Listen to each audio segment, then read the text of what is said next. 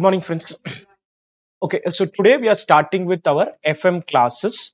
I'll maybe initially set the context on the subject, give some overview of the subject, and then we get into the specific discussion. Now, as you are aware, your FM forms part of your group 2. In group 2, 150 marks is practical area, 150 marks is theoretical area, and hence automatically this becomes very critical from a overall aggregate score point of view.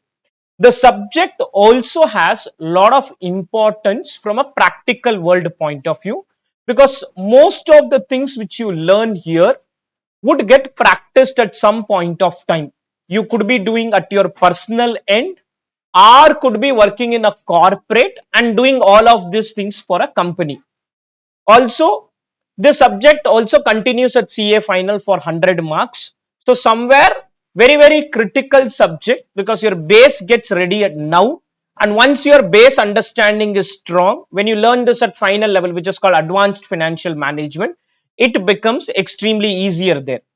Also in this subject, whatever you learn, and if you end up working in the profile which is related to this, for example, a person who has a good understanding of financial management would end up working in an area called investment banking or equity research, and these are normally the sought after roles. That is, when you get into a practical world working, many chartered accountants, their first preference of working would be that I want to work in an investment banking role, or I want to work in an equity research role, or a credit research role, or a debt research role. So most of the things which a CA or the lucrative areas are there automatically comes from this subject of financial management.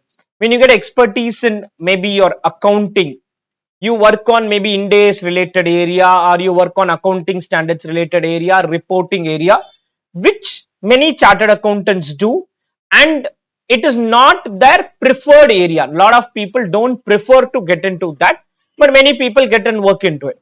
But when it comes to FM, the most sought after roles in the practical world are going to come only from this area. That is, what you learn in FM becomes very critical from a practical world point of view. This is broad context of the subject. The subject has extreme amount of importance from a CA final point of view. At a CA inter, obviously it is only for 50 marks, but still the aggregate score which you are looking at in your group 2 is primarily dependent on the two practical subjects. One is your cost accounting, and the second part is your financial management. This is only for 50 marks. But again, because unless you have good control on the subject, one, your final journey can become little difficult, because if a student is not having good understanding here, they start struggling when they get into the CA final level on the same subject. It's called advanced financial management. That is one part. Second part, in a 50 mark paper, maybe if I score around 35-40, it makes it easier for me to score exemption in the FM paper as well my aggregate score. Despite you being an expert or you being very well with the theory areas, what we have seen in the past is scoring a very high score in a theory papers become very difficult. We haven't seen many students scoring exemption in a paper like maybe an auditing, or a paper which is pure theory like a law. There are exceptions. I'm not talking about the exception, but generally scoring in a theory area becomes difficult for vast majority of the student. Scoring in practical area becomes easier. This is for the vast majority of the student. You could be an exception, and I'm not talking about exception here. So exceptional students, maybe yes, they do really well, but a major set of students find it little difficult to score. So this is why this 50 marks and the 100 mark, the other one, the cost accounting, becomes very critical for us to secure the aggregate in group 2. If you are writing both the groups, maybe there are other subjects which can also increase your score, like your accounting and all, because they are practical paper. All said and done, practical paper scoring is easy. Theoretical paper scoring becomes little tougher. One good thing is MCQs there, so that also helps in the theoretical area. But So all said and done, very very critical subject, one at this level, and the second maybe at the final level, when you are going to learn the same subject, the advanced set of areas. When I did cost accounting, when you do go back to final, at final unfortunately cost accounting is removed from the syllabus. They have something called as SPOM, but not the proper descriptive paper at this point of time. So earlier costing 100 marks at inter, 100 marks at final was there. FM 50 marks out at inter and 100 marks at final. FM still continues to be there, but costing is removed like an optional kind of an area for CA final student. So that clearly tells you how critical the subject is going to be, because unless your base is clear, you will start struggling at CA final. So whenever you learn at CA final, wherever you learn, the faculty will keep saying that you learned this at CA Inter, you learned this at CA Inter, because unless the base is ready, it becomes very, very difficult. Now, when you learn accounting at Inter, many a times the faculty could tell you that this is done at CA Foundation and we are continuing with what you learned at CA Foundation or what you learned at 12th or 11th. So, unless the base is clear, it is going to become very, very challenging for you at the next level. This is one major part. Second part is obviously I want an exemption in the paper. So this helps us. And the third is the practical world. Most of it, if you want to test it now also, you can test it in the practical world. And your lucrative job areas. The lucrative job areas are going to come only from this subject, the financial management. Clear? This is on the subject. Now, next thing I discuss quickly is the paper pattern. Before I get into the broad subject and all, I'll quickly discuss the paper pattern. 50 marks is your SM, 50 marks become your the FM. In FM, MCQ will be for 15 marks. This MCQ will ideally be case scenario 10 marks, one case scenario they may ask, or maybe they ask two case scenario and make it 12 marks, one case scenario 10 marks, and individual MCQ 2 plus 2 plus 1. 3 MCQ they'll ask. 2 plus 2 plus 1. This is the broad breakup of the MCQ.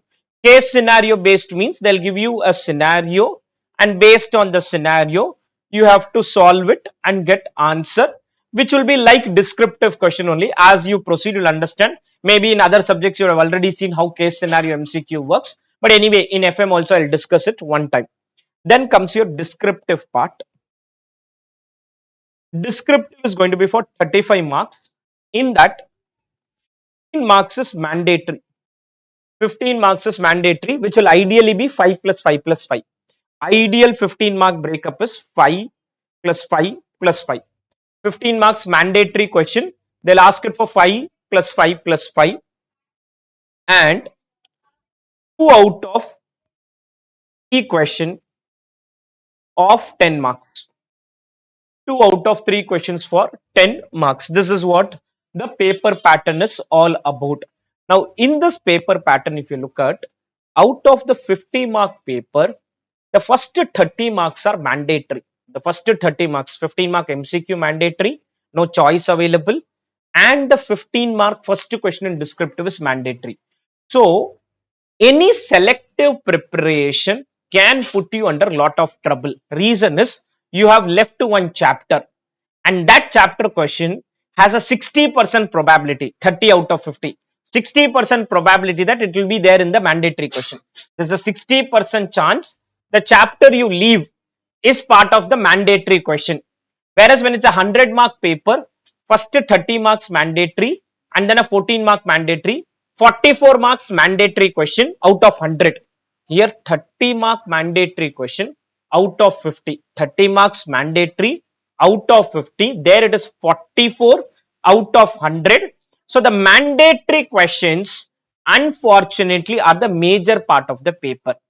Because of this, what can happen is you left one chapter saying that okay, I'll manage it. You may try to manage it thinking it will come in question 2, 3, 4. But unfortunately, it came in question 1 or the MCQ area. Or the MCQ area, you will not be able to answer it and end up losing marks. So, that selective preparation strategy may not really work as far as this subject is concerned. The same issue is there for every 50-mark paper. I think SM also follows the same pattern. So whenever it's a 50-mark, ICI has not done exact half and made the paper. Because of this, what happens is, if you leave something in choice, go to exam, be mentally prepared that whatever area you left in choice could be part of the mandatory question. And if it's part of the mandatory question, you need to answer it, and you haven't prepared also. So, how will you answer it? So, this is the issue which can happen in this subject because of the paper pattern which we see. The paper pattern focuses extensively on the mandatory set of question, and because of which we will be forced to read everything. Also, in the descriptive, 2 out of 3 question, high probability. Question 2, fully practical. Question 3, fully practical. Question 4, fully theoretical. Question 4 could be fully theoretical. There have been exception where ICI has added a 2-mark theory question in question 2 or 3. Only a 2-mark theory they have added sometimes. But otherwise, question 2 fully practical, question 3 fully practical, MCQ fully practical, question 1 fully practical. So I know how to solve any type of question. I am an expert. You need not prepare theory. But unfortunately, paper will have certain tricky question, which is where theory and all will help us. I'll discuss about that as we proceed. So, question 2, fully practical. Question 3, fully practical. Question 4 has a major theory component only. No practical component will come. So, if you are well prepared, if you are well prepared for the practical area, maybe you don't answer theory in exam. You don't end up answering theory as far as exams are concerned. Should we still prepare theory? Yes, I will discuss as we proceed. So this is your broad paper pattern. 15 marks of MCQ, very scoring kind of an area. 35 marks of descriptive, 15 marks mandatory, 2 out of 3 question of 10 marks. Okay. And now I'll be going to the subject, but before the subject, I think most of you are aware because I think no new FM students. But anyway, the rules which we have already decided, what I said earlier, I continue to say the same thing. In the class, please participate, because unless you participate in the class, you try doing things on your own, you will not get the grip needed to face the exam. By now you would be used to my method of teaching. You know how we proceed ahead and all, and we have already done a lot of chapters in cost accounting, so things should be very clear to you. But still one participation. Class will start sharp at 6:30. You should be aware of all of this. Coming late will not serve any purpose. Missing out on initial 5-10 minutes of the class will make it very difficult later on, because you miss the first 5-10 minutes. You find it very difficult to follow what I'm trying to say in the later part of the session. Attend all classes, because you miss out on few classes, there is a suddenly you start feeling that too many things are pending, and some of you could be feeling this in my costing subject. By now you would have missed few session. You will not get time to recover, cover those and then come back, because almost daily my session will be there, and because of which missing out on even 1-2 days session can make it very difficult for you to follow the balance session, and by mistake you miss it, cover it in the same class through the video. On the same day the videos will be uploaded, and you try to cover them on the same day. You don't cover it, you will find it very difficult as far the subject is concerned. We'll have a lot of tests. You'll have to keep writing the test, and there will be practice question. Practice questions are those which needs to be done at home. So my rules remain same. Whatever I told you in cost accounting, same thing. Participate. If a student clearly attends all the sessions properly, takes up all the tests, and completes all the practice question, you can close FM the day I complete classes. See them after 1.5 months, 2 months, closer to your exam. Do one revision, exemption is guaranteed. I ideally ask for 3 revision, but even if you do 1 revision properly after attending all sessions, writing all tests and completing all practice questions. This is the only requirement I have. Completing all practice question, writing all tests and attending all classes. You don't attend class and suddenly say, no, I will do like this, I'll do like that, I will do a smart work, I will do this. All that doesn't work. You attend all classes properly. Don't miss out on any session. Attend all classes properly, because there are a lot of students who take my recorded classes. There are students who come in face to face mode. There are students who come in live online mode. One good part about your face to face and live online mode is there is a set schedule. Unless you deviate from the schedule, you will complete along with me. Whenever you watch it in the recorded mode, because students do watch, major chunk of students watch, there also the discipline is needed. The main thing is, unless you are disciplined in your preparation, you will see things piling up. Already things would have started piling up for you in my other subjects of group 2, or maybe if group 1 is already done, there also you would have piled up things, because you would have thought you would complete this by XX date. Invariably, if you plan one day, it will not get over by that day, but at least you will get very close to completion. You will get closer to completion. So it's very, very critical that you follow at least all classes properly, attend all classes, take up all tests and do all practice question. We'll also have certain revision sessions in the class itself, and thereafter you do one revision. I ideally ask for 3 revision, but at least 1 revision you do properly. Proper revision, okay? Just like that, randomly revising doesn't help. Proper revision you do, where you cover the entire subject in quicker span of time. I am guaranteeing you exemption as far as both the papers where I teach. Costing also will get exemption, and as far as FM is concerned, I can guarantee you 30-35 out of the 50 marks, and SM will take care of the balance and you will go towards an exemption.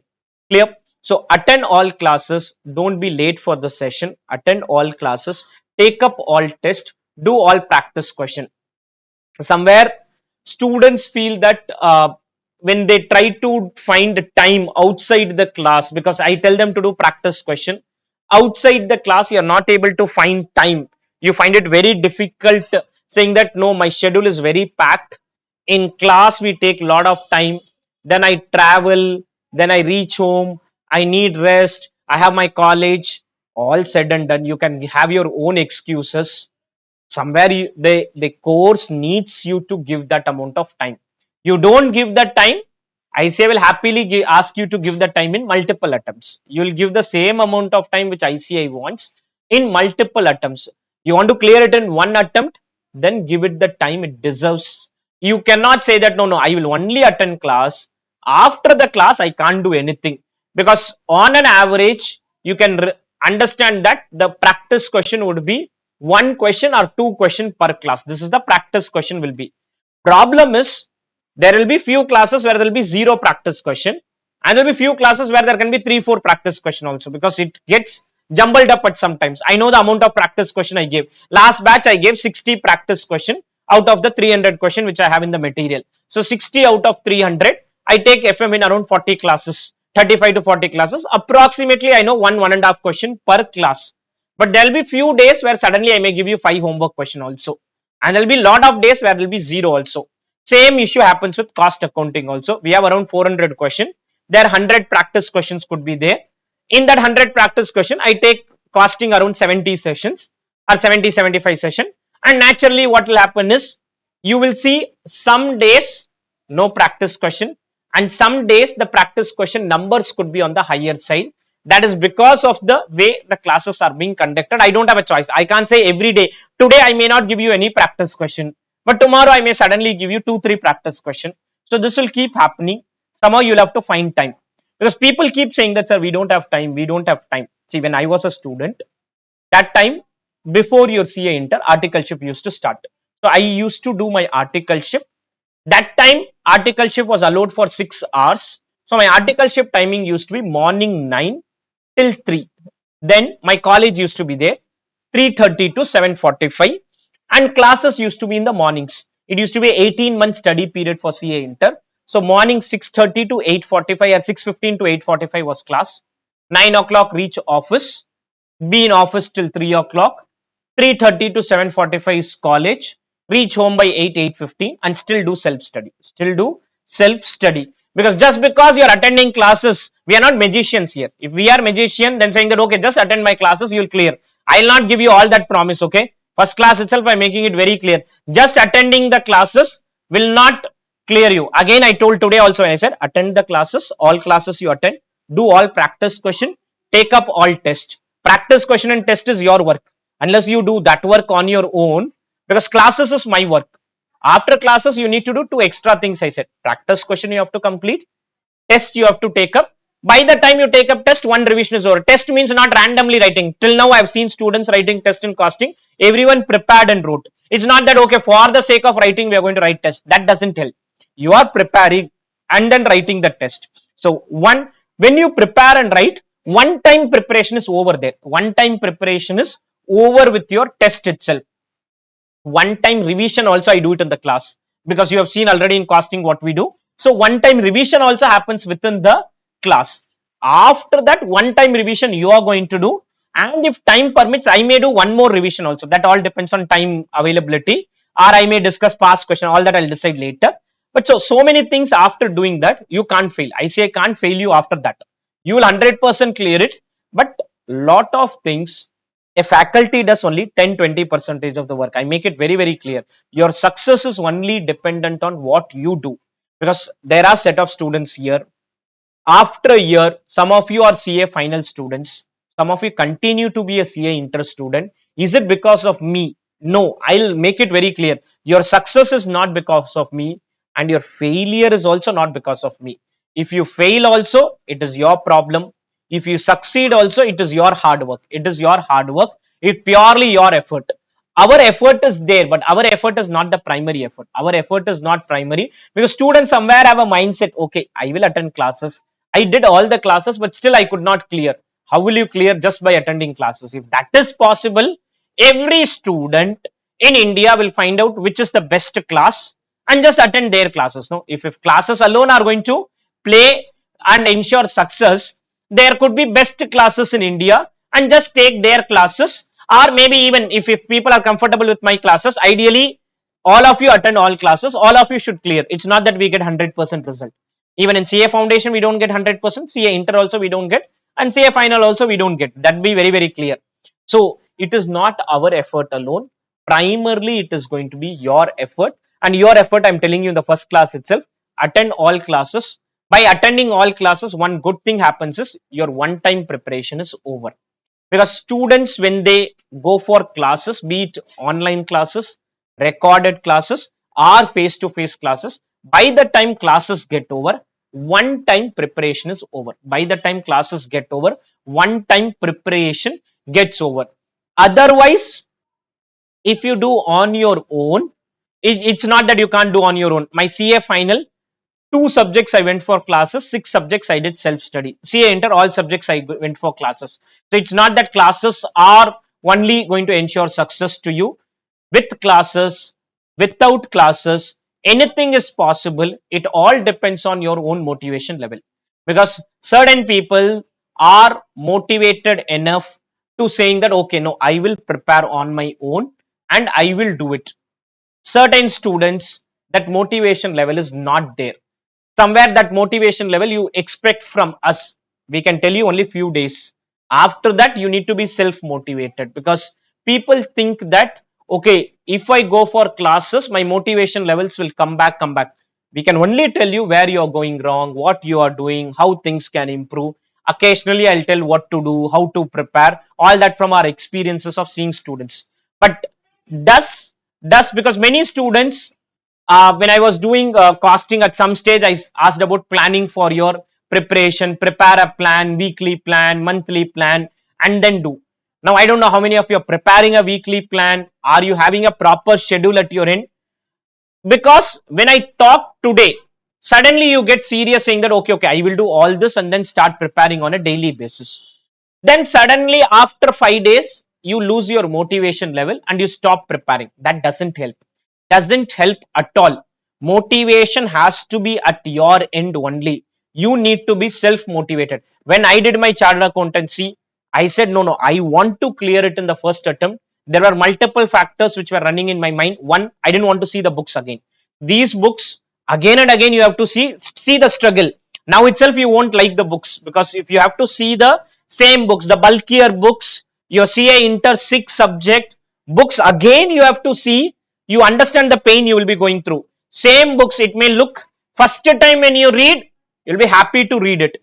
Second time, if ICI tells you have not cleared and you have to write again, some of you may be doing multiple attempts also, and you may feel the pain which I may not feel it because I haven't gone through the pain. I've seen students going through the pain, but point is, seeing these books again is very difficult. Again is very difficult. Today, if somebody tells that in chartered accountancy after 5 years you have to again write one exam, and then if you clear, then only your CA degree continues, many CA may find it very difficult to clear that exam. So if at all somebody says that after a 5-year period you have to clear maybe 2 papers of chartered accountancy again, many people will struggle, because we are not in touch with that. So the journey, the CA journey gives you knowledge, and with that knowledge, there are a lot of things which you can achieve. We have seen students who have gone through all of this, ultimately following their passion of something else. I know a student who has become a musician. He's not even into anything related to chartered accountancy. People who have become sports person, and people who have done work related to chartered accountancy, gone into business, somewhere whatever they are doing, this journey has shaped them really well, which makes them stronger, and which makes them it gives them that confidence to face anything. I know people who have gone into app development, people who have gone into technology related work, people who have gone into AI related work, people who are doing core finance related work, core taxation related work, core law related work, are people who have also got into teaching different things. The journey really shapes you. The journey is not an easy journey. This journey is not at all an easy journey. That I'm making it very clear. It is not that it is very easy to clear your chartered accountancy, but it is not very difficult also, provided you follow what you did in your school days. In your school days, most of us were in school by 9 o'clock, 8 o'clock, whatever your time. You used to be in the school till 3:30, 4 o'clock. After the school also, some days you are preparing also, some days maybe you are not preparing, but school itself takes away around 8 hours of your day. 8 hours anyway you are doing something, at least something related to the subject. You are doing something, you have your fun time, all that is fine, but you are doing something related to the subject for major chunk of the time. You are writing so many midterm exam, class test, quarterly exam, half yearly exam, pre-annual exam, and then finally you are writing your annual exam. Today, if I ask you how difficult are 12th subjects, you will say no, they are very easy if you compare to chartered accountancy. But CA foundation, people study for 4 months and go and write. They just study for 4 months, and that also not 8 hours a day. That also not 8 hours a day. Only for 4 months you write. Obviously, 12th standard, 90%, 95% passing rates are there. CA foundation, the passing rates are on the lower side. Reason is very simple. When you don't even prepare, how do you expect to clear? CA Inter, people study for maybe 7-8 months. They are also not consistent preparation. Classes are there, you prepare. Classes not there, you don't even prepare. So when something like 12th, where you do 8 hours a day, write so many quarterly exam, midterm exam, half yearly exam, pre-annual exam, and then you write it, obviously your passing percentages are better. The school shapes you really well. Unfortunately, something like that is not being replicated in CA journey by any institute, and people have tried, it hasn't worked. That CA journey, if even if I tell you that you be in the class till 8, you have to sit here till 4, students don't sit. Students don't sit. They don't follow what we say. It's not that, it is the journey is like that only. So somewhere you get that freedom, independence, After getting that independence, people start, unfortunately, not using it in the right manner. See, you are still a student till you become chartered accountant.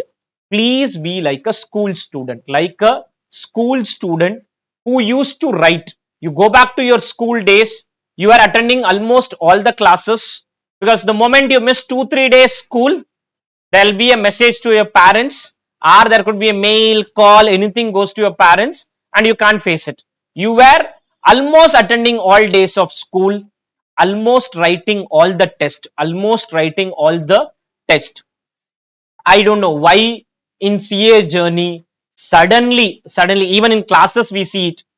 Today I see major chunk of the students in the live online mode, there are good number of students, and even in the face to face mode, almost the full strength which we have. As days passes by, I don't know. Students somewhere feel, no, no, I have my college exam. I have this. I have that. You can give 100 reasons. Except college exam, any other reason, I'm not okay with it. Exam there, I can understand. But you can have 100 reasons for not attending the class. There's only one reason you have to attend the class, which is to clear it in the first attempt. There's only one reason for us to attend the class. That is, I want to clear. I want to clear. If you are not ready to follow the classes regularly, you know what will happen after that. And if you miss out few days of classes in cost accounting, by now we have done some chapters. If you missed out few classes, you feel that entire chapter I'll miss out, that entire chapter I'll miss out, and then I come back to the next chapter. Suddenly I'll say we learned this in the previous chapter. Even in FM, you missed the chapter 1, and I'll say in chapter 2 we learned this in chapter 1, let us continue. And you are now confused, when did we learn? Because you did not attend the class. You miss out on one session, two session, huge things start piling up. Things start piling up, it becomes difficult. So this today itself, make it very very clear that you need to attend all classes. You need to attend all classes. Attending classes itself will ensure 50 60% of the work is done. After that, half of the effort you need to do it in your homework, half effort maybe in your test and other things, and maybe in revision. And after that, 100% your effort is doing one revision, two revision, three revision. That's up to you. Whether you want to do one, two, three. This is what is needed in chartered accountancy.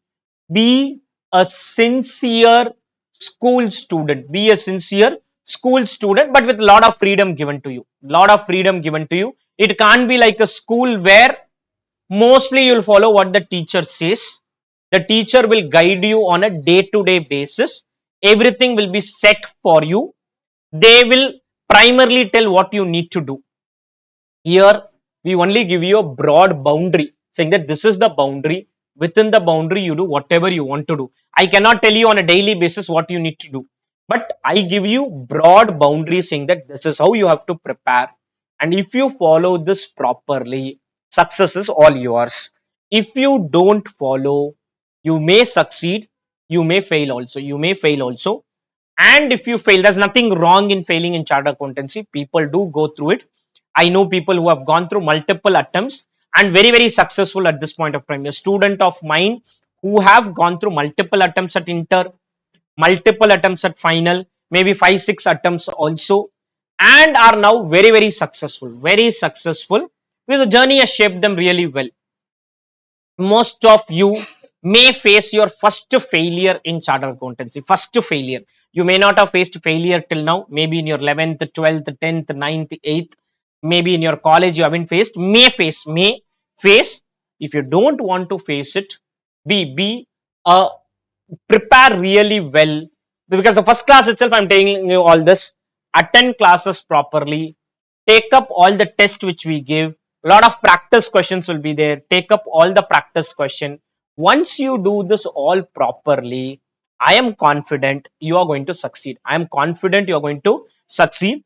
And if you are not following it, you may still succeed. I'm not saying no. There are exceptional students. There will be. Today there's a lot of information in the practical world. Suddenly you open YouTube, you will see a video saying that how did I clear CA inter in 30 days. You may find videos like that. If that is so easy, then I will quit the profession and I will also understand what is happening in 30 days. We are not fools here to teach you for 8 months. We teach you for around 8 months, 4 months for CF inter group 2, 4 months for group 1, and still we sometimes feel we have to rush through a few areas. Our students feel no, things are going little faster at places, all because we want to complete in 8 months. I can keep teaching for n now because students keep saying, "Sir, practice question also do it in the class." If I do, my number of hours will increase significantly. Already, we are reaching a stage where I don't want to increase the number of hours. Costing goes on for around 180 hours. FM goes on for around 100 hours. Beyond this, if at all increase, then student will not find it so easy to get their self preparation time. You need your own preparation time. We also need to give our guidance to you. So we give our guidance, after that you take your time. It is not a course which can be cleared in 30 days. Let me make it very clear. 30 days, because if somebody has cleared in 30 days, they are more of exception. They are more of exception. Normal set of students are not going to clear it in 30 days. So exceptional students may make it, and don't see those exception and feel that okay, I will be able to make it because of that. Unnecessarily you will get some wrong confidence, wrong motivation. I am making it clear on day one itself. It is not a 30-day clearing course. Can still I clear it in 30 days? Yes, possible. For example, 30 days you learn only FM. Yes, 30 days only FM. Okay, done. 100% you will clear it in 30 days. FM doesn't even need 30 days. Costing, 30-45 days you spend. Only costing you are spending, you will clear it. Only costing you are spending, you will clear it in 45 days. But obviously, only costing is not sufficient. No, you need to clear all the papers, and which is where you need to do lots and lots of self preparation. It's ideally during the preparation time, 4 hours in class, 2 hours self preparation. Maybe you can say 50% time. After the class, you will spend exact amount of time which you're spending now at home also. So in the end, if you see, if I spend 100 hours in class, outside the class also you'll be spending 100 to 150 hours, because during the class you'll spend 50 hours.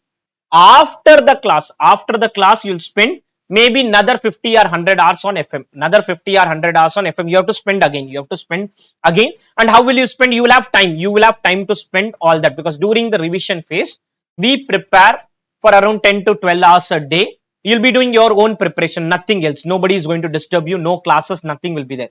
10 to 12 hours a day, when you prepare on your own, things will automatically work. So first day itself, I make it very clear. I said this even during my costing intro. Be like a school student. Many students don't follow what we say. See, I don't lose anything. You follow, you don't follow. By now, though, you would have been very clear on my method of teaching. I don't even check individually which student is writing test, which student is not writing test, who's doing the homework, who's not doing the homework, who is attending the classes, not attending the classes. Am I losing anything? No. My job is to come and teach here. I'll obviously keep telling you why it is important, why you should not miss out classes, why you should have take up tests. I'll keep telling you, I'll keep asking you. But in the end, despite telling all this, if you are not doing it, the person who is going to lose will majorly be you. When you clear, we are very happy. But the most happiest person is you and maybe your family, parents, majorly parents. They'll be very, very happy when they see success of yours. More than you, it's I think the parents who are very, very happy. And if a failure happens, you go through the pain, parents go through the pain. As faculties, we feel bad, but we don't go through the pain which you are going through, because you are only going to go through that pain, or you are going to only have that happiness when you succeed. So ultimately, it is happiness or the pain will be at your end only. Be it happiness, be it pain. Unfortunately, you only have to go through that. So that is why I keep saying that, guys, please be very, very sincere during this next 3-4 years of your life is going to be make or break. When I was a student, 5 years, I cleared my 12th. I wrote my CPT in the month of November. Then I wrote my 18 months gap was there for inter, and then I wrote my final. Everything cleared in the first attempt. I was very very happy. Nothing got repeated. Charter accountancy got completed. With that, my life took a big turn. Whatever said and done, the journey was tough, but after that I have really enjoyed my life. I have enjoyed. It's not that struggle is not there after that. I'm not at all saying that. You will still, because many people will say post CA the struggle is more also. That's okay. That is your passion. You're following whatever it is there. After CA, everything has changed. Nowadays, now I do only teaching. Earlier, I used to do teaching with a corporate job and all. So it used to be very hectic. Now, because only teaching is kind of sufficient for my life. So teaching I do till 12 o'clock. And maybe after that, the entire day is available at leisure for me. Entire day, whatever I want to do, I can do. I can go for playing, I can go for movie, I can go. So why did this happen? And only because of this degree. Only because of the degree, which somewhere has changed my life entirely. It has changed my life entirely. You people keep having that feeling. No, no, I am studying lot. My friend is not at all doing. He is into not CA stream. He is into some other stream. He is enjoying his life. Understood. After 5 years, you will see the things changing also. You will be enjoying your life, and they will be going through a struggling phase. So this keeps happening. So if you struggle for next, because you have that pity feeling saying that no, no, I am alone preparing, my friends are enjoying, everybody is enjoying the function, relatives are enjoying, cousins are enjoying, we are not enjoying, CA students are the most difficult people, we are struggling. All this doesn't help. Okay, you only keep having this thought process, nothing can be done. And you talk to people, every person will say something or the other. They'll say no, no, no, CA journey is very very tough. Don't even get into the CA journey. It is very very tough. Our life becomes very tough. We are made to struggle like anything. All that I don't agree. I am 100% not going to agree to any of that. You, because students suddenly feel okay, morning 6:30 I have to wake up at 5:30, do classes till 12, and then this guy is also saying I have to study for 2 hours, and my friends are enjoying their life. They are not even studying like anything, and still, and this guy is telling us that 6:30 to 12 attend classes, after classes go home, take rest, and then again do preparation. Yes, that is needed. That is 100% needed for a solid 3 4 years. I'm not even saying 3 4 months. I'm talking about 3 4 years of your life. You need to give. Does that mean no enjoyment and all? I'm not even talking about that. You can take a 1 day break. Maybe Sunday you can have your leisure time. Classes are there. Apart from the classes, 2 days also you can take leisure. You don't study. I'm okay with that at this point of time. But 5 days too, you have to give to this course. 5 out of 7 days a week consistently over a very long period. Very long period is 3 4 years. I'm talking about 3 4 years. In between, there will be time period where you don't prepare anything because you have written your exam, you're waiting for results, starting with your articleship. All that time will happen. But invariably, 3 to 4 years, you need to consistently struggle. You need to consistently struggle, struggle, struggle. That is the only thing I'll use. Now, whether you happily struggle or you struggle with sadness, it's up to you. I force you to come to the class motivated and come to the class very happy. Not motivated and still come to the class, you will not get the learning which is needed here. See, there are days where I myself feel that today shall I cancel the class? I'm finding it little difficult to wake up. Should I skip the class? Uh, Yesterday's session when I did for your cost accounting, I was personally, I had typed the message also saying that I'm not feeling well. Let us cancel the class. But then I thought, okay, if I don't come for the class yesterday, I wouldn't have done those 2 chapters revision. So somehow I found it difficult, but came for the session. But at your end, something happens and suddenly you say, today we will not attend the class. Some small thing will happen in your life and you want to skip the class. There are days where I have slept at 1 o'clock, 1:45 and still there in the morning by 6 o'clock for your session. Most of the session, I am on time. We start the classes on time. Some issue laptop happens that may get delayed, but otherwise we start the classes on time. When a faculty is ready to give that commitment, why is that commitment not there from the students' end? Did we cancel any class? At least I don't see any of my classes getting cancelled, and invariably every day I had class. For the last 45 days, one person whom you are seeing daily is me. So you are unfortunately seeing me daily on every day when I am ready to come to the class. Why are you not ready? Why are you not ready? Why are you not attending the classes on a daily basis? This could be in live online face to face, or it could be recorded mode also. Students, whatever be it, discipline is not there, you will struggle with the journey. Discipline means following a set pattern, following a set pattern. Like a school student, please do consistent preparation. First class, I make it again very very clear. I think it could be a repeat for many of you, and some new FM students are there, but it could be a repeat for many of the students, that what I said earlier continues to be there again. Consistent daily preparation and things are automatically taken care. Consistent daily preparation. Daily preparation. Only thing is, don't have that pity feeling, and don't talk to people who gave that feeling also. You talk to a person, he'll say, no da, we are struggling so much in this. Why are we doing this in chartered accountancy? We are studying so much. Let us take rest. Let us not study. You talk to such people, no use at all. Talk to people who are motivated and they motivate you. They are down, you motivate them. You talk to people who say, no, no, we are only struggling, we are only struggling, we are only struggling. This is not struggle. Struggle is something else. Struggle is not this.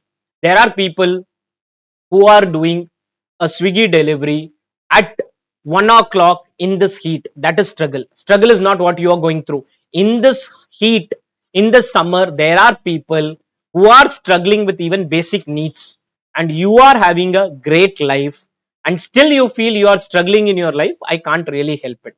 There are people who are safeguarding us at the army. There are people who are taking care of us, and there are people, your parents, they are struggling for you. They are doing things for you. At least for them, at least for them, don't waste time, don't waste money, because for your these classes they would have sacrificed something else. They would have 100% sacrificed and given you this opportunity to attend classes. It is not easy to earn money. It is not easy to put you into the classes. They would have obviously sacrificed something and saying that, no, no, let my son or daughter go for these classes, let them learn.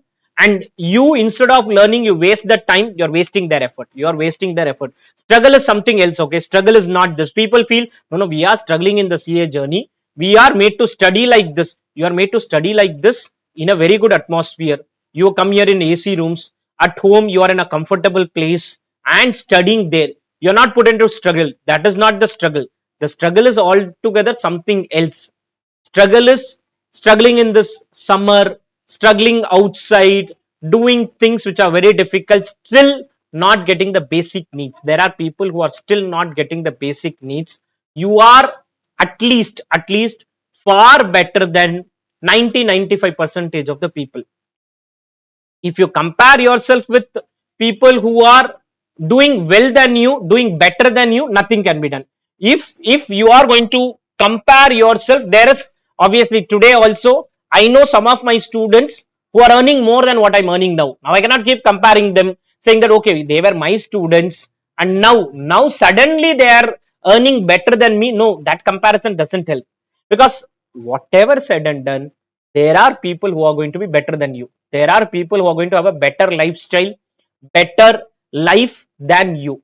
You compare yourself with them, nothing can be done. Like you compare even in the class, when you write test, let's assume you write a test, there'll be a student better than you. There'll be a student better than you. You compare yourself with that student and say, no, no, that student is scoring more than me.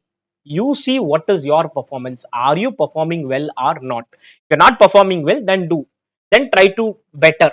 Comparing yourself with others will not really help here, which is what is very critical. Speak to people who are motivating you and not discouraging you. If there are people who are discouraging you, please cut off from those people. Cut off from those people. It will not really help. The journey is going to be difficult. Again and again, I'm saying, journey is going to be difficult. Discipline, consistent preparation, daily preparation, and we are done. Consistent daily preparation is what is needed. I don't need anything else in this journey. Consistent daily preparation and 100% we are through. We are through. Clear? I'm now going to get to the subject. I've just set an initial context, made my expectation very clear. You can have any type of expectation from me. One thing alone is, at any stage, if you find my pace faster, you'll have to tell me, because when I started costing classes, everyone was new to me. Now also some new students are there, but everyone was new to me. So when I started costing, things were very slow. When I start FM, I know you are used to my method of teaching. You know how I go about. So sometimes my pace may increase. That time, if you are struggling, you need to tell me that, sir, please slow down the pace. You can send message in the Zoom chat. You can tell it in the class. That time, don't tell me later and all. Later telling doesn't help. That time, if you tell me to cut down on the pace, I can cut down the pace. That's the only feedback I want. Anywhere you find difficult on the pace side, you'll have to tell me. Clear? Done? Okay, now we come to the subject, financial management. I'll define subject everything little later. It has 9 chapters. The 9 chapters, nothing for you to see in your book. Let me first explain the subject. 9 chapters are there, where chapter 1 and 2, these two are theory chapter, and 3 to 9 are practical chapters. So totally 7 practical chapters, 2 theory chapters. This also, when I was a student, this was a single chapter. ICI has made it as 3 separate chapter. This was only 1 chapter. So you broadly have only 5 chapters in the material. You don't even have 7 practical chapters. 4, 5, 6, which are 3 different chapters for us. Don't look at the names at all. You don't have to go through any of that. But they are like 1 chapter only. So we have chapter 3, chapter 4, chapter 7, chapter 8, chapter 9. That much only we have in the material. What are those and all? I'll discuss. Now, in our books, you will have got 2 books. One is your question bank, and the other one is a theory material with a concept book. So, this together would have been as one material. Learn concept with MCQ or example. The concept book, and the theory section is also updated in the same book. I would have updated the theory section also in the same book. So this is what the material is. In our books, we have covered till now all questions of your ICI study material. RTP covered till January 2026. By the time you write, okay, another RTP has already come. May 2026 RTP has come, and by the time you write your exam, maybe a September 26 RTP may come, and some of you are writing in January month, the Jan 27 RTP may come. As new RTP gets released, you may have to cover those extra RTP. Suggested answers till September 25 is covered. After this, Jan 26 suggested is released, and maybe other suggested will also get released. MTP is covered. ICI normally does three things are released for every attempt. One is called revision test paper, RTP. Second is called mock test paper, MTP. And third is a suggested answer. Suggested answer is for the previous attempt. Revision test paper, 1 RTP will be released. Mock test paper, 2 mock tests will be conducted by ICI. Like you do your pre-annual exam, ICI also does that. There is a suggested answer which is for the previous attempt. So 4 resources you will get for every attempt. 1 RTP, 2 MTPs, 1 PYP, previous year paper, or suggested answers. These 4 resources you need to cover at your end. In our classes, I'll tell you how to cover that and all as we proceed. Your entire ICI study material is covered. All questions will be covered except for very, very basic level question. I would have removed it, but otherwise everything is covered, which indirectly means I don't want you to put any extra effort at your end. Everything I'll only tell you. If at all you want, you can open your ICI study material and go through. No reference book buying, no other books buying. Don't waste money on that. You have more money, give it to Bharadwaj Institute. We are ready to take it up, but don't waste your money on buying any other book, because students unfortunately spend money on other things. I'm making it very very clear, I don't want you to do anything other than my books. My books are going to be exhaustive. Completing this itself, students sometimes find it challenging. So cover only this, don't try to do something beyond this. Trying to do beyond this, you're just going to waste your time. So this is on the books which we have. So we are giving you one question bank, one MTP, RTP, and one PYP. One PIP. This sorry, PIP, RTP, MTP, ICA will release. Depending on your attempt, you cover it. Question bank, as well as my theory book, as well as my concept book. This will cover. These will cover your entire questions from ICI study material. So entire study material is covered. Clear? Okay. Now coming to the subject of financial management, let's understand little bit about the subject, which is indirectly the chapter 1, the intro chapter. But I'm not doing the intro chapter at all. It's full theory. I'll just spend some time on financial management, what is FM and other things, and then we go through different areas. Theory, when to prepare, how to prepare, we'll see later. Now let us come to FM introduction. There's something here. I don't want you to look at the screen and all as of now. Let us understand. I want participation. What is financial management? Let us understand this term. When I started cost accounting, I asked the same thing. What is cost accounting? You guys participated, gave me certain points. Same story continues. Tell me, what is financial management? What is the meaning of this? Whatever comes to you. Managing financial resources. Live online, guys, you can type the answer also. Managing financial resources, I've got another answer in live online. Management areas which involve money. Okay, anything else? Budgets. Okay, participate, guys, I want participation. Working capital. Okay, technical term. Okay, then investments. Okay, decision making, I've heard in the live online. Financial decision making, someone said some point here. What is that? Decision making. Okay, anything else? Balance of debt and equity. uh, Another answer I've got in live online. Needs and sources of finance. Needs and sources of finance. What else? I want participation. What else? Ratios. Okay, what is financial management? Usage and allocation of resources. Okay, what else? Need participation. Live online, so many students are there. You will have to type. Everyone has to type something or unmute and say.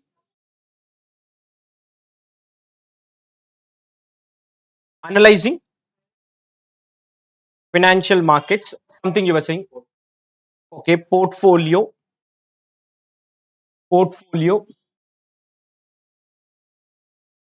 bridge between accounts and daily stats. Okay, just to in live online, a student has said this. What else? What is financial management? Maybe in your practical world, you would have used the word financial management. You would have used the word financial management. So, what is financial management? What else comes to your mind? Most of the points are relevant. So, you'll have to tell me what else comes to your mind. What is financial management? Okay, management of wealth. Okay, I've got whatever I wanted to get. First two are the important words. Financial management means managing money. That's all. Very simple.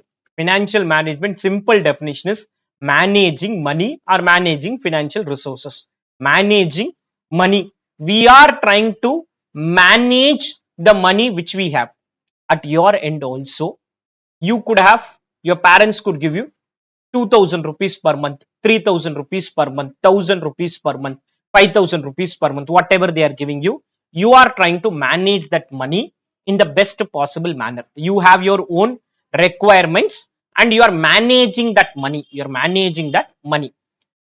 The parents could have monthly 1 lakh income, 50,000 income, 40,000 income, 2 lakh income, 3 lakh income. They are managing that money. Like that, a corporate may get 100 crores, 1000 crores, 5000 crores, 10,000 crores. They need to manage that money. So, managing money is all financial management. Managing money, managing financial resources, managing wealth. Other points which you see are the components of financial management, which either you learn at CA Inter or you learn at CA Final. For example, balance of debt and equity is chapter 4. Chapter 4, which is finance, the chapter number I could be wrong. Financing decision, cost of capital. It's called cost of capital. So that is called balancing debt and equity. Investments, chapter 7, which is called investment decision. It is called investment decision. Chapter number I could be wrong again. Working capital, chapter 9. That is, how do I manage working capital? What is working capital? All that we'll discuss as we proceed. Working capital is chapter 9. Ratios, chapter 3. This balance of debt and equity can be chapter 4, 5, 6. Financing decisions related to chapter 4, 5, 6. So, chapter 3 you have mentioned. Needs and sources of finance is related again to somewhere related here. Usage and allocation of resources is again related item. Financial markets, maybe you learn at CA final. Portfolio, you learn at CA final. Managing wealth, same. So broadly, whatever you said is what you're going to learn in this subject. That's something you're going to learn from your investment side, something you're going to learn from where the money is going to come in, something which you're going to learn about ratios, something which you're going to learn about working capital. End result is managing money. End result is managing money of an organization. End requirement is managing money of an organization. This is what financial management is all about. Financial management involves managing money. Involves managing money. It involves, this chart is not there for you. Just initial class, I wanted to just bring a chart. So brought this chart just to explain few things. This is not there in the material. Nowhere it is there. It's not a separate chapter and all. Just to get used to the subject. It involves planning, raising and properly using the funds. Planning, raising and properly using the funds. I have to raise money and properly use. Raise money, use it properly, do planning, raise money, use it effectively, do planning, raise money, use funds effectively, do planning. Objective is to achieve the goal. What is goal? Earn profits for the shareholder, pay dividends to the shareholder, have a share price appreciation, pay interest to the debt holders, pay preference dividend to the other guys. So somewhere you are trying to achieve certain goals, achieve certain goal. Your goal is very simple. You want to manage the 1000 or 2000 or 3000 which your parents give you to achieve your goal. What is your goal? Meet your monthly expenses. Meet your monthly expenses properly. In that expenses, you want to allocate some amount for entertainment purpose, some amount for your needs purpose, some amount maybe you save also, but you are trying to achieve your goal. Your amount, the inflow is very limited, outflow is also very limited, but somehow you are managing it. Somehow you are managing. You are the CFO of your own money.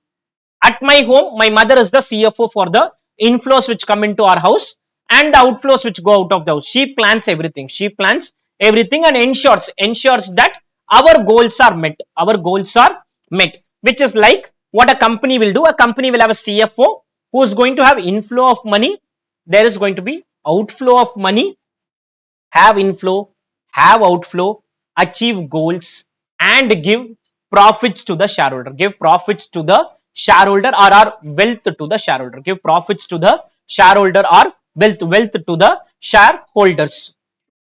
Financial management simply means managing money. It simply just means managing money. Nothing else is there. Managing money. I just need to smartly manage money. I need to smartly manage money. Clear? Able to understand this? Any doubts on this part? So once I manage money properly, I'll be able to achieve lot of goals. Okay. For managing money, there are inflow, there are outflow. There are inflow and there are outflow. For example, inflow, outflow. At a company level, at a company level, they can have inflow as profits from business. This is one inflow of money. You earn profits from your business. Second inflow can be new loans taken.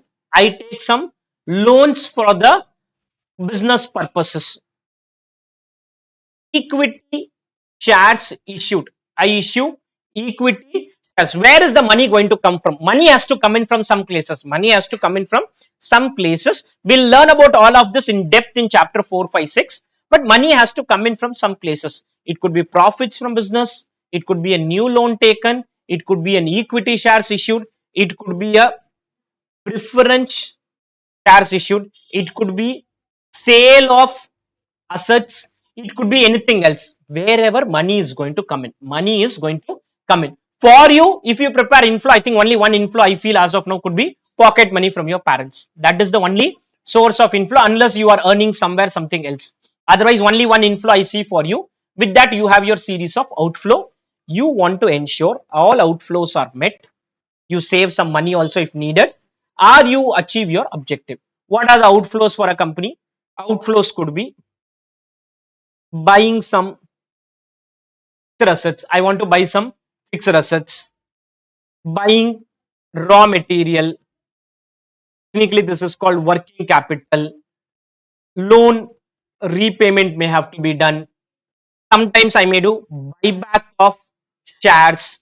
I'll have to pay dividends. I'll have to pay interest. So inflows are there. Outflows are also there. Somewhere I have to manage this. This concept, inflow outflow concept, you understand it little better if in accounting you have gone through an area called cash flow statement. So in cash flow statement, you look at where the money is coming in, where the money is going out. Somewhere objective is to, because if there is an outflow, against that outflow, somewhere an inflow has to be there. Without an inflow, no outflow can happen in the practical world. So an inflow has to be there, an outflow will be there.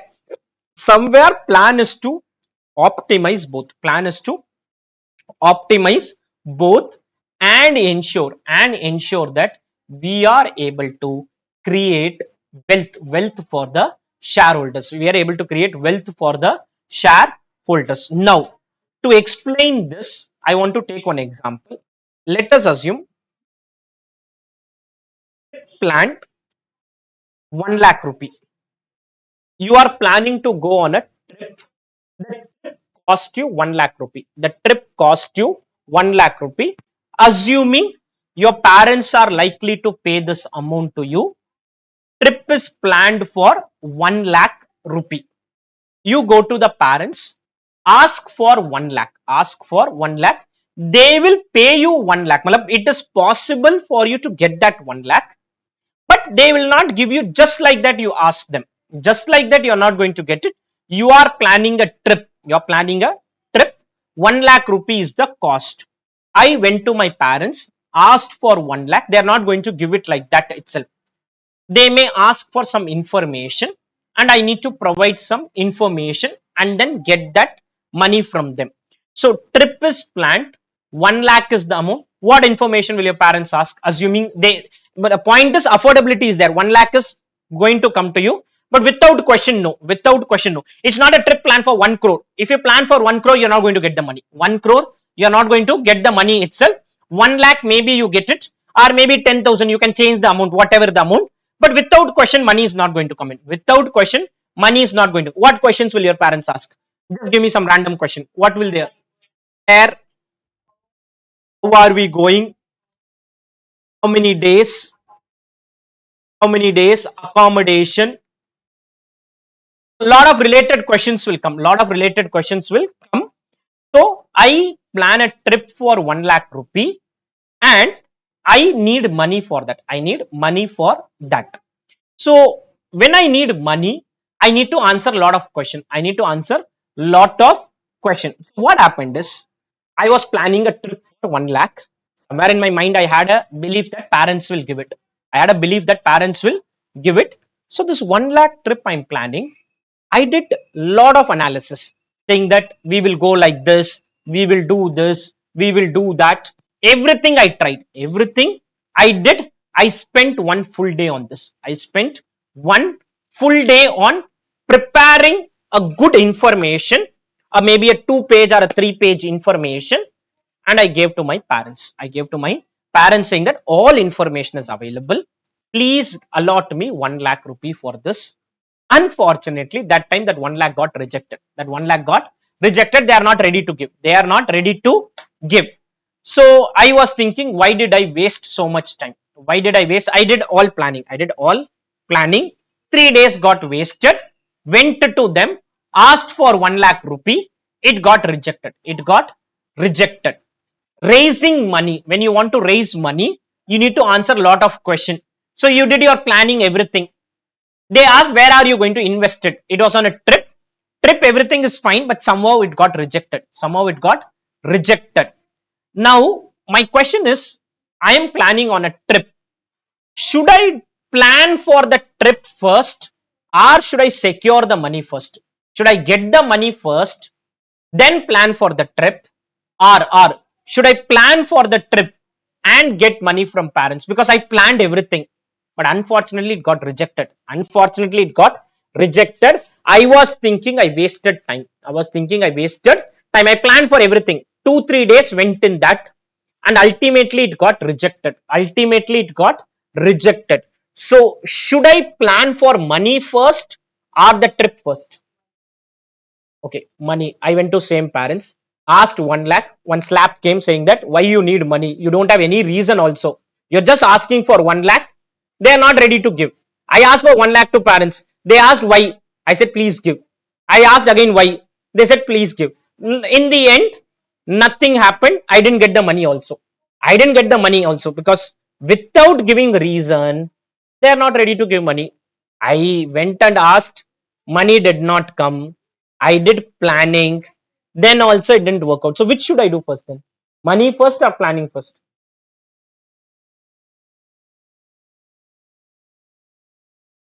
So I gave basic answer, again rejected. Parents again rejected. Basic answers they gave. They said, you don't even have a proper plan. Why do you need 1 lakh rupee? No, I'll not give you.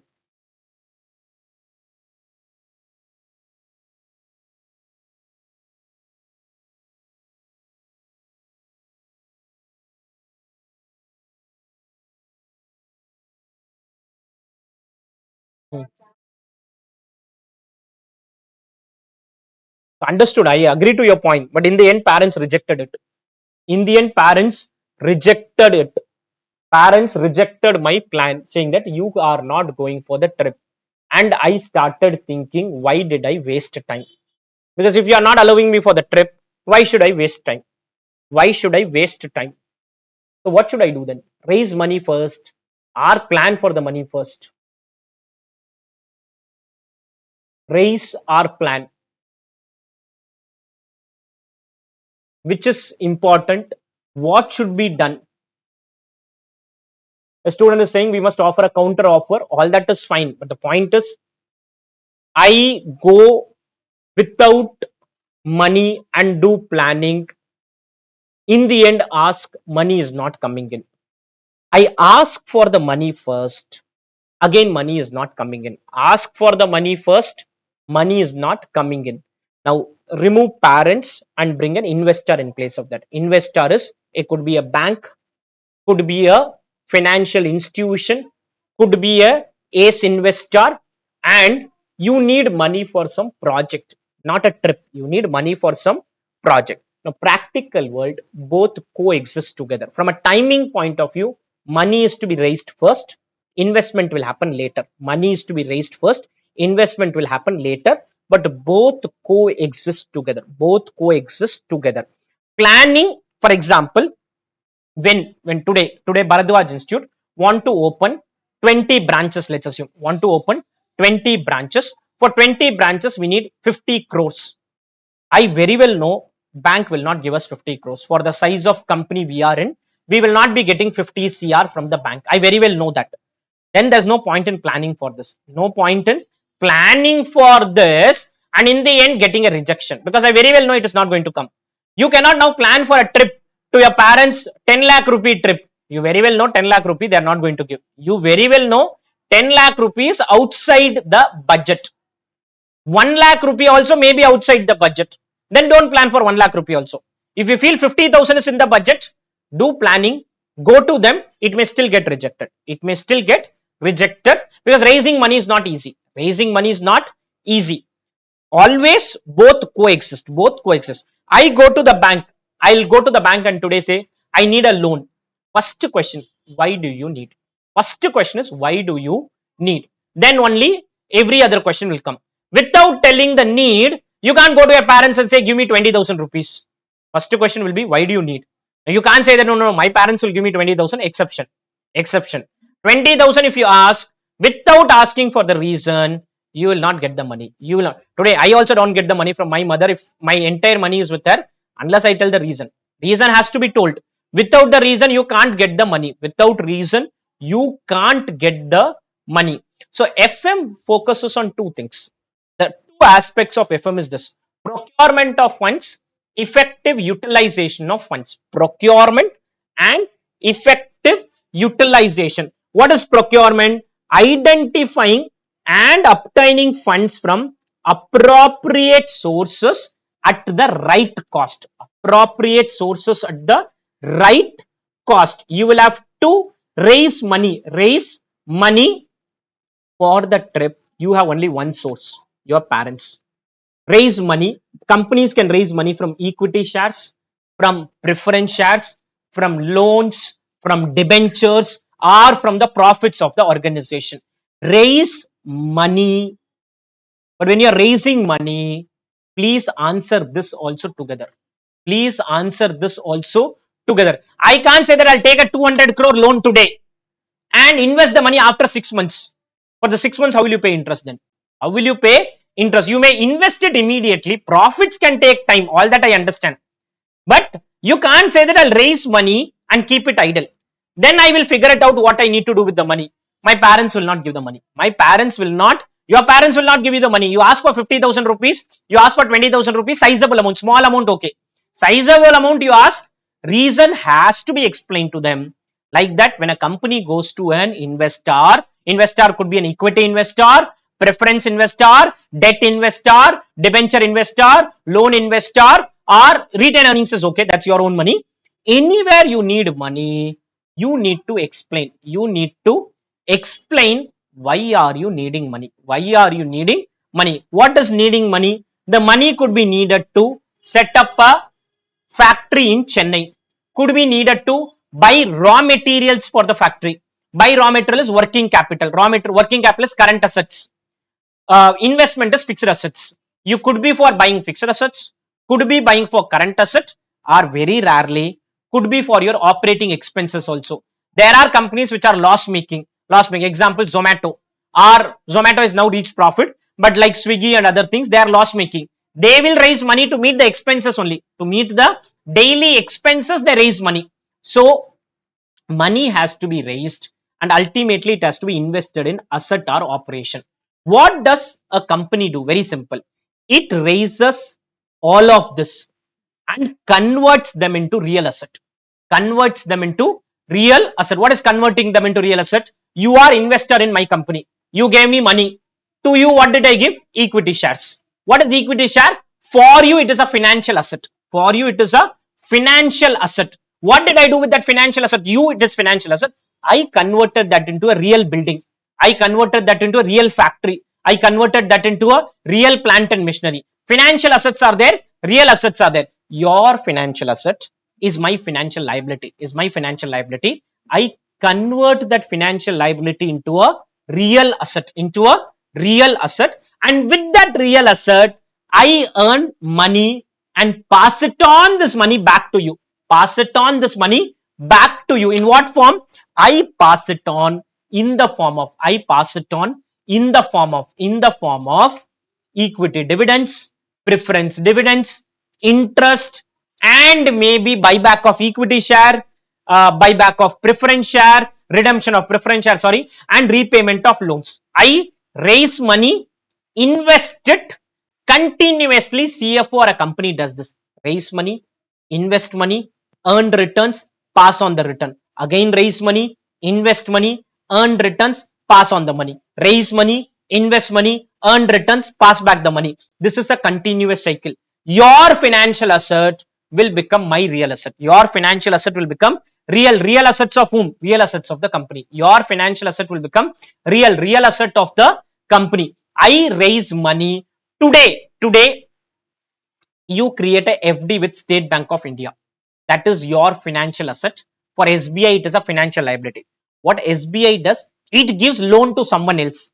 It gives loan. So when it gives loan, it becomes a liability for someone and it is an asset, financial asset for SBI. With that loan, they put up one hotel, they open one factory. So indirectly, your money is lying in that factory. Your money is lying in that factory. Ultimately, returns can only be earned through real asset.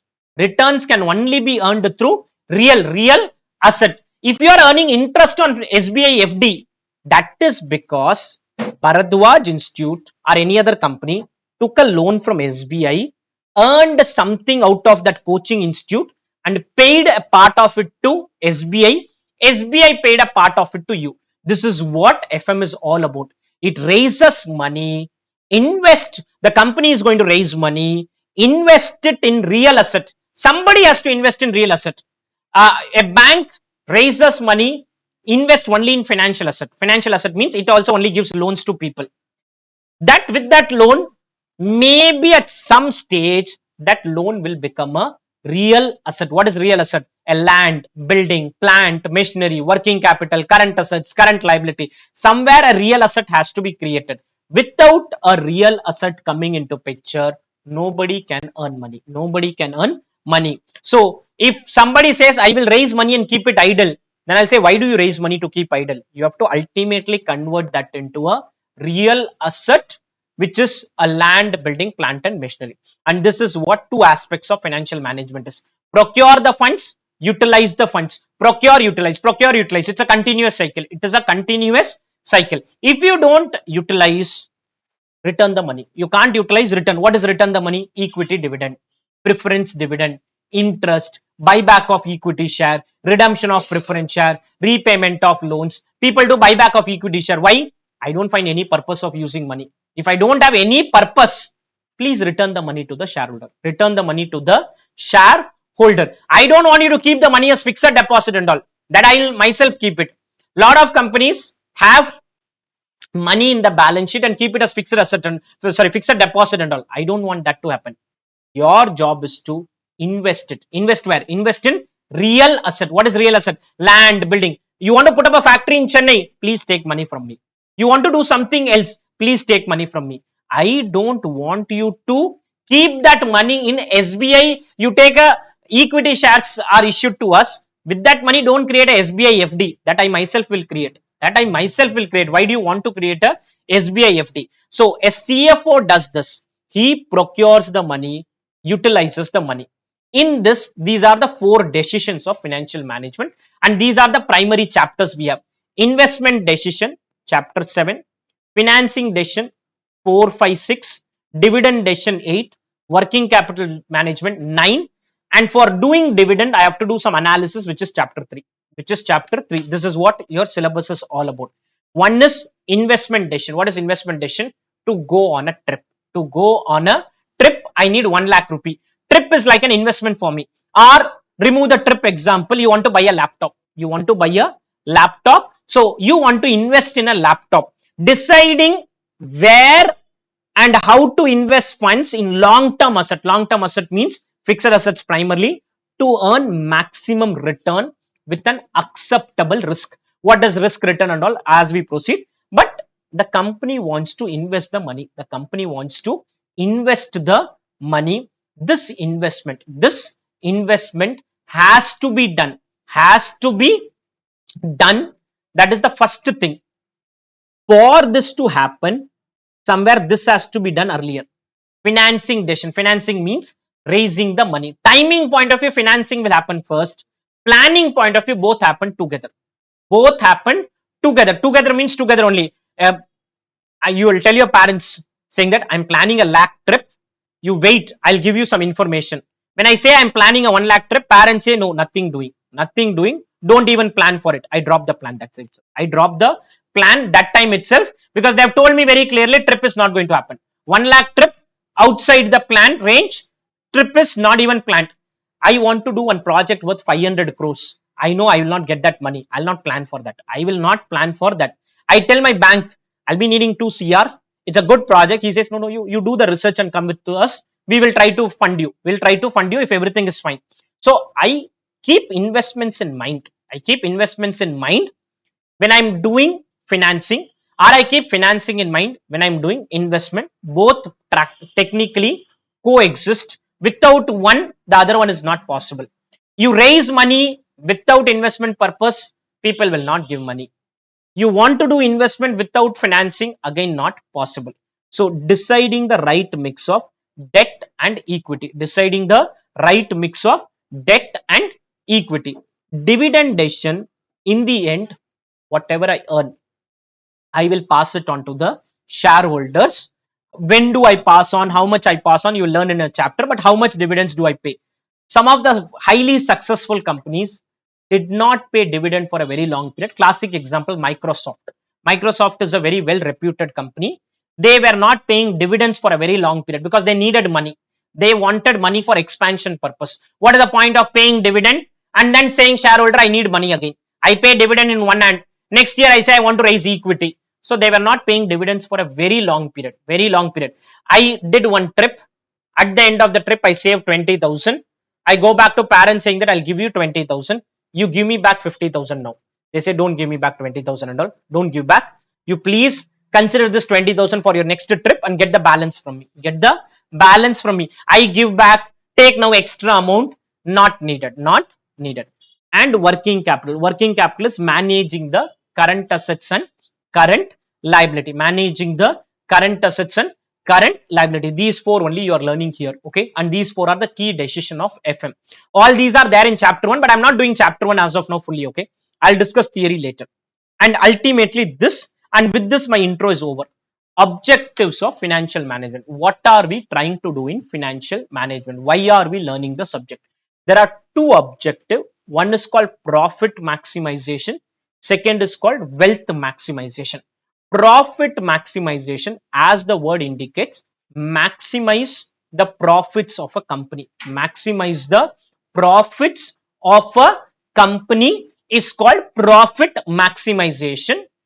Don't say anything in the screen as of now. It is considered to be a short-term objective, and there's another objective called wealth maximization, which is like a long-term objective. Now, what is profit maximization? What is wealth maximization? Let's understand. Profit means I want to earn maximum profits. I want to earn maximum profit. Now, I'll give you certain examples and tell me, will it improve profit or reduce profit? I pay very less salary to my employees. I pay very less salaries to my employee. Will it increase profits or reduce profits? Increase profits. Clear? Okay. I increase the price of my product, make it unaffordable for people, but still people will have to buy my product. Let's take COVID example. During COVID essentials, I increased the price. A lot of people did it. Some companies did not do it. So I increased the price of the product. Will it increase profits or reduce profit? Participate. Will it increase profits or reduce profit? Increase. Okay. Lot of companies do CSR activity. Corporate social responsibility activity. I don't do any CSR activity. If I do CSR activity, will it increase profits or reduce profit? Reduce profit, but I don't do any CSR activity. I had to repay loans to 10 people. 9 people I paid. One person I don't pay. I don't pay the loan of one person. Will it increase my profit or reduce my profit? You don't repay the loan. Will it increase profits or reduce profits? Why no impact? If you don't pay a loan, you'll have to pass an entry called loan account debit to P&L account. You are writing off the loan account debit to P&L account, loan account debit to P&L account, again profits improves. Again I have 10 creditors, 8 creditors I pay, 2 creditors I don't pay, 2 creditors I don't pay, again profits will improve, again profits will improve. I do gambling business, I do gambling business, huge profits, again profits will improve. Profit maximization means making more and more profits, but not even thinking about whether it is long term sustainable. What is long term sustainable? I increase prices when I know my customers are struggling. That time I increase prices by force. You buy that time, but in your mind you have made it very clear. Next time I'm not buying from this company. Next time I'm not buying from this company. My employees' salaries I reduce. Employee under force works, but is just waiting to move to another company. Just waiting to move to another company. You don't do any CSR activity. You are impacting the environment, but not doing any CSR activity. Again, there is an implied expectation from many society that you will do CSR activity. If you're not doing, again there are problem. You're not paying your creditor. Creditor, 8 creditors get to know about it, they stop supplying. They stop supplying. Profit maximization means making more and more profit, but you ignore risk. You are not thinking about all stakeholder. Who are the stakeholder? See, students, because of some reason in Chennai, there are no other classes available. Some reason, let's just take an example. No online classes, nothing. Only thing is you have to come to Bharadwaj Institute. That time, because of your pain which you have, I start charging a very high fees. I start charging a very high fees, and you are paying also. That time you are paying, but you have made up your mind saying that I am not coming back to this institute for any other classes. I cannot. I give you inferior quality product. Profits improve, but customer is not going to come back. So focuses on earning the maximum profit in the short run. In the short run, profits, these are other challenges. You can influence the profit by your accounting policy. This happened in a classic case called Satyam. Not sure how many of you will remember. Have you heard about Mahindra Satyam case?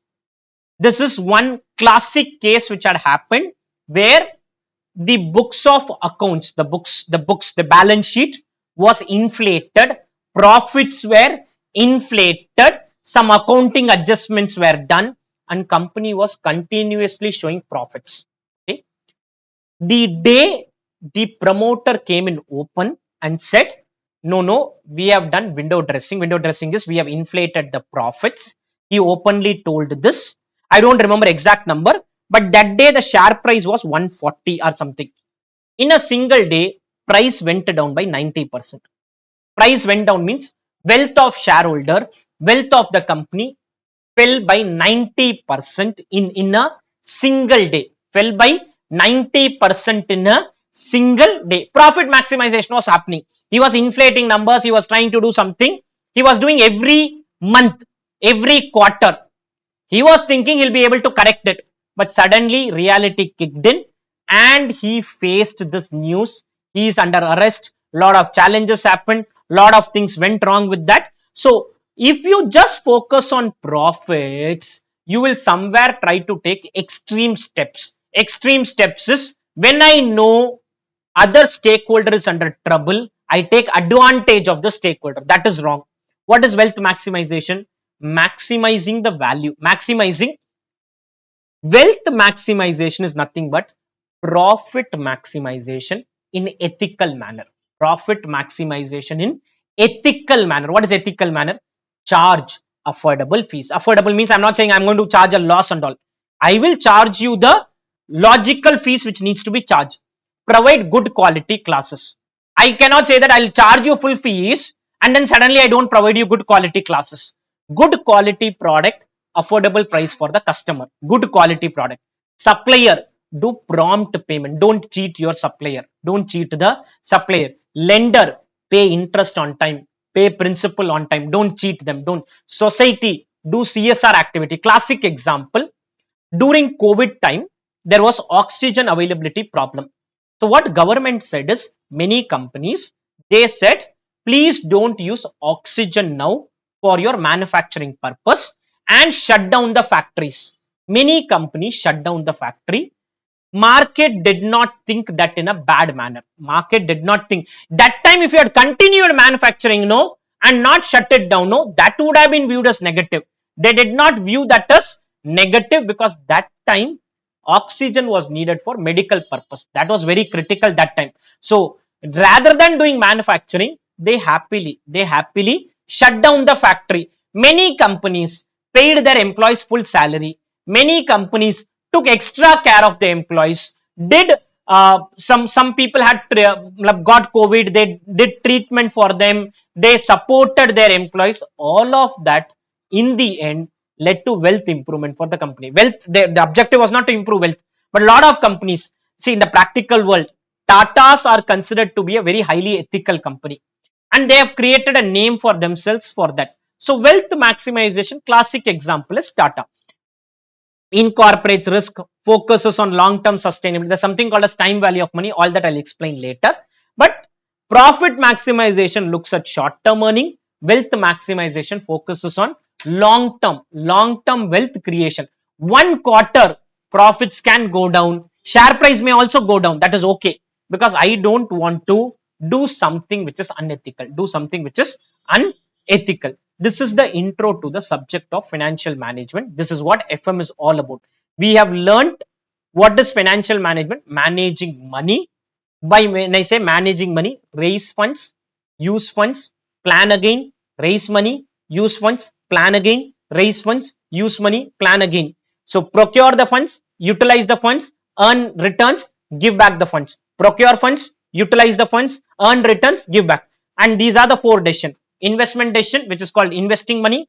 Financing decision, which is called procuring money. Dividend decision is which is returning the money or not returning the money to the shareholder. And working capital management. And two objectives we have. One is called profit maximization. Second is called wealth maximization. Profit maximization, making more and more profits, making more and more profits, making more and more profits, ignoring the element called risk, ignoring the element called risk. What is wealth maximization? Increasing the wealth of the shareholders in an ethical manner. Or profit maximization in an ethical manner is called wealth maximization. This is the broad introduction to the subject. I'll be moving to specific areas after this. Any doubts on the subject? I've given one general intro and I've understood broadly the subject intro part. This is covered in chapter 1, but full chapter 1 is not done. I'll discuss chapter 1 later at some point of time. Clear? Done? Okay, let's take a break now. Okay, let's proceed now. I now start with one basic chapter called as time value of money. This chapter as such is not there in the material. There is no chapter called time value of money, but this becomes the base for me to discuss the entire part. You've already learnt this in CA foundation, maybe called mathematics for finance or something. So you have learnt this, but still considering the importance of this chapter, I will spend around 1.5 hours on this chapter first, and then only we will go to the specific chapters which I want to discuss. First, let me spend some time on why this discussion is needed.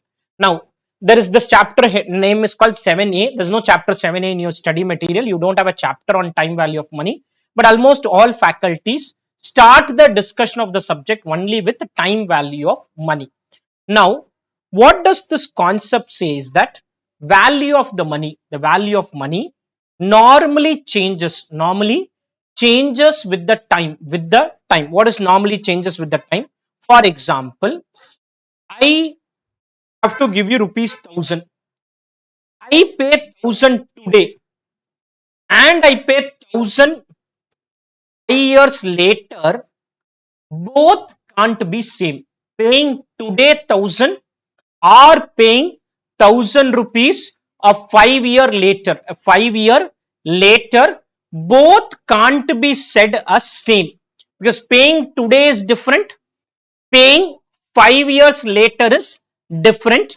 which is better, which is weaker and all, we'll understand. But both are not same, both are not same. Which is preferable? Do you want 1000 today or 1000 5 years later? Today. Why today? Same 1000 only, no? Same 500 rupee note. Okay, so what I can buy with 1000 today is different, or to put it very simple, 1000 today, the real value is 1000. Today 1000 rupees, real value is also 1000. 5 years later, the real value of 1000 could be 800, could be 700. That is, 5 years later, with 1000 rupee, with 1000 rupee, what you can purchase today, the same thing could be purchased with only 800. Today the same thing could be purchased with 800. Same 800 of today is technically like 1000 a 5 year later. It's technically like 1000 a 5 year later. Or today what you can do with 1000, you may need 1300 a 5 year later. You may need 1300 a 5 year later. So concept is very simple. What I can do with 1000 today, what I can do with 1000 today cannot be done with the same 1000 a 5 year later. What I can do with 1000 today maybe can be done with 1400 a 5 year later, maybe done with 1400. So what does this now say? This says certain things. 1000 today is greater than 1000 5 year later. This is my first conclusion. 1000 today is greater than 1000 5 year later. Second conclusion, 1000 today is equal to 1400, some random number. Okay, don't worry about whatever number I write.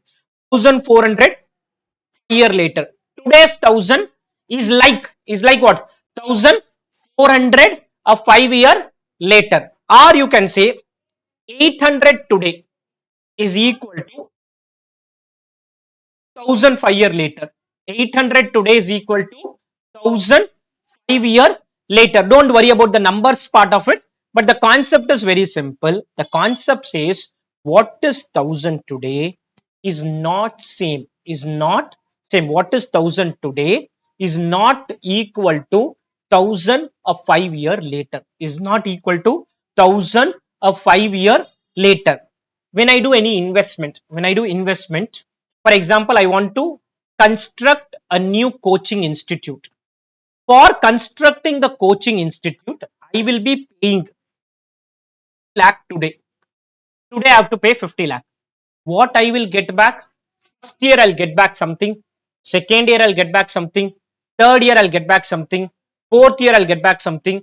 Fifth year I'll get back something, because coaching institute started on day zero by spending money. But returns from that coaching institute doesn't come immediately. It does take time.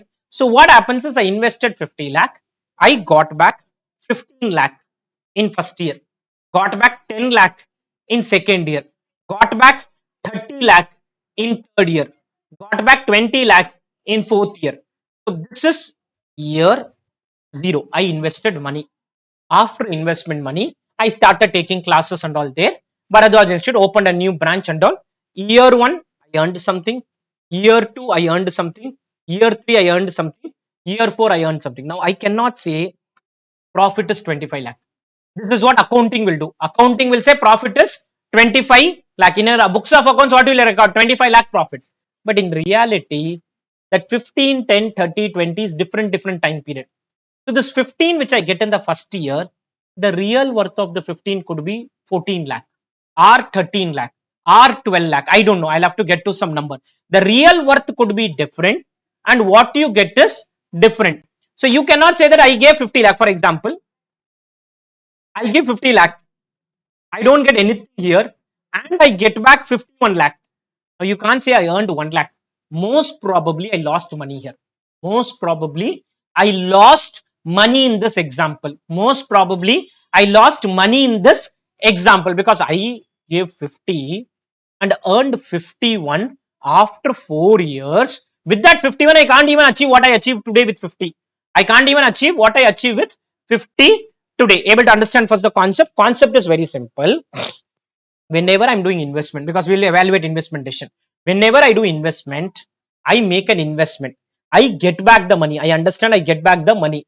But the worth of the two is not same. The worth of the two is not same. What you get back and what you invest can't be just like that simply added. You can't just like that simply add.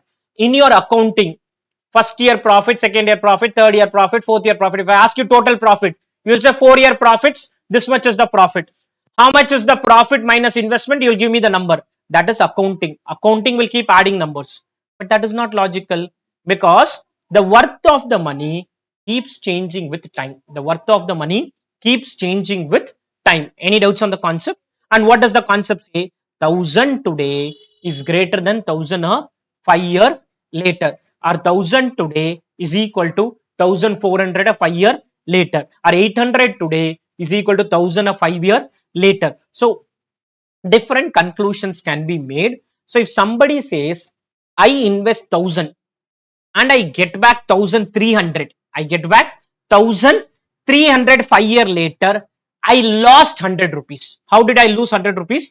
1,000 today, I get back only 1,300, whereas 1,000 today is worth 1,400. 1,000 today is worth 1,400 5 year later. Somebody tells me invest 1,000, get back 1,300, earn 300. I say wait, I'm not earning 300. 1,000 today is worth what? 1,400 5 year later. That value should become 1,400. 1,000 today should become 1,400. How can it become 1,400? Invest in fixed deposit, invest somewhere, money will go up. You have 1,000 rupees kept at home in your Almira. If you keep 1,000 rupees, that 1,000 value will go down to 700. Value will go down to 700, 800 in 5 years time. In 5 years time. So if you have money, you need to invest it. Where do you invest? Land, building, plant, machinery, or financial assets, or financial assets somewhere. Or you don't want to invest money, consume the money. Consume the money. What is consume? Spend the money. Consumption is also okay. Investment is also okay. Keeping money idle is the biggest mistake you can do. Keeping money idle is the biggest mistake. Is the biggest mistake you can do. Either invest it or consume it. And this is what the base of time value of money says. Time value of money says value of money changes with the time due to inflation. 100 today is greater than 100 a year later. 100 today is greater than 100 a year later.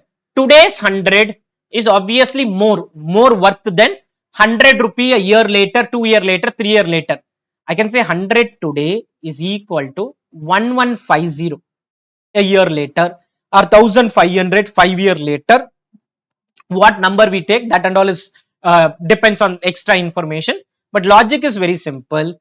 First thing, I cannot add cash flows happening at different time period. You cannot be adding cash flows happening at different time period. Happening at different time period. They have to be at the same time period. They have to be at the same time period. If they are occurring at different time period, they can't be added. They can't be added. Able to understand this? Now, in the practical world, RBI fixes interest rate like this, and that interest rate is what will decide the time value of money. What will decide the time value of money? If interest rates are very high in an economy, the value of the money will deplete at a very higher rate. Reason? Interest rate is dependent on inflation. There are economies like one classic example, Argentina, where the inflation is 50%. If inflation is 50%, what will happen? What you achieve with 100, you need 150 a year later, then you need 225 a year later. So your money value will keep depleting at a very rapid rate. At a very rapid rate if you have a very high inflation. The RBI role is to control inflation. They ensure that inflation is in check. They ensure that inflation is in check. Time value of money is dependent on, one is inflation, that is the interest rate. Any interest rate you fix is dependent on inflation. Then there's something called as real return. What is real return? Is inflation 6%, can you give me extra 2% earning? Extra 2%. That is called real return. Somebody tells I created an FD and 8%. No, you did not earn 8%. You earned 8 minus 7, 1%. What is 7? Inflation. Inflation pulls down the value of money. Interest income increases the amount, not value, increases the amount of money. So you had 1000. You make it 1100 by the end of the year. Worth may continue to be 1000. Worth may continue to be 1000. Our worth may become slightly more than 1000. That is real return. That is real return. That is a real return which you need to earn. First thing is inflation. Second thing is called real return. On which investment? Risk-free investment. What is risk-free investment? Government of India bonds. Today, if you look at the inflation will have an impact on the interest rate. Inflation will have an impact on the interest rate. If inflation goes up, interest rates go up. If inflation go down, interest rates go down. Whenever RBI increases interest rate, you be mentally prepared to see that the reason is inflation increase. Inflation increase. Now there is a growing concern that inflation in India may start going up in case the crude prices, the petrol prices have not changed in India. Petrol prices is dependent on crude oil. Crude oil prices have touched 110, 120 a dollar. It used to be 60, 70. So if crude starts going up, petrol prices will go up. If petrol prices start going up, inflation will go up. If inflation starts going up, interest rate may go up in the economy. Interest rates may go up in the economy. So somewhere it is very critical that interest rates are kept on check. Why? Because if interest rates keep going up, no companies would want to do investments. Because for investment, I need money. For needing money, I have to raise money. For raising money, I have to pay interest. So if interest starts keep going up significantly, the economy may not want to do investments. So somewhere RBI role is to keep the interest rates under check. For that, inflation has to be under check. They play with the interest rate with the inflation, because when inflation goes up, interest rates go up, money supply gets restricted, inflation starts going down. All this you would have learnt in economics. So inflation plus something called as real return. For example, in India, inflation is 6%. Real return means how much you earn on government bond. Real. Risk free means government bond. Okay. In India, government bond or SBI FD. SBI FD is like risk free. Inflation 6. Real I earn 1.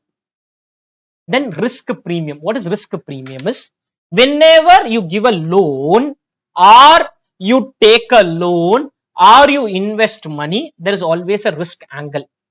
SBI FD doesn't have risk. So I want to earn 6 plus 1. If the same money you want to give to ABC Limited, unknown company, ABC Limited, you may charge extra 3%, 2%, 4%, 5%, 6%, whatever you want to charge. This is how interest rates are determined in the practical world. Interest rates is dependent on inflation, real return, and risk premium. Inflation, real return. The entire chapter which I'm explaining has nothing to do with most of the concept or problem solving, but this becomes the base. I will discuss these points at some places, but not critical from an exam point of view, but this becomes the base. I'll repeat again. Inflation. What is the inflation of the economy? Real return. What is real return? Is how much extra on which? On risk free. And there is a risk premium. This is how interest rates are determined. If interest rates are very high, that 1000 today may become 2000 a 5 year later. 1000 today may become 2000 a 5 year later. In Argentina, 1000 today will become 1500 a year later, because inflation is very high. So RBI role is to control inflation, to ensure that we do not suffer, to ensure that we do not have the value of the money depleting at a faster rate. When I was a student, I used to manage my daily expenses with 10 rupees. That was the time 15 years back. Now with 10 rupees, impossible for us to manage our daily expenses, because What used to be 10 rupees for me could be now 50 or 100 for you. It could be like a 50 or 100 for you. And when my parents were there, for them 10 was not there. It was only 1 rupee. It was only 1 rupee and they were able to manage the expenses. So what was 1 rupee daily expense for a student became 10 rupee when I was a student, and now it could have reached a 50 or 100. It could have reached a 50 or 100 or even more it could have reached. This is the situation at which the value of the money has gone down. The value of the money has gone down and this will continue to go down. So FM basically says, somebody says I invested 50 lakh, investing 50 lakh and getting back 10, 10, 10, 10, 10 for 7, 8 years does not mean you earn 30, 40 lakh. There is a time value of money. There is a time value of money. What is that time value of money? There is something called as discount rate. And what is that interest rate? Interest rate is sum of the three. Inflation, which is not under control, along with that real return which the government of India wants to give, along with that risk premium. Risk premium depends on riskiness of an investment. Depends on riskiness of an investment. Any doubts till this? Able to understand this? Okay. With the context of this, I start with the first thing, nothing for you to write down. When I do problem, that time alone you will write something. First concept is called future value. First concept is called future value. Now, what is future value is? Future value is value of today's money. Value of today's money compounded at time value of money. What is compounded? You would have learned about something called as compound interest. Now, what is compounding? Very simple. Listen. Year 0 values 1000. Year 0 values 1000. I want to know year 5 value. I want to know year 5 value. Let us assume interest rate is 10% in the calculator, open calculator. 1000 plus 10% do 5 times, plus 10% 5 times, plus 10% 5 times. Later I'll give formula and all. Plus 10% 5 times.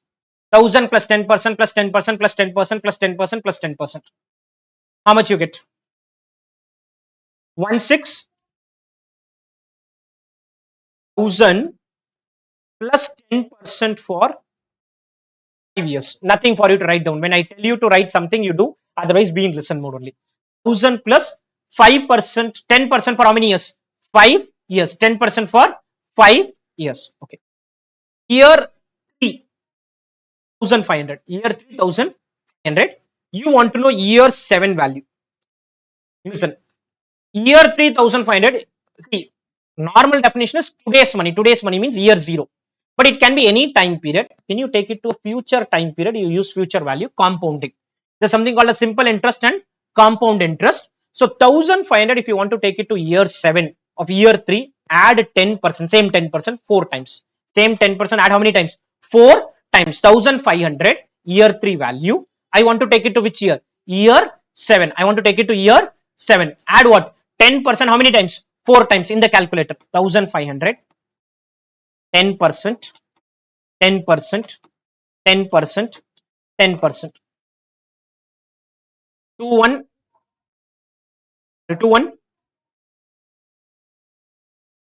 1000 plus 10% for 4 years. 1000 plus 10% for 4 years. How is this calculated? Formula and all I'll come to in some time. Okay.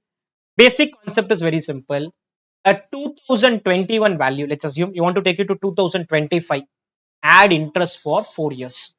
2025 you want to take it to 2029. Add interest for 4 years. 2029 you want to take it to 2035. Add interest for 6 years. When you want to take it to a future time period, we add interest. When you want to take it to a future time period, we add interest. Clear? Sometimes let's assume year 1000 and year 4 2000. Take both to year 5. I want to take both of this. Which period? Year 5. Take both of this to year 5. Our rate of interest for entire discussion is 10% only. I'm not changing the rate. Okay. I want to take both of this to which year? Year 5. Year 1, what is the value? 1000. You want to take it to year 5. Add how many years interest? Participate, guys. Add how many years interest? 4 years interest. Add 4 years interest. Year 4, what is the value? 2000. You want to take it to year 5. Add how many years interest? 1 year interest. Add 1 year interest. No need to do calculation. No need to do calculation. This is called future value. This is called future value. What is future value? Taking it to a future time period. This means today's 1000 is worth 1610.51. It's not worth it. The amount is 1610. Value is same 1000 only. Value same. 1000 of today and 1610 of 5 years both are same. 1000 of today and 1610 of which year? 5th year. Both are same. Both are same. Any doubts on this? Any doubts on this? Now comes the formula. Everything is there in the book. You need not write anything.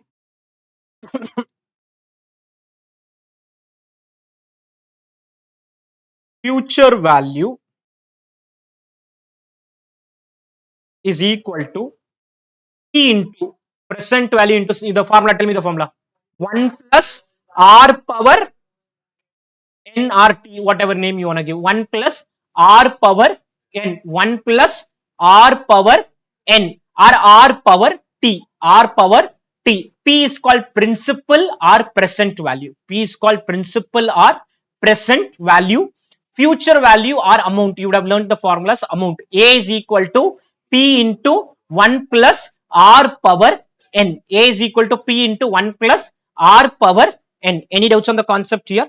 This is called future value. Why do I take it to future value? Very simple. You took 1000 rupees from me today. You are going to repay after 5 years. And you are saying you will pay 1000. No, I say don't pay 1000. Pay me 1610.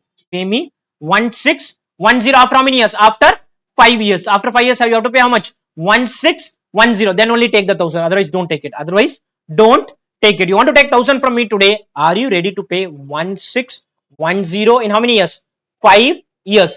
You are saying, no, I will not pay 1610. I will pay you in 4 years. I said, okay, you are paying in 4 years. I will do in the calculator. 1000 plus 10% for 4 years and tell you the amount. 1000 plus 10% for 4 years. 10% for 4 years and tell you the amount. Able to understand the concept? Any doubts on the concept? I'll repeat again. You have taken 1000 from me. You want to return the money. You want to return the money after 5 years.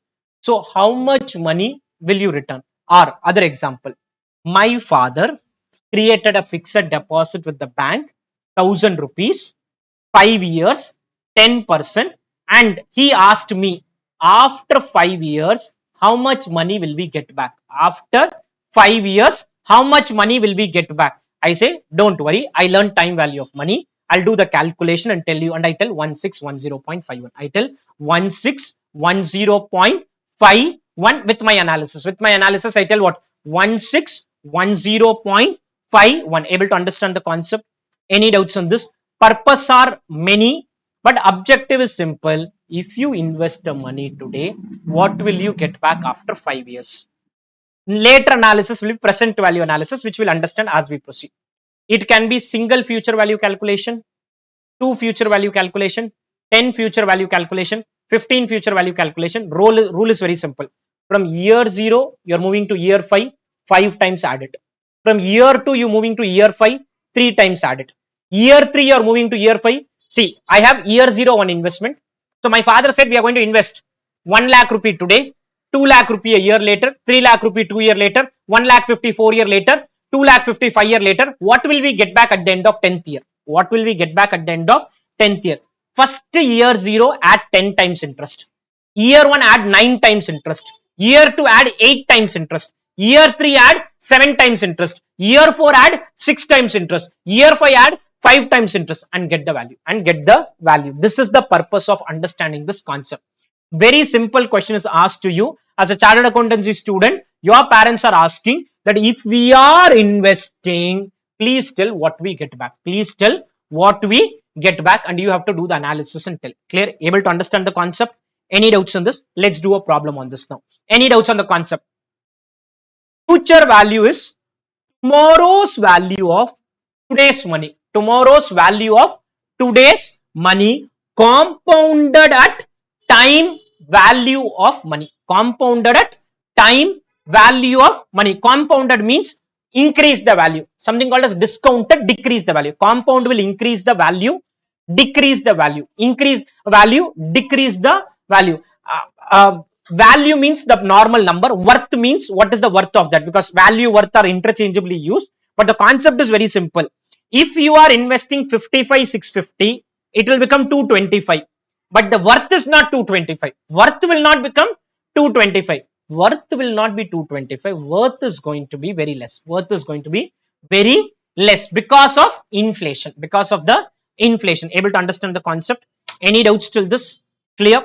This is there in our concept book. Concept book, page 44. Come to page 44 of the concept book. Concept book, page 44.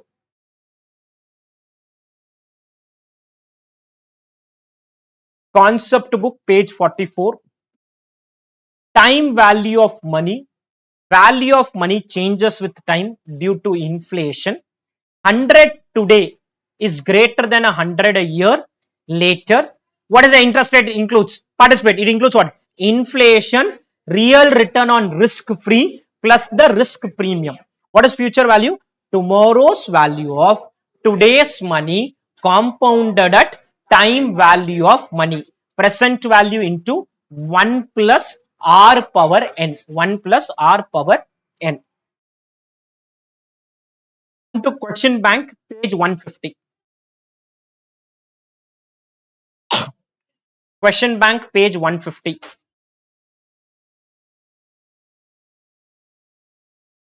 Question bank, page 150.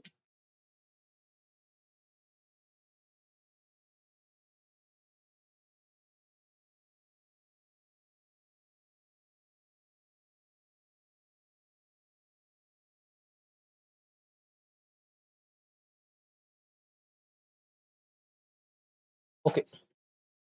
Ram has deposited 55 650 in a bank which is paying 15% interest on a 10-year time deposit. Calculate the amount at the end of 10 years. Calculate the amount at the end of 10 years. Deposited 55 650 in a bank which is paying 15% rate of interest on a 10-year time deposit. Amount is to be calculated at the end of 10 years. First question, let's write from the beginning. Basics. Question number 1. Question number 1. Present value. Bracket today value. Present value, today value. Present value, today value. How much are we depositing today? Rupees 55 650. Present value, today's value 55650. 55650. Today value 55 650. Time period. Time period. Time period. What's the time period we are evaluating? 10 years. Time period 10 years. Rate of interest. Rate of interest. Rate of interest. Something is given in the question. What's the rate of interest? 15% per annum. Future value in bracket amount at end of 10 years. This is what they've asked. Amount at end of 10 years. You would have learned this earlier also, but I want to spend maybe at least 1.5 hours to 2 hours on this area, time value of money, and then only we'll get into the proper areas of FM. Amount at end of 10 years, question mark. Now write future value is equal to, future value is equal to present value into 1 plus r power n. 1 plus r power n. r power n, 1 plus r power n. What is the present value? 55,650 into 1 plus, what is the rate of interest? 15%. N is in the calculator 1.15.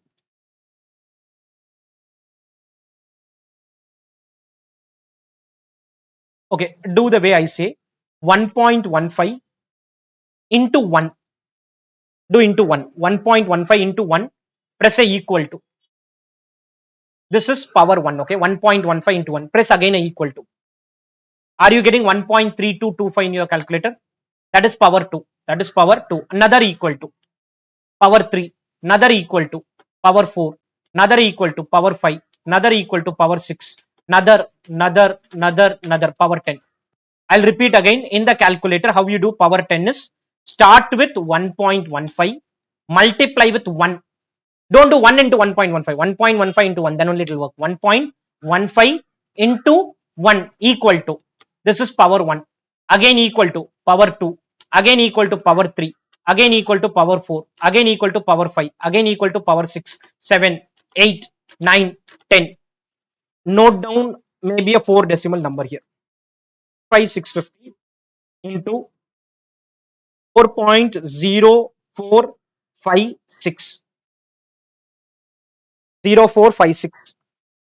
I can do 3 decimal also, or I can multiply and write the final number. That's okay. 4.0456. 0456. Now listen, let's understand what is the meaning of this 4.0456 means 1 rupee will become 4 rupees after 10 years. 1 rupee will become 4 rupees after how many years? After 10 years. 1 rupee will become 4 rupees after 10 years. After 10 years. Do the multiplication. 4.0456 into 55650. 2,25,138. I tell my parents that our investment will reach 225,138. Our investment will reach 225,138. I'll repeat in the calculator. 1.15 into 1 equal to, again equal to, it will keep going on like that. You can keep going on like that. But again, I'm repeating 1.15 into 1. 1.15 into 1. Don't do 1 into 1.15. I think it will not work. Any doubts on this? Understood? Can we proceed? Clear? Okay. Alternate approach. Alternate approach. Alternate approach. Some of you, it would be repetition. You would have done at CA foundation. That's okay. I have to spend time on this. Alternate approach. Future value is equal to present value into future value factor R, comma N. Future value factor R, comma N.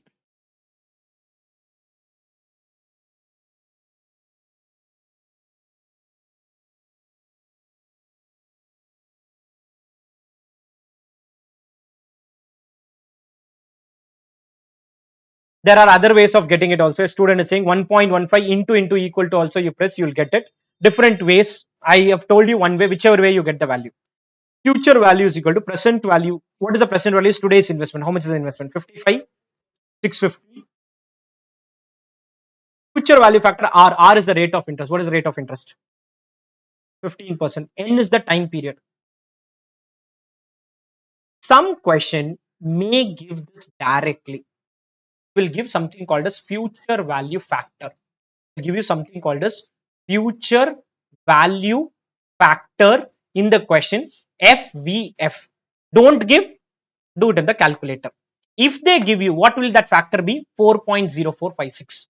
4.0456. They'll give you the factor. It's called future value factor. It's called future value factor. Wait for some time.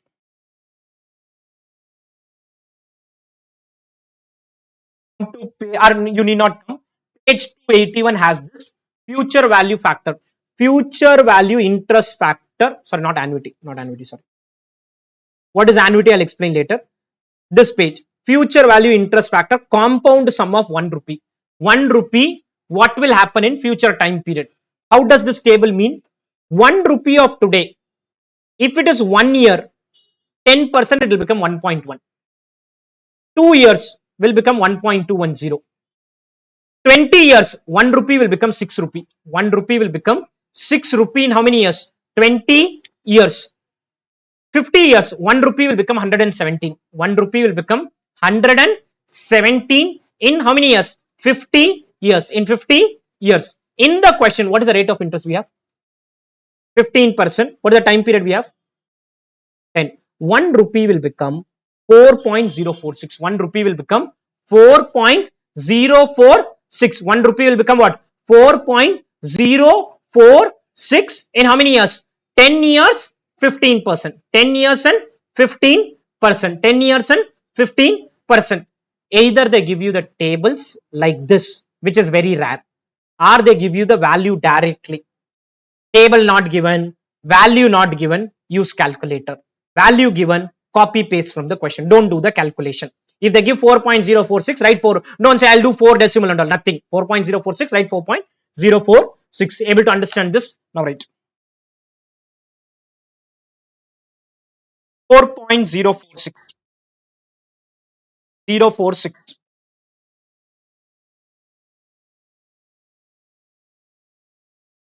We may get a slight difference in answer, that is rounding off difference. Okay, I've done 4.046. 225, 160. The difference is rounding off difference.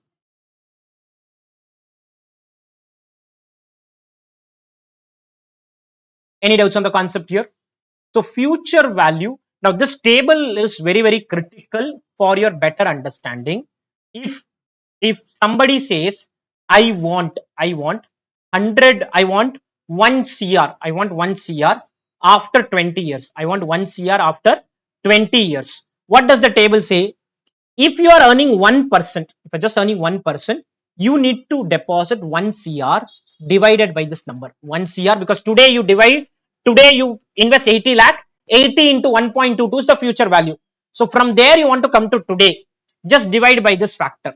So if you can earn 10%, you can approximately invest some 15 lakh rupees today and it will become 1 CR after 20 years. 1 CR after 20 years. If you can earn 20%, then divided by 38. Divide by 38 is some 2-3 lakh. Just invest 3 lakh rupee and you can earn 20%.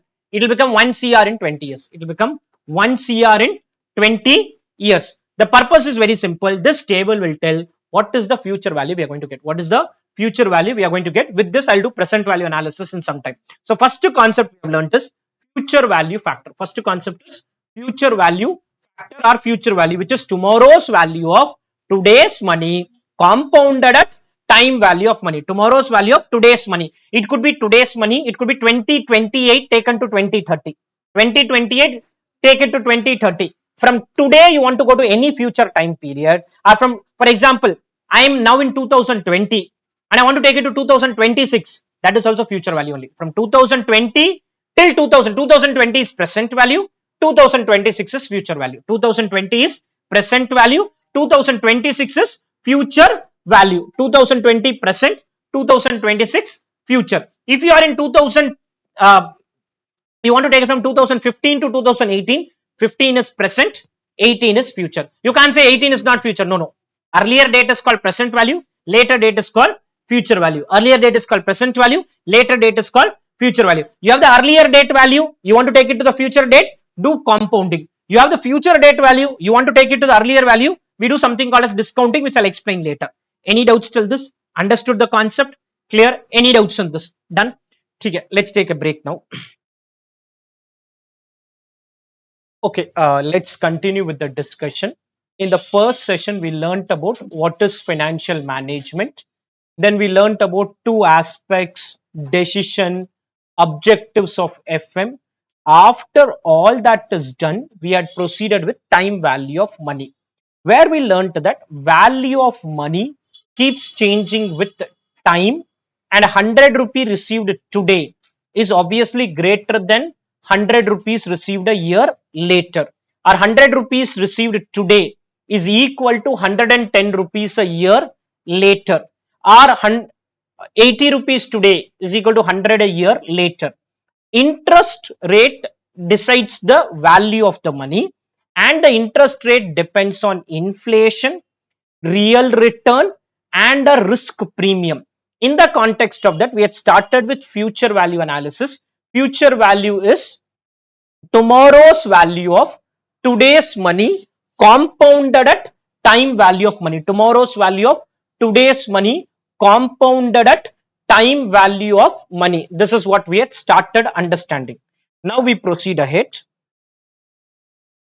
Okay, we have understood future value. Now I proceed ahead.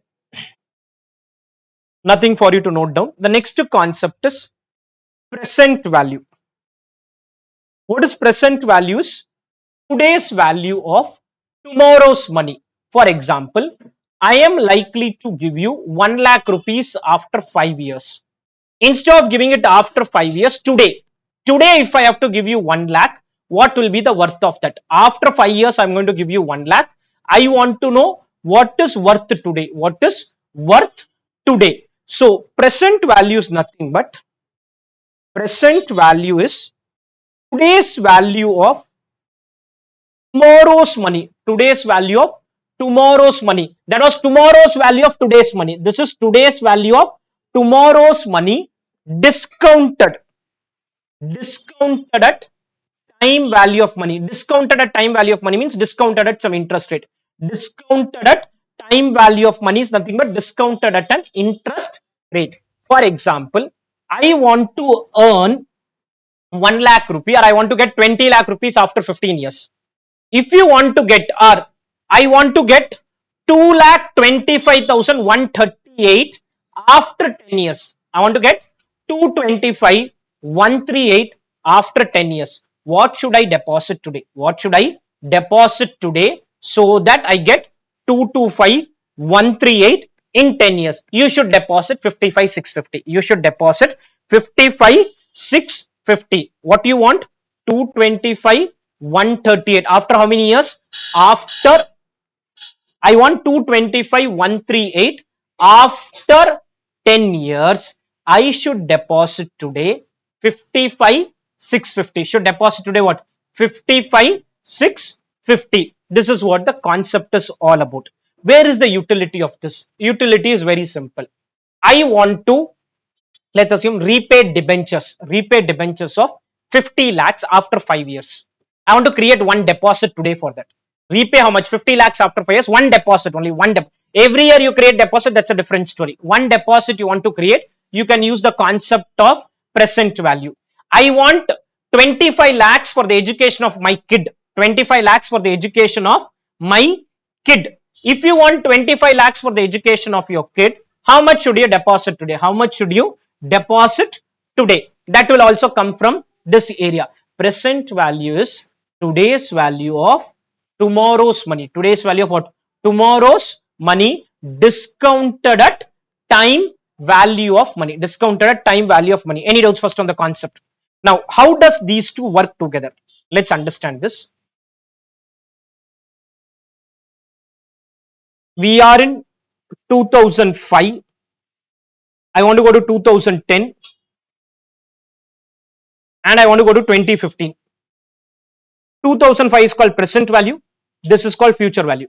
You want to go from 2010 to 2015. This is called present value. This is called future value. For the first analysis, 2005 is present, 2010 is future. For the second analysis, 2010 to 2015, 2010 is present, 2015 is future. Present value to future value is called compounding. Future value to present value is called discounting. You compound the value and go to a future time period. Discount the value, you come to present. What is compounding? Multiplying with 1 plus r power n. Multiplying with 1 plus r power n. What is discounting? Dividing by 1 plus r power n, dividing by 1 plus r power n, multiplying with 1 plus r power n, dividing by 1 plus r power n, present to future, future to present. 2010, when you compare with 2005, present value is 2005, future value is 2010. When you compare 2010 with 2015, present value is 2010, future value is 2015. The same year can be a present value, can also be a future value. I have a situation where I have some in 2010, some in 2011, some in 2012, and I want to take everything to 2015. No problem. 2010 to 2015 future value, 2011 to 2015 future value, 2012 to 2015 future value. Or you want to bring all these numbers to 2010, 2015 to 2010 discounting, 12 to 2010 discounting, 11 to 2010 discounting. You can do the discounting, you can do the compounding. Everything has to be brought to one time period. What is that time period? We are not getting into that debate. It has to be brought to a common time period. Common time period can be 2010, can be 2015, can be 2020, can be 2025, can be 2030. One time period you want to bring. One cash flow, one time calculation. Multiple cash flow, multiple times calculation. Any doubts on this? Any doubts on the concept? Clear? So I may want to move to present to future. That is called compounding. Future to present is called discounting. Future to present is called discounting. Any doubts on the concept? Can we proceed? Understood the calculation? Okay.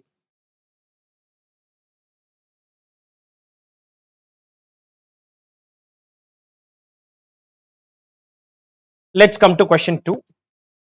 Find the amount which Mr. Shyam should deposit now to receive 50,000 after 15 years. Interest rate is 9%. I'll read the question. Mr. Shyam should deposit now. Now means today. Today means present value. Should deposit now to receive what? 50,000 after how many years? 15 years. Interest rate is 9%. Interest rate is 9%. Can we start? Question number 2. Question number 2. Let's write the same thing here. Present value, same table. Present value, today value.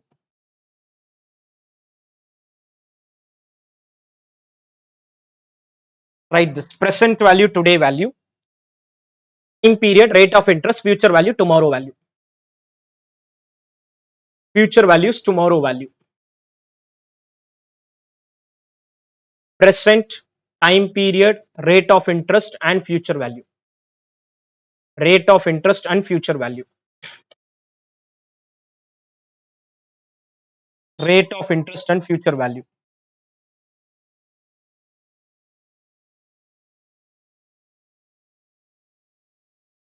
Present value in bracket today value, time period, rate of interest, future value. Do we know today value? Do we know the today's value? We don't know? Question mark.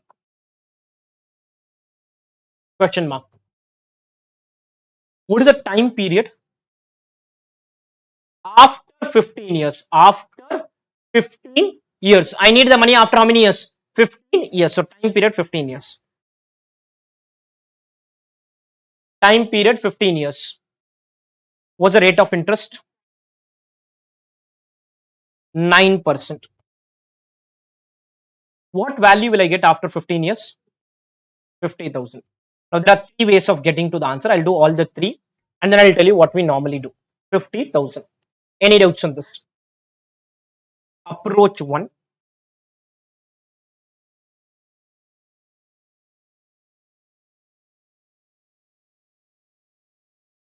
Future value is equal to present value into 1 plus r power n, 1 plus r power n equal to PV equal to FV into 1 divided by 1 plus r power n. Basically fv divided by 1 plus r power n, but I call it as 1 divided by 1 plus r power n.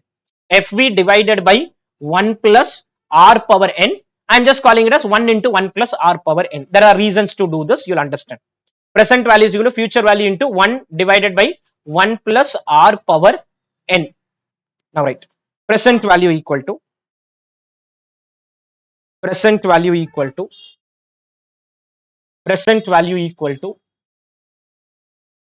what is the future value? 50,000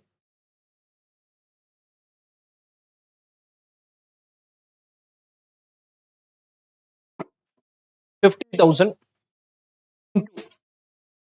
into 1 divided by what is the rate of interest?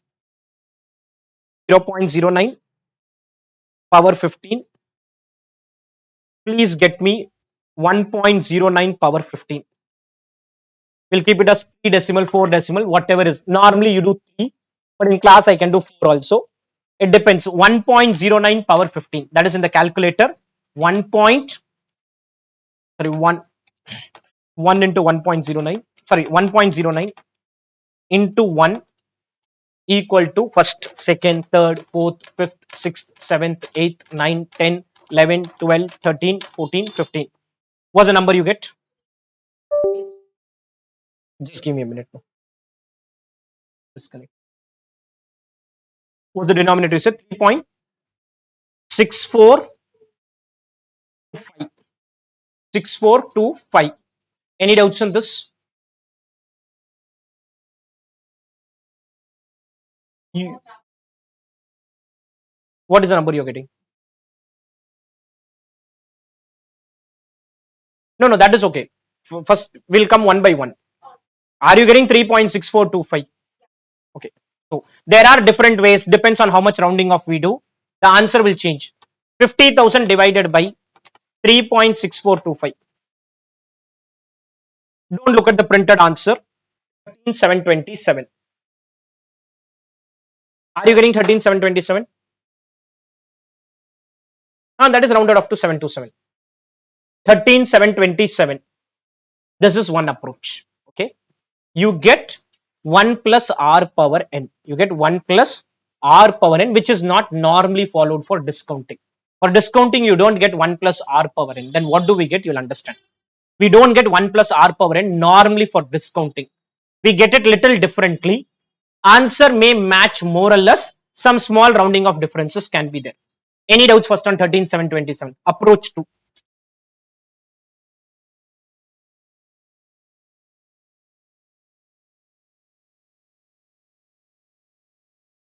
This is same.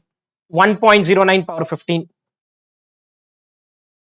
1.09 power 15 is same. Till this is same. 0.9 power 15.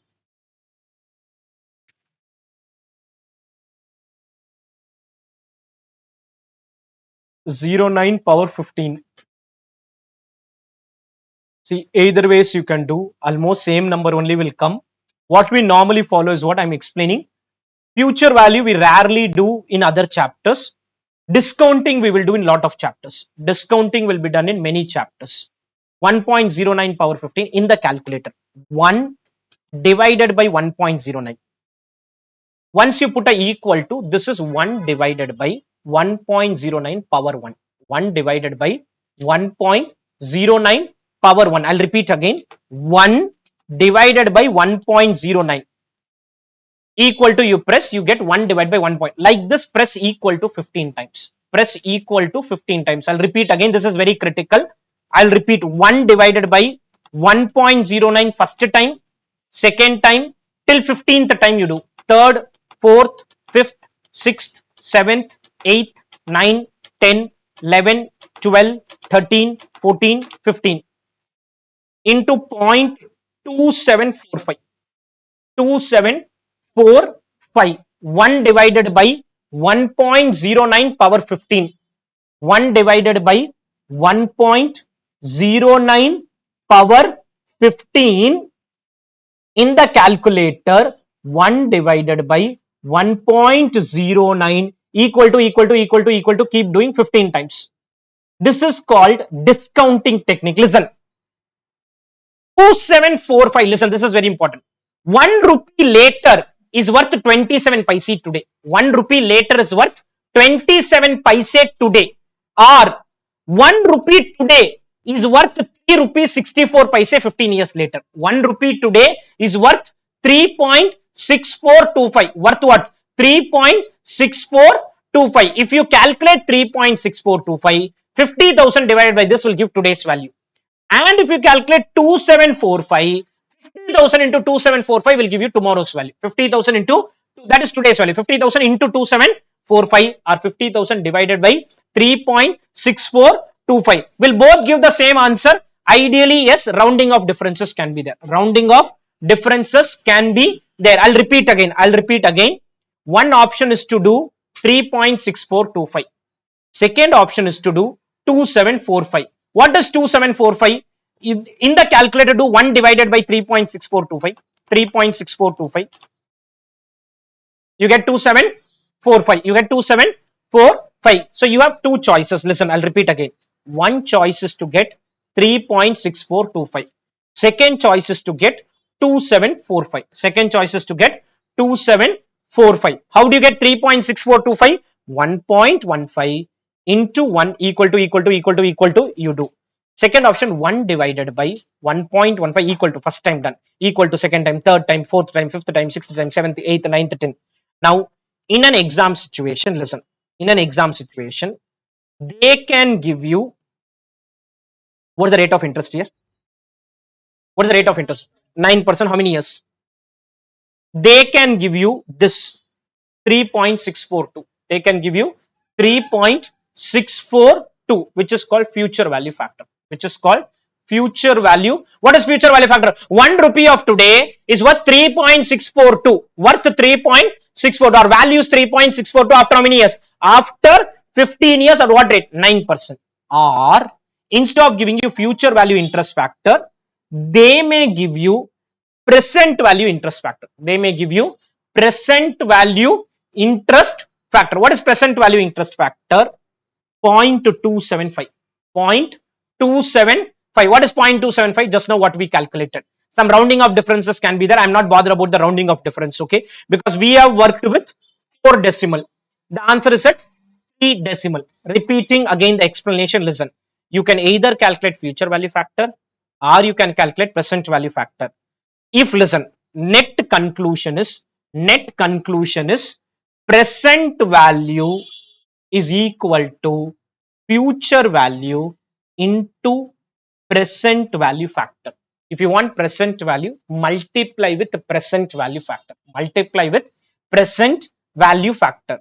If you want future value, again multiply with future value factor. Multiply with future value factor. Future value, multiply with future value factor. I want future value, but I have only present value factor. Divide then. You have present value factor, then divide it. Future value factor you have, and you want future value, multiply. Present value you want to calculate, you have present value factor, multiply. Logic is very simple. What is future value factor? 1 plus r power n. What is present value factor? 1 divided by 1 plus r power n. 1 divided by 1 plus r power n. I give you 1 plus r power n, or I give you 1 divided by 1 plus r power n. That doesn't matter to you. You do the calculation in the same manner. Either multiply or divide. Either multiply or divide. For future value, we multiply with future value factor. For present value, we multiply with present value factor. For present value, you divide by future value factor. You divide by future value factor. So if you are using FVF, if you are using future value factor, future value multiply, present value divide, which is what I did in approach 1. I divided by 3.64 number. I divided by 3.64 number.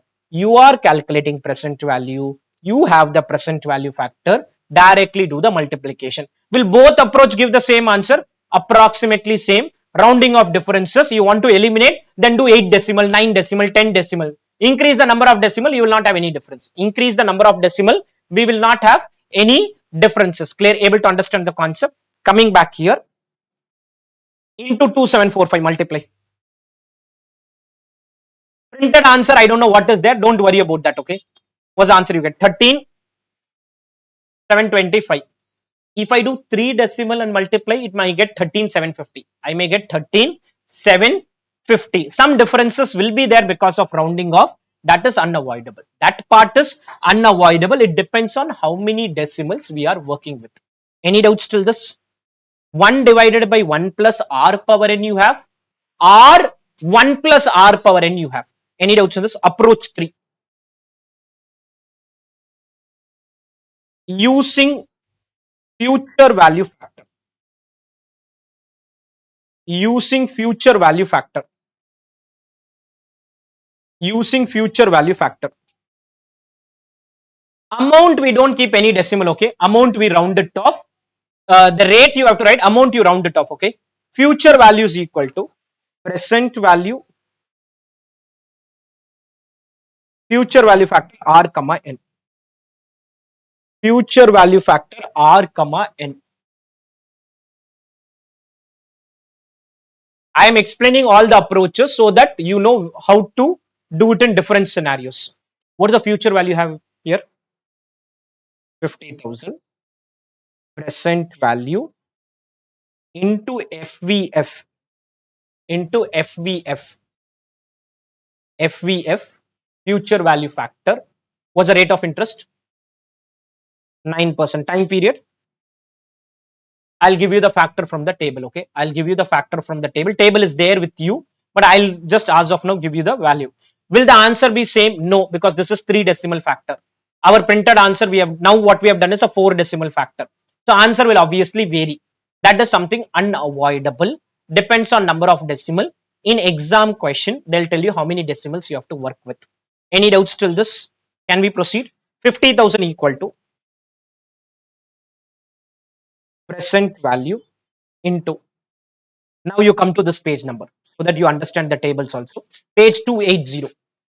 Page 280. 280 of the question bank.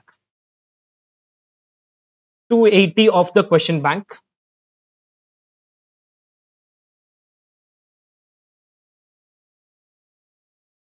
Two eight zero.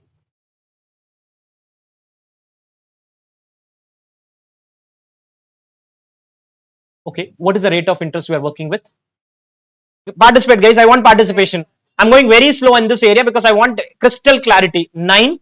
What is the rate of interest? Sorry, what is the time period? 9%, 15 years. What is the factor value? Write 3.642. Whatever is the factor value. 3.642. You'll obviously get a different answer now.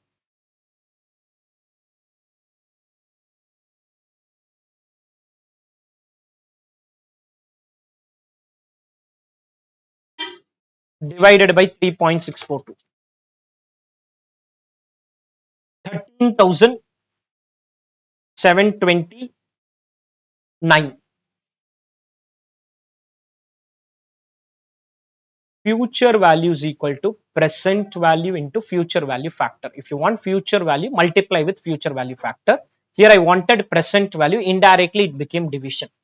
Any doubts in this? Can we proceed?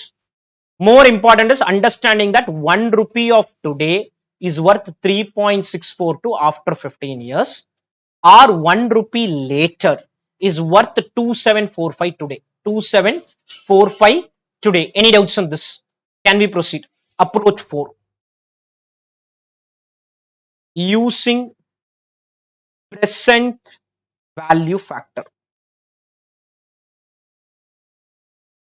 Using present value factor. Present value factor. Using present value factor. Present value is equal to future value into present value factor. If you have present value factor, multiply to get present value. If you have future value factor, multiply to get future value factor to get the future value. For future value factor, calculate future value. Present value factor, calculate present value. What is needed can be different. That is where division happened. Any doubts on this? Any doubts? All the 4 are same formula only. All the 4 give different answer because of the number of decimal. You increase the number of decimal to 8 decimal. all will give same answer. 6 decimal, almost same answer for all the approaches. Any doubts on this? Now write present value equal to present value equal to present value equal to what's the future value? 50,000 into PVF into PVF into PVF. What's the rate of interest? Time period 15 years.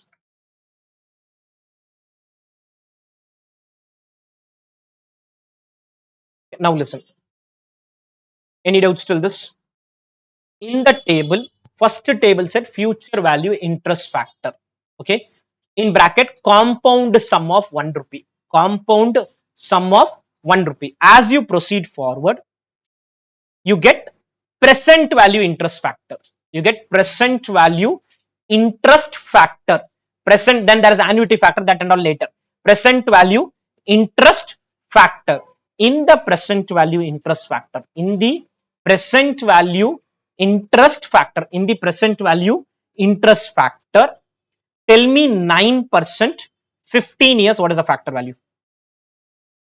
0.275. Able to understand this?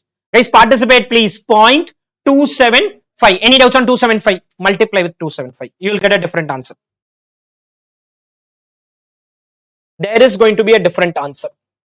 What's the answer you get? All the four are same approaches. All the four are same approaches. We are getting different answer because of rounding off. We are getting different answer only because of rounding off. Any doubts on this? Any doubts on the question here? Can we proceed? This is if you have one number. If you have multiple numbers, what happened? We'll understand. Any doubts on this? Can we proceed? Clear? Now write. Compute, right. Compute future value end of 10 years for the following.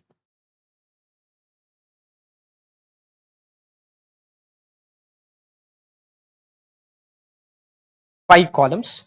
Year cash flow. Year cash flow 0 to 4. 1 lakh, 80,000, 40,000. What are those extra 3 columns and all? I'll explain.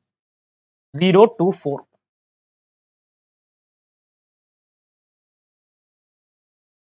0 to 1, 4.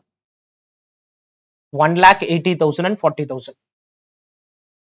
Now, the simple question I have is, I am going to deposit 1 lakh rupee today, 80,000 rupees after 2 years, 40,000 rupees after 4 years. Tell me how much will I get back after 10 years? How much will I get back after how many years? After 10 years. This is a question which your parents are asking you, saying that we'll create an FD of 1 lakh today, 80,000 at the end of second year, 40,000 at the end of fourth year, and I want value which year? 10th year. Listen, I need to take this to the 10th year. I also need to take this to the 10th year. I also need to take this to the 10th year. How will I take? Multiplying with the 10-year factor. Multiplying with 10-year factor. Future value factor for what period? 10 year. Multiplying this with 8-year factor. Why 8 year? Year 2 to year 10. Year 2 to year 10. What will you do here? Multiply with 6-year factor. Multiply with 6-year factor. Why multiply? Future value. We'll multiply with future value factor. Again, I'll repeat. Year 0 I have. This is a question I'm asking you. Very simple analysis you will do. First one multiply with 10-year factor. Second one multiply with 8-year factor. Third one multiply with 6-year factor. Next. Time period FVF. Time period for future value factor. Time period for future value factor. Time period for future value factor. What is time period is taking it to the future time period. How many years I'll take? Year 0 to which year I have to go? Right, time period is 10 years. 10 minus 0. 10 minus 0. 10 years compounding you have to do. 10 years compounding you have to do. Very simple question which anybody at your home can ask you, and you need to answer this. You need to answer this 10 minus 0. Next one is 8. 10 minus 2. Third one is 6. 10 minus 4. Any doubts on this? I have to take it to 10th period, 8th period and 6th period. Future value factor at 12% rate of interest. I am giving the rate of interest as 12%. Now listen, in the calculator, no looking at factors, no looking at factor. In the calculator, 1.12 into 1. This is first year. Second year. When you come to sixth year, wait, okay.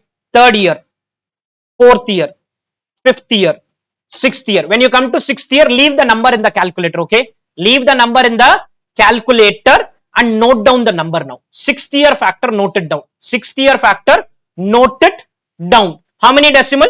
Let's do 3 decimal. That is consistently being done in exam question, okay. 3 decimal. I'll repeat again, okay. 1.12 into 1. There are other ways of doing it, whatever way you do. I'm not bothered about that. First year factor, second year, third year, fourth year, fifth year, sixth year. What is the sixth year factor? 1.3 decimal. 3 decimal. 1.974. Leave the number in the calculator, okay. Don't do anything in the calculator. 1.974. Any doubts on this? Press another equal to 2 times. Now tell me the 8th year factor. 476. These factors are there in the table, okay. I don't want to look at the table because table may be given, may not be given. We'll do only in the calculator. We'll do only in the, if they give table, write it directly, okay. Again, another 2 times equal to 106.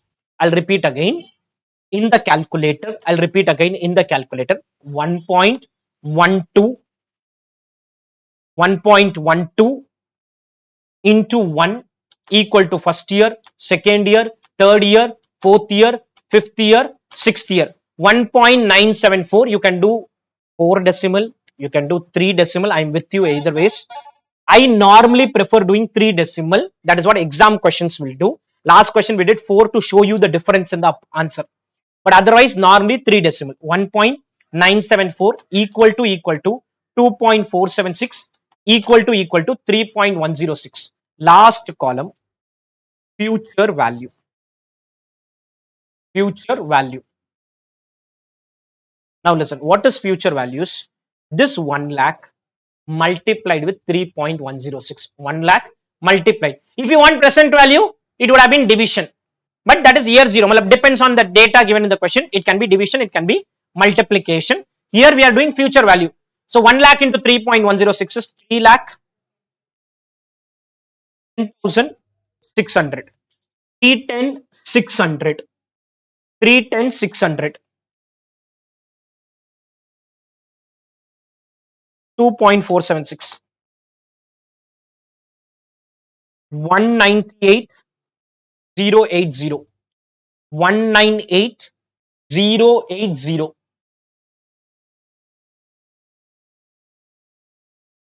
78 960.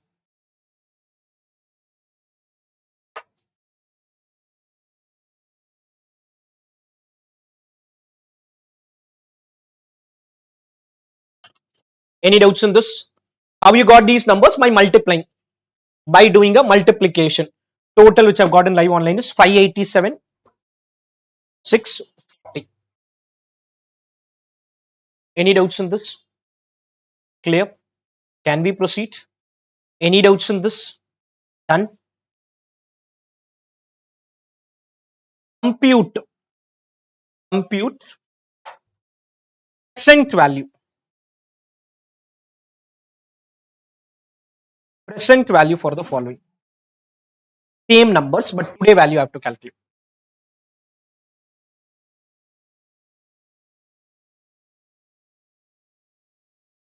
Present value for the following. compute present value for the following. Year cash flow, extra columns will be needed. I think extra 2 columns needed.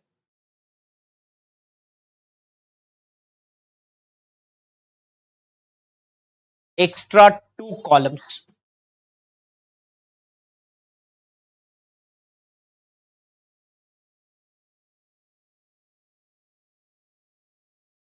Present value for the following. Year 0, year 2, year 4.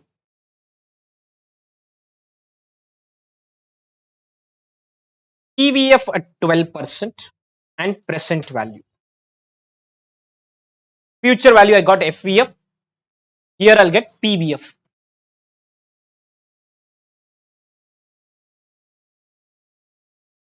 PVF and FVF.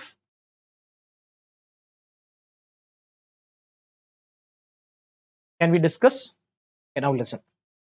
Year 0. Year 0 means, is it present value? Participate. Year 0, does it mean present value? So this is directly the present value. What will I do on top of it? Year 2 I can discount. Year 4 I can discount. Year 0 means it is present value only. Year 0 means it is present value only. So in the calculator, start with 1, divide by 1.12. This is first year. Again divide second year. Second year right value 0.797. Second year you are bringing it to today. Second year you are bringing it to today. That was second year to the 10th year, so I did 8 years calculation. This is second to 0. Second to 0. I'll repeat. 1 divided by 1.12 equal to first year, equal to second year, equal to third year, equal to fourth year. Fourth year is 636. 636.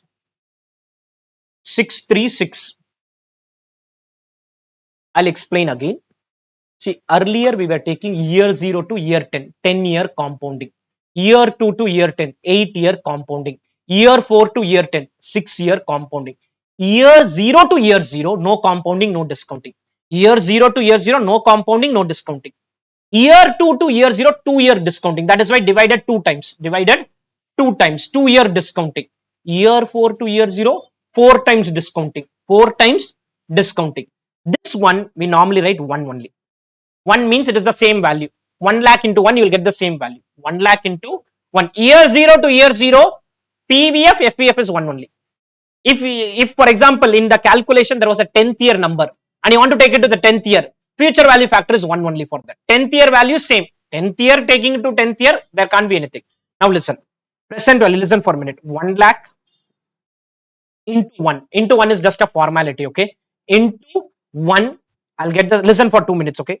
Same 1 lakh, listen for 2 minutes. This is 80,000.797. 80,000 into 0.797, and this is 80,000 into 0.636. Give me a minute. Okay, 40,000 into 0.636. Listen for 2 minutes. You'll get the present value. Whatever value you get here, you want to compound it with 3.106 from year 0, one value you got. You want to take that one value to the 10th year. You will get into 3.106, 587, 640, up and down rounding of difference. There can be some rounding of difference. Earlier what I did, year 0 took to year 10. Year 2 took to year 10. Year 4 took to year 10. Now what did I do? Year 0 to year 0. Year 2 to year 0. Year 4 to year 0. Now this year 0 number, I want to take it to the 10th year. I want to take the year 0 number to the 10th year. Or I want to take the 10th year number to year 0. Either ways you play around, you will get the same answer. Rounding of difference, I can't help. Rounding of differences will 100% be there. I'll repeat again. Year 0 took to the 10th year. Year 2 took it to the 10th year by doing 8 year compounding. Year 4 took it to the 10th year by doing 6 year compounding. This 587, 640 in bracket, technically this is 10th year value. This is 10th year value. Now you will get one value which is year 0 value. This year 0, you want to take it to the year 10, multiply with 3.106, multiply with 3.106, or you want to take that value to today value, divide by 3.106, divide by 3.106. 106. Will we get exact same answer? No. Up and down rounding off difference. Any doubts on this? Write the numbers now. 80,000 into 0.797. 63,760. I've got the answer in live online. 25,440. 189, 200. Just confirm these numbers. 189, 200. 189, 200. Any doubts on this? Either I go to the future period, or I go to the present period, or randomly I want year 5 number in between, not even year 10. I want year 5. You want year 5? Year 0 to year 5 compounding. Okay, assume this question wants year 3 number. Year 0 to year 3 compounding. Year 2 to year 3 compounding. Year 4 to year 3 discounting. Year 4 to year 3 discounting. Fourth to prior period 1 year discounting. Year 0 to future period compounding. Year 4 to prior period discounting. I want all the three numbers on year 2. Year 0 compounding. Year 2 copy paste. Year 4 discounting. Year 4 discounting. Now 189 200 in the calculator, 189 200 into 3.106, you get 587 655. Earlier we got 587 640. 587 640. Any doubts till this? Now comes the main learning for you. Any doubts till this first? But I just want to focus on this learning. Somebody tells me I will pay you 189 200 today. Listen, any doubts till this? Somebody tells me he will pay me 189 200 today, or 1 lakh today, 80,000 after 2 years, 40,000 after 4 years, or 587 640 at the end of 10th year. All three are same only. All three are same only. 189 200 today, or 1 lakh today, 82nd year, 44th year, or 587 640 only in the 10th year. Only in the 10th year. Technically, all three are same. All three are same. Any doubts on this? Any doubts in this? Clear? So for compounding we multiply, for discounting we divide, provided you have the future value factor. Here we have the present value factor. Present value factor means multiplication for present value. Future value factor means multiplication for future value. Multiplication for future value. Any doubts in this? Any doubts in this? Clear? Able to understand this? I'll repeat again. Getting 587 640 in the 10th year, getting 189 200 today, getting 1 lakh today, 80,000 in second year, 40,000 in fourth year. All the three are mathematically same. All the three are mathematically same, or from a time period point of view, all three are same. Can we proceed? Done. So we have done one number, then we did series of numbers and calculated future value, calculated present value. Any doubts to this? Okay, now something called as annuity. You listen and then we do a question, or maybe I just discuss the concept today, not sure. Let's see first. What does annuity is? Equal payment or receipt. Equal payment or receipt. Whatever I'm typing there is there in the concept book. Okay, first I type and then I discuss that. Equal receipt or payment for specific time period. For a specific time period is called annuity. For a specific time period is called annuity. What is this? Let's understand. We wrote this year cash flow. We wrote year 0, year 2, year 4. Is it the same amount every year? No. Unless you have a same amount, it's not an annuity. First rule. Same amount, not an annuity. Okay. This is 1 lakh. This is year 3. This is also 1 lakh. This is also 1 lakh. Let me write, sir. Sorry. Year 1, year 2, year 3, year 5, year 6. Is it equal amount? Okay. Is it every year you are getting this? Fourth year it is not there. Fourth year it is not there in my example. If fourth year is not there, then it's not an annuity. Every time I want, every time I want. What is annuity? Every time you should get it. Year zero may be there, may not be there. That's a different story. What is year zero and all, I'll explain later. Fourth year I don't see a number. Okay, delete these two. Now it is an annuity. Now it is an annuity. Annuity means every time period we should get the same amount. Every time period we should get the same amount. Should it be year? No. It can be month also. Every month I'm paying. 0 month, 0 month means today, first month, second month, third month, fourth month, fifth month, sixth month, seventh month. Every month you are paying, then also annuity.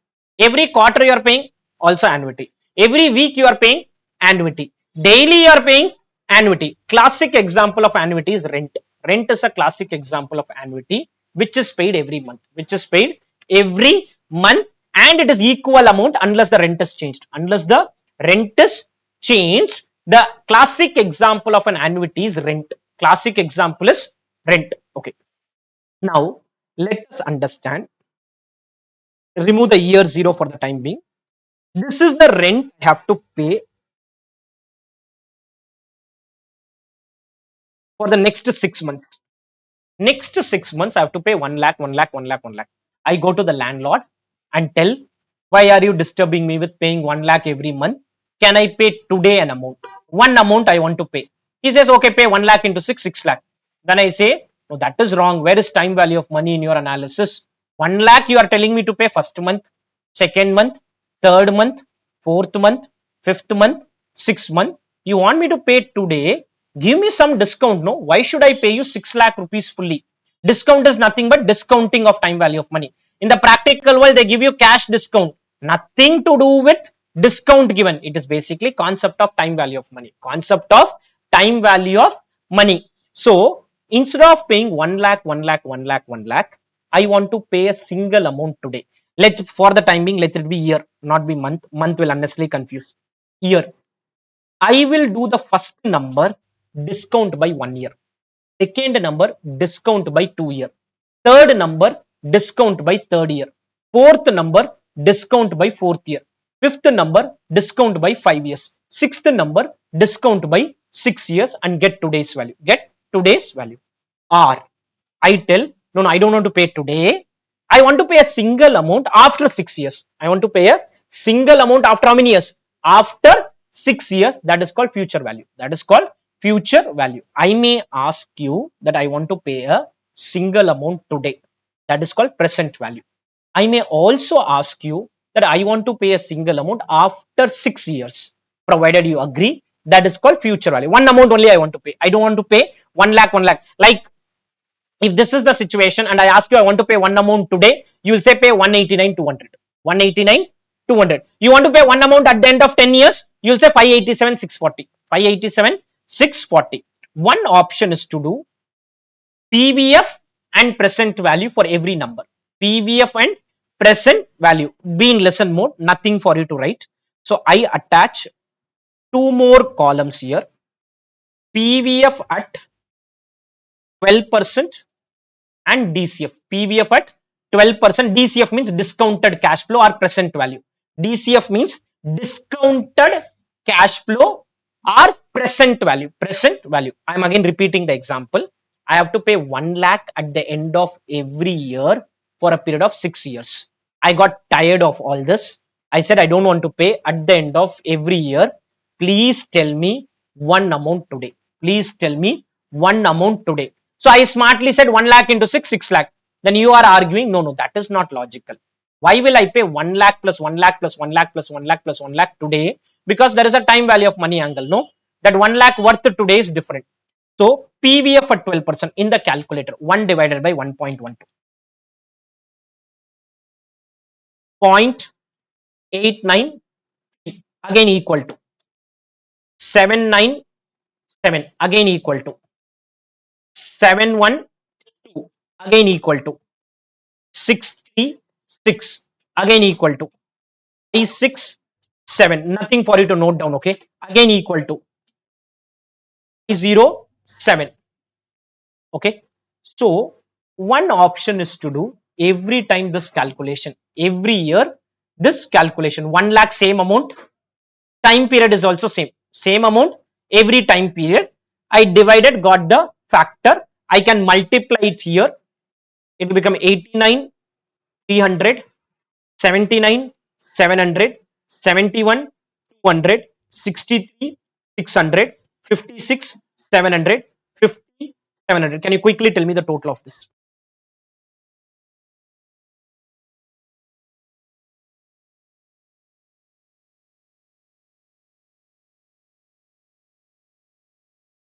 Quickly tell me the total of this.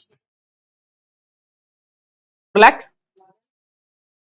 200. 4 lakh 11 200. This is one guy took a lot of effort and did this calculation. Every year we did discounting. Okay, I explaining the example again. There's a equal payment or a receipt happening for a specific time period, that is called annuity, and I have done the calculation, got the value 411 200 present value. If you do FVF, you'll get future value. FVF is future value. What is FVF? Year 1 value compound 5 years. Year 1 value compound 5 years. Year 2 value compound 4 years. Year 3 value compound 3 years. Year 4 value compound 2 years. Year 5 value compound 1 year. Last year value no compounding, 6th year value directly. You can do compounding, you can do discounting, you can calculate present value, you can calculate future value, all depends on what is the requirement. Okay, I got this number. The other guy said, no, this is useless. Why should I do like this? I will write 1 to 6 together. Every year, same amount. Every year, same amount. So let's write only 1 lakh. Only once we will write. Only once we will write 1 lakh. Now in the calculator, do what I say. 1 divided by 1.12. Press equal to. Press equal to again. Equal to again. Equal to again. Equal to again. Equal to again. 6 times you should have pressed equal to. Press a GT button. Press a GT button. Press a GT button. You will get a value called 4.111. 4.111. What is 4.111 is? Total of all of this, again some rounding of differences can be there. 4.111. 1 lakh into 4.11 is 4,11,100. 4,11,100. Why is there a difference? Because we did work with 3 decimal. In the calculator, no rounding off has happened. It has just put a total of all the 6 numbers. 0 rounding off done. In the end, you are rounding off. There, every year we did rounding off. Here, no rounding off has been done in the calculator. That is why subtle differences is coming. I'll repeat again. For present value factor, I will have the annuity amount. What is annuity amount? Is equal payment or receipt. Equal payment or receipt for a specific time period. For a specific time period. What is the time period? Can be 1 year, 2, not 1 year, 2 years, 4 years, 6 years, 8 years, 10 years, 15 years. One option, struggle every year and do this calculation. Second option, sub all the amounts and get one factor 4.111. 4.111. Any doubts in this first? This is called annuity. Where is the utility of this? For example, I want to pay school fees for my kid, which is going to be 1,50,000 every year, same amount, which is rare, but every year same amount for the next 15 years, 1,50,000. What I will do is I'll do discounting of that, get one value today. That value I create a fixed deposit. That value I create a fixed deposit. Every year I will withdraw 1,50,000 from there. Every year I'll withdraw 1,50,000 from that FD. Automatically after 15 years that will become 0 and fees would have been paid. The amount would become 0 after how many years? After 15 years. This is one purpose. Second purpose, I want to pay insurance premium. I want to pay insurance premium. Every year you have to pay 20,000. Put all the total and get one value today and create a FD for that. Create a FD for that. Or other option, I'm going to give 20,000 to insurance company for next to 25 years.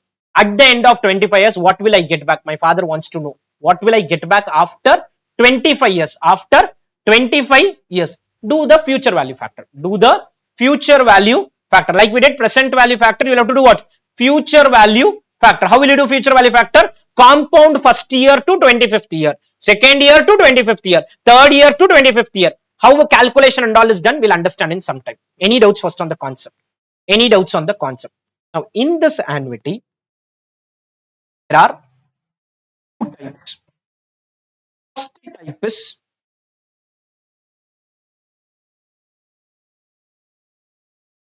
regular. Regular means fees is my example, is paid at end of year. The standard got over and then fees is paid. Or let's take not fees, rent. Rent is paid at end of year. Normally rent month will get over. At the end of the month you will pay the rent. At the end of the month you will pay the rent. That is called annuity regular. Annuity regular means paid when? At the end of the year. Second type is immediate. Immediate means full fees is paid at beginning beginning of year. You want to pay the school fees for the next 15 years. When will you pay? At the beginning of the year. When will you pay rent? At the end of the year. You could be paying at the beginning of the year, or you could be paying at the end of the year. Calculation is little different for both. Paid at the beginning of the year, paid at the end of the year. There are two types of annuity. One is called regular, second is called immediate. Regular, paid at end of year. Immediate, paid at the beginning of year. How does it change the calculation? You will understand as I proceed forward. But there are two types. One is paid at the beginning of the year, one is paid at the end of the year. Able to understand the concept till this? Any doubts in this? This is followed if problem is silent. This is followed if problem is silent. Any doubts till this? And this example is called regular example. Okay, what happens in immediate and all I'll explain later. Not sure whether we'll touch today or maybe in tomorrow's session. Any doubts till this first? Clear? Okay. Same requirement. I want to do future value. I want to calculate future value at end of 6 years. Future value at end of 6 years. At end of 6 years. Now, I am giving a deposit at the end of first year, second year, third year, fourth year, fifth year, sixth year, and my parents want to know what will be the money at the end of which year? At the end of sixth year. At the end of sixth year. One option. You can compound this itself to the sixth year because we already know this. We already know this. Just compound this one value to the sixth year. One value to the sixth year. You have got the year zero value. Assuming you don't do all that. And you have done this is the number. Now listen. Go back to here.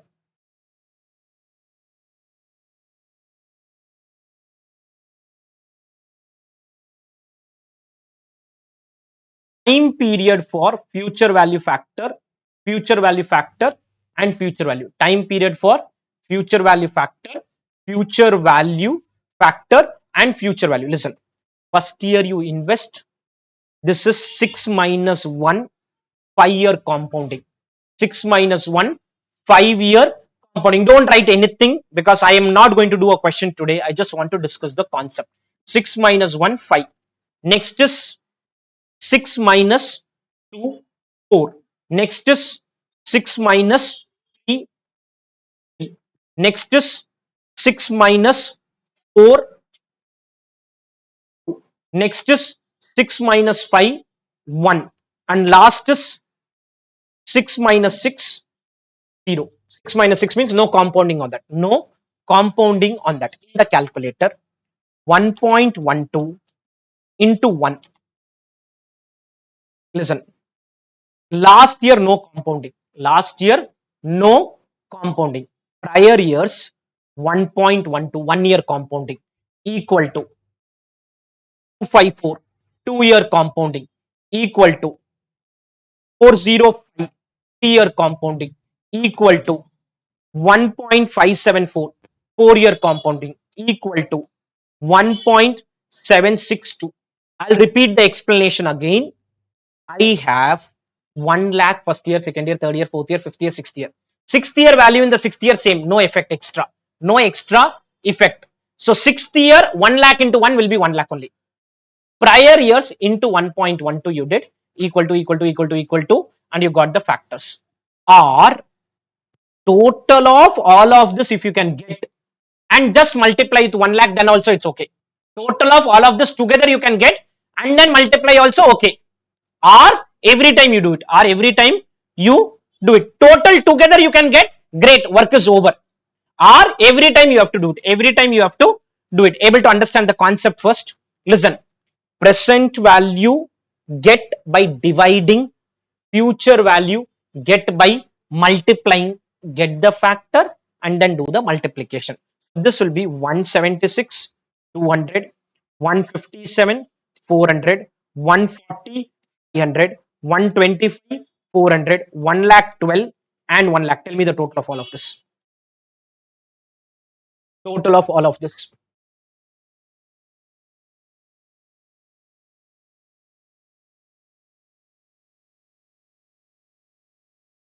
How much? 8, 11, 500. 8, 11, 500. 8 lakh 11,500. Any doubts till this? 8, 11, 500. So listen, 1 lakh at the end of every year for a 6-year period is worth today 4 lakh 11,000, worth 8 lakh 11,500. Are you getting 8, 11,500? Okay. At the end of 6 years. Any doubts on this? Clear? Other option is, if at all I could have got this together, how will you get that together in the calculator? I'll explain. If I could have got this together, like present value, we got it together. Future value also, let us get it together and then close it. Rather than doing every year, why should I waste my time on every year calculation? Just get one number and then close it. Now this one number, listen. Future value factor for an annuity. Future value factor for an annuity. What is the rate of interest we are working with? 12%. How many years? 8.115. It will be 8.115. How you get in calculator? I'll explain. It will be 8.115. How you get in calculator is up to me. You wait for some time. Okay. 8.115. How it is 8? If you do 8.115, you will get 8 lakh 11,500. 8 lakh 11,500. One option every year you do it. Second option, smart work. Assuming the amount is same. Assuming the amount. Assume amount is different. You can't do all this.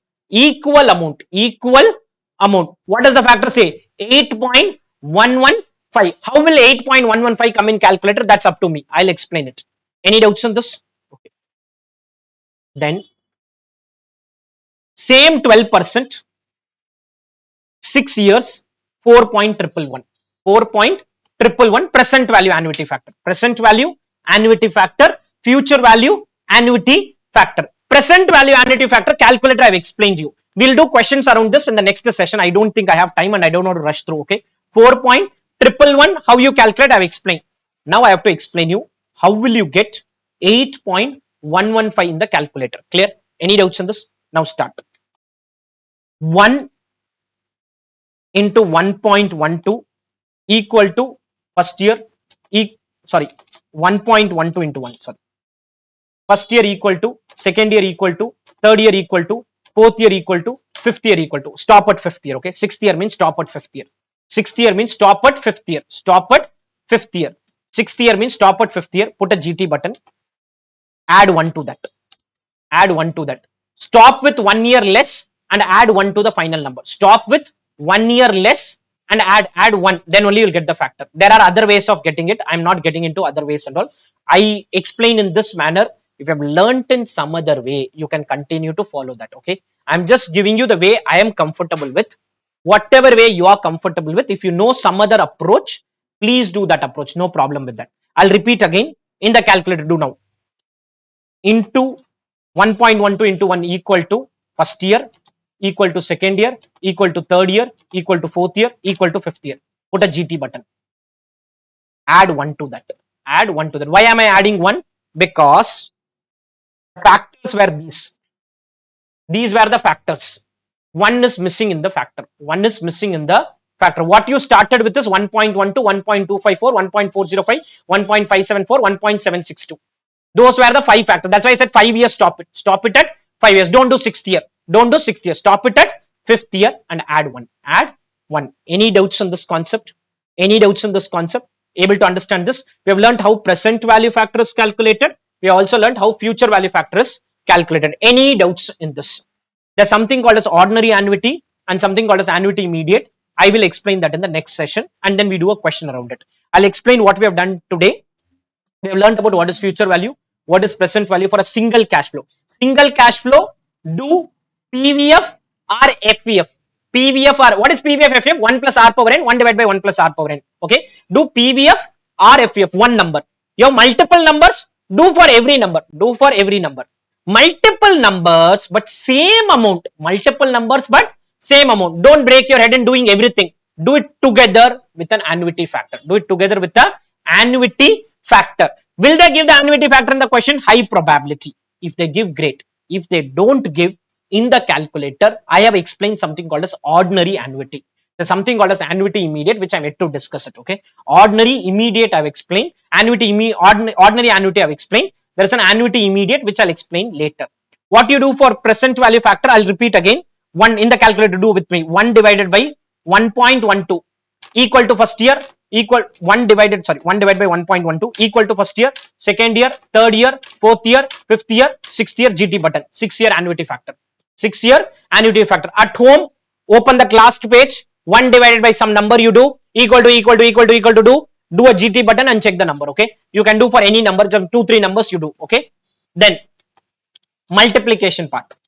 Then the multiplication part, 1.12 into 1 equal to first year, equal to second year, equal to third year, equal to fourth year, equal to fifth year, GT plus 1.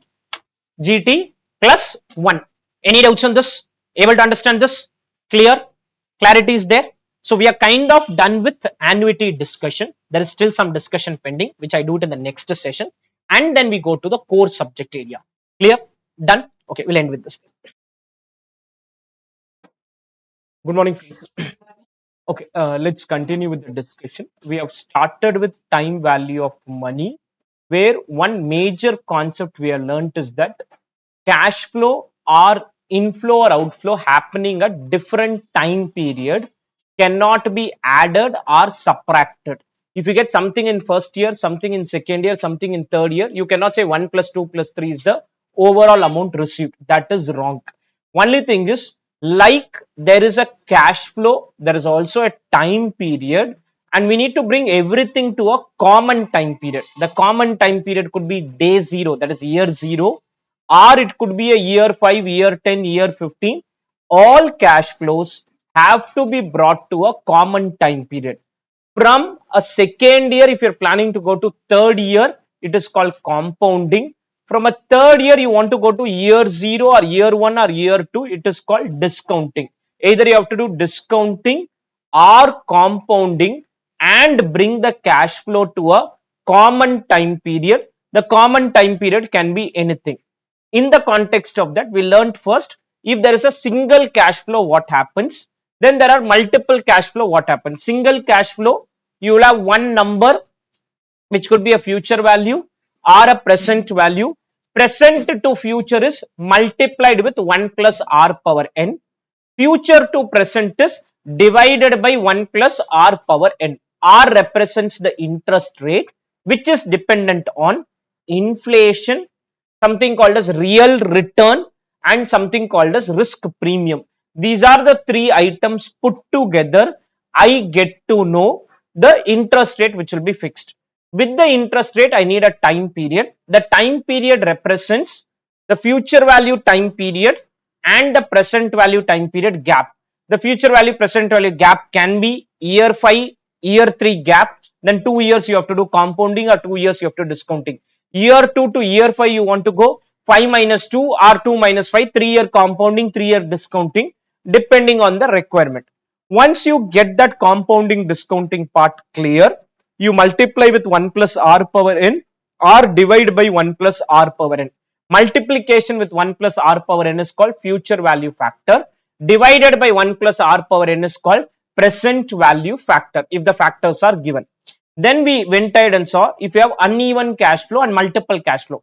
Uneven means you have something in the first year, something in the second year, something in the third year, something in the fourth year. and you want to take everything to the fourth year, do compounding. You want to take everything to year 0, do discounting. For compounding, as I said, into 1 plus r power n divided by 1 plus r power n.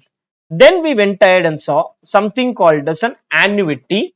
Only point in the annuity we are learning is it is a equal receipt or a equal payment.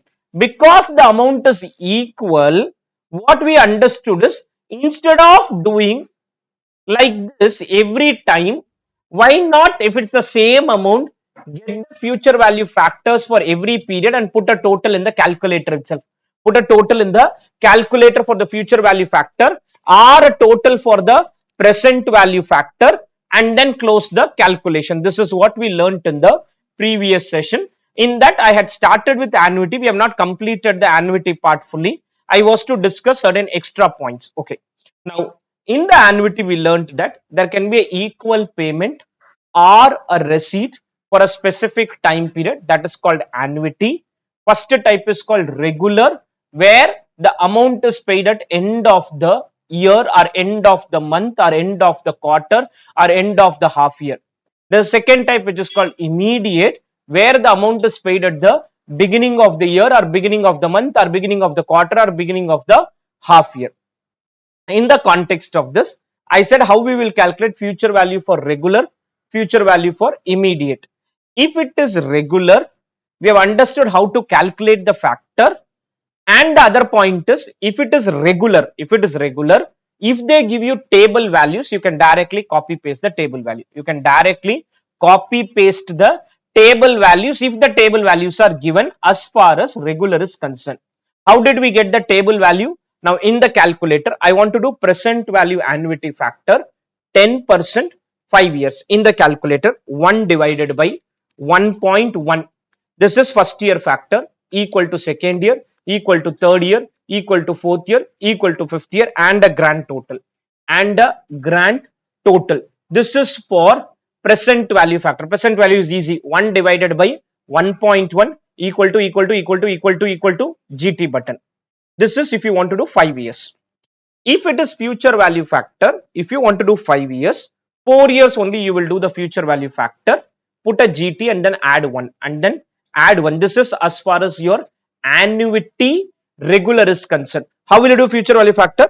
1.1 into 1 equal to first year, equal to second year, equal to third year, equal to fourth year. Put a GT button and add 1 and add 1. This will give you the future value annuity factor for an annuity regular. Okay. Let's now understand what is this annuity immediate and where is the difference coming in. Okay. Immediate means problem we are not doing as of now. You be in listen mode. When I do problem, you can write it. Immediate basically means that payment or receipt happen at beginning of the period. For the time sake, for as of now, let's take it as year. Now, what is beginning of the period? Let us assume today date Jan 1, 2021. Today date is Jan 1, 2021. If the cash flow starts on Jan 1, 2021, if it starts on Jan 1, 2021, that is cash flow Jan 1, 2021, last cash flow Jan 1, 2025, 21, 22, 23, 24, 25, 5 times you will get. And the requirement is to calculate future value as on December 31, 2025. The end is December 31, 2025. The end period is December 31, 2025. So they are asking, can you calculate the future value for December 31, 2025? Or they are asking for present value as on Jan 1, 2021. Present value they ask it for Jan 1, 2021. Future value if they ask, they'll ask it for December 31, 2025, because after 5 years it is December 31, 2025.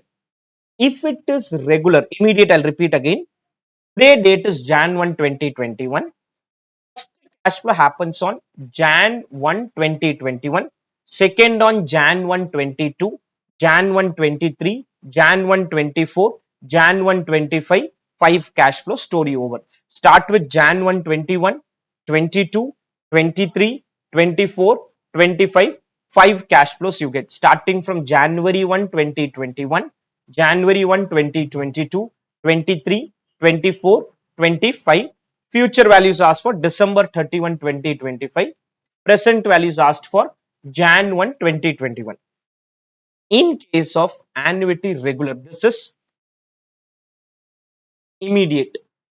In case of regular, first cash flow will happen on December 31, 2021 at the end of the first year. At the end of the first year. In case of immediate, beginning of the first year. Beginning of the first year. That is end of the first year. This is beginning of the first year. And this number, last cash flow will be December 31, 2025.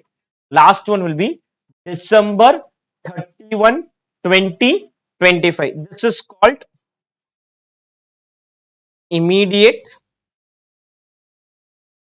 and the other one is called regular. Okay. Now I want to do compounding or discounting. Compounding means take everything to fifth year.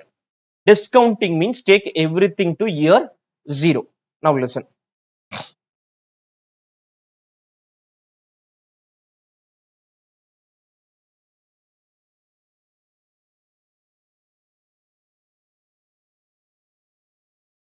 Okay, let's take 5-year example. Everything is same. If it is regular, it is going to be 1, 2, 3, 4, 5. If it's regular, it is going to be 1, 2, 3, 4, 5. The cash flow will happen at the end of first year, second year, third year, fourth year, fifth year. At the end of first year, second year, third year, fourth year, fifth year.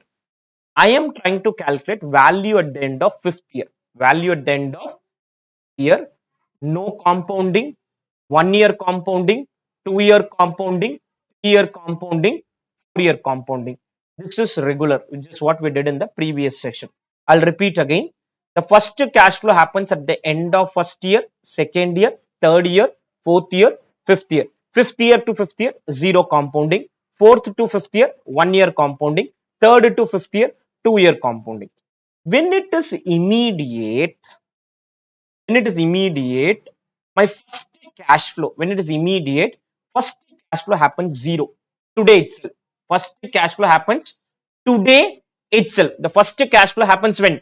Today itself. Immediate. Second cash flow will happen at the beginning of second year, which is called end of first year. Beginning of second year is called what? End of first year. So the cash flow is 0, 1, 2, 3, 4 and compounding is 1, 2, 3, 4, 5. Compounding is 1, 2, 3, 4, 5. Compounding is 1, 2, 3, 4, 5. Listen, I'll repeat again.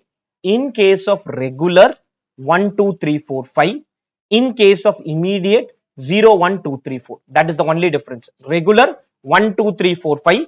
Immediate, 0, 1, 2, 3, 4. Every cash flow will have 1 extra year of compounding.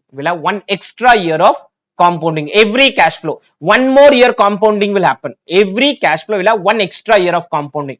Here, 4, 3, 2, 1, 0 compounding. And here, 5, 4, 3, 2, 1 compounding. 5, 4, 3, 2, 1 compounding. Every cash flow, 1 extra year you will earn. 1 extra year you will earn or 1 extra year of compounding will happen.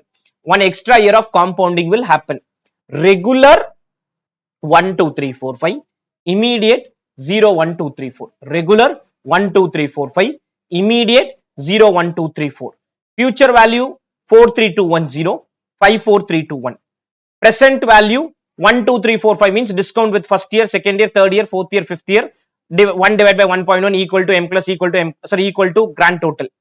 Then 0, 1, 2, 3, 4 means year 0 no discounting. 1, 2, 3, 4 you have to discount. 1, 2, 3, 4 you have to discount. Any doubts first on the concept? I'll repeat again. In case of regular, cash flow starts at the end of first year, second year, third year, fourth year, fifth year. fifth year no compounding, fourth year 1 year compounding, third year 2 year compounding, second year 3 year compounding, and first year 4 year compounding. In case of immediate, cash flow starts with year 0, then 1, 2, 3, 4. Starts with year 0, then 1, 2, 3, 4. Compounding will happen for one extra year. Compounding will happen for one extra year. Compounding will happen for one extra year. Because it is one extra year, whatever factor you get here, that factor will be multiplied with 1 plus r. That factor, whatever I explained earlier, will be multiplied with 1 plus r, will be multiplied with 1 plus r, or there are other ways also to get it. I'll explain. Okay, first I'm discussing the future value annuity factor. I'll repeat again. Cash flow starts immediately. Compounding will happen for 5 years, 4 years, 3 years, 2 years, 1 year. Cash flow happens after a year, that is end of first year. Then compounding will happen for 4, 3, 2, 1, 0. Now in the calculator, listen, future value factor, 10%, 5 years, 10%, let's take it as 10%, 5 years. This is for annuity regular. How do we calculate for annuity regular? Let's understand that. We have already done it, but again we'll see in the calculator. Now do 1.1 into 1 equal to first year, equal to second year, equal to third year, equal to fourth year. Put a GT button and add 1. What do your number you get? 1051. I'll repeat again. The calculator, 1.1 into what? 1 equal to first year, equal to second year, equal to third year, equal to fourth year, GT button plus 1, 6.1051. Any doubts on this? Future value factor for annuity immediate, 10%, 5 years. 10%, 5 years. Now listen, if it's annuity immediate, 1.1 into 1 equal to first year, second year, third year, fourth year, fifth year also equal to, and then put a GT. Fifth year also equal to, and then put a GT, and there's another way to get it also. I'll explain. Understand the thing clearly. See, here I wanted you to add 43210. 43210. First year you did, second year you did, third year you did, fourth year you did. Got a GT button and added 1 because year 0 is 1. Year 0 part is 1. Compounding for year 0 is 1. Then here, second year, third year, fourth year, and fifth year. In the calculator, 1.1 into 1 equal to first year, second year, third year, fourth year, fifth year, and a GT button. What's the number you get? 71561. This number has another answer, which is nothing but 6.1051 into 1.1. One more year of compounding. There's a doubt. I'll explain again. A student has asked me a doubt. In the calculator for first one, 1.1 into 1 equal to first year, equal to second year, equal to third year, equal to fourth year, GT plus 1, 6.1051 plus 1, 1.1. We are doing 1.1 plus 1, 6.1051. I'll repeat again. 1.1 into 1 equal to first year, second year, third year, fourth year, GT plus 1. Clear? This is future value for what? Annuity regular. If it's annuity immediate, you have the regular answer. No, you can do into 1 plus r. In the calculator, the logical way, 1.1 into 1 equal to first year, second year, third year, fourth year, fifth year, and a GT button. 6.71561. This will match 6.1051 into 1.1. Extra 1 year compounding on every number. Any doubts on this? This is on future value.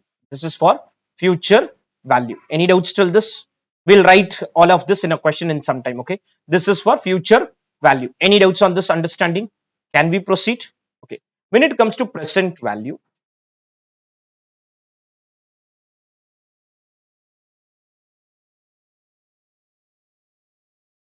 when it comes to present value,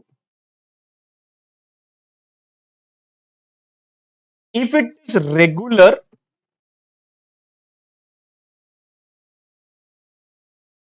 if it is regular, you will do PVF at 10% for 5 years, 1, 2, 3, 4, 5, and then get the total 1, 2, 3, 4, 5, 1, 2, 3, 4, 5, and get the total. This is for regular. This is for regular. How will you do? 1 divided by 1.1 equal to GT. If it is for 5 years, regular. If it's immediate, you need to get it for 0, 1, 2, 3, 4.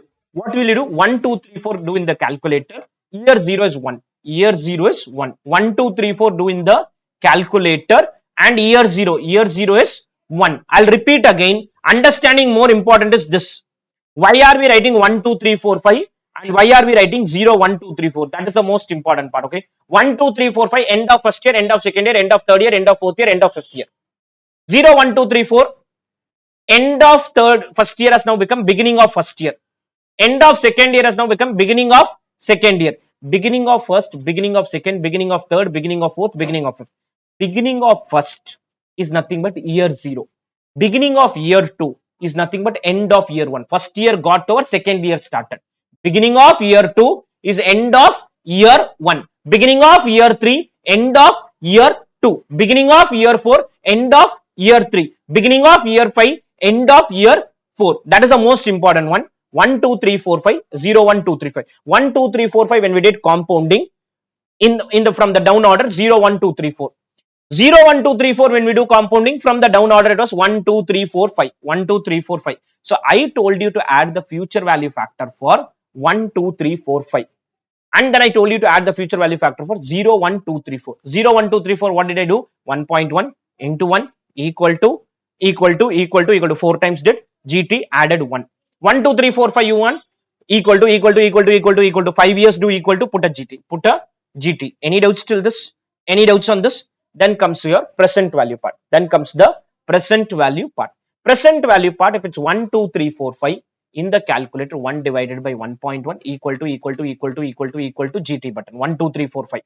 0, 1, 2, 3, 4. Do 1, 2, 3, 4 and then add 1 to it. And then add 1 to it. So nothing for you to write down as of now. Present value factor or annuity regular. Annuity regular means 1 to 5. Regular means 1 to 5. You have to get the factor for which period? 1 to 5. How will you do in the calculator? 1 divided by 1.1 equal to first year, second year, third year, fourth year, fifth year, and a GT button. What's the number you get? 3.791 or 79. I normally do 3 decimal. So that's okay. As we proceed, you'll understand. 3.791.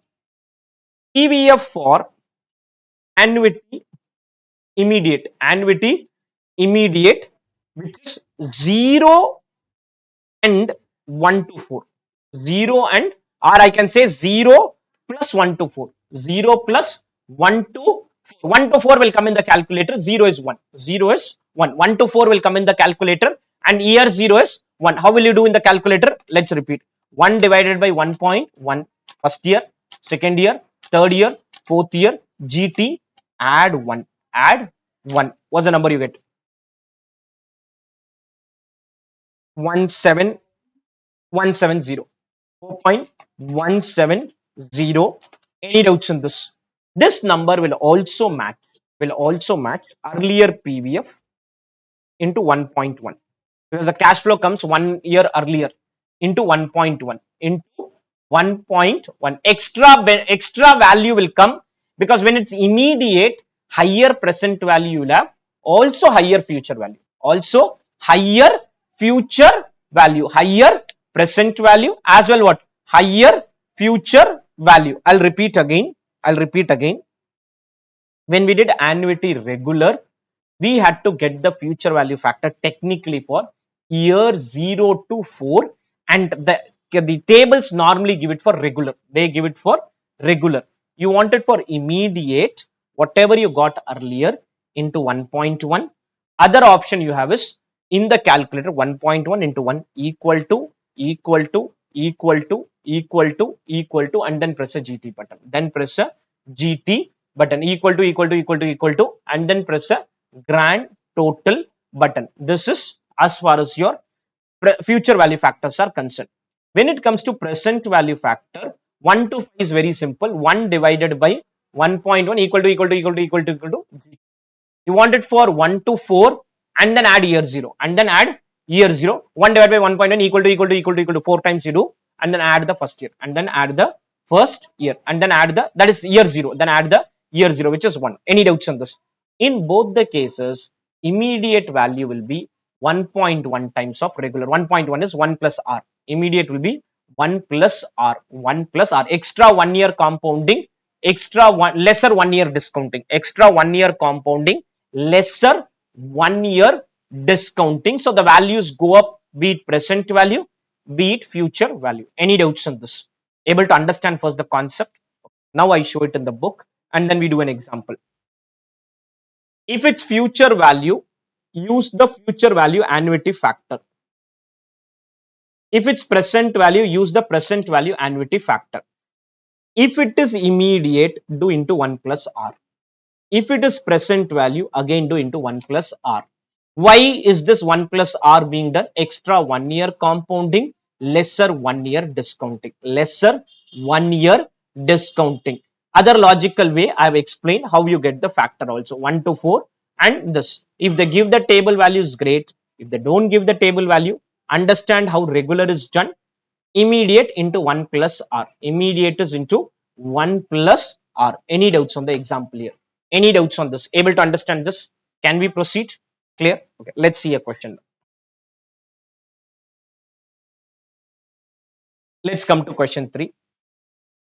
If you deposit 25,500 at the end of each of the next 15 years, at the end of each of the next 15 years into an account, this is in question bank, page 150. At the end of each of the next 15 years into an account paying 10% interest, how much money will you have in the account in 15 years? I'll read one by one. How much we are depositing? Are we depositing every year or only once? End of each of the next 15 years, so it's an annuity. End means what? Regular or immediate? Regular. How much interest it is paying? 10%. How much money you will have in the account in how many years? 15 years means future value annuity. Future value of annuity. Wait. What would be the sum if you made your investment at what? Beginning of each year. Beginning means what? Annuity, immediate. Then rework the deposit to be made today. Deposit to be made today means present value. If you want to what? Receive 25,500 at the end of each of the next 15 years. Now, where is the use? For example, I'm going to retire now.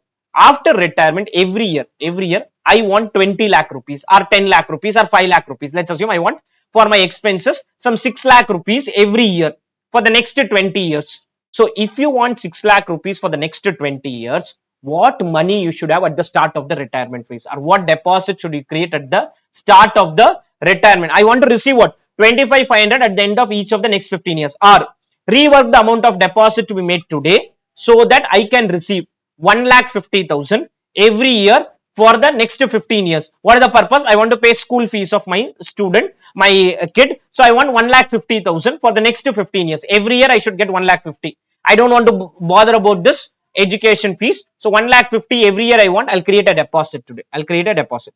Also find out the deposit if you want to receive what? 25,500 at the beginning of the each of the next 15 years. First is what money you will have at the end of 15 years, where you deposit everything at the end of each year, then everything at the beginning of each year. Then they are saying what will be the present value or what deposit should you create today so that you receive at the end of each of 15 years and receive at the beginning. So all the four are tested here. Clear? Any doubts on this?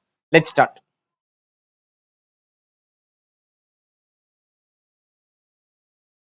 Situation 1, annuity regular. future value computation, future value computation, annuity regular, future value computation, future value computation, future value computation, future value of annuity equal to annuity amount into FVAF, future value annuity factor, R comma N. There is a formula to get the annuity factor, which I am not going to discuss because I don't know the formula. We'll just do in the calculator. Future value annuity factor R comma N. R comma N.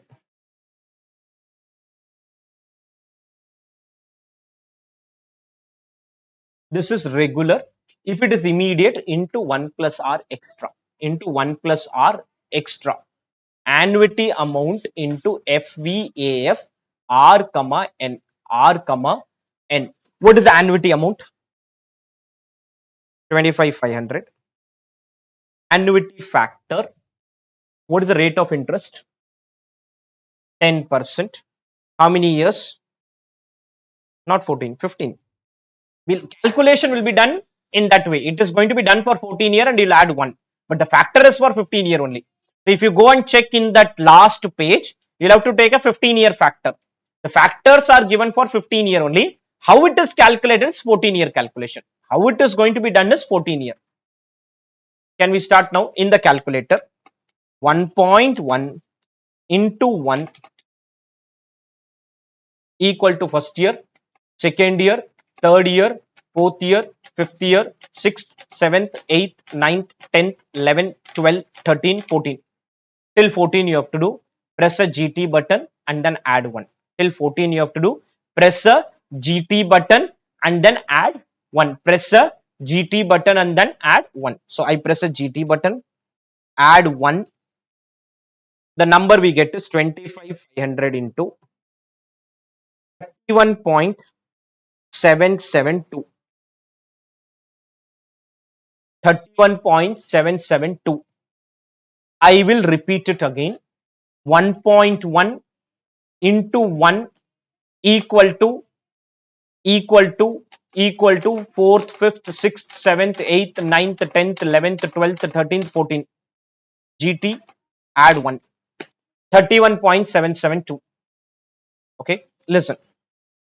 If they don't give, you do this. Or very rare, but maybe the question gives you the annuity factors 10%, 15 years, 31.772. 15 years only. You can't see for 14 years. Okay, it is for 15 years only.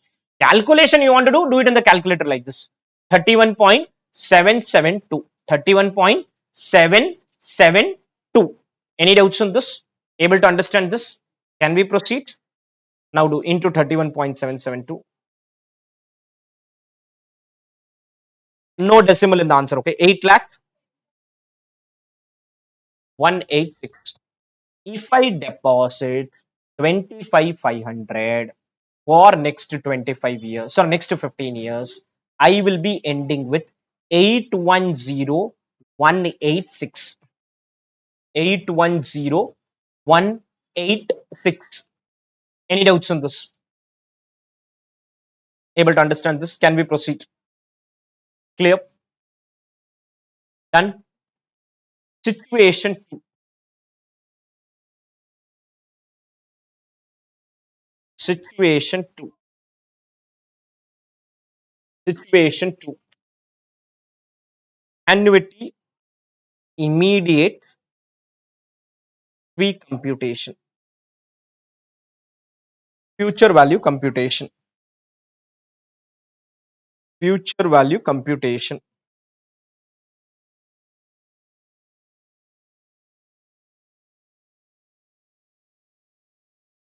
Into 1 plus R. Whatever factor you are getting, just do into 1 plus R. R in the calculator, do for 15 years and put a GT button. Do for 15 years and then put a GT button. I don't want to do it again, okay? So I will take the earlier factor and do what into 1 plus r. Other option is to do it for 15 years. To do it for 15 years, we did earlier only 14 years. Now you do for 15 years and then press a GT button, you will get the same number.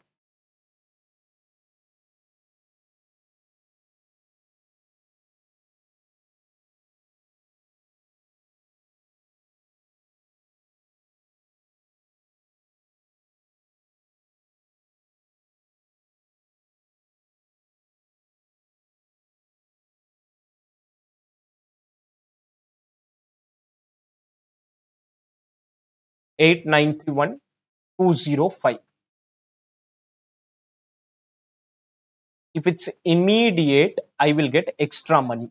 Immediate will give me extra money. Regular will give me lesser money.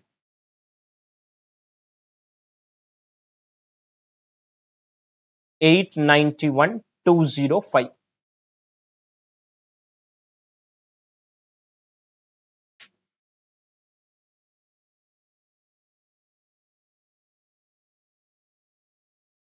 Clear? Can we proceed? Any doubts in this? Understood? Clear? Can we? Situation 3.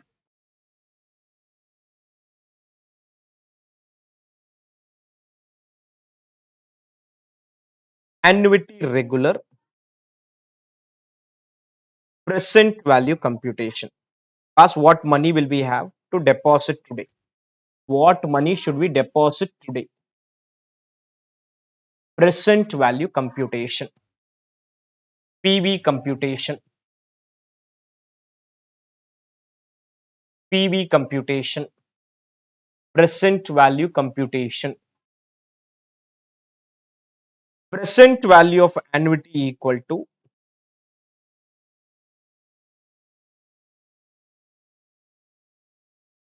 into PVAF R comma N.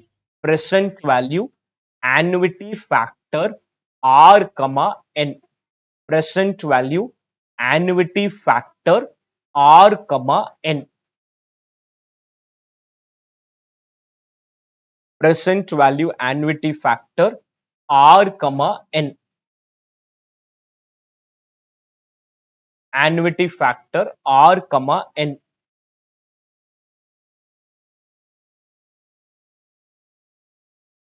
What's the annuity amount? What is the rate of interest? Time period 15 years. So I'll first do this in the calculator and then I show you the table value. Okay. Listen. Present value means what deposit should I create today. Future value means what money I'll have at the end of 15 years. In the calculator, 1 divided by what's the rate? 1.1. 10% is 1.1 equal to first year, second year, third, fourth, fifth, sixth, seventh, eighth, ninth, 10th, 11th, 12th, 13, 14, 15. To ensure that you do properly 15, in the side there will be a number. That number for me is 17. So when I press the first time, I got the number to be 3. Second time it is 4. Third time. So 1 in the calculator, when you do 1 divided by 1.1. When I did this, in the side the number was 3 for me. So I will repeat till I reach 17. I'll repeat till I reach 17. This is just to ensure that you don't end up messing out with the number. Okay. When I started 1 divided by 1.1, in the side, in the left hand side corner, I see a number called 03 in my calculator. I don't know what number you see in your calculator. 03. When I press the second equal to, I got 04. Third equal to 05. Fourth equal to 06. 07, 08, 09, 010, 10, 11, 12, 13, 14, 15, 16, 17. Till I got 17, I pressed it. This is how the calculation, if at all you want to be doubly sure. You press a GT, what's the number you get?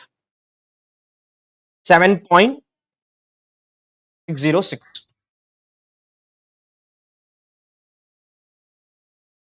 1 lakh 93 953.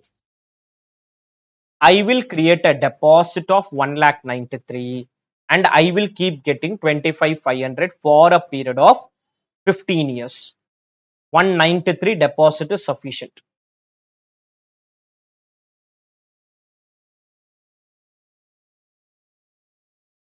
Any doubts on this? Clear? Can you proceed? Situation 4. Annuity immediate PV computation. Immediate PV computation into 1 plus R. Into 1 plus R.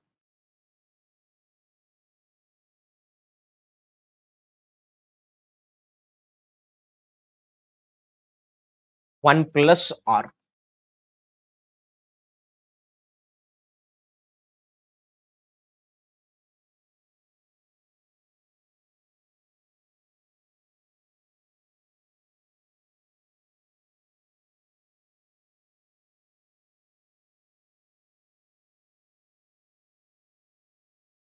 Two lakh 13,348. 213,348. The main learning here is how does this work? The main learning is only that if you deposit 193, it is equal to 25,500 for each of the next 15 years, and that is also equal to 8,10,186 at the end of 15th year. That is also equal to 810,186 at the end of 15th year. Or if you deposit 213,348, you will immediately get back 25,500 and get back another 25,500 for the next 14 years. Immediate 25,500, that is first year, and another 14 years you will keep getting back the money, which is also equal to 8,91,205 at the end of 15th year. At the end of 15th year. Any doubts in this? Clear? Able to understand this? Can we proceed? Any doubts in this? Understood? Clear? Can we proceed?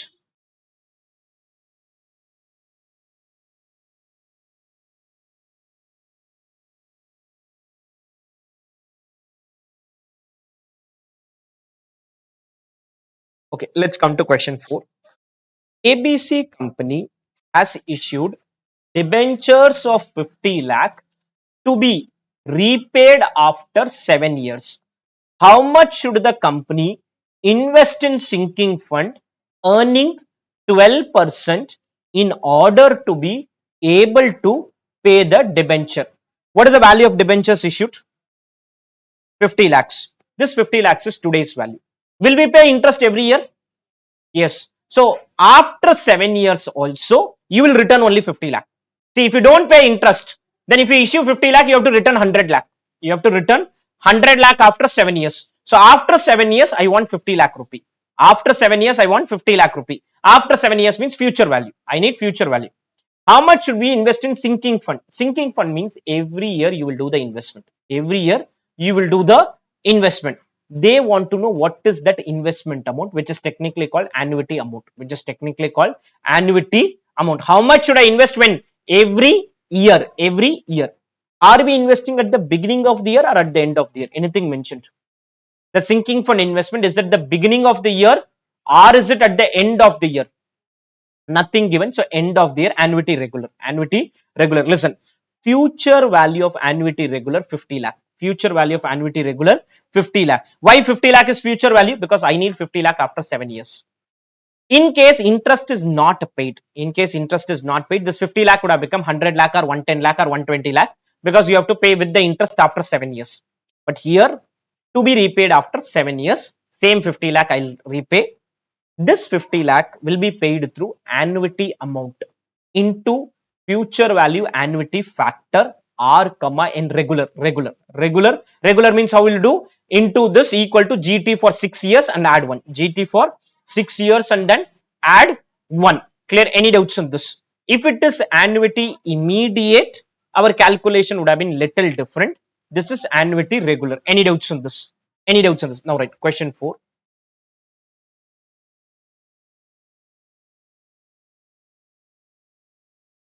Money needed after 7 years in bracket future value. Money needed after 7 years, future value. Future value. How much money we need after 7 years? 50 lakh. After 7 years, future value 50 lakhs. Amount of investment every year, annuity amount, question mark. I will invest every year some amount. Annuity amount, question mark. Every year we have to make an investment. Time period, how many years? 7 years. Time period 7 years. Rate of interest. Rate of interest. Some sinking fund interest income is given. How much? 12%. Clear? Nothing is given. This is annuity regular. If it's annuity immediate, into 1 plus R will come in the calculation. Now, right, future value of annuity equal to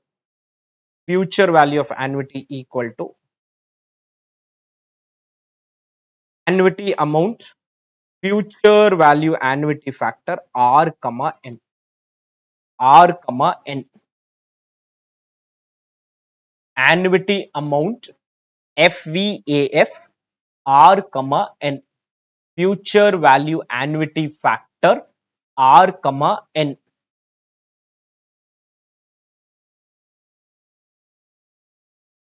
How much is the future value of annuity? 50 lakh. Annuity amount I don't know.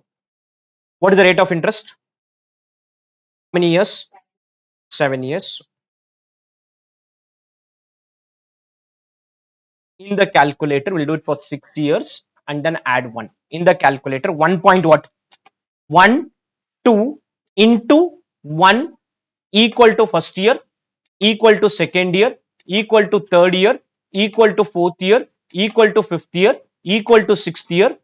GT add 1. GT and add 1. Any doubts on this? Any doubts on this? What's the factor you get? 10.089.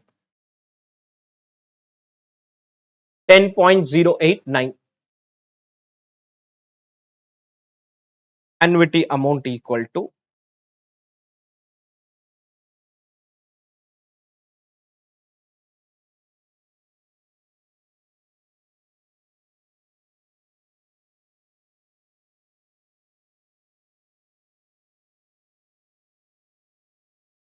495 589. 495 589.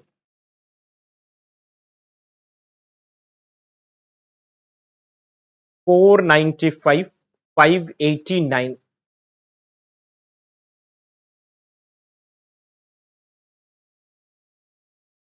'Clear? This is the amount I have to deposit every year, and that will accumulate to 50 lakh rupees in the respective number of years which we are analyzing. It will become what? 50 lakh rupees in so many years. Any doubts on this? Clear? Can we proceed? Sir, Yeah. can you repeat the FCAF part? Okay, so there's a doubt on FVAF part. I'll explain again. 1.12 into 1 equal to first year, equal to second year, equal to third year, equal to fourth year, equal to fifth year, equal to sixth year. Press a GT button and add 1 to it. Add 1 to it. Add 1 to it. This is how you calculate future value. How you calculate future value annuity factor is, you will have to do 1.12 into 1 equal to for 6 years, and then add 1 and then add 1. Any doubts on this? Clear? Can we proceed? Yes. Okay. Then any doubts on this? Let's come to question 5. A has taken a 20-month car loan of rupees 6 lakh. Rate of interest is 12% per annum. What will be the monthly loan amortization, technically called EMI, equated monthly installment. Now listen, I have taken a loan of 6 lakh rupees. How many months loan is this? 20. Can you do 6 lakh divided by 20? Is it okay if I pay 30,000 every month? 6 lakh divided by 20. Is it okay if I pay 30,000 every month? Not okay. There is going to be an interest element. Now, the interest element can be different for different month because it depends on principal. Now, monthly loan amortization or equated monthly installment means interest plus principal put together, you should get the same amount. Interest plus principal. How will you get the same amount? First month, principal is 19,500.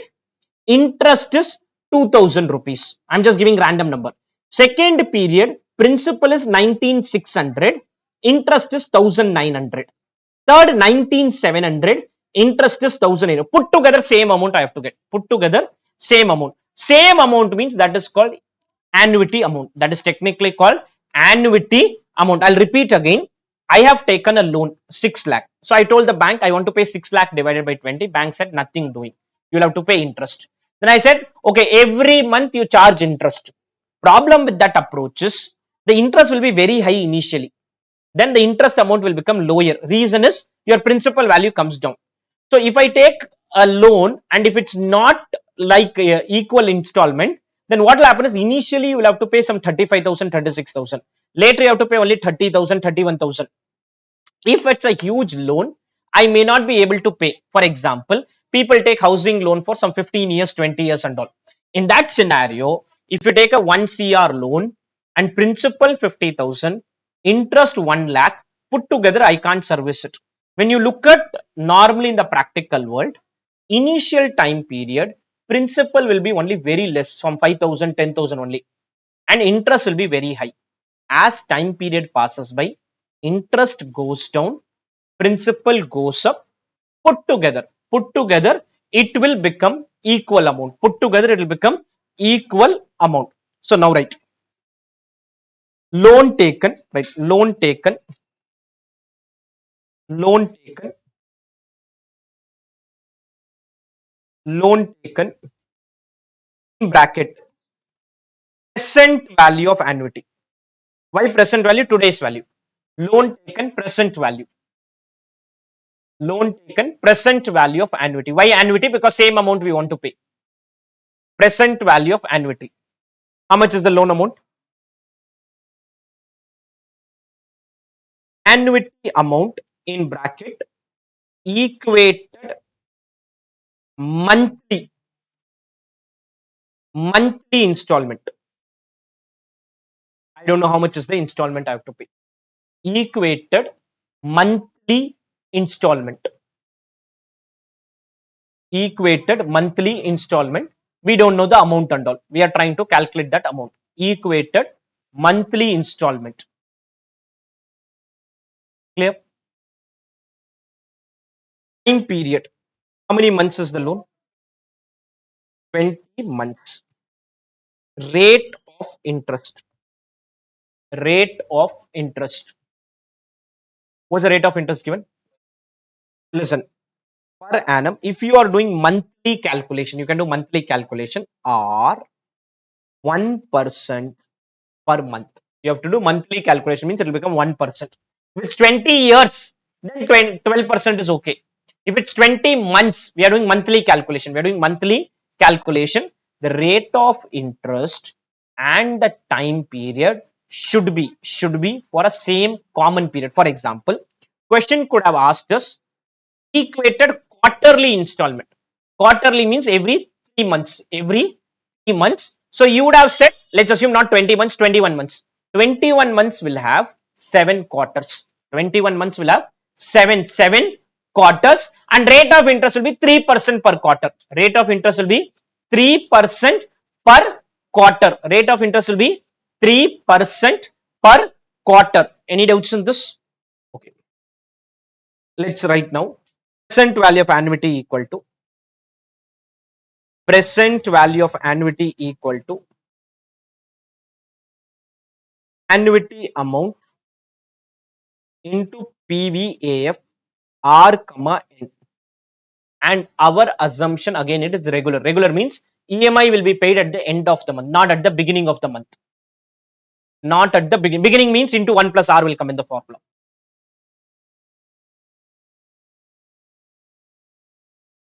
6 lakh annuity amount we don't know. R is 1%, N is 20. R is 1% and N is 20. 1% and 20. Where is the utility of this? Your parents are saying we are going to take a 20-year loan. You will have to get a 20-year means 240 months annuity factor, which obviously you can't do in the calculator. Practical world numbers will be there, and with that you can tell what will be the EMI amount. In the calculator, 1 divided by what? 1.01 equal to first year, first month equal to first month, second month, third, fourth, fifth, sixth, seven, eight, nine.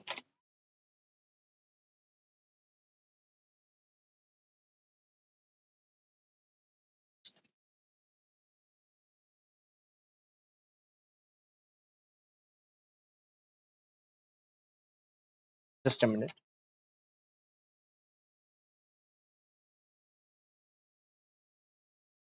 What's the number you got? 6 lakh equal to annuity amount into 18.046. 046.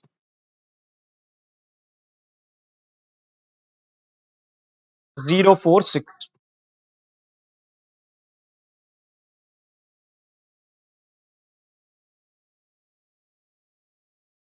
6 lakh divided by 18.046.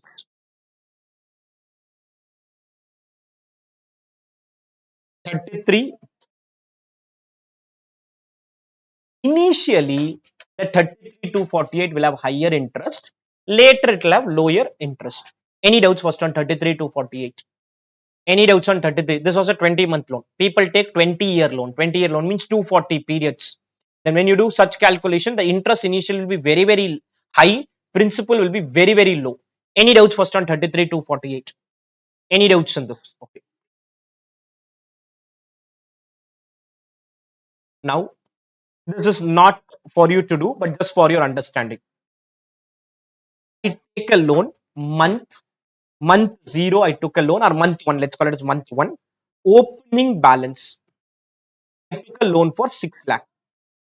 Every month, bank will charge interest at the rate of 1%. Every month, bank will charge interest at the rate of 1%. So, interest is equal to 6 lakh into 1%. 6 lakh into 1%. First month.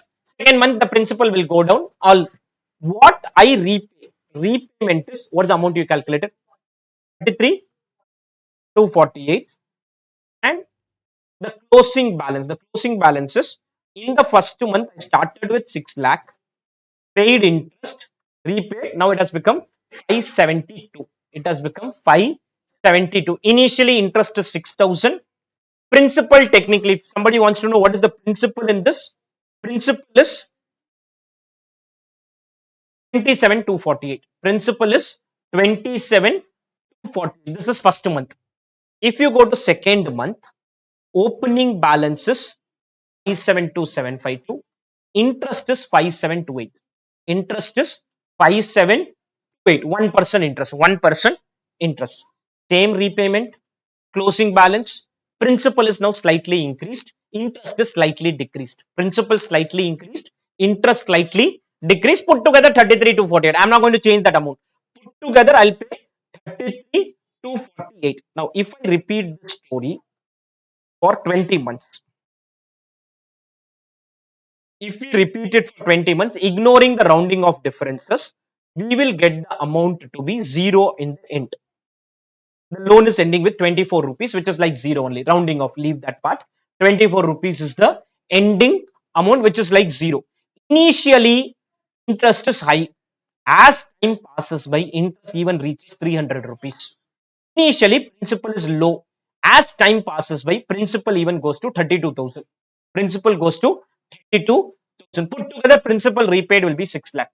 This is called equated monthly installment way of working. Any doubts on this working here? Any doubts on the working here?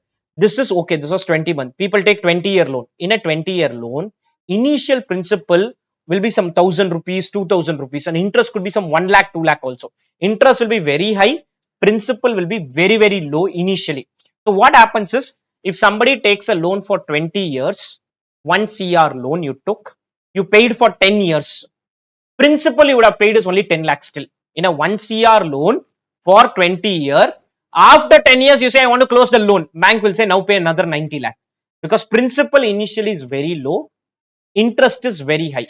So in a 20-year loan, even in 10 years, you wouldn't have paid half of the loan, you would have paid only 5% of the loan or only 10% of the loan. This is what happens in the practical world. You would have paid only half time period over. How much you have repaid? Only 5% of the loan. Only 5 or 10% of the loan would have got repaid if it's a very long time period. Any doubts on this understanding? This is called loan amortization table. These don't get tested. But the point is, if you are not aware of this, this will not give you the understanding which is needed at different places. Also, suddenly in CA final, yesterday paper happened. Suddenly in CA final, they tested something called as real rate of return, which I was explaining in time value of money. I never discussed that at CA final. But real rate of return was tested there for student, and unless their basics are clear, they may not answer that question. So something like real rate of return got tested at CA final. What is real rate of return? Inflation compared with the normal rate. That basics, I don't know when ICI will test, at what level they'll test also. These are like base. If somebody is saying that I am taking a loan, now interest rate increases by from 12%, RBI increases to 13%. Tell me what will happen to EMI. You should be able to calculate and tell them. What will happen to EMI? We did 12%, 1%. 13 means it will be 1.08 or 0.9%. You write that, get the annuity factor, divide and say 33,248 will become 34,000 or 35,000. That understanding is very, very critical. You should be in a position to tell. Somebody says, no, I don't want to take a 20-month loan. I will take a 40-month loan. Can you tell me what will be the EMI? You do the calculation till EMI for a 40-month loan will be this. He suddenly says, no, not a 40-month loan. I am going to take a 60-month loan. Tell me the EMI. You should be again be in a position to calculate it. Interest changes. What happens to EMI? Time period changes. What happens to EMI? Or the loan itself changes. What happens to EMI? RBI increases interest rate. What happens to EMI? RBI decreases interest rate. What happens to EMI? So, some of your parents could have taken a loan. So when they have taken a loan, they may want to know this number. They'll say RBI has increased interest rate by 0.25%. Now you should be in a position to tell, if 0.25% increase happens, what will happen to our EMI? What will happen to our EMI? How will I calculate that? That is the calculation which we have learnt now. Any doubts in this? Able to understand the concept? Clear? Okay. Now I go to the next concept. Like we have annuity, the next concept, annuity we have learned, equal receipt or payment for a fixed period of time.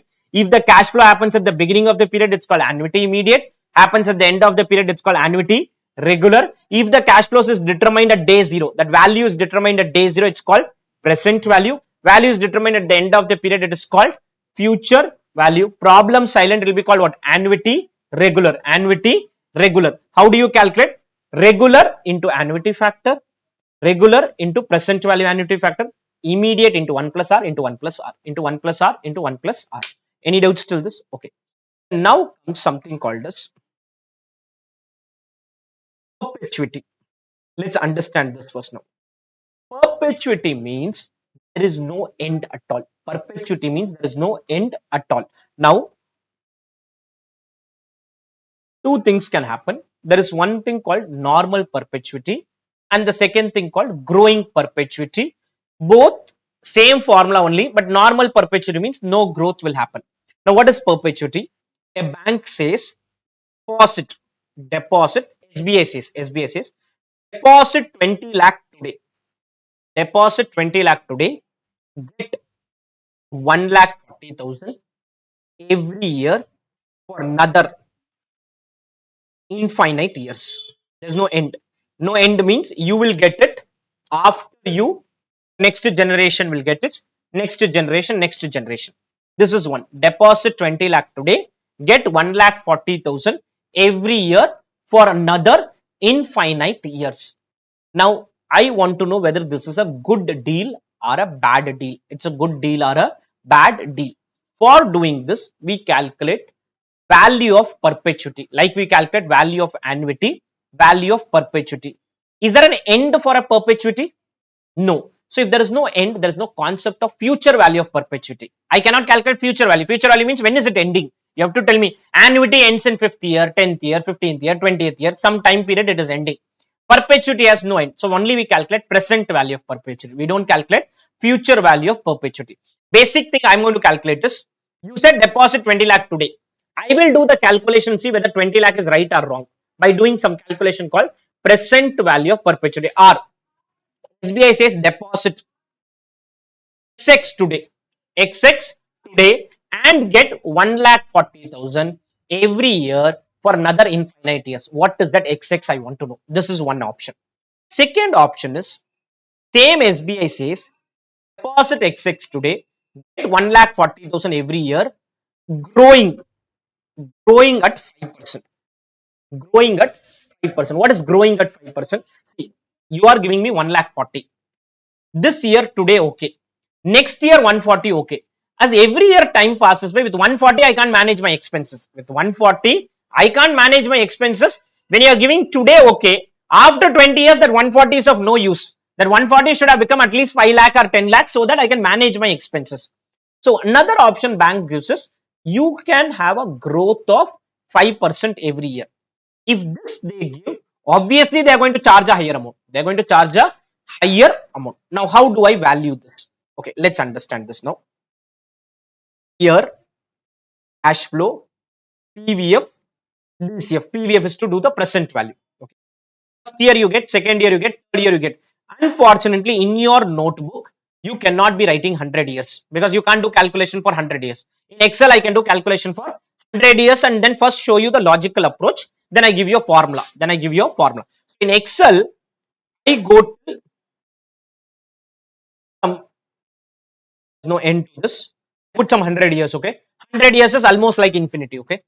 How much they are going to give? 1,40,000. 1,40,000. This is the amount the bank is going to give for a period of 100 years, let's assume.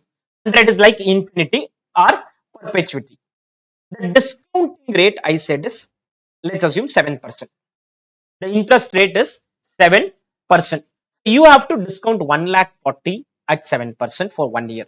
Then for 2 year, 3 year, 4 year, 5 year, 6 year, 7 year, 8 year, 9 year. Till 10 years, if I tell you, will do it. Till 20 years, you may attempt. 30, 40, 50, 60, 70, 80, 90, 100, 110, 120. Difficult. Not possible. In the calculator and all is not possible. I can do 1 divided by 1 equal to equal to equal to equal to equal to. You keep doing for some 1,000 times and then press a GT button. That is okay. But how will you do so many calculations? So there is going to be a formula. I'll come to the formula. So in Excel, I do 1 divided by 1.07. 1 divided by 1.07. This is first year discounting, second year, third year, fourth year, fifth year, sixth year. Excel will keep doing it. Like this, I do 100 years of discounting. 100 years of discounting. And I multiply these two. This is called discounted cash flow. And after multiplying, I put a total. After 113 years, that 1,40,000 is worth only 67 rupees. Is worth only 67 rupees. The worth will keep going down. The worth will keep going down. I repeat this calculation. Maybe I reach a zero value almost. Okay, I repeated and I got these values. The total of this I did for 168 years. Okay, total of this is 19 lakh 99,977 or to a greater extent 20 lakh rupee. How can I get 20 lakh rupee without doing such a lengthy calculation? Because in your notebook, you can't be doing this lengthy calculation. Impossible. This is one approach. Okay, this is one requirement. Second requirement is, you get 140. No, this 140 increase at the rate of 5%. First answer we got is 20 lakh. Okay, first answer we got is 20 lakh. How are we going to get 20 lakh? I'll make you understand in some time. Okay, you need to get 20 lakh. How can you get this 20 lakh in your calculator? Possible through a formula. Other option is, start with 140 but increase every year. Increase every year. If I increase every year, it reaches some very high value and all. Don't worry about all that. But I keep increasing this. Let me do it for more number of years. I reach almost a zero value. Okay. I get the total as some 69 lakh 97,000. 69 lakh 97,000. What number will we get? We'll see in some time. Okay. But the point is, perpetuity means there is no end. One type of perpetuity 140, 140, 140.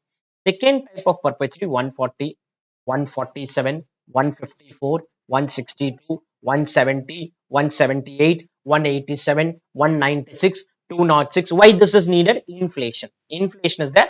I keep needing higher amount. So one you give me same amount or you keep giving me higher amount. Okay. Now I want to know how will I get that 20 lakh rupee or approximately 70 lakh rupee in a formula. 20 lakh rupee or 70 lakh rupee in a formula. Any doubts on this? Your problem is you are not able to do infinite calculation. If you can do infinite calculation, I don't need a formula. If you cannot do infinite calculation, you need a formula. Clear? Able to understand this? Now, perpetuity has a formula called, no need to write anything, and then we'll do a question. That time we'll do the problem. Present value of perpetuity. There's no concept of future value. Okay, there's no concept of future value. How I do present value is best way, do it like this in Excel. Do for how many years? 100, 200, 300, 400, 500, 600. There's no end. There's no end means you'll have to do infinite calculation. Obviously, this much calculation I can't do in my notebook. So the formula is perpetuity amount of first year divided by rate of interest minus growth rate, divided by rate of interest minus growth rate. Wait for some time. 1,40,000 first scenario. First scenario 1,40,000 divided by rate of interest is, I said 7%. Growth rate is 0%. First scenario no growth. First scenario no growth. First year amount you have to take. What's the answer you get? 1,40,000 divided by 7%, which is what that Excel gave for by doing so many years calculation. By doing so many years, there is a derivation also, but derivation I don't want to get into it because mathematically you'll have to do n plus 1 something like that and all will happen. I don't need all of that. Simple thing is rate of interest minus the growth rate. Wait. Second one, perpetuity amount of first year, assuming you get 140 in the first year, not 140 plus 5%. It can be 140 plus 5 also. Assuming I get 140 in the first year, 7 minus 5. 7 minus, what's the number you get? Which is what my Excel was giving by doing 300 years of calculation, by doing 700 years of calculation, by doing 800 years of calculation. You can do so many years, but Excel I can do. Notebook you can't do. Notebook you can't do. So present value of perpetuity is whatever first year amount. Here, every amount is going to be same only. Whether you call first year, second year, third year, fourth year, doesn't matter.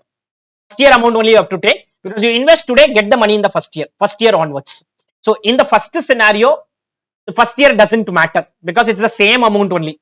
In the second scenario, it can be 1,40,000 or maybe 1,40,000 plus 5%. Plus 5% means value will change. Value will change. Able to understand the calculation? Any doubts on this?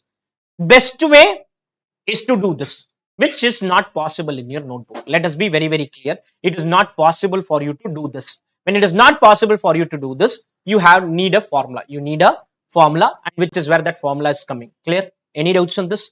Able to understand this? Okay. Now coming back to this question, first the concept. Perpetuity would mean no cash flow, would mean cash flow happening forever. Since there is no end, we cannot compute what? Future value of perpetuity. Is the formula same for both? Yes, same. I don't want two formula. Okay, I've written two formula. Formula is rate of interest minus growth rate. Just come and write here perpetuity amount of first year. Just write that first year amount.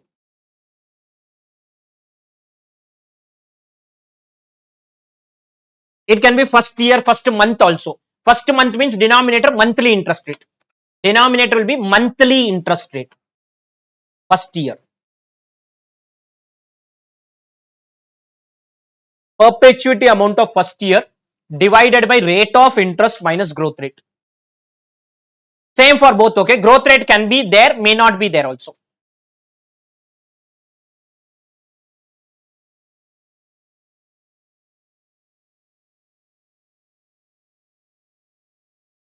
Clear?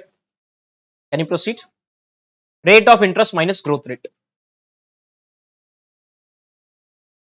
Okay, let's see this now. Ramesh wants to retire and receive 36,000 a year. 36,000 a year. He wants to pass this yearly payment to what? Future generation. Future generation after his death. He can earn an interest of 8% compounded annually. What should he set aside to achieve what? Perpetuity goal. Perpetuity goal. What should he set aside means what should I pay today? Now, right, present value of perpetuity equal to present value of perpetuity is equal to perpetuity amount of first year rate of interest minus growth rate. Growth is not there, that's okay. Rate of interest minus growth rate. First year perpetuity amount of first year divided by rate of interest minus growth rate. Rate of interest minus growth rate. Rate of interest minus growth rate.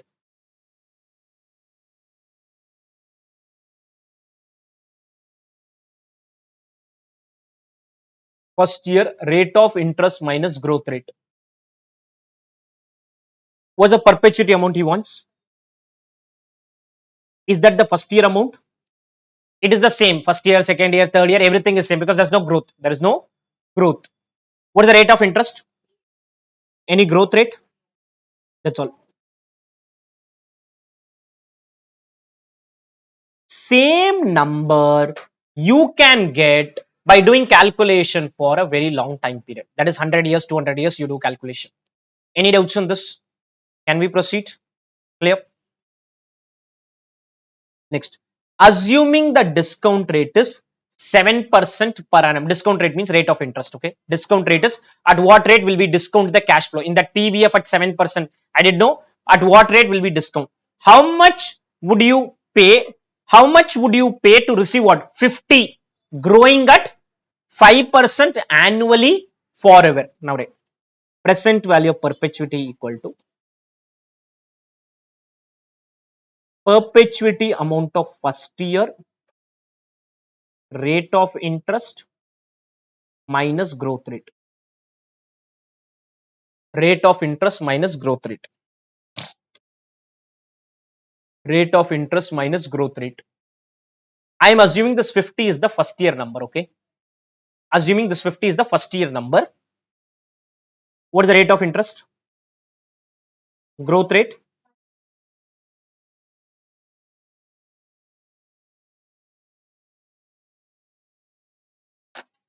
$2,500.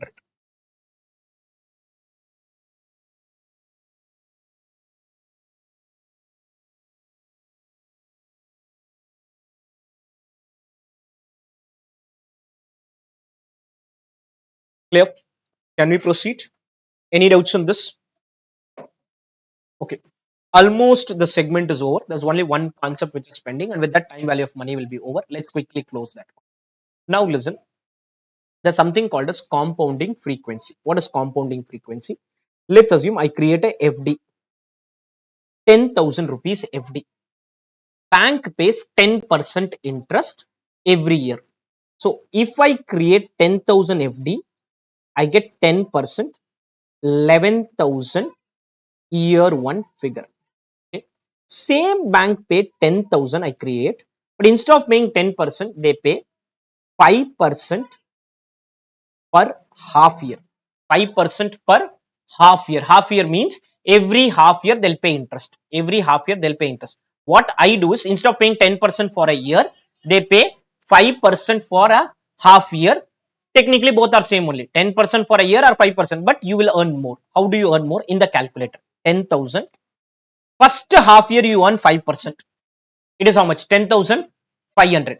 Second half year, listen, you earn 5% on 10,500. 5% on 10,500. 5% on what? 10,500. So plus 5% is what? 11,025. This extra 25 is interest on interest. This extra 25 is interest on interest. Extra 25. See, first half year I earned 5%. Bank said 500 interest is there. I say I don't need money. You please add it to the FD because I want money at the end of first year only. 10,000 I created, at the end of first year I got 11,000. Second time I created 10,000, they gave 500. I said add it to the FD itself. They added 500 to the FD and paid what? 500 also interest they paid and 10,000 also interest they paid. Third option, 10,000 plus 2.5% per quarter. 2.5% per quarter. Now you will earn even more. How even more? In the calculator. 10,000 plus what? 2.5% for the first quarter, 2.5% for the second quarter, 2.5% for the third quarter, 2.5% for the fourth quarter. You get how much? 11,000. This 38 is called interest on interest. That extra is called interest on interest. Now a bank tells you you can create a FD with 10% interest per annum compounded annually. Compounded annually means only once a year I'll pay interest, or 9.8% compounded quarterly. Now which is better? I don't know. You can't say 9.8 is bad. That is wrong. That is wrong. I'm repeating again. 10% compounded annually, 9.8% compounded quarterly. Which is better? You can't say that 9.8 is bad or 10 is good, because if it's compounded quarterly, I will get interest on interest on interest on interest. I'll get interest on interest on interest on interest. So there is obviously a bigger benefit which happens when you have interest on interest, when you have interest on interest. So we started with 10%, got 11,000. Then we did 5%, we got 11,025. Then we did 2.5%, we got 11,038. Now how do I compare 10% annually with a 9.8% compounded quarterly? Very simple. You will have to do this. 1 plus R by N. What is R by N? Is 9.8. How many times you will do compounding in a year? How many times you will do compounding means how many times you will pay interest on interest on interest on interest. So quarterly means 4 times you will pay interest. So 9.8 by 4 power 4. 9.8 by 4 power 4. For example, 11,025. 1 plus 0.1. What is 0.1? 10%. Half yearly compounding means divided by 2 power 2 minus 1 divided by 2 power 2 divided by 2 power 2. That is 10% annual, 10% interest. 10% annual compounded half yearly. Compounded half yearly, you will effectively earn 10.25% here. You will effectively earn 10.25. 10.25. How will I get 10.25? 1 plus 10% by 2 power 2. 1 plus 10% by 4 power 4. 1 plus 10% by 12 power 12. 1 plus 10% by power 20 divided by 20 power 20. Like this you can keep going on. Like this you can keep going on. 1 plus 10% divided by 2 power 2 minus 1 divided by 4 power 4 minus 1 divided by 8 power 8 minus 1 divided by 12 power 12 minus 1 divided by 365 power 365 minus 1 divided by 365 means a daily compounding, which is rare. Okay, divided by 2 power 2 half yearly compounding, divided by 4 power 4 quarterly compounding, divided by 6 power 6 every 2-month compounding, divided by 52 power 52 weekly compounding. Weekly compounding. So as the compounding frequency changes, your effective income will change. Effective income will change. So somebody asked, your parents are asking, I went to the bank, I want to create FD. Bank is giving me two options: 8% compounded annually, 7.8% compounded monthly. You tell which is better. That time you can't say 7.8 is bad and 8 is good. I don't know. I'll have to do the calculation. Maybe 8 is good. I don't know. I'll have to do the calculation and then give the answer. Compounded monthly means divide by 12 power 12. Divided by 12 power 12. So every time when you take a loan in the practical world, The bank will say interest is 7%. But the repayment happens when? Every month. If you pay every month, it is monthly compounding. It is monthly compounding. So if you are paying 7% in a loan, 7 by 12 power 12, effectively you'll be paying 7.5%. Effectively it will be 7.5%. When you create a FD, bank will mostly say annual interest. Annual interest means 7% means you earn only 7. But in a loan, if you are, so somebody created an FD at 7%, loan also at 7%, but in loan you will still be paying more. You will still be paying more because of what? 7 by 12 power 12. 7 by 12 power 12. You ask the same bank saying that okay, 7% okay, but I'll pay interest yearly. Then he'll say okay, interest yearly, then you pay 7.5. Then you pay 7.5. They'll change the rate of interest itself. Clear? Able to understand the concept? Because depends on frequency. What is frequency? Is how many times are we paying interest or how many times are we receiving interest. If you're receiving once a year, divide by 1 power 1, same answer. If you're receiving twice a year, divide by 2 power 2. If you're receiving 4 times a year, divide by 4 power 4. 8 times, divide by 8 power 8. Divide by 12 power 12. Divide by 20 power 20. Divide by 25 power 25. Like this you can keep going on. You can keep going on. So coming to this one example we have.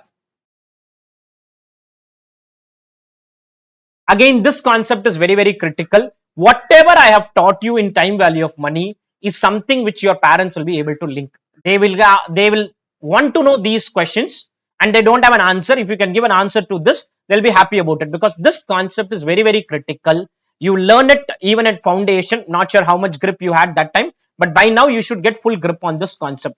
Concept is very clear. So if the interest is 10% payable quarterly, find the effective rate of interest. This is one question. The same bank say you can pay 10% payable quarterly or 10.2% payable annual. Which is better? You have to give an answer. For that, you have to do effective rate of interest. Now, right, effective rate of interest is equal to 1 plus R by N power N minus 1. R by N power N minus 1. R by N power N. I think this formula also you would have learnt at some places, maybe at foundation or in your maths. 1 plus R by N power N minus 1. What's the rate of interest they have given? 0.10 divided by quarterly means how many times interest will be paid in a year? Divided by 4 power 4 minus 1. Divided by 4 power 4 minus 1. Divided by 4 power 4 minus 1. 1.025 minus 1.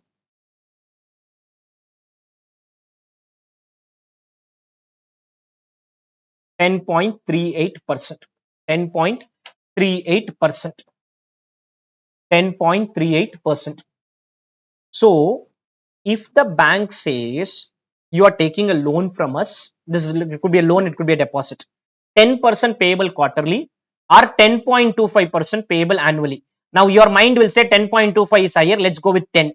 But in reality, 10 quarterly is higher than 10.25 annual. 10 quarterly is higher than what? 10.25 annual. 10 quarterly is effectively 10.38. 10 quarterly is effectively 10.38. 10.38. Able to understand the calculation? Understood this? Any doubts here? Any doubts on this part? Yeah. With this, our time value of money discussion is over. Very, very critical from a practical world point of view. If at all you are able to clarify some of the doubts which could be there in the mind of many people, that is only through time value of money. Without understanding this, entire FM is of no use. Any doubts on this part? We have learned cash flow happening at different time period can't be added, can't be subtracted. You want to bring it to a same time period, either do compounding or do discounting. Compounding into what? 1 plus R power N. Discounting what? Divided by 1 plus R power N. One cash flow you have, one time you do. Multiple cash flows you have, uneven amount is there, do every cash flow separately. Even amount you have, do perpetuity, do annuity calculation. There is no end itself, then perpetuity, but there's no future value for perpetuity, only the present value of purchase. An effective rate of interest concept comes into picture in case the compounding frequency is greater than a year. We saw one question where interest was payable 12% monthly, 20-month loan. In that question, we are not paying 12%, 1% per month is okay, but effectively you're not paying 12%. You will be paying some 12.5 or 12.6%. Any doubts on this? Clear? Done. With this, the segment is over. Okay, now we move to the main set of chapters. We're going to start with chapter 4, which is called cost of capital. I'll first set the initial context of the chapter.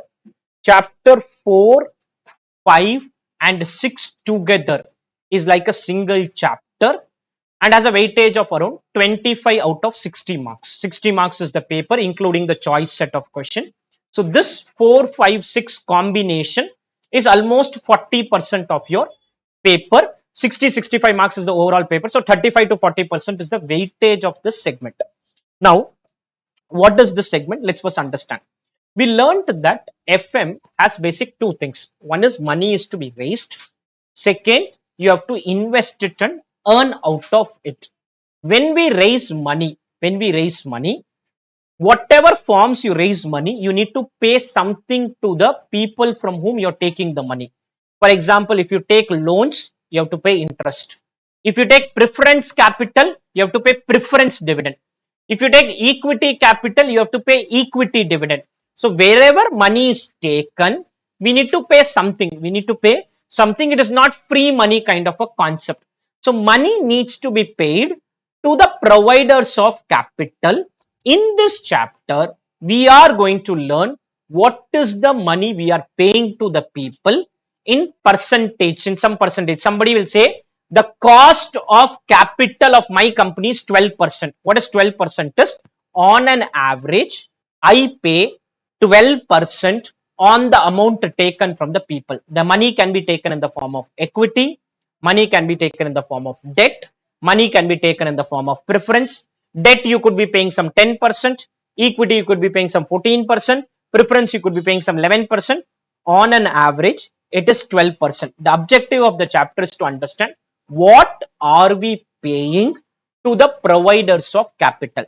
Once we understand what we are paying, we move to chapter 7 after doing this segment. There we will understand what we are earning on the investment.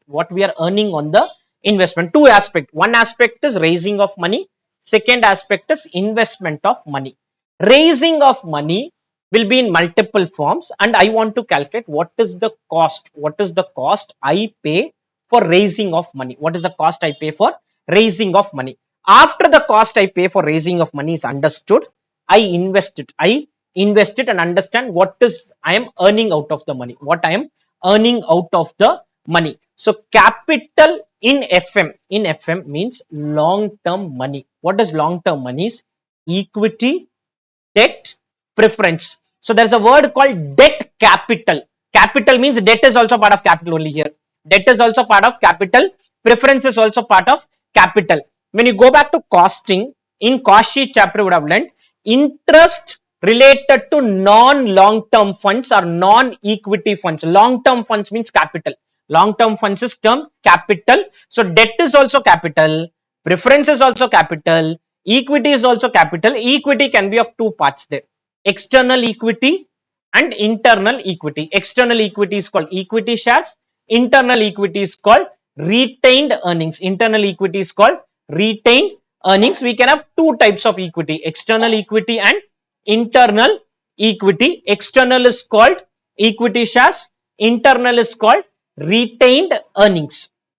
Now, I am going to understand what is the cost of debt first, then understand what is the cost of preference, and ultimately understand what is cost of equity. Cost of debt, cost of preference, cost of equity in this chapter. That's the objective of the chapter, to understand what is cost of debt, what is cost of preference, what is cost of equity, and then a weighted average will be done, and you'll say overall cost of capital is equal to so much. Why are we learning this? If cost of capital is 12%, my return which I do on the asset side, return on capital employed or return on assets purchased, should be more than 12%. Should be more than 12%. That is the objective. Okay. In the context of that, First thing we are going to learn is cost of debt. Now, let us understand some basic information about debentures. Debentures can be of multiple types you have. For our problem solving, three types are there. One is called redeemable, second is called irredeemable, third is called convertible. Redeemable, irredeemable, and convertible. I have other types and all. I'm not getting into those types as of now. There's a redeemable debenture, there's a irredeemable debenture, there's a convertible debenture, secured, non-secured, all that I'm not bothered. For our solving purpose, either it's a redeemable debenture or an irredeemable debenture or a convertible debenture. Next thing I need to be aware of is the concept called face value. What is face value? The value written on face of the instrument. Whenever you buy debenture, some certificate will be given to you. That certificate will have a value written on that. That is called face value. That value written on the instrument. Why is this critical? Face value 100, market price 120, issue price 110. Interest will be paid only on 100. Interest will be paid only on 100. You can't say I paid 150 rupees, you pay interest on 150. Nothing doing. Face value only, interest will be paid. Face value only, interest would be paid. You could be buying a debenture for 120 rupees, 130 rupees, 140 rupees, 150 rupees. Or when I issued the debenture at a premium, 20 rupees, 30 rupees, 40 rupees, whatever said and done, interest will be paid only on face value. Interest will be paid only on face value. Any doubts till this? Then coupon rate means the interest rate on the bond. The coupon rate is interest rate on the bond, and as I said, interest will be paid only on the face value. Interest will be paid only on the face value. Whatever be the interest rate, interest is going to be paid only on what? Face value of the instrument. If problem is silent, we take it as 100. If it gives something else, please write whatever is the face value. Interest is paid. Interest is paid only on what? On the face value. Interest is paid only on the face value. Any doubts till this? Interest is paid on the face value. There is something called as issue price and redemption price. Issue price taken as par value, redemption taken at par if problem is silent. Otherwise, can be premium, can be discount. Your company's act may have certain rule. I'm not bothered all of that. FM is universal. Universal means it is done for all companies. So concept is very simple. Your issue price or the redemption price. The issue price or the redemption price will be taken at par if the problem is silent. If they give something else, please follow it. I'll repeat again. Three types of debentures are there. Redeemable debenture. How do we calculate cost? We will understand. Irredeemable debenture. Redeemable, as the name indicates, there is a fixed life. Irredeemable means no life. Convertible means again limited life will be there, but it will be converted. It will be converted into equity. It will be converted into equity. Redeemable is there. Irredeemable is there. Convertible is there. Redeemable, no. Redeemable has an end. Irredeemable, no end. Convertible means it has an end and will be converted into equity. It will be converted into equity. Face value, nothing given. Take it as 100. Coupon rate, interest rate of the bond. Issue price and redemption price at par if problem is silent. Otherwise, it can be at premium, it can be at discount. Can be at premium or can be at discount. Interest is face value into the coupon rate. Clear? Any doubts on this? Okay. Now, I want to calculate cost of debt. This is called KD is called cost of debt. KD is called cost of debt. I want to calculate. First, we are going to understand something called as irredeemable debt. Irredeemable means there is no end. Irredeemable has no end at all. Irredeemable has no end at all. What is cost? Cost is very simple. You give me 1 lakh rupees. I pay you every year 5,000 rupees. I pay you every year 5,000. 5,000 on 1 lakh is my cost. I pay you 5,000 every year. What is cost? What I pay you every year and I get some amount from you. When I take a loan from a bank, every year I have to pay something. But the loan will have a specified end. First, I am talking about an irredeemable. Irredeemable means no end. Irredeemable means no end. So, cost of debt is nothing but interest in rupees. Interest in rupees. Interest in rupees means what? Face value multiplied with the coupon rate. Face value multiplied with the coupon rate. Interest in rupees divided by net proceeds in rupees. What is net proceeds? Is what I collect from you today. What I collect from you today. You paid me 1 lakh rupee. I pay you 5,000 every year. I pay you 5,000 every year. One benefit of debt is whenever I pay interest under income tax, interest is a tax deductible expense. You learn this in income tax, but interest is a tax deductible expense. Because of this, what happens? I pay you 5,000, but I'll get some tax saving from the government of India. So whenever we pay interest, we multiply that with 1 minus tax rate. We multiply with 1 minus tax rate. What is 1 minus tax rate? Is the benefit which I get from the government every year. The benefit which I pay you 5,000. Immediately what I'll do is I debit this to the P&L. If you debit to P&L, profit goes down, tax goes down. Profit goes down, tax goes down. Whereas if you pay equity dividend can't be debited to your tax P&L. That you'll understand as we proceed. Interest can be debited to the tax profit and loss account. There's a tax profit and loss account, normal profit and loss account. Under income tax, interest can be debited. Once you debit interest, profits go down, taxes go down. Profits go down, taxes go down. So cost of debt is equal to interest in rupees. What is interest in rupees? Face value multiplied with the coupon rate. Question may say we have 5,000 debenture. I'll do only one debenture.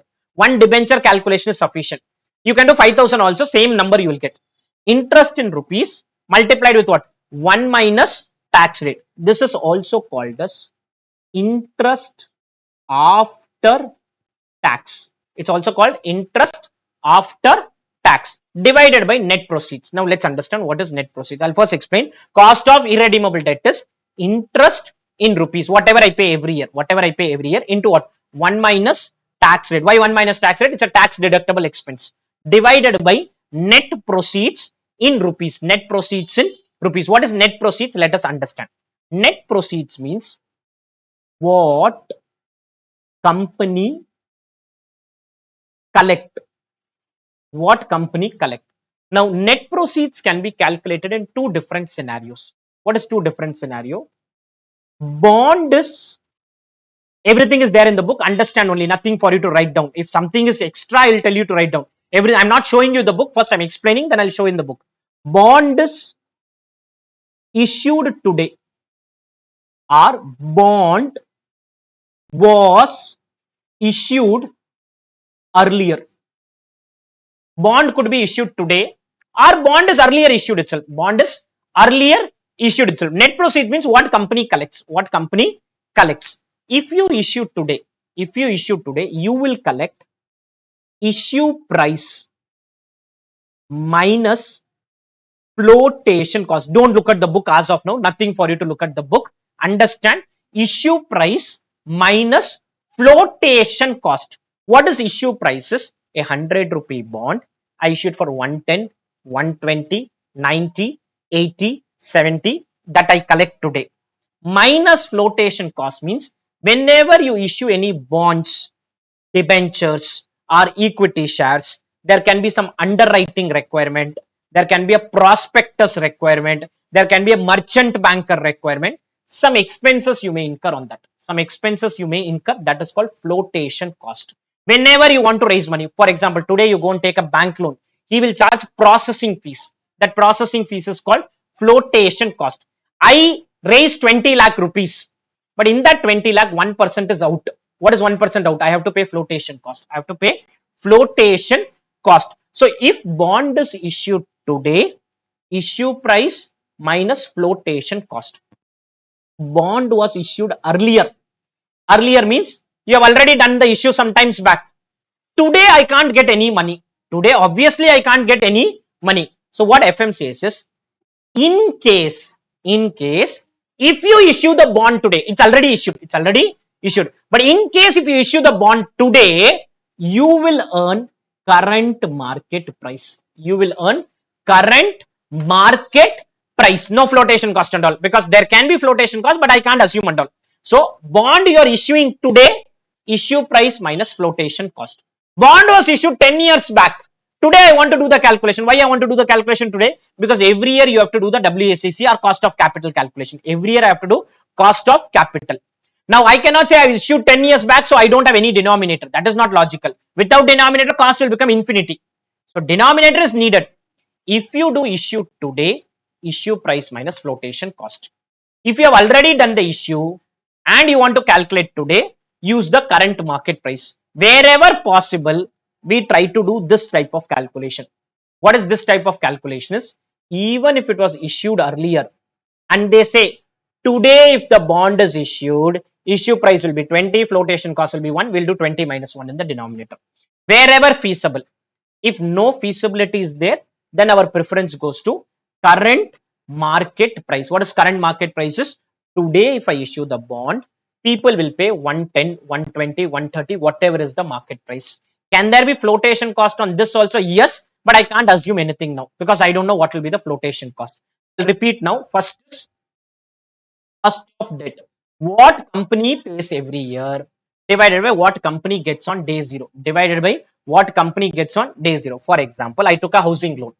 I took a loan of 1 CR, no end, perpetual loan.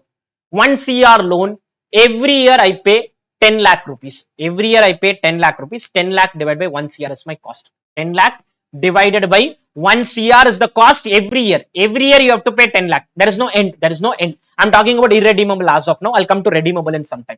So irredeemable debt, interest after tax divided by net proceeds. What is interest after tax? Interest in rupees into 1 minus tax rate into 1 minus everything is there, nothing for you to note down. I'll tell you if at all some points are not there.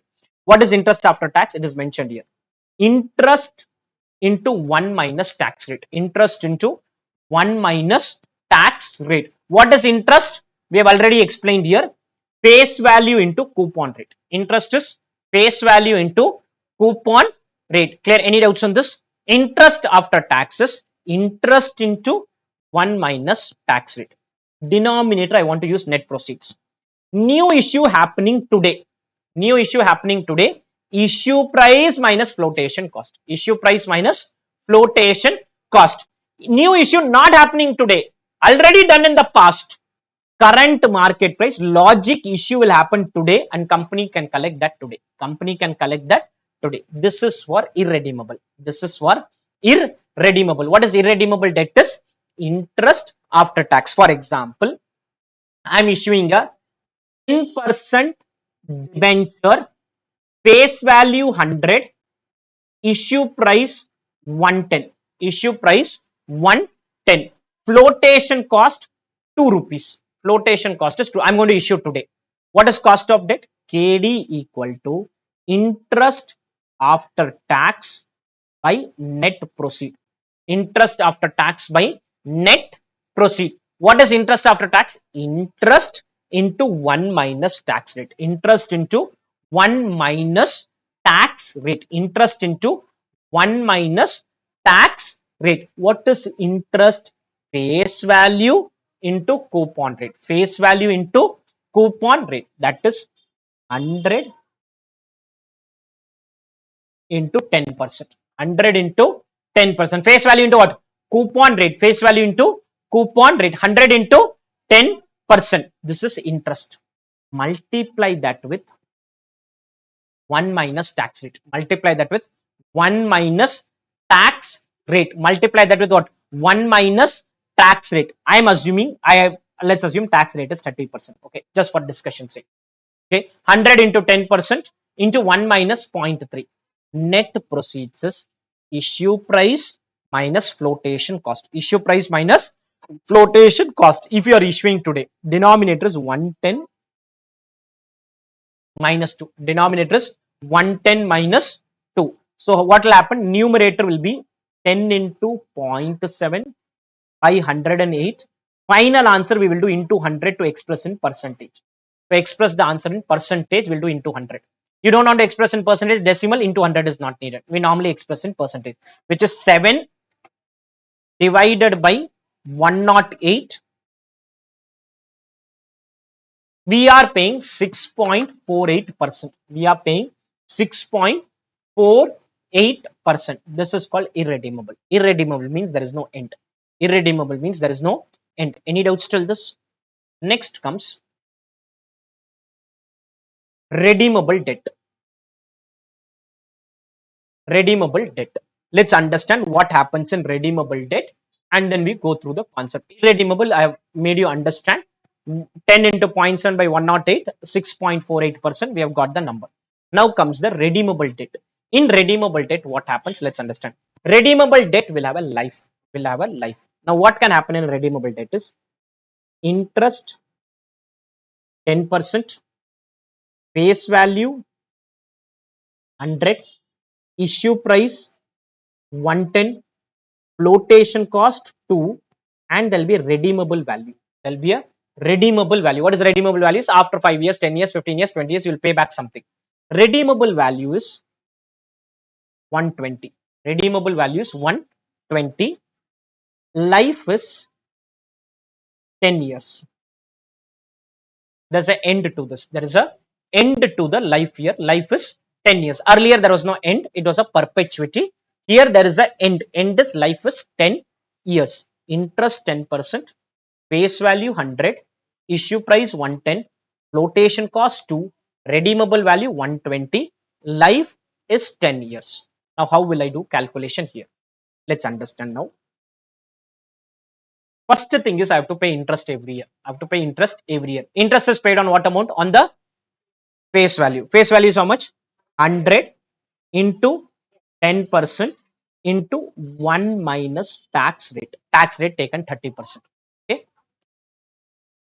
Denominator is something else here. What is that? And I'll explain in some time.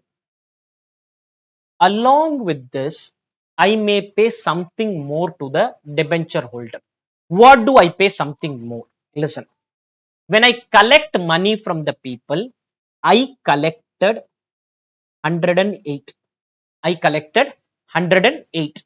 When I return this money, I should pay only 108. When I return the money, I should pay 108. But I have to pay how much? 120. This is an extra cost for me. This is a, like interest is paid. I'm paying what? I collected 108 from you. I'm paying back how much? 120. I collected only 108. The flotation cost, whatever be the reason, I collected 108. I'm paying you back how much? 120. So I pay, listen, 120 minus 108.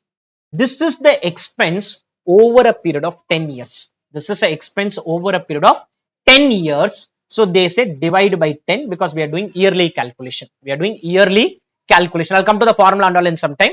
I'm paying you back how much? 120. I collected how much from you? 108. Divide this by 10 years. Divide this by 10 years. Why are we dividing by 10 years? Because interest is every year. This also let us do every year calculation. Let us do every year calculation. What is this 120? I paid you back 120 at the end of how many years? 10 years. How much I collected from you? 108. 108 collected. Paid back 120. 120 minus 108. 120 minus 108 is an extra expense of 12 rupees for a 10-year period. 12 rupees for a 10-year period. 12 rupees for a 10-year period. In this part, we normally don't do into 1 minus tax, but one exam question they specifically mentioned saying that this part also tax deductible. This part also tax deductible. Tax deductible means into 1 minus t will also come for this. Into tax deductible means your expense will go down. Expense will go down. Government of India on housing loans give tax benefit to people. So why? Because I want people to take loans, buy house so that the housing sector improves, and indirectly this tax benefit is the reason people take loan. Tax benefit is the reason people are taking loans. So interest we get tax benefit. This extra cost we may get tax benefit, we may not get.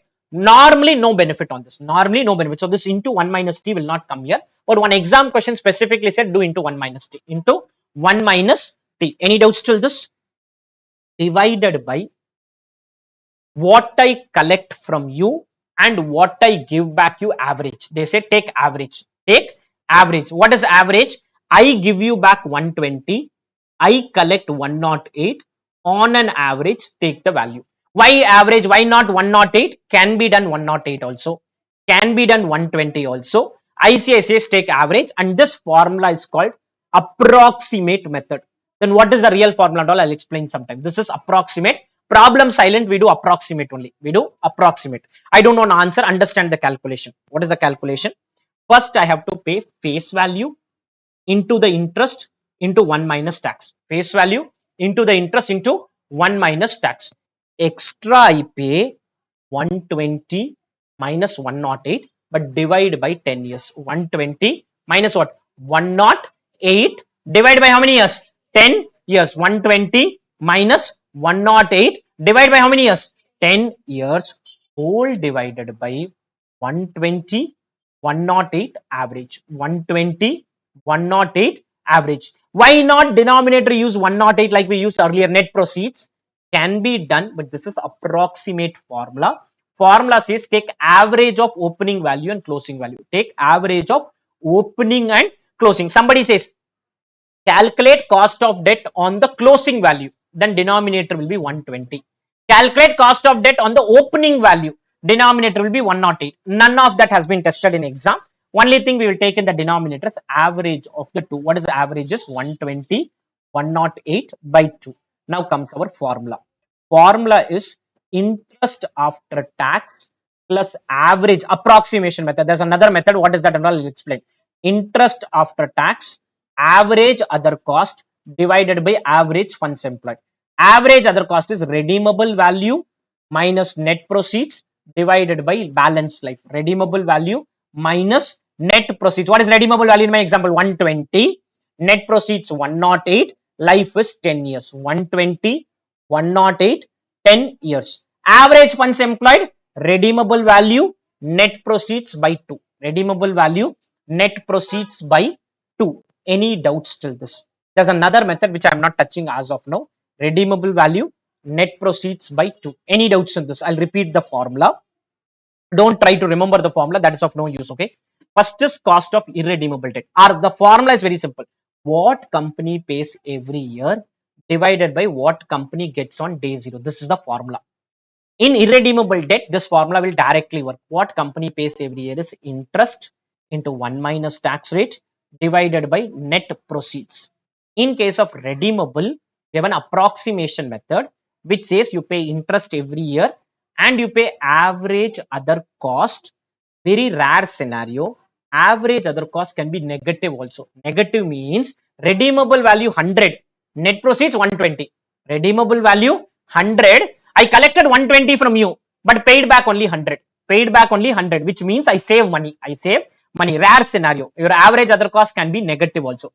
Redeemable value minus net proceeds divided by balance life, and redeemable value plus net proceeds by 2. Redeemable value plus net proceeds by 2. Any doubts on the formula here? Any? Yeah.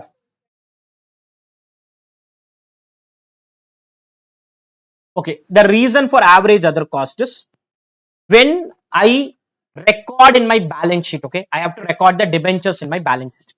Debentures were issued for 110 rupees.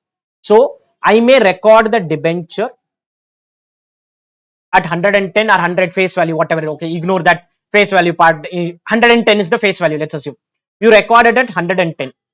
When you recorded 110, 2 rupees went to P&L. What is 2 rupees? Your flotation cost. When you return this 110 is returned as 120. You pay another 10 rupees. 10 plus 2 put together you pay 12 rupees, which will go to P&L account. 12 rupees will go to P&L account over a period of 10 years. Over a period of 10 years, 12 rupees will go to P&L account. What accounting may tell you is, instead of taking it like in the end, maybe every year let us amortize it. Every year let us amortize. What is every year amortization? This 2 rupees every year 0.2, every year 0.2. Extra 10 rupees you pay every year 1. So instead of saying 12 rupees extra for 10 years, I am saying 1 rupee 20 paise extra every year. 1 rupee 20 paise extra every year. What is this extra? I am returning 120. I collected 108. this extra 12 rupees will go to profit and loss account, will go to P&L account over a period of 10 years. Every year is 1.2. Yeah, tell me, you still look confused. Debenture holder. Redeemable value means you are the investor. I have to pay 120 to you. I collected 108 from you. How did I collect 108? You paid 110, but I collected only 108 after flotation cost. So 120 minus 108 is an extra expense for me. That is a extra expense for me. On this extra expense, you will have a scenario called tax benefit, no tax benefit. Problem silent, we don't take any tax benefit angle. One exam question specifically said there is a tax benefit. If there is a tax benefit, into 1 minus tax rate, into 1 minus tax rate. There's a doubt online. Can the redeemable value be less than issue price? Yes, it can be. It can be issue price. Then you will have to subtract the amount in the calculation. When I say subtract, formula is same. It will become minus. It will become minus. Any doubts on the concept here? Any doubts on the concept? There's another part which I have to explain in some time. Okay, this is what is there in the book. Cost of debt, what company pays every year, divided by what company gets on day zero. Irredeemable debt, interest after tax by net proceeds. Redeemable debt, IRR method, leave it. Approximation method, interest after tax plus average other cost divided by average funds employed. Average other cost is equal to redeemable value minus net proceeds by balance life. Average funds employed, redeemable value plus net proceeds by 2. Net proceeds, what company can collect from its investor. New issue happening today, issue price minus flotation cost. Issue already happened in the past, current market price, with the logic that at the current market price, I may be able to issue new debentures today. I may be able to issue new debentures today. Any doubts on the concept? IRR method is still pending, which I'll discuss. Any doubts till this? Can we proceed? Understood till this? Let's see some question and then we come back. Let's come to question 1. An 8-year 12% bond. These are basic set of questions just to get started with the concept. 8-year 12% bond with a face value of 100 sold for 92. Compute the cost of debt. Okay, coming to this question. Is there any information on life of the debenture?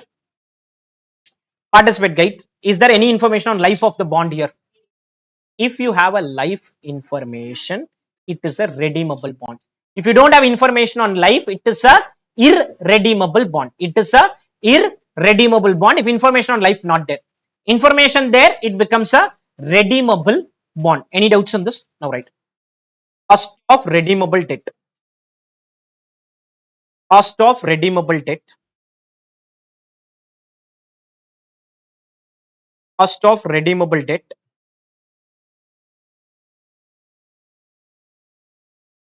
In bracket KD. Cost of redeemable debt KD. Interest after tax. Average cost.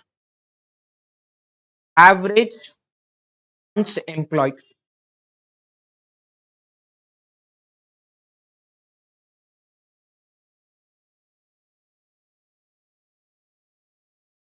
Interest after tax, average other cost, average funds employed. Funds employed.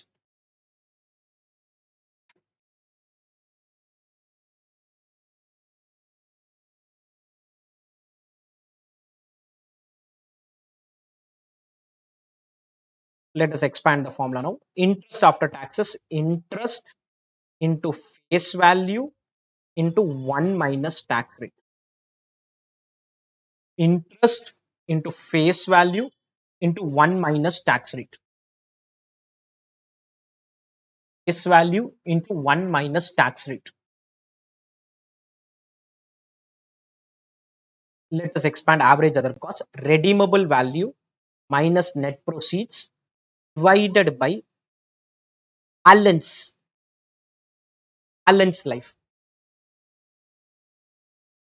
Why balance life? I'll make you understand in some time. Redeemable value minus net proceeds by balance life. The second part can also have into 1 minus tax if there is a tax benefit. We haven't seen, one exam question has done this. Average funds employed, redeemable value plus net proceeds by 2. Redeemable value plus net proceeds by 2. The final answer will be multiplied with 100, which we'll do in some time. Okay, redeemable value plus net proceeds by 2. Now let us repeat again. Cost of redeemable debt equal to, let us write the values now. Cost of redeemable debt KD equal to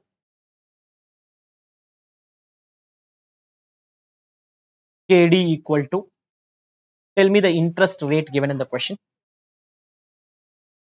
12% into 12% into this value given 100, tax rate given, okay, I am assuming, okay, you can assume or ignore also 25%.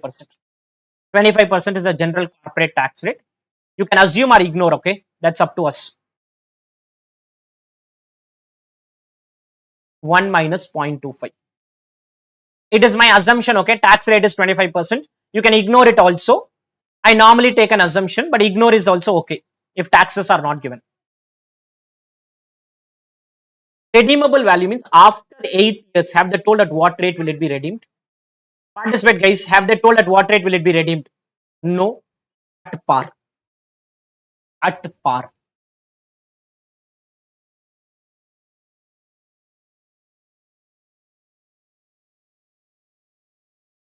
Now listen. Net proceeds, they're saying sold for 92. Sold basically indirectly indicates issued for 92. Indirectly means issued for 92. So net proceeds is 92. Net proceeds is 92. You pay 92. I return 100. I return 100. That is an extra expense for me. That is a extra expense for the company. Extra expense for the company. 100 minus 92. Listen, what accounting will tell us, this 100 minus 92 amortize over the balance life. Amortize over the balance life. Why balance life? Because if already 2 years have gone over, then it will become redeemable value minus current market price and amortize this over the balance. Amortize this over the balance. Balance life is, in this case, original life itself is balanced because they have not given any other data. This 100 minus 92, I will keep debiting to P&L every year. I'll keep debiting to P&L every year without any tax benefit. Without any tax benefit. How many years is the life? 8 years. Denominator 100 plus 92 by 2. 100 plus 92 by 2. Do the calculation and then confirm the answer.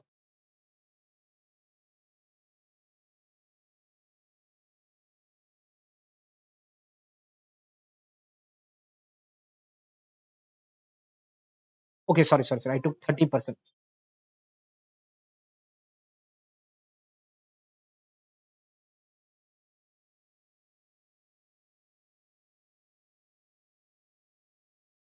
Effectively, we are paying 10.42%, including that extra redemption value and all. Interest is paid. Interest after taxes approximately 9%. Extra we are paying, all put together 10.42%. All put together we are paying how much? 10.42%. What is the purpose of this? If I raise this money, invest it somewhere, I should at least earn 10.42%. If we're investing this somewhere, investment decision chapter when we do, I should at least earn how much? 10.42%. You can't even earn 10.42%. There's no point in raising the money. There's no point in raising the money. And with this 10.42 percentage, I earn only 76%. How will I pay 10.42? Then there will be a loss for the company. There is going to be a loss for the company. So cost is 10.42%. We should try to earn 10.42%. Any doubts on the concept here? Any doubts on the concept here? Clear? In this example, if the AOC, average other cost, is tax deductible into 1 minus T there also. Into 1 minus T on that 1 rupee also. On that 1 rupee also you have to do, or 12 plus 1 on the entire amount into 1 minus T. On the entire amount do into 1 minus T. Any doubts on this? Can we proceed? Understood this calculation? Any doubts on this? Basic set of questions just to get started. Can we proceed?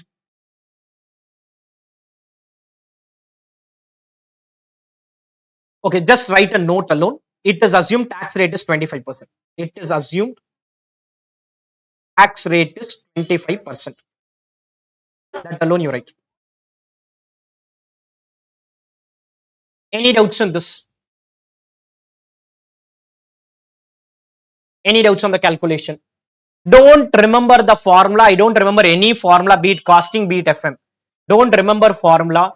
Try to do without formula to the extent possible. Without formula means without by hearting the formula. Any doubts on this? Can we proceed? Yep. Understood? Let's come to question 2. A company issued 10% debenture of rupees 100 at a premium of 10% on 1/4/2023 to be matured on 1/4/2028, to be matured on 1/4/2028. We are on 1/4/2023 now. Okay, we are on 1/4/2023. Debenture will be redeemed on maturity. Compute the cost of debenture. Compute the cost of debenture. Is there a fixed life here? Yes. How many years is the life of the debenture? 5 years. It's a redeemable debt. It is a redeemable debt. First write the formula. Cost of redeemable debt equal to, you write the formula again, that's okay. It will be time consuming. Write the detailed formula. Interest after tax plus average other cost by average funds employed, interest into face value into 1 minus tax rate, redeemable value minus net proceeds by balance life, redeemable value plus net proceeds by 2. Write the formula again. Please write it. Take time. Don't look at the screen and write on your own.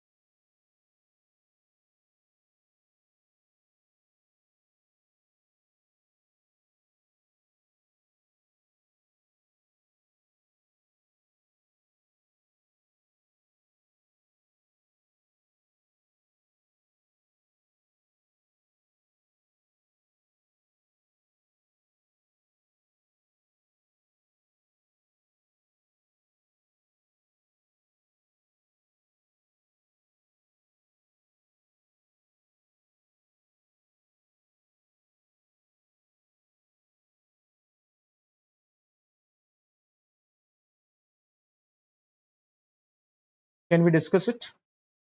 Tell me the interest rate of the bond. Right, 10%. We are expanding the formula now. Interest into face value into 1 minus tax rate, redeemable value minus net proceeds by balance life. In that, interest is 10%. What's the face value given? Are they given the face value? Yeah, 100. Listen, they're saying 10,000 debenture. Doesn't matter. I'll do only one debenture. I'll do only one debenture into 100. Tax rate given 0.35. It is just formula application. Okay, 1 minus 0.35.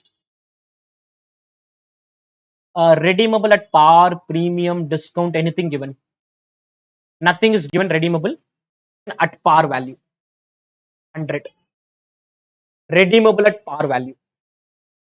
Redeemable at par value. At par value. That is issued. Issued at a premium of 10%. Issued at a premium of 10% to be matured on 1/4. Debentures will be redeemed on maturity. What price they have not mentioned. Issue price, in this case AOC will be negative. You're going to get AOC as negative. AOC as negative. Net proceeds is what I collected today. What I collected today is more than 100 rupees because I've issued it at what? At a premium of 10%. I collected 110. I collected 110. Net proceeds is what I collected today. 110. 110. How many years life?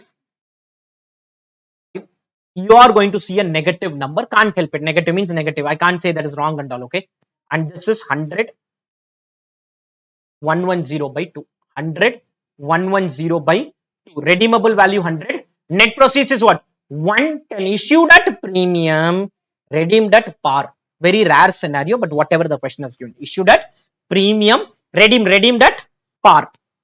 The total of all of this is 6.5 minus 2 divided by 105 into 100. Our cost will be very less. 4 point.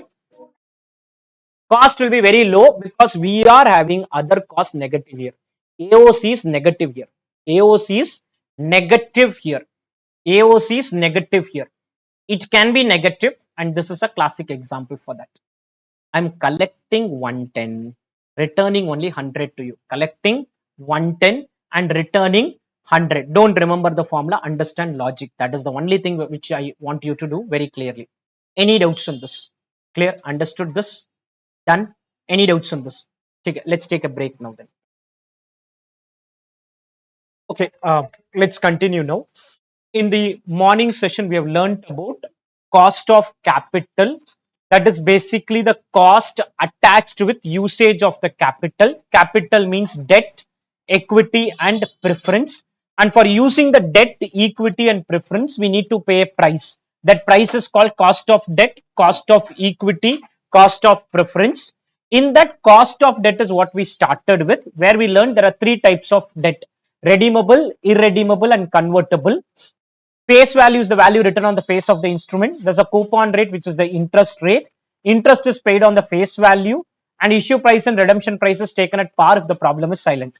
We started with cost of debt, which is what company pays every year divided by what company gets on day zero, where the formula was interest after tax by net proceeds, or interest after tax plus average other cost divided by average funds employed. We'll continue doing some more question, and then I'll explain the next segment. Let's come to question 3. Company issued 10,000 10% debentures of 100 each at par on 1/4/2018 to be matured on 1/4/2028. Company wants to know the cost of its existing debt on 1/4/2023. They want to know the cost on 1/4/2023 when the market price of the debenture is 80. Compute the cost of existing debenture assuming a 35% tax rate. When was the debenture issued? 1/4/2018. What is today's date? 1/4/2023. So I could have done the calculation on 1/4/2018. If I do on 1/4/2018, balance life is 10 years and we would have done that calculation. But now we are on 1/4/2023. We'll take the balance life, and net proceeds also has a different formula. If you do it on 1/4/2018, issue price minus flotation cost. If you do on 1/4/2023, current market price will be current market price, assuming I issue it on 1/4/2023. Assuming I issue it on 1/4/2023, what matters is the current market price. When it's 1/4/2018, what matters is issue price minus flotation cost. Let's write the same formula. Cost of debt equal to write the formula again. Cost of redeemable debt, interest after tax plus average other cost by average funds employed. Interest into face value into 1 minus tax rate, redeemable value minus net proceeds by life divided by redeemable value plus net proceeds by 2. Repeat the formula again. It is 100% an extra calculation, but you'll have to repeat it again. Interest into face value into 1 minus tax rate, redeemable value minus net proceeds by life, redeemable value plus net proceeds by 2. Maybe next problem, I will not write that first formula, directly the second formula. Interest into face value into 1 minus tax plus RV minus NP by balance life divided by RV plus NP by 2. One more time, let's repeat the formula fully.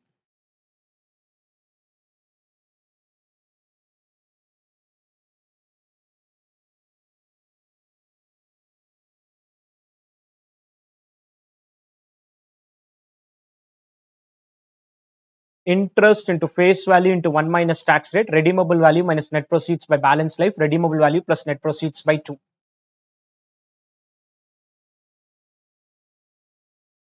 Can we start? What is the interest rate? 10%. 10%. Interest rate is 10%. Face value 100. Tax rate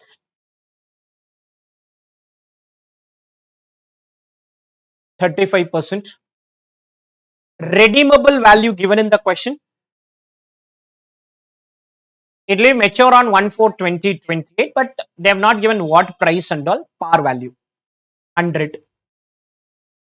Par value 100. Now listen, net proceeds issue happened in the past, which means current market price. Issue happened in the past, current market. See, the same question could have said you want to calculate on 1/4/2023, and on that day, if you do issue, it will be 105. On that day, if you do issue 105, take 105, no problem. It is our assumption is if I do an issue now, the issue price will be current market price. That is the logic we are following. The issue price will be equal to current market price when I do an issue on 1/4/2023. When I do an issue on 1/4/2023, the issue price will be equal to current market price is the logic. What's the current market price? 80. After 1/4/2023, how many years are there? 5 years divided by 100 by 2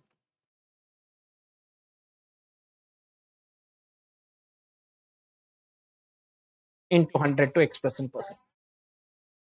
11.67%. 11.67%. Any doubts on this? Very simple calculation. 11.67%. Any doubts on this? Can we proceed? Here the issue happened on 1/4/2023. So that scenario we take current market price. That scenario we take current market price. And the logic of current market price is if you make an issue on 1/4/2023, it will be issued at 80 rupees. Any doubts on this?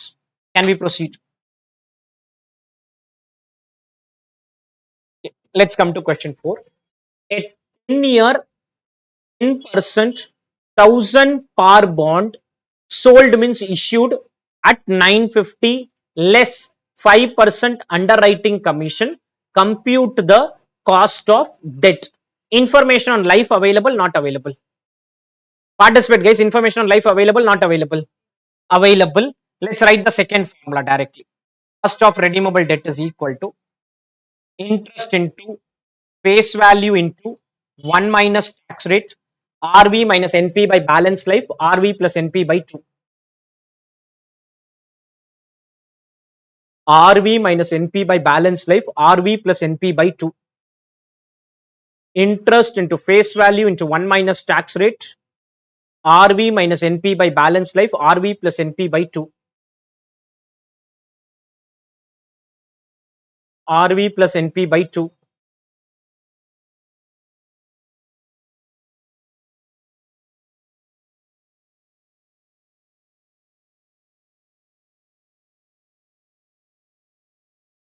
RV plus NP by 2.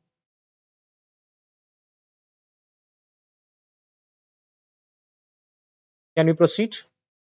Tell me what is the interest rate? 10%. Face value 1000. It is very simple kind of an approach. Some points here and there extra adjustment will come. What's the tax rate? 25% assumption.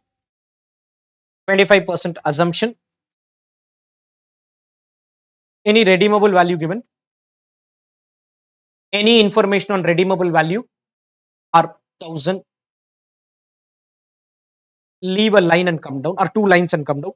Net proceeds equal to issue price minus flotation cost. There's a reason for writing this. I'll explain. Issue price minus flotation cost. Issue price minus flotation cost. Sold means today we are issuing it. Okay. What is the issue price given? 950 less 5% underwriting commission. Now listen. Issued at 950 and then there is a 5% underwriting commission. Listen. Underwriting commission is a flotation cost. Depends on the terms of the agreement. This can be 5% of face value. It can be 5% of issue price. Both will obviously give different answer. 5% of some exam question will say flotation cost 5% of face value. Then do 5% on 1000. Some question will say 5% of issue price. Then do it on 950. I am making an assumption now, right? uh, leave a line and write. It is assumed quotation cost is 5% of issue price. 5% of issue price can be 5% of face value as well. 5% of issue price. 5% of issue price. What is the issue price? Flotation cost is 5% of 950. 5% of 950. 5% of 950 was the net proceeds. 902.5.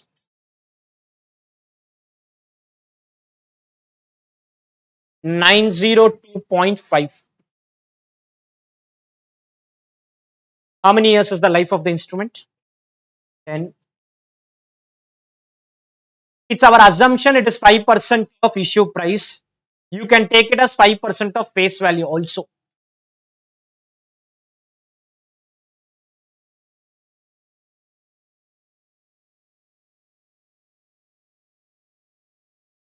Sorry, 9.75. Okay. Divided by 951.25 into 100 to express in percentage. 8.91%. 8.91%. 8.91%.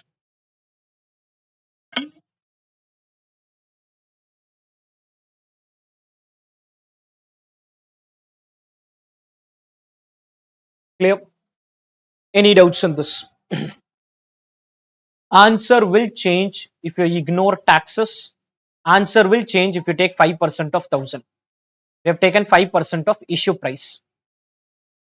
Clear? Can we proceed? Any doubts on this? Can we proceed? Understood?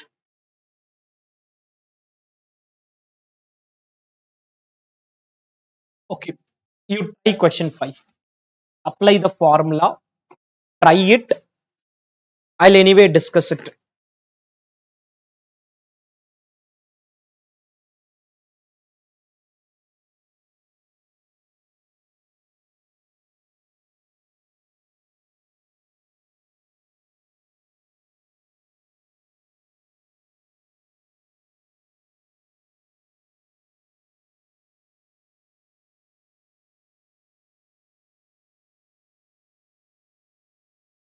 Take tax rate as 25% if not given. Okay. Tax rate 25%.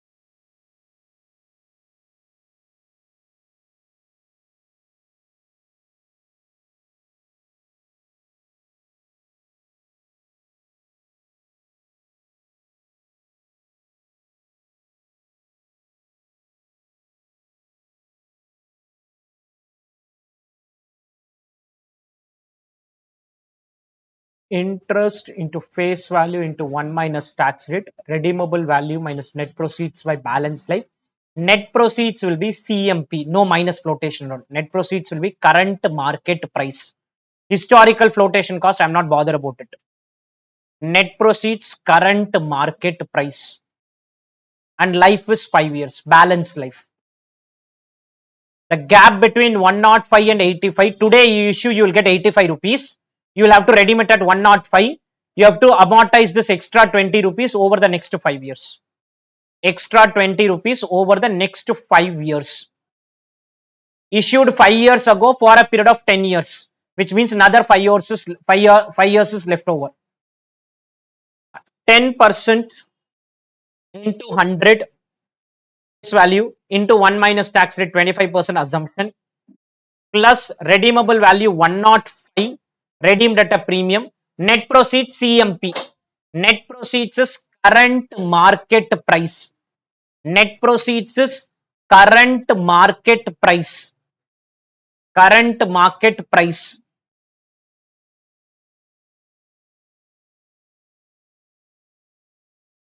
One not 5 plus 85 by 2.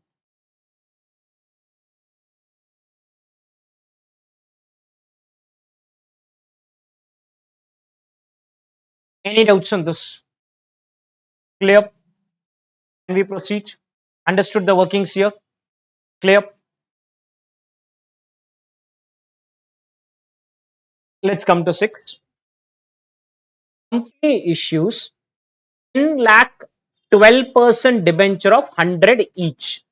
Whatever be the quantity, we will take one debenture and do the calculation. The debentures are redeemable for after a period of 7 years. Company is in 35% tax bracket. You'll have to calculate the cost of debt. 4 scenarios are there totally. One, debentures are issued at par. Second, issued at 10% discount. Third, issued at 10% premium. Fourth is brokerage is 2% and issue at par. 4 situations totally. First situation issued at par. Second, issued at 10% discount. Third, issued at 10% premium. Fourth is there is a flotation cost of 2% and issue at par. 4 situation we have to do cost of debt. Is it redeemable, irredeemable? Redeemable, irredeemable? Redeemable. Let's write the formula first. Question 6. I'll take you through this. Question 6. Cost of redeemable debt equal to, write the formula. By now you would have got used to the formula. Cost of redeemable debt equal to interest into face value into 1 minus tax rate, RV minus NP by balance life divided by RV plus NP by 2.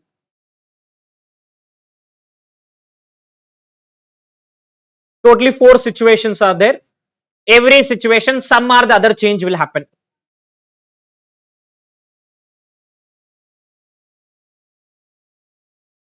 Can you start? Situation 1. Issue at what they mentioned? Par. Issue at par. Issue at par. Let's not write the formula again. Let's keep substituting now. Issue at par. Tell me what is the interest rate? 12%. Issue at par. This question which we are doing could be likely exam question. This type of question may come if at all they want to test. Those earlier questions are very simple kind of thing. What is the face value? 100.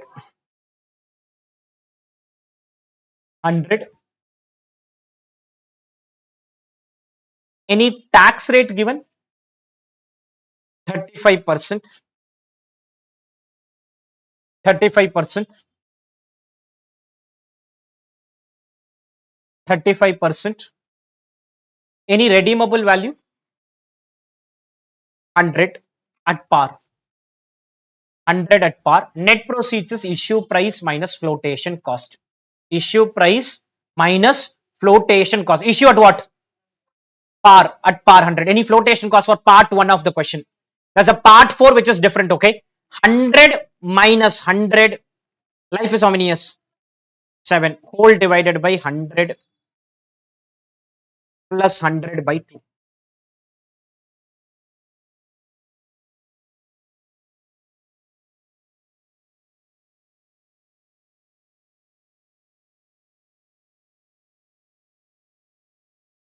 This is issue at par.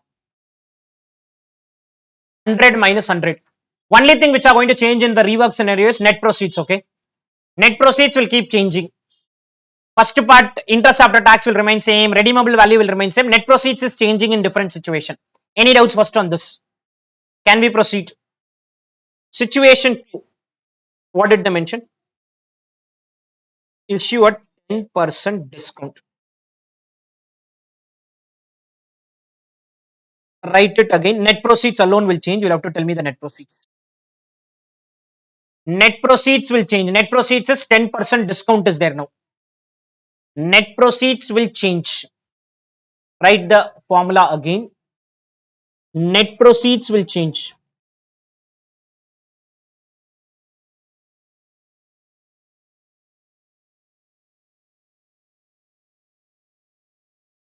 Net proceeds will change.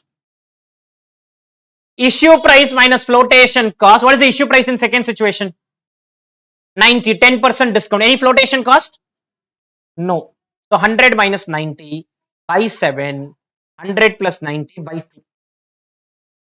By 7 and by 2.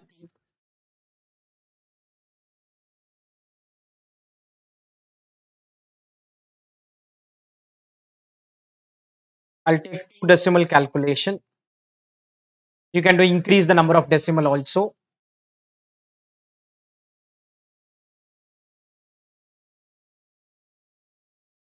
9.72%. If I'm issuing it at a discount, cost increases. Issuing it at a discount, cost increases. We are not bothered whether a 10 lakh debenture or 1 lakh debenture. That's never our worry.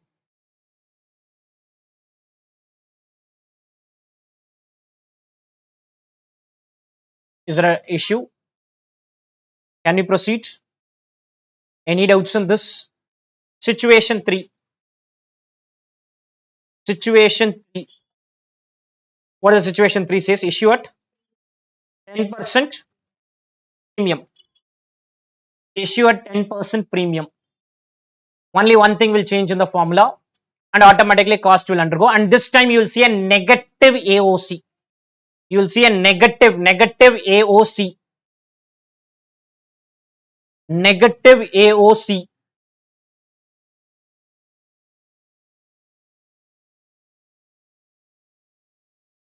Hundred minus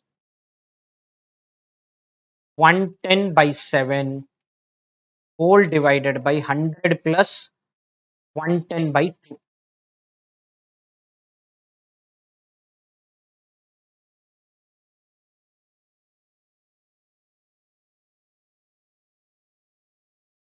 Six point 6.07%.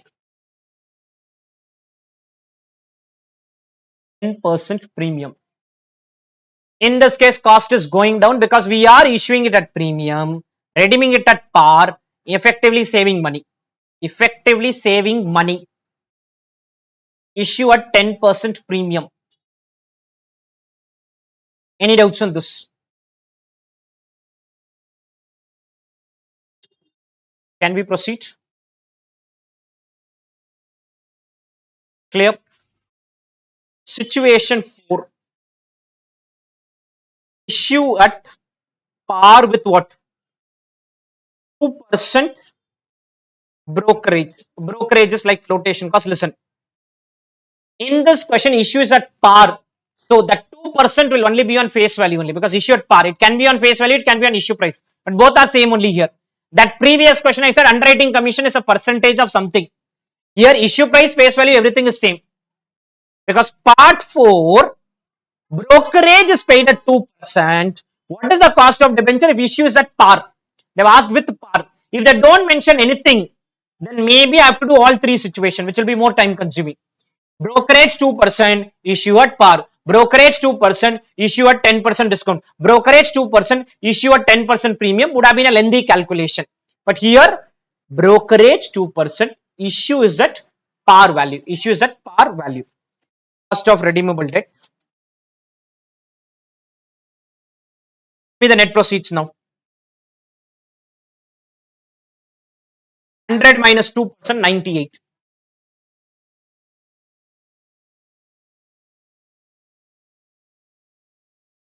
Take your time, do the calculation, understand the workings very clearly.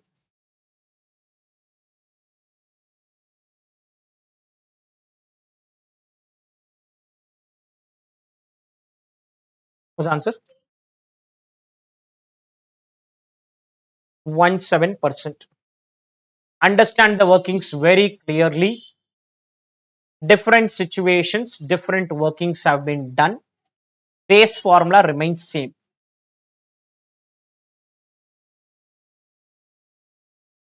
Any doubts on this? I'll give you a minute or two. Go through all the question and specifically this problem. Understand what changes have been done in every question. I'm giving you 2 minutes just to visualize everything. 2 minutes for you.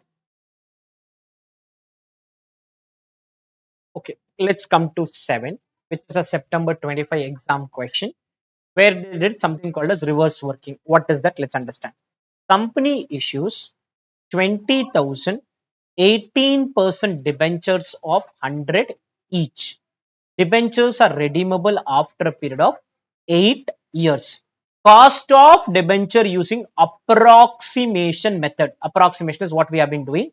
Is 14.58 percentage. They have given the answer. Corporate tax rate is also given. You are required to calculate issue price of the debenture. Issue price of the debenture for all practical purpose here is net proceeds. There's no flotation cost. So in the formula, I will have to get net proceeds as a balancing figure. Net proceeds as a balancing figure with the debentures being redeemable at par. Part 2, they're saying you calculate the revised cost. Revised cost if they are redeemable at what? 10% premium. So first, originally I give you cost, you get the net proceeds. With that net proceeds, change the redeemable value. When you change the redeemable value, automatically cost will change. Automatically cost will change. Let's read it again. 20,000, 18% debenture, 18% debenture of rupees 100 each. Debentures are redeemable after a period of 8 years. Cost of debenture using approximation method 14.5. I am giving you the answer 14.58. Missing is issue price. Issue price is nothing but net proceeds equal to issue price minus flotation cost. We have to calculate net proceeds, and net proceeds is equal to issue price. In case there is a flotation cost, we would have adjusted that and got the issue price, but there's no flotation cost here. Now let's do this now. Question 7. It's a good problem. Let us assume, let us assume issue price be A. Let us assume issue price to be A. Issue price to be A. Let us assume issue price to be A. Write the formula first. Cost of redeemable debt equal to interest into face value into 1 minus tax rate plus RV minus NP by balance life, RV plus NP by 2. Issue price to be A.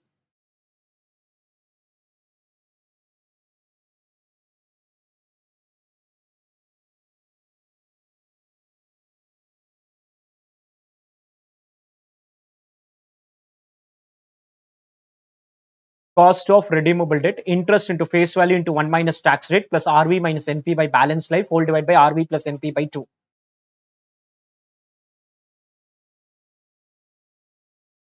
What is the cost of irredeemable debt given? You have written this cost of redeemable. How much?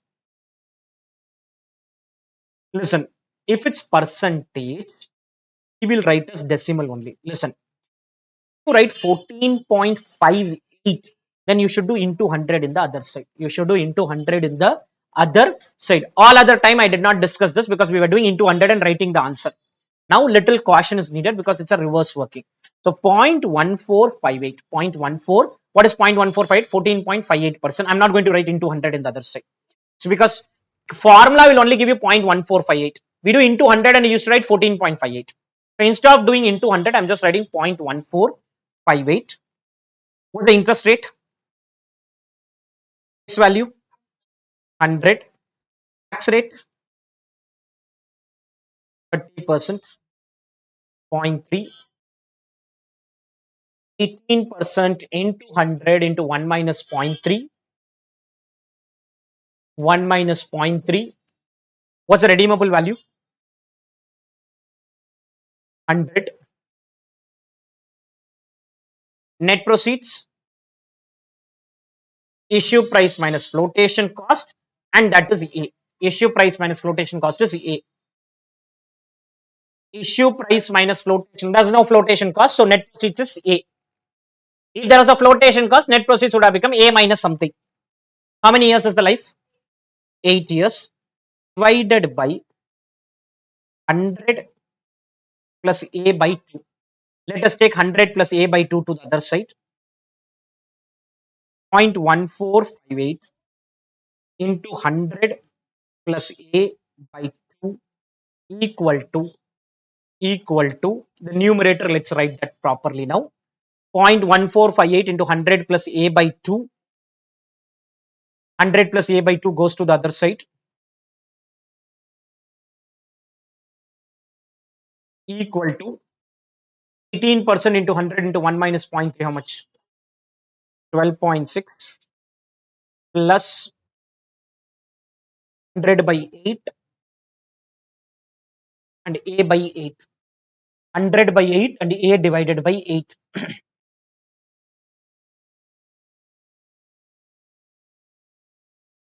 100 by 8, A divided by 8.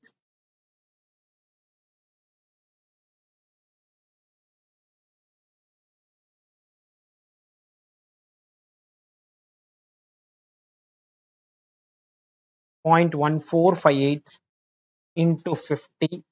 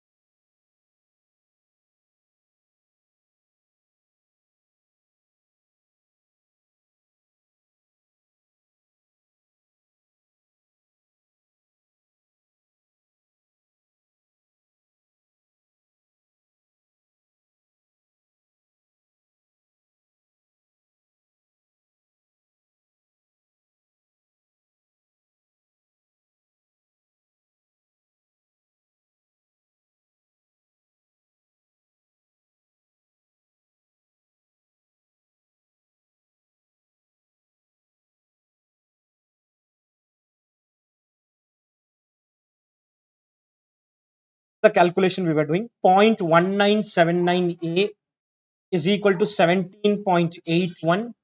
A is equal to 17.81 divided by 1979, 90 rupees.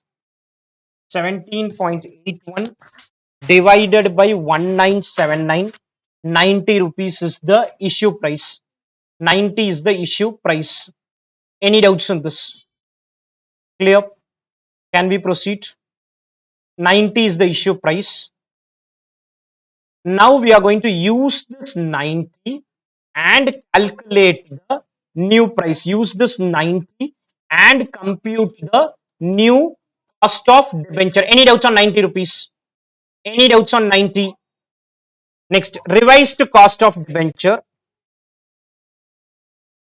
If redemption is at 10% premium, redemption is at 10% premium, redemption is at 10% premium,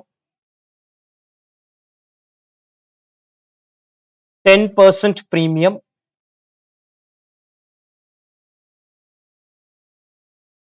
10% premium, same formula. Issue price is 90, but redemption will happen at 10% premium now. Earlier issue price was 90 we calculated, redemption 100 and cost was given. Any doubts on 90 calculation? It's a reverse working question.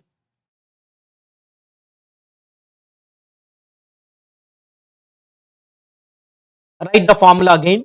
Interest into face value into 1 minus tax rate. 1 minus tax rate. RV minus NP by balanced life. RV minus NP by balanced life.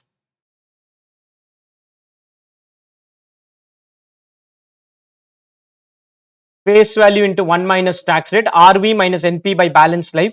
Divide by RV plus NP by 2.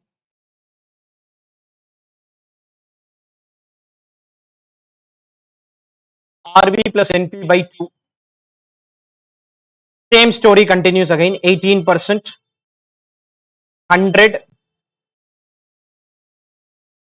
You let me know if you have a doubt here. 0.3. Redemption value will change now. Redemption is at what? 10% premium. Earlier redemption was at par. Now 10% premium means redemption value is 110. Net proceeds you calculated 90. Life is 8 years divided by 110 plus 90 by 2 equal to I think 12.6 plus 2.5 divided by 100 into 100. Answer is, earlier you had 14.58%. Now it is 15.1%. Earlier 14.58%. Now 15.1%. Any doubts on this? Clear? Able to understand this? Any doubts on this? Earlier with 14.58 we got 90. Now 15.1%. Any doubts on this? Clear? I'm taking a break now. There is some issue with the laptop. So let's take the break now. I'll sort this out in the break. Minutes break for you guys. Okay, let's proceed with the discussion now. We were doing this cost of debentures. We are done with the approximation method. I'll be now moving to the next method, which is called as an IRR method. What happens? Why are we doing? All that you will understand. Now, one way of doing the analysis is called approximation method, where there is an interest after tax, there's an average other cost, and you divide by average funds employed. Another thing which can happen is, excuse me,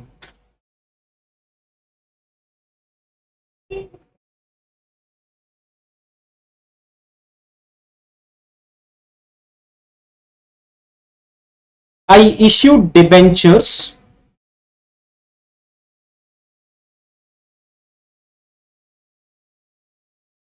now. Let us assume we are issuing debentures. Year cash flow, debenture was issued for 95 rupees. So an investor paid 95, our company received 95, whatever way you want to call. Let us call it as minus 95. What is minus 95? Somebody paid 95. Somebody paid 95. First year, company will have to give 7 rupees back. What is 7 rupees back? Is interest into 1 minus tax rate. Second year, again it will give 7 rupees back. Third year, again it will give 7 rupees back. Fourth year, again it will give 7 rupees back. Fifth year, it will give 7 plus 100, 107. This is what the company is giving. What we used to do in this scenario is interest after tax by average other cost divided by average funds employed. Interest after tax is 7 rupees. Average other cost is redeemable value minus net proceeds by balance life. Redeemable value is 100. Net proceeds is 95 divided by life, and then used to do RV plus NP by 2 and then close the question. That is approximate method. Now there's a second method called detailed method or YTM method, yield to maturity method, or IRR. Basically what I need to do is this total of this should become 0. The total of this, can you put a total and tell me what is the total you are getting here? What is the total you are getting here? Can you just put a total? 40. But I want to get the total as 0. How can I get total as 0? By discounting this. By discounting this, because these are a different time period. If you discount at 1%, and you get the total 0, 1% is the cost you are paying. If you discount at 2% and get the total 0, 2% is what you are paying. See, I issued the bond at 95. Bond is paying interest 77777 and redemption is at 100. Redemption is at 100. Net proceeds 95. Redemption value 100. Can you give me the approximate method answer? Right? Do the approximate method and tell me the answer. Interest after tax plus average other cost by average funds employed. Interest after tax is 7 rupees. Average other cost is 100 minus 95. 100 minus 95. 5 years. 100 minus 95, 5 years. Divide by 100 plus 95 by 2. 7 rupees interest I pay every year after tax. 100 rupees redemption value. 95 rupees is net proceeds. 100 minus 95 by 2. Minus, I'll come to it in some time. You just first tell me this one. 8.21. Listen. In any instrument, there will be an inflow, there will be an outflow. Always, any instrument you take. You can say the cash flow is like this also. What is this is? Company received 95. 9 received means plus. Paid 7, paid 7, paid 7, paid 7, paid 107. Paid 7, paid 7, paid 7, paid 7, 107 in the end. What is 107 in the end? 7 rupee interest, 100 rupee principal. I told you do approximation method. What is approximation method? Same logic. Approximation is cost of redeemable debt is equal to interest into face value into 1 minus tax rate. Interest is 100. Interest is 10%. Face value is 100. Tax rate is 30%. So you got 7 rupees. You got 7 rupees. Redeemable value 100. Net proceeds 95. Life is 5 years. 100. 95 by 2. You told me an answer. What's the answer you got? 8.21%. Now, if I discount this at 8.21%, if I get 0, then effectively it means that for raising that 95 rupees, I have paid 8.21% every year. I have paid 8.21 time value of money, discount at 8.21%, total should become 0. If total becomes 0, it means you received 95, paid back 77777 If you discount that 7777107 means we have paid more. But if I discount this at 8.21%, why did I pay more? Because I am repaying it over a period of time. If you get 95, immediately pay 95, no interest. So I am paying back 7. I will discount it at 8.21% or 8%. I want to get the total as 0, which is not possible. Exactly 0 and all is not possible for us to do. How do we get to the answer and all? We'll understand in some time. But the concept is very simple. You paid me 95. I paid you 77777 You can write cash flow like this. This is cash flow of company. This is cash flow of investor. Both are okay. Investor means he will say I paid 95, received 77777 Objective is very simple. The 95 today's value, present value of 77777 should also be 95. When will it be 95? Could be at 8%, could be at 9%, could be at 8.5%, could be at 9.5%, could be at 9.25%, could be at 9.15%. I don't know what rate. If you can get that rate, that is the cost of debt. That rate is called the cost of debt. How do we get to that rate and all? We'll understand in some time. But concept is very simple. You are collecting 95, paying 7777 and 107. Or 5 years 7 and extra 5th year 100 rupees. Extra 5th year 100 rupees. Only problem here is when I am doing this calculation, I want to know what should be the discount rate so that total matches 0. Total matches 0. How will the total match 0 is what we are trying to understand. How will the total match 0? If you are able to get a 0, it means present value equal to sum of the future present values discounted. If both are equal, it means you have extra paid 7%, 8%, 9%, 10%, 11, 12, I don't know. I'll have to do that calculation. This is what the concept is. Earlier, what we were doing, we were just applying a simple formula. Now, if I discount this at 8.21%, I may get 0. I may not get 0 also. For example, I'm discounting this now at 8.21%. Ideally, we will not get 0 because that is an approximation method. How do we do discounting? Is year, cash flow, PVF, DCF. We had a year 0 where 95 was the outflow of the investor, or 95 is the inflow of the company. You can call it as outflow, inflow. 107. I am discounting this at 8.21%. PVF at 8.21%. And see, if I put a total now, I get 40 rupees. If you discount and put a total, you may get a 0. You're just trying to find at what rate should I discount so that I get total 0. Is it easy for us to identify? No. 8.21 is not going to be the answer. So where will the answer come? We'll understand in some time. But I want to put a total. Total should give me what? 0. How will I get 0? I don't know. I am going to explain that in some time. So I do 8.21%. First year 1 divided by 1.0821. Second year, third year, fourth year, fifth year. And year 1 there is no discounting. You multiply the 2. And if you put a total here, you are getting total as, okay, exactly 0 we are getting, which is surprising. 0.20. 0.20, which is almost 0. I want exact 0. Exact 0 could be 8.25. Could be some other number. I don't know. We are trying to find that answer. What we do in the formula is approximate answer. Exact answer you want, practical world, this will be done.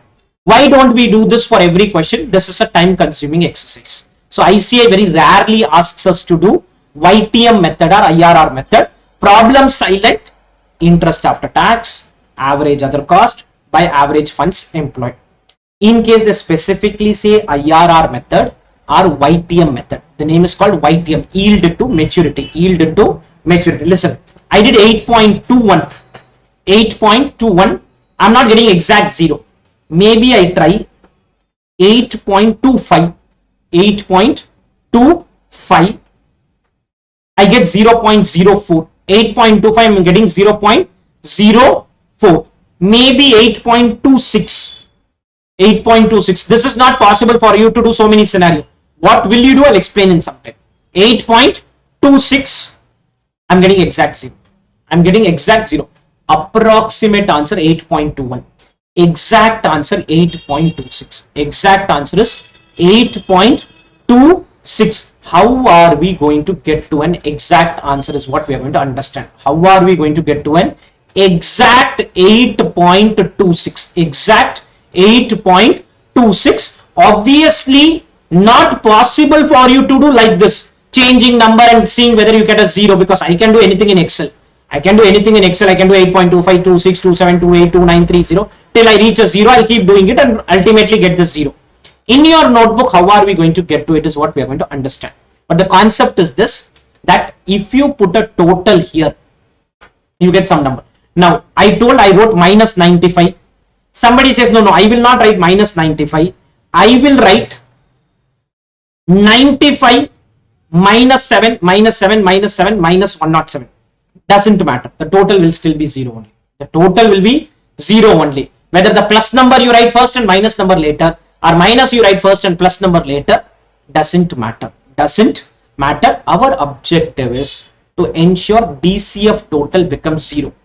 DCF total becomes 0. How can I reach DCF 0 is what we are trying to find here. How can I reach DCF 0? What is this purpose, or what is this exercise? This is exactly we learned in time value of money. Here what is happening is you paid me 95. This is my inflow. I pay you 7,777,107. When I put a total, I get minus 40. This minus 40 is my expense over a period of 5 years. Minus 40 is my expense over a period of 5 years. This will go to debit side of P&L. But I want to know the annualized cost every year. One simple approach we had is interest after tax, average other cost by average funds employed, which gave 8.21. Almost got the answer. But ICICI says, no, no, no, you get me the YTM method or IRR method or accurate method. YTM method or IRR method or accurate method. I said, okay, I'll do YTM IRR. What I need to do here is, I need to discount at some rate, which gives me total zero. Again, making it very clear, getting zero total is not easy. Here, we got some 0.20. Sometimes you will get 10 rupees, 15 rupees, and then you have to bring it to zero. How do we bring it to zero? You will understand when I do the question. But objective is to bring the total to zero. Somehow bring the total value to zero. How do we bring this total value to zero is what we are going to understand in our workings, and somewhere we'll get clarity on that. Understood the concept till this? Any doubts first till this? Any doubts on this? Okay. Listen. This is what the concept says. Cost of redeemable debt using IRR YTM. Come to page 17. Maybe write the full form alone. YTM is yield to maturity. IRR, anyway, you learn it in another chapter. So don't worry about writing the full name now. Yield to maturity. Yield to maturity. Yield to maturity. Yield means, yield is return for the investor. So return of the investor. See, listen. When I say cost of debt, you are the investor, you will say return on debt. You are earning. For me, it is cost. For me, it is called cost. For you, it is called earning. Now listen. Day zero, inflow for the company, outflow for the investor. We do investor cash flow and calculate, okay? Inflow for the company, outflow for whom? For the investor. Year 1 to life, outflow for the company, inflow for the investor. One guy will have outflow on day zero, series of inflow. Or one guy will have inflow today, series of outflow. Our objective is outflow total present value should be equal to inflow total present value. Outflow total present value should be equal to what? Inflow total present value at some discount rate. At some discount rate. Every year interest after tax, end of year redemption value. Consider cash flow and compute IRR. Consider cash flow and compute IRR. That discount rate is called IRR. Why it is called IRR and all in some other chapter. Let's not worry as of now. But objective is very simple. Can you tell me a discount rate which brings the value to zero? Which brings the value of DCF. Value of DCF. DCF is discounted cash flow. Value of DCF to what number? Zero number. I want the number to be zero. Any doubts first on the concept here? Any doubts till this first? Okay.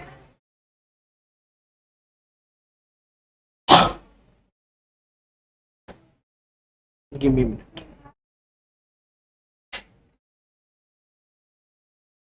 Okay, let's come to 8 itself. Or I'll give you an example. I don't want to do this question as well. Let's come with an example. Cost of debt. Cost of redeemable debt using YTM/IRR method.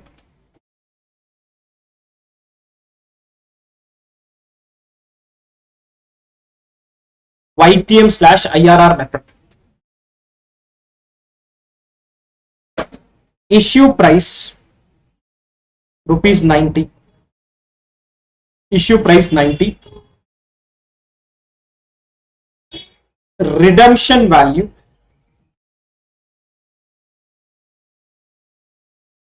rupees 110. Issue price 90. Redemption value 110. Redemption value 110. Life 5 years. Interest rate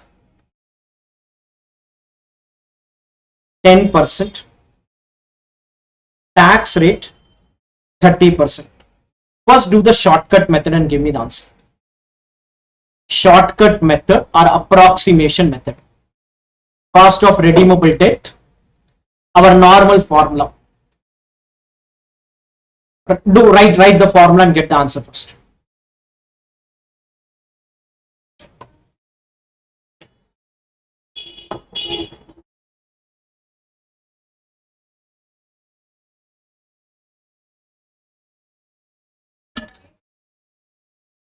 Face value not given. 90, 110 means 100 can be the face value. Face value is normally 10, 100,000. Looking at the value, 100 is the face value.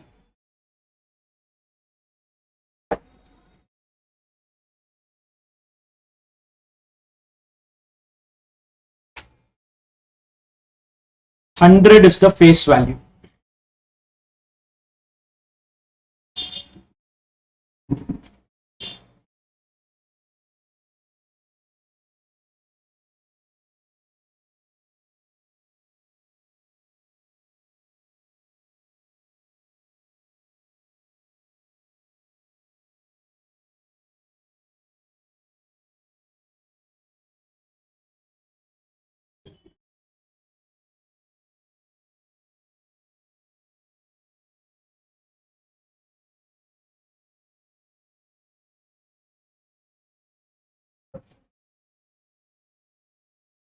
Getting 11%. This is shortcut method are called as approximate method, and this is our preferred method always because easy to do, less time consuming. Doing IRR method Excel is easy, but for us it could be a challenge. Any doubts on this? Can we proceed? Cost of debt using YTM method. YTM, IRR, detailed, accurate, whatever name we want to give. Using YTM method. I'll need 8 columns, open 4 columns in it. Totally 8 columns are needed. Don't open extra columns, leave space. Don't open the extra columns. First 4 columns, year, cash flow, PVF at 11%, DCF. Present value factor at 11%, discounted cash flow. I am checking whether 11% can give me a zero total. Why zero total? Zero total means inflow equal to outflow and the extra interest paid is 11% because we are discounting the number at 11%. If you discount at 11%, you are paying extra 11%. The 11% is the rate of interest we earlier learned in the time value of money chapter. Year 0. How much will the investor pay on year 0? 90, negative 90, negative 90. You can do company calculation, you can do investor calculation. I normally do investor calculation. Negative 90. Write along with me, don't write anything else, okay? Minus 90. You can write plus 90 also, doesn't matter. In the end, I want a zero total. Whether you write plus minus, minus plus, doesn't matter. Every year, what is the interest after tax we pay? 100 into 10% into 1 minus 0.3. How many years is the life? 1 to 5 annuity. 7 rupees. 1 to 5 annuity. 1 to 5 is an annuity. 1 to 5 is an annuity. Clear? Then at the end of year 5, you have to pay redemption value separately. 1 to 5 is an annuity. I don't want to write every year separate, it will be time consuming. 1 to 5 annuity and year 5 separately will pay the redemption value. How much is the redemption value? 110. Listen, I need to discount this at 11%. Right along with year 0 is 1 only. In the calculator, 1 divided by 1.11.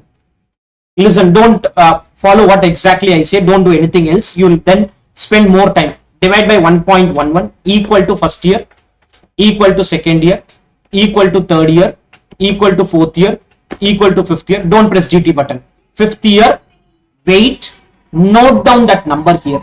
0.593. Fifth year number, note down first. Don't press the GT button, okay? Now press the GT button and write the annuity factor. Now press the GT button. I'll repeat again. 1 divided by 1.11. First year, second year, third year, fourth year, fifth year. Fifth year first write the value. If you press the GT button, then you have to repeat the calculation again. 0.593. Now press the GT button. 3.696. Any doubts on this? Why we did 11%? Because we got shortcut 11%. Listen, if you earlier got 10.25, I'll not do 10.25 and all, 10%, 10, 11, 12, 13, 14, because we will check which one will give exactly 0 in the end. We don't do 10.25 and all. If you got 10.25, try 10%. 11.25, try 11%. Many exam question, below the question, they will tell something like this. For doing the shortcut, just give me a minute. 10% and 15%. PV factor at 10% and 15%. So they'll say try 10% first, try 15% first, second. One of them may give us 0, or if it doesn't give, how to get to 0 and all, you'll understand. Exam question mostly will give 2 factors or 3, 4, 5, whatever they want to give. Here we have tried 11%. We have tried 11%. Now multiply outer column. 2 decimal outer column. 3.696 multiply. Multiply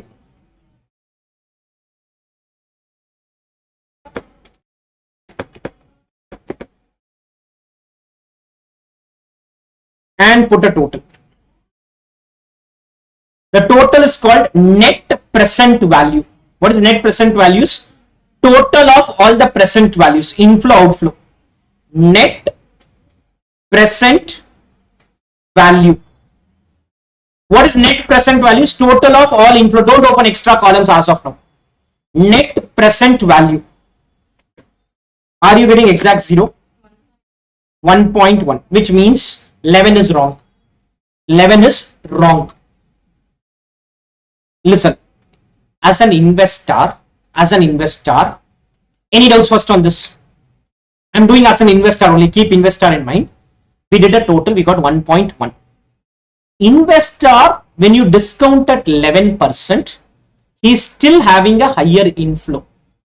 Maybe 11 should increase to 12.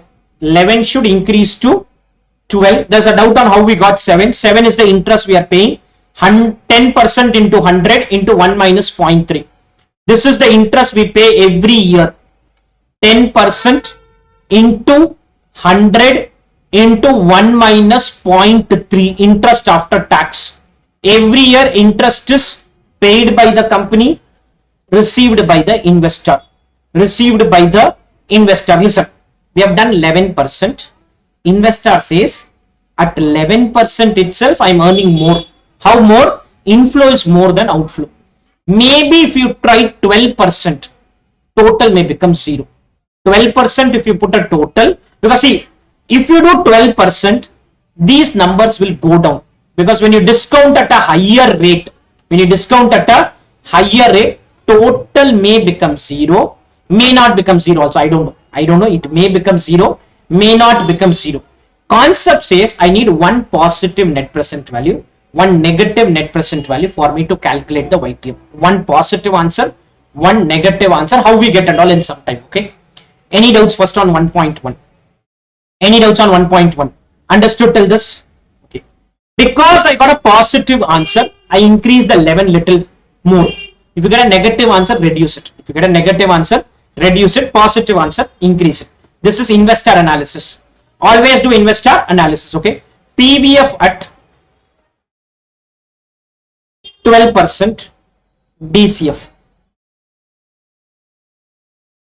1 divided by 1.12 equal to first year, second year, third year, fourth year, fifth year.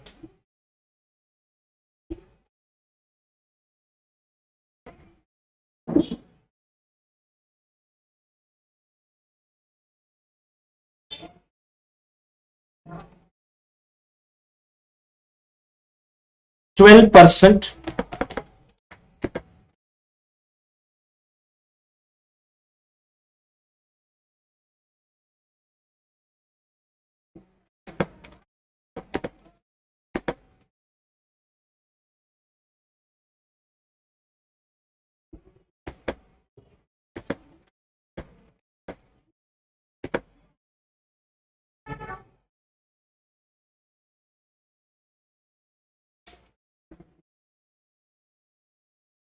Now your notebook can't now I say do 10.5, 10.4, 10.3, somewhere in between, sorry, 11.5, 11.4.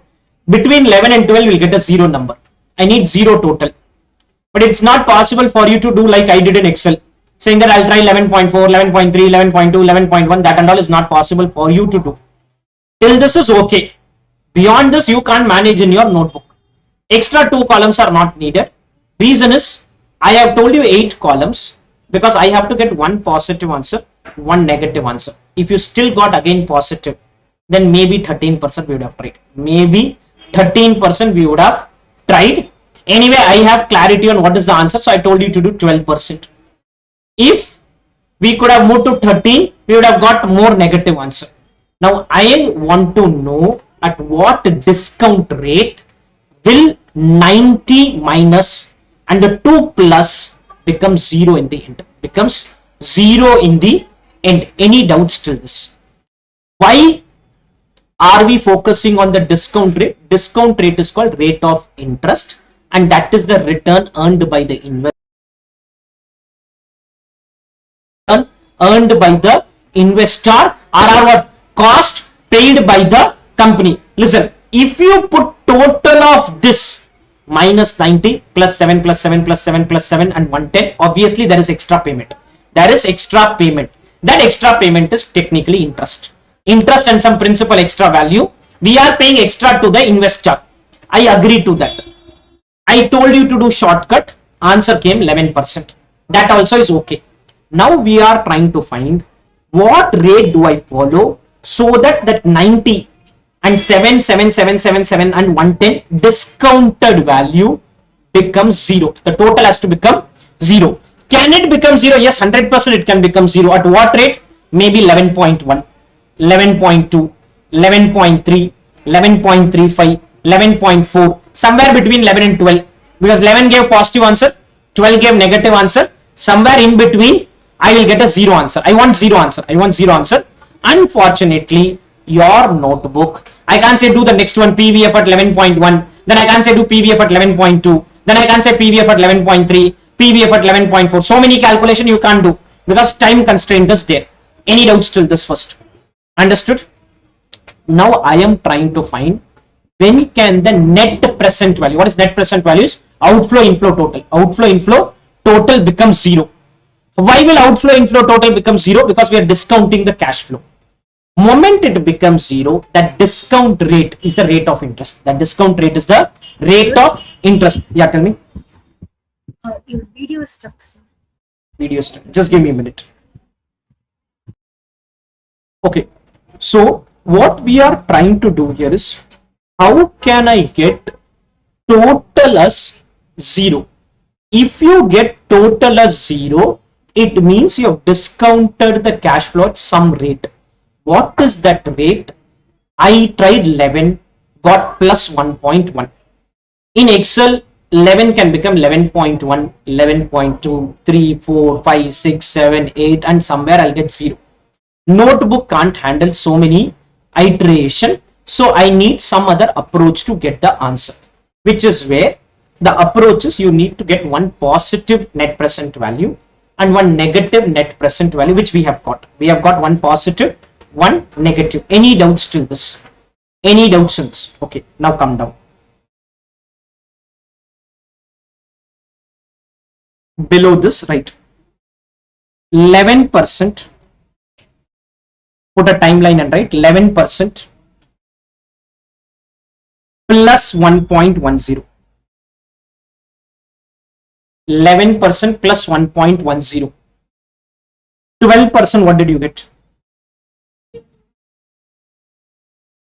Negative 2 point. Somewhere between this, I don't know what is that number and all. Between this, I may get exact 0. Because 11 gave 1.1. 11.1 will give maybe 0.5, then 0.4, 0.3, and ultimately will reach a 0. All right.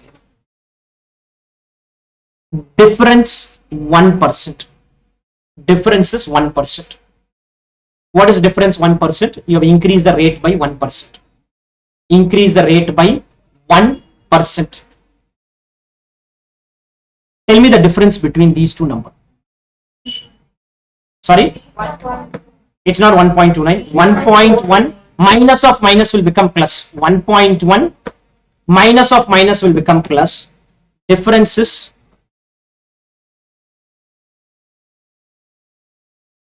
3.49, not percentage, sorry. 1.1 minus of minus 2.39, 3.49. Listen, I increase the discount rate by 1%. Net present value fell by 3.49. I should have smartly increased it by less than 1% so that it should have reached 0. But how I know? I don't know all that. So they say, now they are saying 1% increase, 3.49 fall. This is called interpolation technique, which is used many places at CA final. 1% increase, 3.49 rupees fall. 1% increase, 3.49 rupees fall. Question mark percentage increase, fall should be 1.1. Fall should be how much? 1.1. Why 1.1? If it falls by 1.1, you get 0. You get 0. You increase it by how much? 1%. NPV fell by how much? 3.49%. NPV is net present value. You increase it by 1%. NPV fell by 3.49. I want to increase it by maybe 0.1, 0.2, 0.3, 0.4, 0.5, some percentage, so that NPV falls by how much? 1.1. NPV falls by how much? 1.1. How do I get to that number? We'll understand. Any doubts on this first? Now below the table, right? 1% increase in discount rate equal to 3.49 fall in NPV. 3.49 fall in NPV. I'll again repeat. Originally NPV was 1.10 net present value. I wanted it to become 0. It reached, but I couldn't get 0 then. I couldn't get 0. So now I'm trying something else. So what I do here now is, this side I want the fall 1.10, right? 1.10 fall in NPV. NPV should fall by 1.10. This side, question mark increase in discount rate. Question mark increase in discount rate. Question mark increase in discount rate. I'll repeat again. 1 equal to 3.49. Question mark equal to 1.10. You'll give me a 2 decimal answer. Okay. 1 equal to 3.49. Question mark equal to 1.10. Question mark equal to 1.10. 1% increase, 3.49 rupee fall. Question mark equal to 1.1. What is this question mark?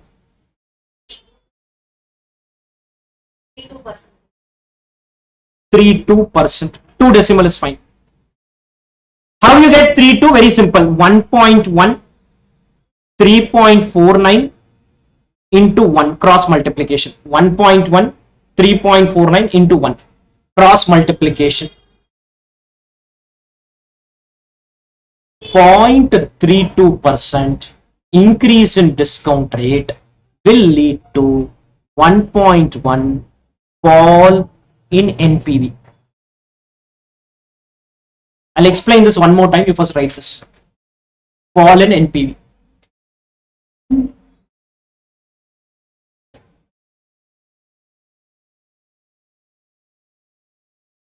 I'll explain this one more time.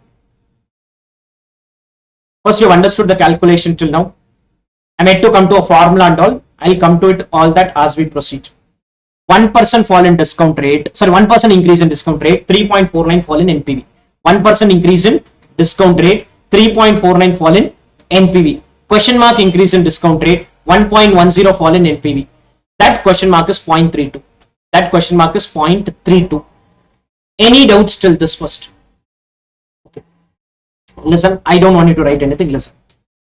If you were able to visualize this, which is not possible for you, PVF at 10.32, 10.32, sorry, 11.32, sorry, 11 and extra 0.32, 11.32. If you were able to know this, how will I know? 11 I told to do 12. How will I know 11.32? It is not possible. But if at all you had known it is 11.32, you discount, you will get 0. Small rounding of differences can come. Small rounding of differences can come. Listen for some time. Let's understand this concept very clearly. And then I go forward. DCF 1. Tell me 11.32. 1 divided by 1.1132. 11.32 is 1132. First year, second year, third year, fourth year, fifth year. Fifth year values 585. Total is 3.666. If you multiply, put a total, you should get very close to 0 or even 0 also. If you don't get very close to 0, if you don't get 0 means some rounding of differences. Minus 90, 3.666 into 7.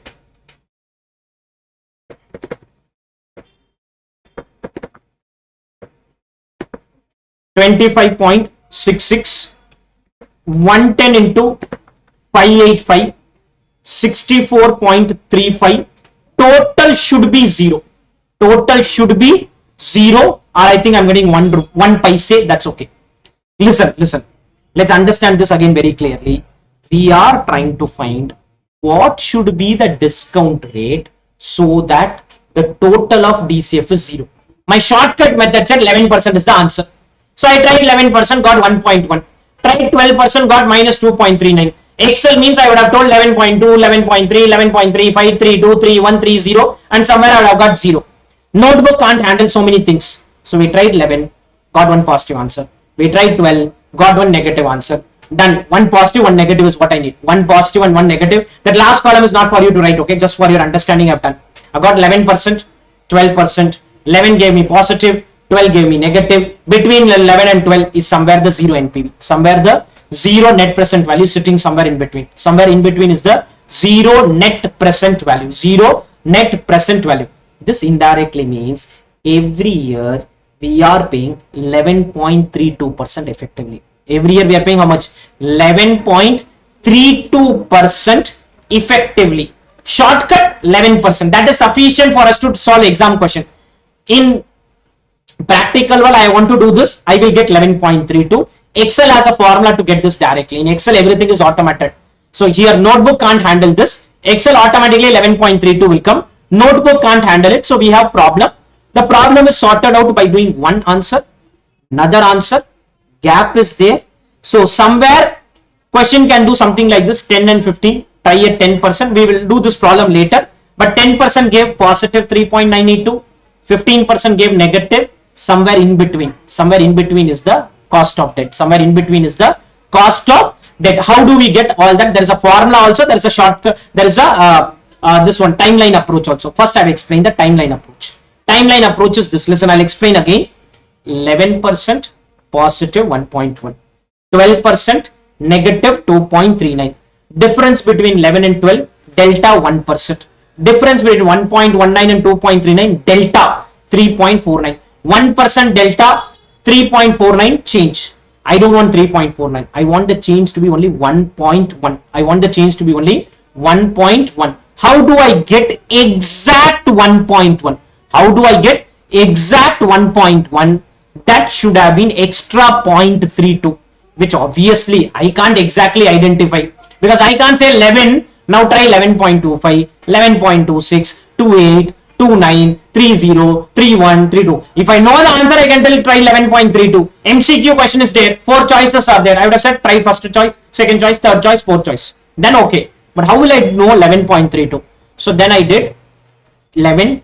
I did 12. I didn't get 0 in any of them. Unfortunate. Then I have to do this. Any doubts first on this?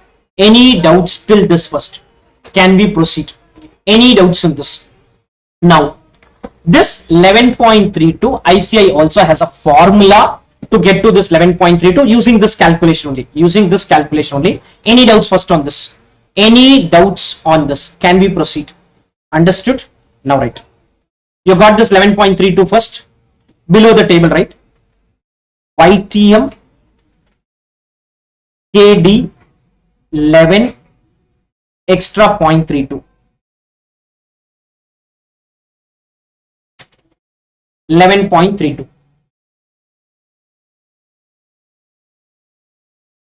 And extra 0.32, 11.32. Any doubts till this? Okay, let's understand how did this 0.32 come and which will what ICI has made as formula. Listen for some time. 11. This 0.32 was 1.10, 3.49 into 1. 1.10 by 3.49 into what? 1. This is how you got that 11.32. Wait, I don't want to write anything. This 11 is called L1. L1 means lower rate. L1, there's a formula which ICI has given. L1 is called lower rate. Do I need to remember the formula? Not mandatory. If you can do directly the timeline approach. You don't want to think so much, then remember the formula and do it, okay? L1 is the lower rate. 1.10 is called NPV at lower rate. NPV at the lower rate. 1 is called L2 minus L1. L2 minus L1. What is L2? Higher rate. L1 lower rate. L2 minus L1. ICI gave the formula. First I have done the calculation. Now I am giving you the formula. L2 minus L1.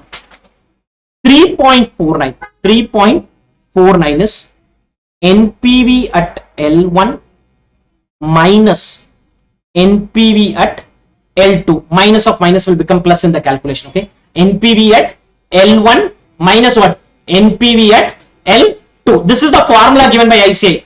But we have first done the application. Now I am giving you the formula. First we have done the application. Now I am giving you the formula. Wait for some time. I'll give you time to write. There are certain concepts which I wanted very, very clear. So I'm spending a lot of time. Initial part, I don't want any issues there. Okay. So L1 means lower discount rate. What is the lower discount rate in our calculation?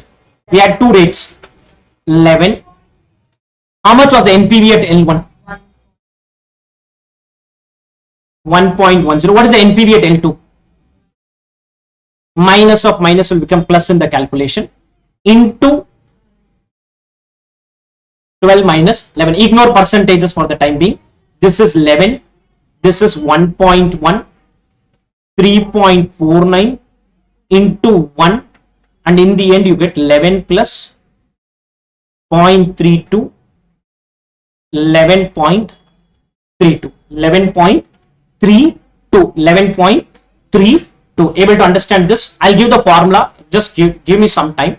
So point is, one approach is to do timeline. What is timeline?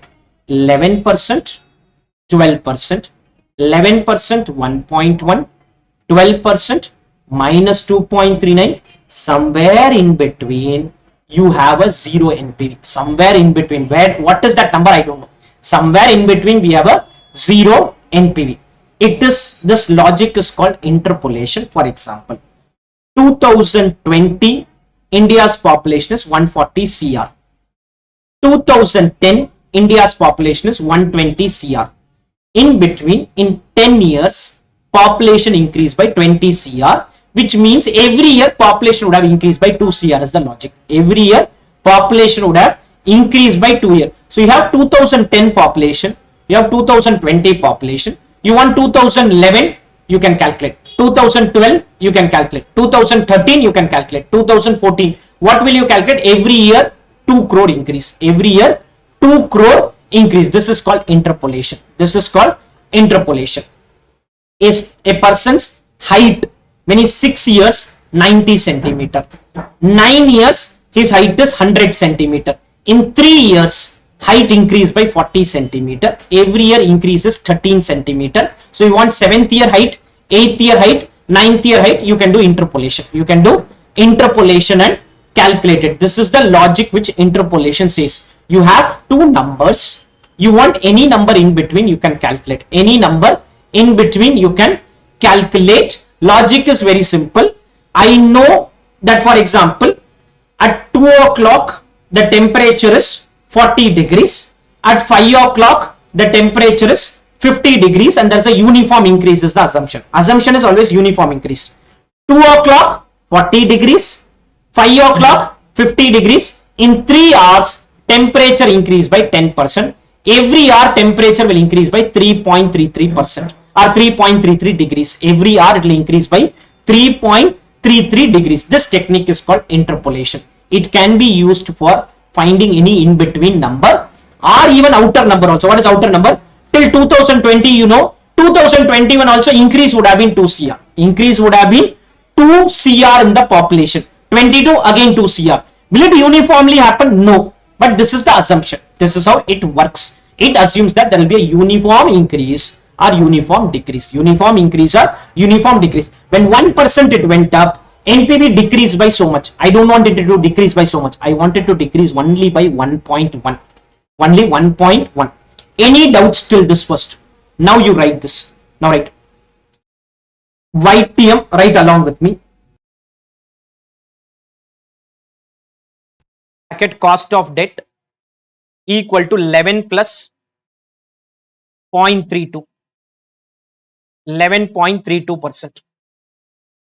11 plus 0.32. I'll give you the formula after this is done in the same calculation. Okay. 11.32. Then write again 11. How we got 0.32 was 1.1. 3 point, how much it was? 249 into 1. Into 1. Clear? Then again 11 into 1.1.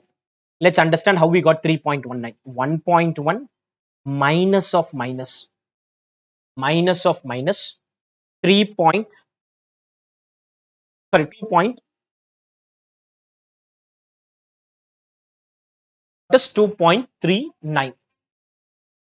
Don't remember the formula. I'm not touch the formula till now. Okay, 2.39. How we got 1 is minus 11. 12 minus 11. Clear? Able to understand this? And now ultimately I'll say this is called L1. This is called PV at any timeline approach. Directly write the formula in exam. Very clear. If you can remember the formula, directly write the formula. You don't remember the formula, then try the timeline approach. NPV at L1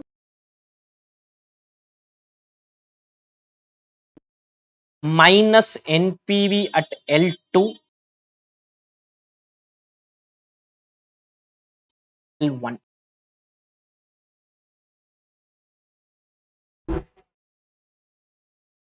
Okay, this is the formula. L1 plus NPV at L1 divided by NPV at L1 minus NPV at L2 into L2 minus L1. Do we need to remember the formula? Ideally, no. If you can do the timeline approach. Somebody doesn't want to do timeline approach, then better to remember the formula. Clear? This is what will be the YTM or IRR. Objective is to get a zero total at some discount rate. At some discount rate. If I can exactly predict that rate, this formula is not needed. You can exactly predict that rate, formula is not needed. Directly, if somebody can find 11.32, which is impossible for you to do, I can do it in Excel. If you can exactly predict 11.32, no formula needed, nothing. I had shown you earlier one calculation by doing 0.21, 22, 23, 24, 25. If you can exactly predict, story over. If you cannot exactly predict, then you need this formula. One positive NPV and one negative NPV. Any doubts on this? I'll do problems on this in the next session. There is some problem with my laptop today, so I'll try to sort it out and then do in the next session. Any doubts on this? Any doubts on the concept? Under the approximation method, interest after tax plus average other cost by average funds employed. And the other method, when you want to follow, you will have to do the IRR approach. IRR approach is very simple. Do one discount rate, get zero NPV. Not getting it, increase the discount rate, reduce the discount, positive, increase it, negative, reduce it, positive, increase, negative, reduce it, positive, increase, negative, reduce it. Once you get one positive, one negative, apply the formula. Any doubts on this? Clear? I'll end the session with this today. Good morning, friends. Okay, let's continue with the discussion. We had started with cost of capital chapter. I'll quickly summarize what we did in that session. We learned that capital is basically long-term money which is available with the company for more than a year. In FM, capital does not mean only equity capital. Capital means equity capital, preference capital, as well something called as debt capital. And this, the equity capital, debt capital, as well as a preference capital has a cost. Cost is equity, you need to pay equity dividend, preference you need to pay preference dividend, debt you need to pay interest. And the first objective is to compute what is the cost of all of these and get a cost for the entire capital structure. Entire means all put together, a single cost. Why are we calculating this? Once we know the cost of capital, whatever investments we are going to make, we want to earn at least that cost which is there. So if the cost of capital is 10%, when I make my investment, I would want to earn at least 10% on the investment. This is the logic. In the context of that, we started with cost of debt, where we learned that debt can be of three types: redeemable, irredeemable, and convertible. The other things we learned is there is a face value which is written on the face of the instrument. Interest is paid on issue price or face value? On the face value. Interest is tax deductible. So we do something called as interest into 1 minus tax rate. And then cost of irredeemable debt, there is no end. So interest into 1 minus tax rate divided by net proceeds. Redeemable debt, interest into 1 minus tax rate plus redeemable value minus net proceeds by balance life, whole divided by redeemable value plus net proceeds by 2. That second formula which I said is called approximation method. There is a detailed method called as YTM method or IRR method. Now, net proceeds basically means what company can collect from its investors.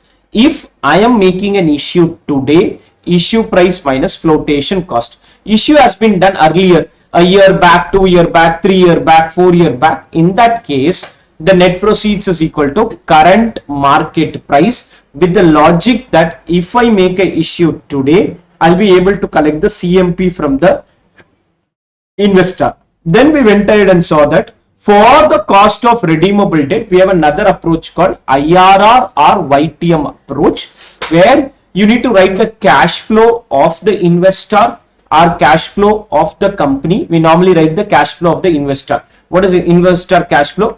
We start with something called as an initial outflow of the investor.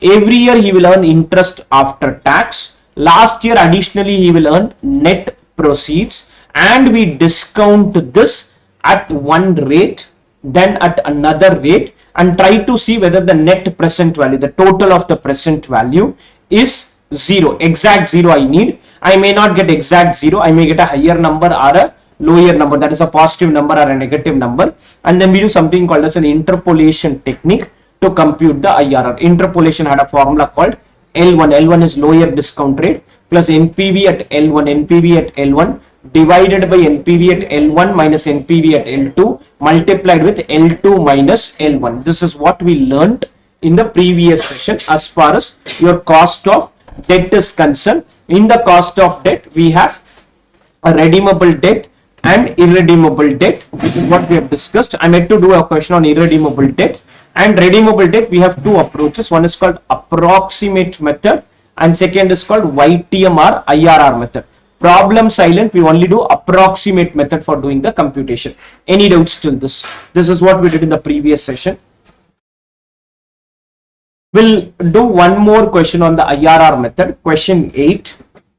Development Finance Corporation issued 0 interest deep discount bond of face value 1 lakh at 2,500 and repayable after 25 years. Compute the cost of debt if there is no corporate tax. Cost of debt if there is no corporate tax. Okay, now listen.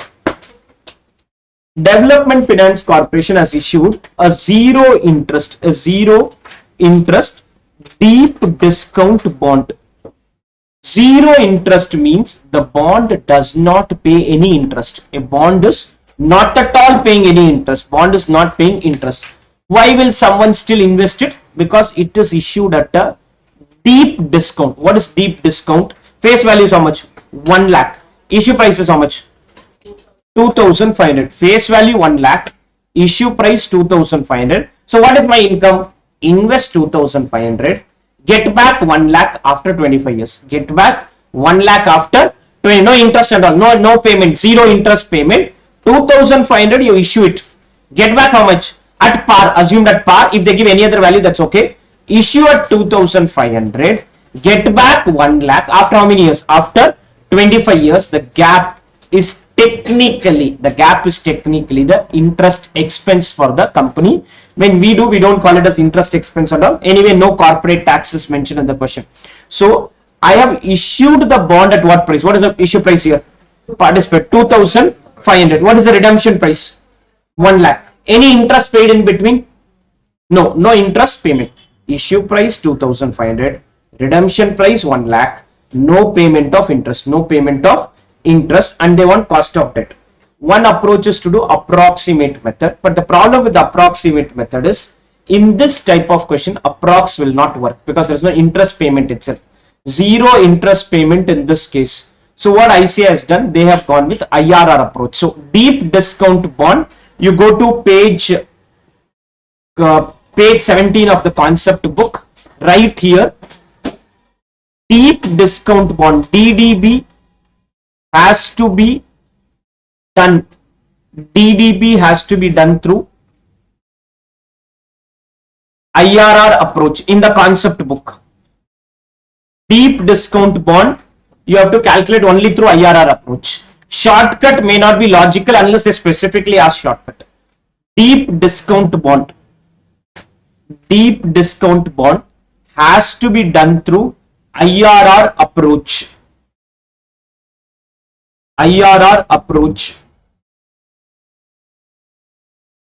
Deep discount bond has to be done through IRR approach.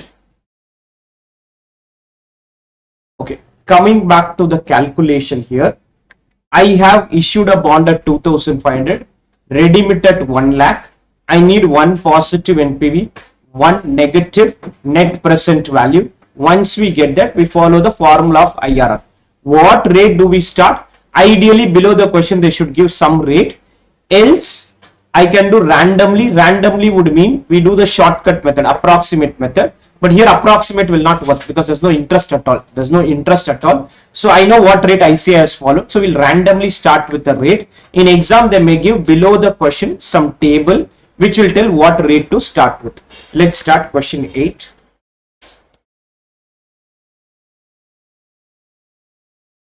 Computation of cost of debt using IRR approach. Cost of debt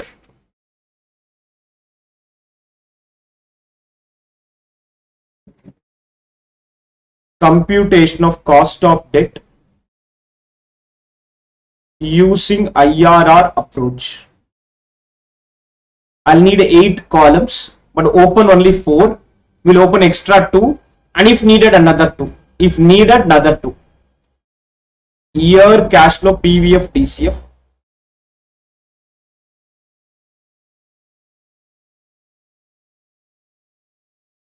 Year cash flow PVF DCF.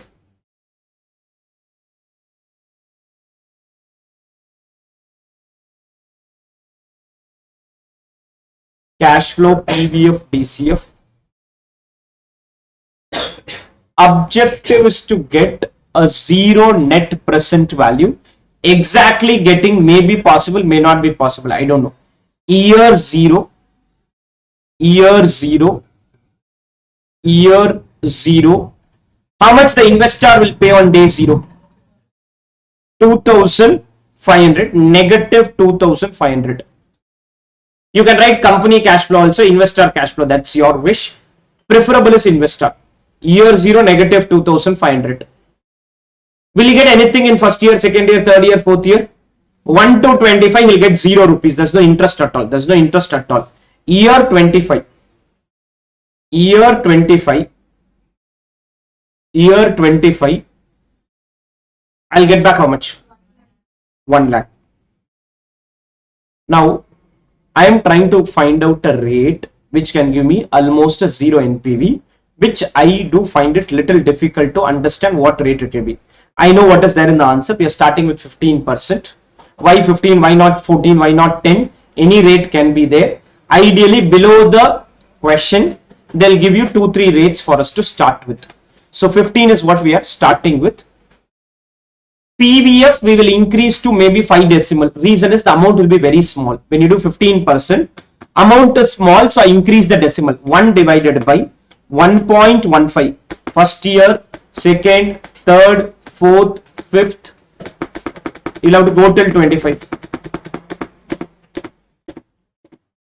Amount will be very small, so increase the number of decimals. 0, 3, 0, 3, 8. 5 decimal. 03038. Why not 3 decimal? 3 decimal would make it very, very small here. 030. Huge rounding of impact will come. 03038.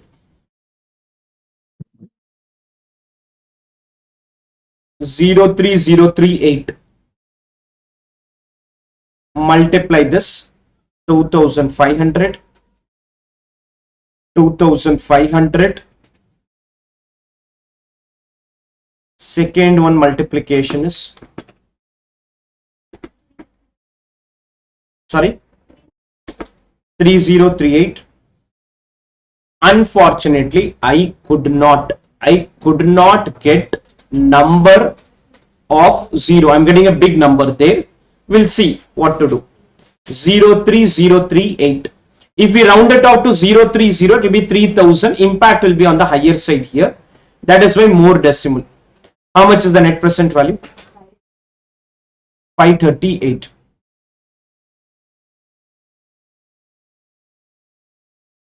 Then do PVF at 16%. Why 16? Why not? See, one is why increases. If you get a positive answer, increase, positive increase, so that you will get a negative answer. Positive increase, so that you will get a negative answer. Objective is to ultimately get a negative answer. Objective is to ultimately get one positive. In fact, objective is to get 0. 0, I don't know how will I get it. So 16%, let's try it now.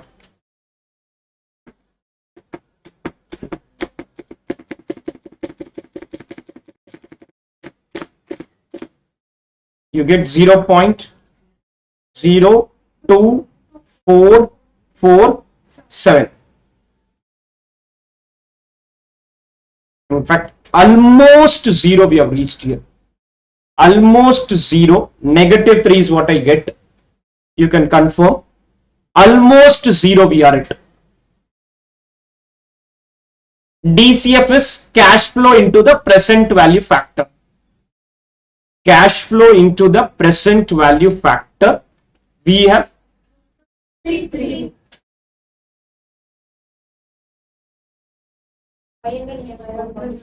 Sorry, 4. Okay, sorry. Okay, so not 0 then. The difference is huge. Sorry, I thought 2497. Sorry, 53 is the NPV. So we have a sizable gap. But good thing is one positive, one negative is done. One positive, one negative is done. So at least I'm happy about with that part. That one positive, one negative is done. I'll now get to the answer to the IRR or cost of debt using the YTM method. Any doubts on this?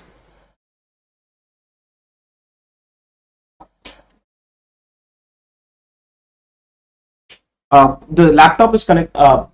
First floor, there will be Wi-Fi. BI first floor. Yeah, it's sticker. Any doubts on 53? Clear? negative 53. Clear?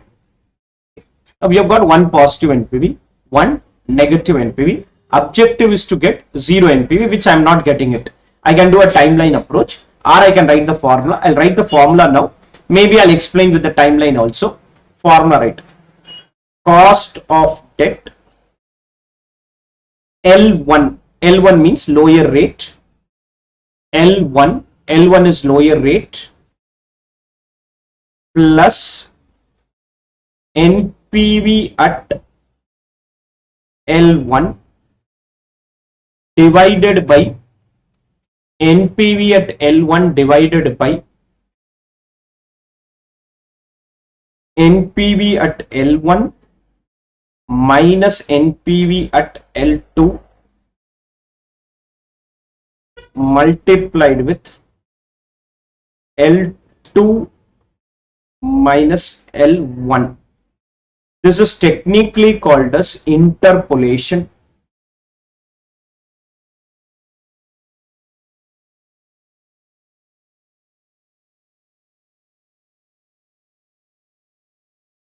L1 NPV at L1 by NPV at L1 minus NPV at L2 into L2 minus L1.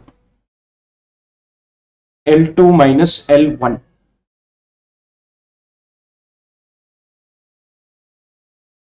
L2 minus L1.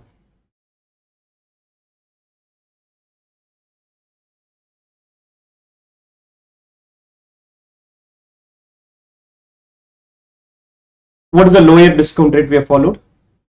15. See, lower means not the first rate. Sometimes your calculation could be 16 and then 15 also. Lower means the lower discount rate. Lower discount rate is 15. Lower discount rate is 15. What is the NPV we got at L1? 538 divided by 538 minus of minus. 538 minus of minus 53. 538 minus of minus.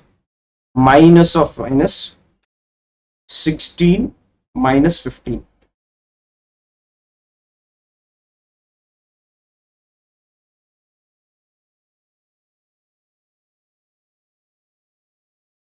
How much is the second part? 0.91. 2 decimal is fine. Final answer 2 decimal is fine. 15.91%.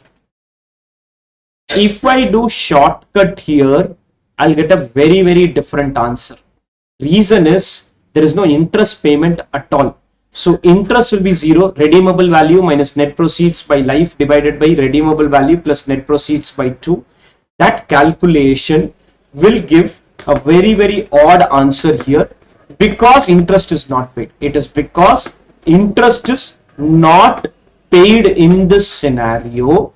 You will end up getting a significantly different answer. I just did it in the calculator. I got 7.61% for that.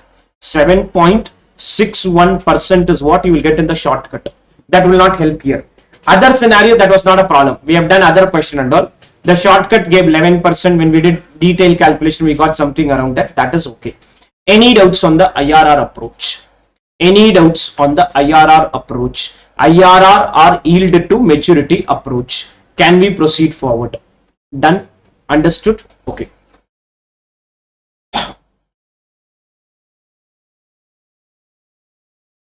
Question 9.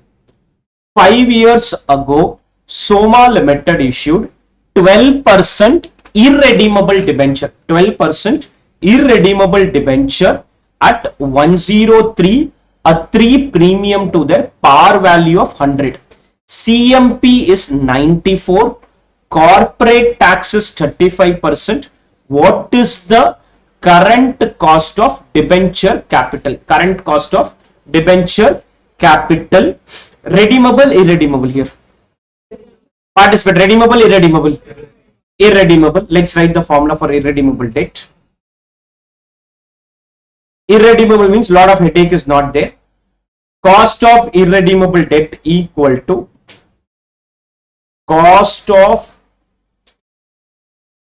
irredeemable debt equal to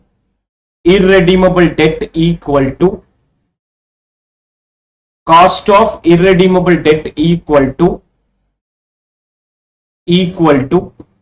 what was the formula? Interest after tax divided by net proceeds.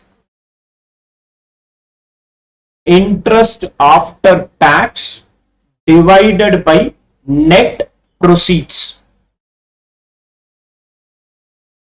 Net proceeds. No redeemable value. All that doesn't come into picture. What is the face value? 100. Coupon rate. Tax rate.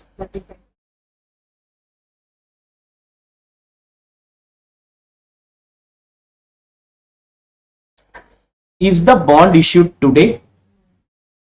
Is the bond issued today? Guys, participate. Is the bond issued today? It was issued 5 years ago. So I can't write issue price minus flotation cost. I can write only current market price. What is the current market price? 94. See, if the question specifically say, if the company, what is the historical cost 5 years ago, then you can do issue price minus flotation cost, because you have to go back to that date. So this is how much you get? 7 point. Divided by 94. What's the final answer? 8.30%. 2978. 2978. 8.30%.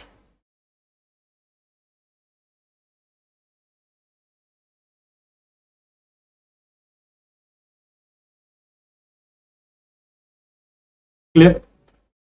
Can you proceed? Okay.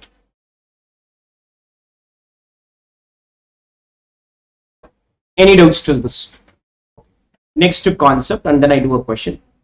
Now listen. Valuation of bond. Listen for some time, and then I show it with the concept book.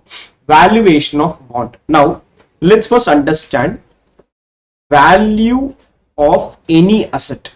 Value of any asset. You want to value any asset in the practical world. I want to value this building. I want to value this laptop. I want to value a calculator. I want to value a water bottle. I want to value any asset. Asset, I mean here, this approach is which generates income. Okay. So for example, if you want to value a car which you are using for personal purpose, this logic will not work. You want to value a car and you're using it for commercial purpose, that is, you are letting it out on rent, or you are using it as a Ola service or an Uber service, maybe you can value the asset using this logic. Logic is very simple. Present value means today's value of future cash flows. Future cash flow. We don't work with profits. Future cash flow. What is future cash flow? This building first year will give me rent of 1 lakh rupee. No expenses assumed, only rent is there, no expenses, no tax, nothing is there. So first year I get 1 lakh, second year I get 2 lakh, third year I get 1 lakh 50, fourth year I get 3 lakh, fifth year I get 3 lakh 50, sixth year I get 7 lakh. At the end of sixth year, building is sold for 1 year. Building is sold for 1 year. Put a total of all of this, not a normal total, discount it and put a total. Discount it and put a total. You can't add them together as of now, because as I said, time value of money is very, very critical. I keep going back to time value of money concept. There we learn first year, second year, third year, fourth year, fifth year, sixth year can't be added. So I want to value any asset, present value of future cash flow. Now what is this? Value of building. I want to value a building. Present value of rent plus sale value. Rent and sale value, provided there are no expenses and other things. Okay, if there are expenses, obviously expenses will be reduced from the income, and net amount, taxation, everything you have to reduce. Assuming none of them is there, just to do present value of rent plus sale value. I want to value of car, present value of net income from Ola plus resale value at end of life. Net income is whatever income comes, some expenses are there, petrol expenses, diesel expenses, insurance expenses, driver expenses. After all of that, whatever value you get, that is the net income from your Ola services plus the resale value at the end of life. Any asset you take, there is always a regular set of income will come, and at some point of time you will sell off that asset. Now what is the use of this? Value of bond equal to present value of interest income, present value of interest income plus principal at end of life, principal at end of life. Present value means you'll have to discount it at some rate. Without discounting you can't do it. What discount rate and all we'll understand, but present value of interest income, first year interest, second year interest, third year interest, fourth year interest. Principal, I said end of life, there are certain bonds which pay principal every year also, or you just let us call it as present value. The present principal can be paid on the last day, or I may say I'll pay 1/5, 1/5, 1/5, 1/5 every year. That's my wish. Depends on the terms of the agreement. This is present value of interest income plus principal. You will have to discount it. Present value means discounting has to be done. What rate we discount and all we'll discuss. Okay. So value of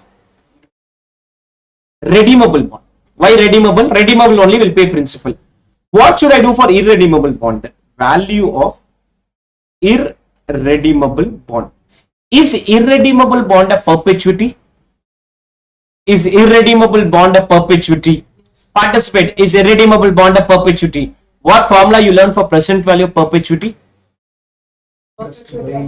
Perpetuity amount divided by rate of interest minus growth rate. We may not have growth rate concept here. Rate of interest, or the other practical name for this is called discount rate. It is technically called discount rate. So perpetuity amount I will divide by something called as a discount rate and growth rate. Now, okay, all this is understood. What should be the discount rate? Should the discount rate be the interest which the bond is paying? Not necessary, because bond was issued 10 years ago. That time you were paying 10%. Now inflation would have gone up. So your expectation from the bond would have changed. The inflation would have gone up, gone down. Anything can happen in the practical world. See, when I value a bond, I need a discount rate. Anything you calculate. For example, I want to value the building. You need a discount rate to value the building. If you use a very high discount rate, the value will get depressed. If you use a very low discount rate, the value will become very high. This is how the rule is. Discount rate has an impact on the valuation. Do you want to use a lower discount rate or a higher discount rate? Depends on certain parameters. What are those parameters and all you will understand. But I need a discount rate. More on discount rate only at CA final you will understand. Valuation is not very critical for us. Once some 2-3 questions are there. Concept is very simple. I have got the rental income. I have got the sale value. I told you to do the estimation. We sat across, did some analysis, got the rental income, got the expenses, property tax, maintenance, all put together. Final net amount we have got. Sale value also we have got. In the net income, income tax may come. In the sale value also income tax may come, because there's a capital gain, all that can happen. I've done all the analysis. Now I need one discount rate. Simple logic of discount rate in the practical world is inflation plus real return on risk-free investment. Real return on risk-free investment, or to put together, this is risk-free rate. Put together, this is called risk-free rate. What is put together risk-free rate? Inflation 5%, real return 2%, 5 plus 2, 7 is what government is giving. 5 plus 2, 7 is what government is giving. Plus risk premium. What is risk premium? If you feel this building is a risky investment, extra you may add 5-6%. If you feel it is not a risky investment, you may add extra 1-2%. As you increase the risk premium, discount rate goes up, value goes down, which is logical. If it's a risky investment, I want to pay lower price. I want to pay lower price. If it is not a risky investment, I want to pay a higher price. Practical world, this is how discount rate will be decided. You are giving a loan to your friend.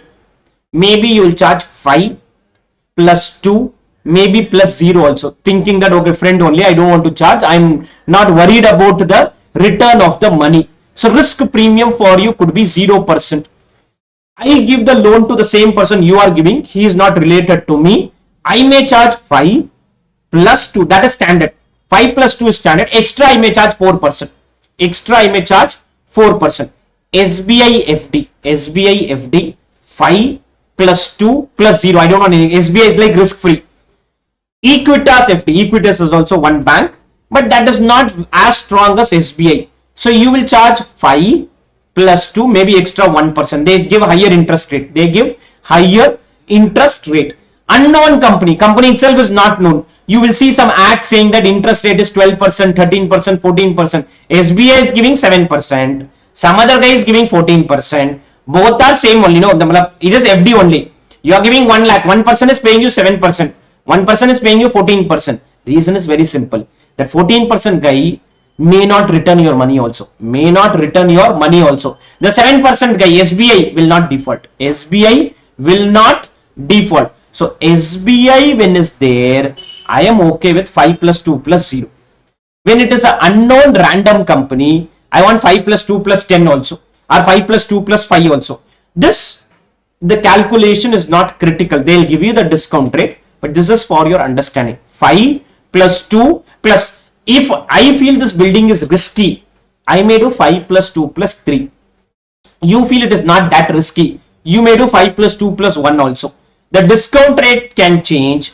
When discount rate changes, the valuation for me is different, the valuation for you is different, and that is where a buy and sell will happen. See, I feel this building is worth 2 CR. You feel the building is worth 2.5 CR. And I want to sell it for, because I feel it is 2 CR, you feel it is 2.5 CR, I want to sell it for 2 crore 20 lakh. I am happy because I feel it is 2 crore worth. You are also happy because you feel it is 2.5 crore worth, you are buying it. If both of us think like exactly same, no transaction will happen in the practical world. I also feel 2 CR, you also feel it is 2 CR, I want to sell it for 2.2 CR, you will not buy it. You will not buy the building if I feel it is 2 crore worth, you also feel it is 2 crore worth, how will a sale transaction happen? In the practical world, a buy and sell happens in many assets only because people have different expectation on the value. People, I'm selling a car. Let us just take an example of car where you don't value like this and all. I have a car. I feel it is worth only 80,000. I'm trying to sell it for 1,20,000. You somehow feel this car is worth 1,50,000. And when I said 1,20,000, you got excited and ready to buy it. You got excited and ready to buy it. So people will buy when the value of that asset is lower than the value they perceive it to be. They perceive value 150, market is giving 1 lakh or 1,10,000, you want to buy it. People will sell it when they perceive the value in the market is higher and you feel the value is on the lower side. Then only a sale transaction will happen. No buying transaction, no selling transaction can happen if everybody thinks alike in the practical world. If everyone thinks same way, stock market, lot of buying selling happens. If everyone thinks share price will go up, why will somebody sell it? If everyone thinks that share price is going to go up, then everyone would want to buy it. Nobody wants to sell it. How will a transaction happen? So every transaction in the practical world can happen only if people have different expectation. That different expectation will come from valuation. So how will you value? Value of any asset. This is a very important rule, okay? This can, in the recent AFM exam, this got tested again. This concept got tested on valuation, but there also you learn it at final level. Value of any asset you want to value, present value of future cash flow. Present value of future cash flow. The cash flow can come from interest income plus a principal. I want to value preference share, preference dividend plus redemption value. I want to value an equity share, equity dividend plus at some stage maybe a buyback happen, and if no buyback is happening, irredeemable. Then look at the irredeemable valuation. Look at the irredeemable valuation. How will you do irredeemable valuation? Same perpetuity amount logic. Any doubts first on the concept? Okay, now I'll show it in the concept book. Listen, valuation of bond irredeemable debt valued like a perpetuity. What is value like a perpetuity? Interest in rupees divided by investor yield or market yield. What is investor yield? Technically they'll give you directly, but what is investor yield is R risk-free rate, that is inflation plus real return plus the risk premium. Inflation plus what? Real return plus the risk premium. Redeemable debt, two options are available. Problem silent, you will have to do this only. Detailed approach. What is detailed approach? Present value of future cash flow discounted at investor required rate of return. Come to this place and write the to be followed if silent.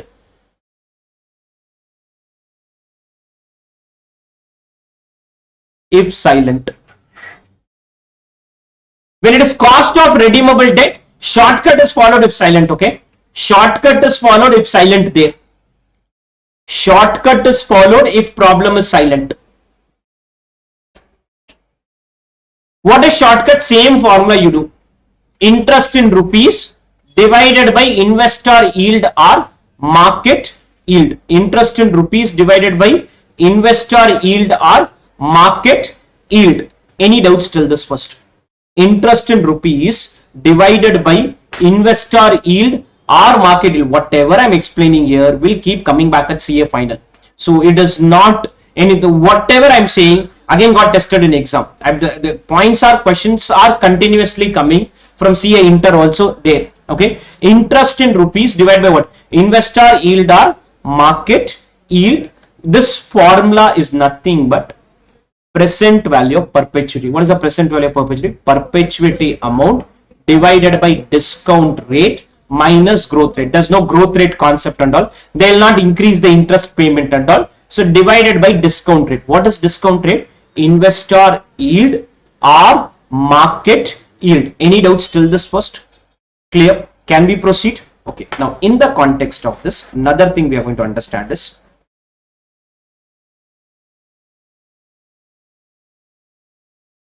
okay, let's assume coupon rate. Coupon rate is the interest rate. 10% on 100. Okay. Again 10% on 100. 10% on 100. Discount rate. Discount rate is investor yield. It's called investor yield or market yield. Investor yield or market yield. 8%, 10%, 12%. Three numbers are the 8, 10 and 12. Valuation. Valuation is perpetuity amount. Perpetuity amount is interest in rupees divided by the discount rate. So when I do valuation, this is irredeemable. Okay, I'm discussing irredeemable. Valuation is 10% into 100 divided by 8%. Divided by 8%. 10% into 100 divided by 8%. What is 8%? Discount rate, investor yield, market yield, investor required return, investor expected return. Different names you can use. What's the value we get? 125. Second scenario divided by 10%. We get 100. No need to write anything. Just be in listen mode. Understand. Third scenario divide by 12%. 83.33. Now, company is little confused. They are saying it is the same bond, but market will give different value in different situation. Market will give different value in different situation. Also, this can change. This can change every 3 months, every 6 months, every 9 months, every 12 months. How it can change? RBI increases interest rate, or inflation goes up, the discount rate will go up. Inflation goes up, discount rate will go up. Inflation goes down, discount rate will go down. Risk of a company goes up. See, that company I invested in Anil Ambani companies 10 years back may not be risky. Now they're very, very risky. So risk goes up, risk premium will go up. Risk goes down, risk premium will go down. Anything can change in the practical world. What can change? Inflation can change, or risk premium can change. So accordingly, the value can keep changing. Now, why did I discuss this? What is the coupon rate the bond is paying here? 10%. What is the investor wanting? 8%. If I pay more than what investor wants, if I pay more than what investor wants, he will give me a premium valuation. He will give me a premium valuation. I exceed your expectation. You wanted how much? 8%. I exceed your expectation. You exceed my expectation by giving 125. I exceed your expectation. You exceed my expectation. What did I exceed? I gave you fantastic classes. You have started giving me a fees higher than the normal average fees of the industry. When I give fantastic classes, people are ready to pay a premium pricing fees which is higher than the average fees of the industry because of the fantastic classes. Second scenario, I give you 10, you also want 10, I meet your expectation, you meet my expectation of par value. You meet my expectation of par value. Third scenario, I pay 10%. You are cribbing saying that you wanted 12%. You are saying you wanted 12%. I can't change my interest. Then you depress the valuation and give a discounted value. Give a discounted value. Deep discount bond. I don't pay anything. 0% payment. Value is significantly depressed to 2,500 on 1 lakh in that example. 2,500 on 1 lakh. I exceed your expectation. You exceed my expectation. I meet your expectation. You meet my expectation. I am not able to meet your expectation. You are also not able to meet my expectation. You are also not able. Listen, the discount rate which you see here can change if inflation changes. Can change if inflation changes. Can inflation change in the practical world? 100% yes. Real return is a balancing factor. That's okay. Risk premium can change if risk goes up. Risk premium can go down if risk goes down. And obviously, the risk can also change in the company. Today, if you take another bank, Yes Bank, 10 years back, Yes Bank and all was a very strong bank. Then suddenly, I think 2 or 3 years back, it went into a lot of trouble and RBI had to intervene and all. So now Yes Bank interest rates and all will be very high. If you look at FD rates of Yes Bank, they will be on the higher side. Maybe some 10 years back, they were paying normal FD rates. They were not having a high risk premium. But now people feel it is very risky. People feel it is on the riskier side. Able to first understand the concept till this? Okay. Now, this is presented here. Likely issue price of a bond. Likely issue price or current market price. Issue price if you are issuing today. CMP if issue has already happened. Interest rate equal to investor expectation. What is investor expectation? Discount rate. Equal par value meets expectation. I pay more premium value.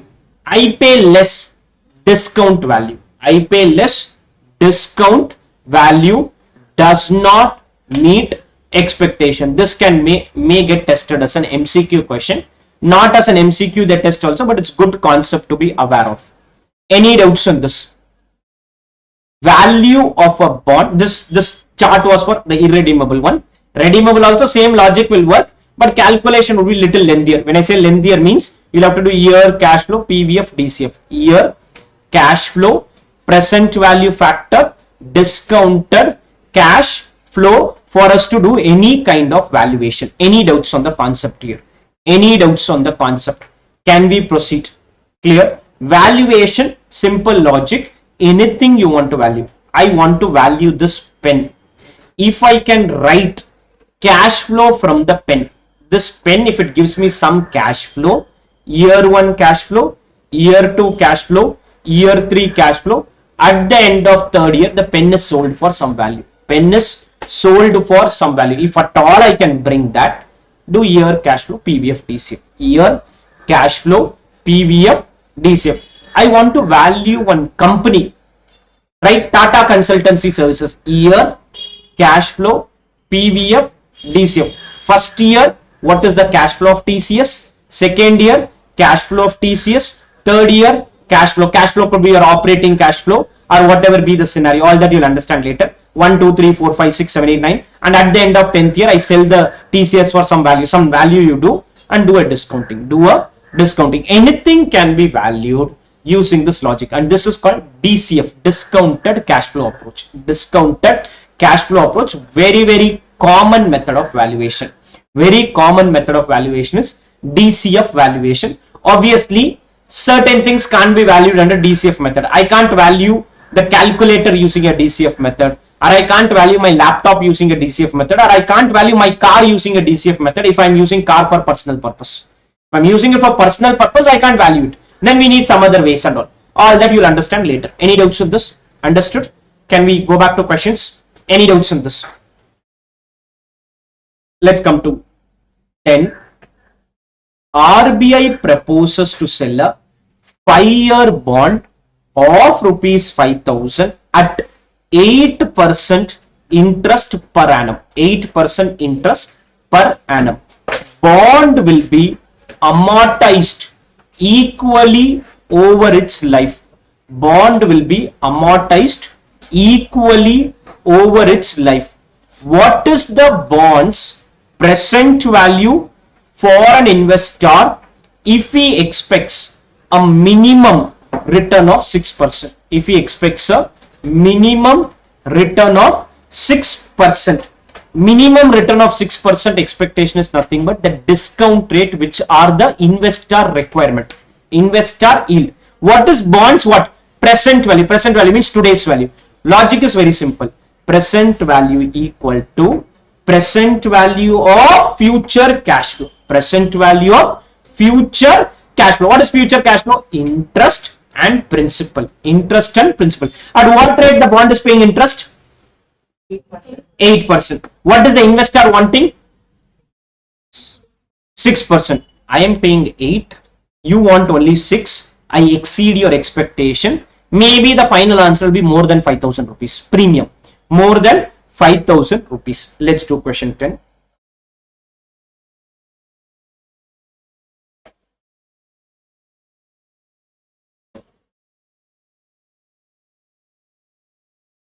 Value of bond equal to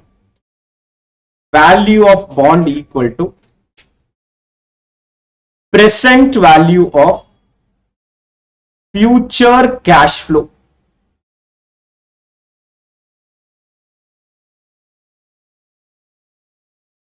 Future cash flow. Present value of future cash flow discounted at investor required rate of return. Discounted at investor required rate of return. Investor required rate of return.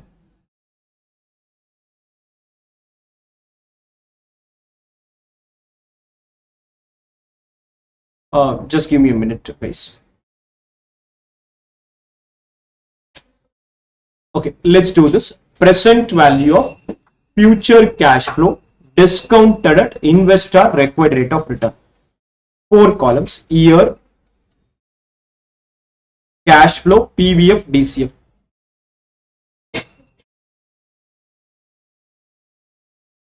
Year, cash flow, PVF and DCF. PVF at 6%. That's the discount rate.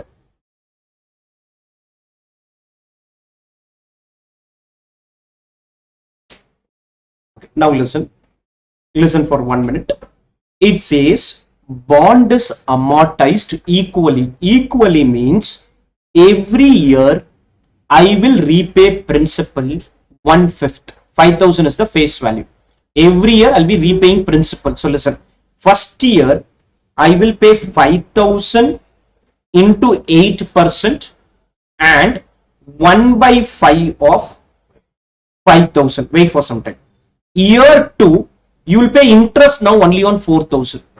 Interest only on 4,000 because already returned 1,000. Why will I pay interest on that 1,000 now? I'll pay interest only on 4,000 and repay 1 by 5 of 5,000. Repay 1 by 5 of, if they are not even equally amortized, 1 to 5 interest, year 5 principal. 1 to 5 interest. 1 to 5 is an annuity and year 5 is a normal number. Listen, 5,000 into 8% and 1/5 of 5,000. 4,000 into 8%, 1/5 of 5,000. 3,000 into 8%, 1/5 of 5,000. 2,000 into 8%, 1/5 of 5,000. 1,000 into 8%, 1/5 of 5,000. 1/5, 1/5, 1/5 will be paid, right? 5,000 into 8%. 1 by, let's first write the cash flow, then we'll do discounting. 1 by 5 of 5,000. 1 by 5 of 5,000. 1 by 5 of 5,000. What's the number you get? 1,400. I'll repeat again. First year you pay interest on 5,000. Second year you will pay interest on 4,000. Third year on 3,000. Then on 2,000. Then on 1,000. At the end of fifth year, bond is closed.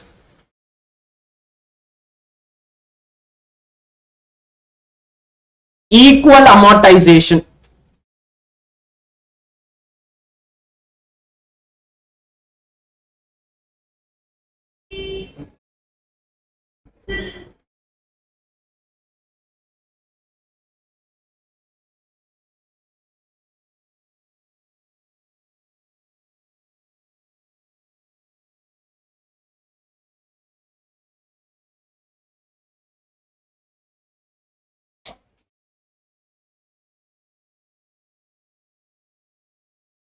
Five, four, three, two, one.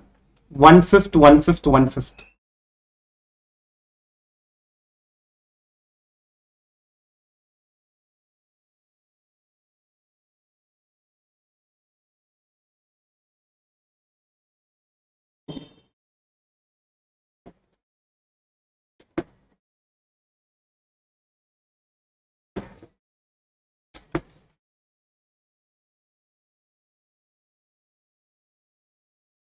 PVF at 6%, 1 divided by 1.06.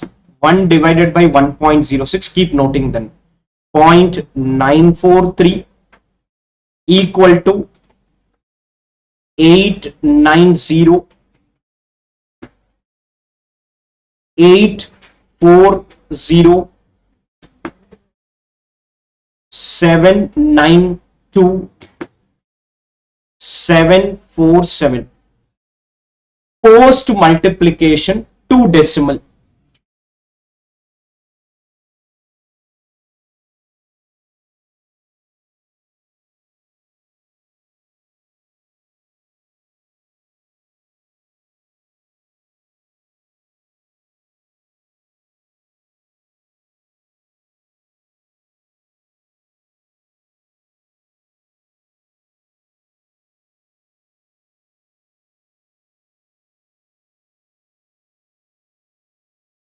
Multiply, keep 2 decimal in the answer. If at all you get in decimal, into 943.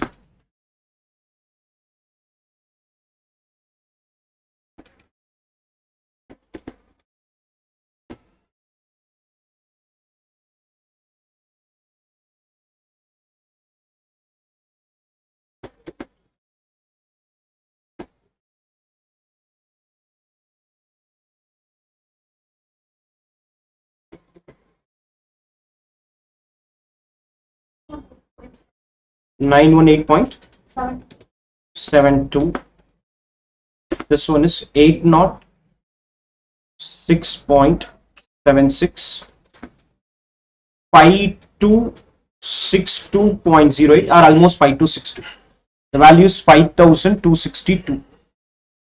5,262. This is the present value of the bond or the value of the bond. I will pay 5,262 for a bond with a face value of 5,000. For a bond with a face value of 5,000. I will pay 5262. Any doubts on this? Able to understand this? Can we proceed? Any doubts here?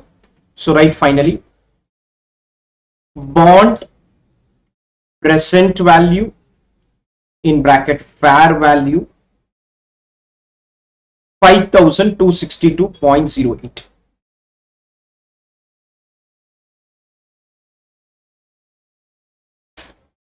$5262.08. 5262.08.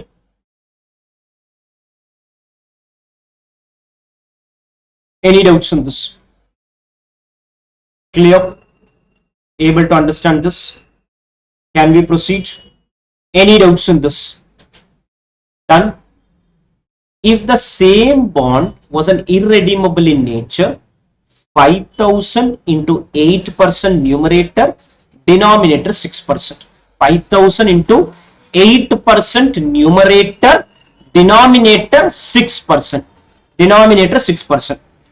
Same question, they say value the bond using shortcut method. Shortcut is same, 5,000 into 8% divided by 6%, you will get some 6,600 rupees, which is a different number, altogether different number, but that is what the calculation is. If you tell me to do shortcut, 5,000 into shortcut or approximate, the word could be shortcut or approximate, 5,000 into what?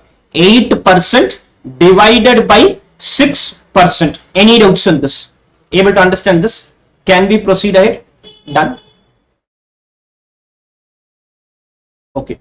Till now we have learned something called as redeemable, irredeemable. Let's now understand convertible.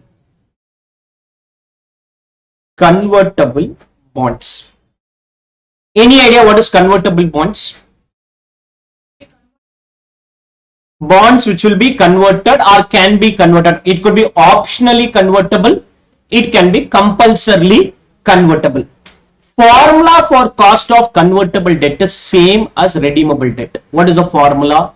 Interest after tax. Okay, irredeemable can't be redeemable. Interest after tax plus average other cost by average funds employed, or IRR method. Or IRR method. Formula same, everything same, only one difference. Redeemable value in that formula will be higher of something. What is higher of and all? I'll explain. Redeemable value in that formula. In that formula, what is the formula? Interest after tax plus RV minus net proceeds by balance life divided by RV plus net proceeds by 2. Or year 0, you write some outflow number, 1 to 5 some inflow number, year 5 some redeemable value number. You used to discount and then get the answer. That redeemable value is higher of the two number. What is higher of the two number? Redeem as debt. Redeem as debt can be at par, premium, discount. Silent means we take par value and then close it. There is a bond with 100 rupees face value. Redeemable value will be 100. Or other option is convert into equity. I can redeem it as debt. I can also convert it into equity. What is convert into equity? After 5 years, see, you want to get something out of the debenture. You can get two things. I will pay rupees 150. Okay, this is the redeemable value. Or give 2 shares whose value on that day value I need, whose value on that day, how you get and all we'll see, whose value on that day is rupees 100 per share, whose value on that day means after 3 years, after 5 years, after 10 years, after 15 years, how we get value and all we'll see later. But I want the value after how many years? After so many years, what is the value of the share? What is the value of the share after how many years? After so many years, how much? 100 per share. Now I give choice to you. What you will do, you will think in your mind. If I give you money, it is 150. If I give you share, 2 into 100, 200, get share, immediately sell it. Get share and Immediately sell it. You don't want that company, immediately sell it. By doing that, you will get 200 rupees. Otherwise, you'll get only 150 rupees. Otherwise, you'll get only 150 rupees. I give the choice to you. It's optionally means the choice is there. Compulsorily means no choice. Convert into equity will only happen. So either I pay you 150 or I give you 2 equity share whose value is 2 into 100. You will obviously say my redeemable value is convert into equity rupees 200. Convert into equity rupees 200. Convert into equity rupees 200. This may happen, may not happen also. On the last day, instead of 100, it is 40 per share. It is 40 per share. 2 into 40 is 80. You tell the company, don't give me share at all. Return my 150. Return my 150. That is why it's higher of the two. Higher of the two means what? Either you can convert into equity or you can redeem it as debt. Redeem debt, okay.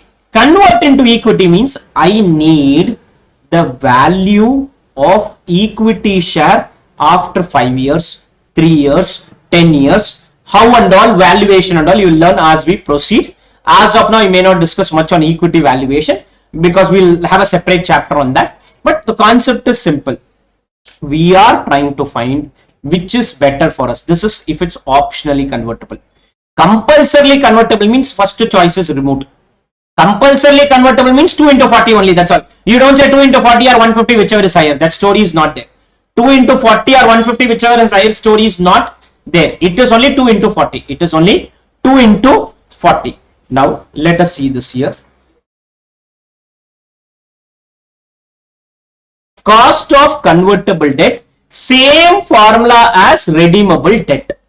Approximation method, only difference in redeemable value. IRR method, only difference in redeemable value. What is redeemable value?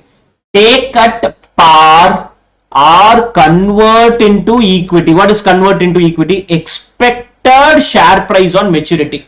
Expected share price on maturity. Maturity means after 5 years, not today's price. Don't tell me today's price and do the calculation. Expected, how will you do? All that we'll see later.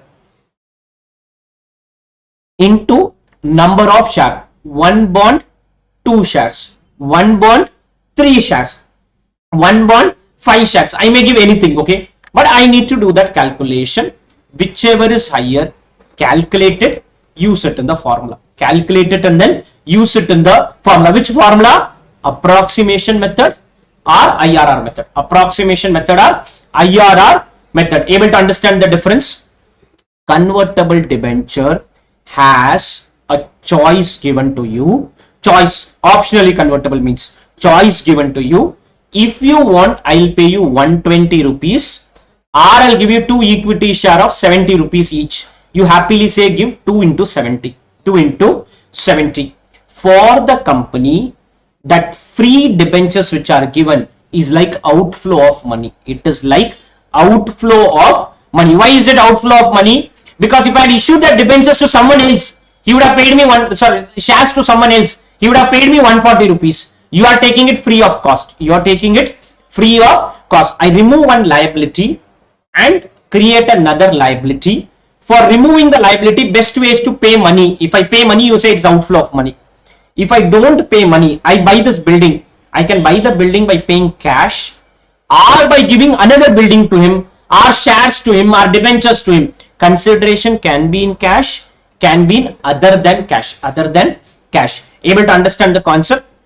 The only difference is in redeemable value or only difference is in maturity value. The better word is maturity value, but I don't want to change the formula. The only difference is in redeemable value. What is redeemable value? Higher of 2. What is higher? Redeem it as debt or convert into equity. Redeem it as debt or convert into equity. Redeem it as debt or convert into equity. The redeem it as debt is fixed. It is 110, 120, 130, whatever number. It's already decided.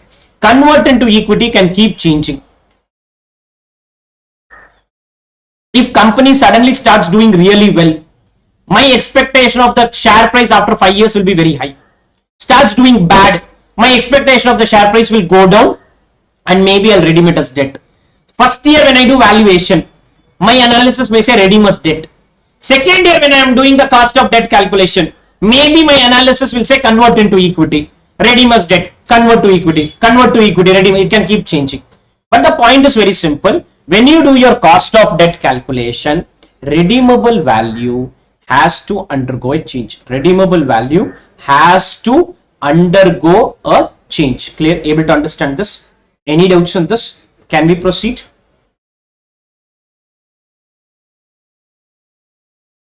Let's come to this now.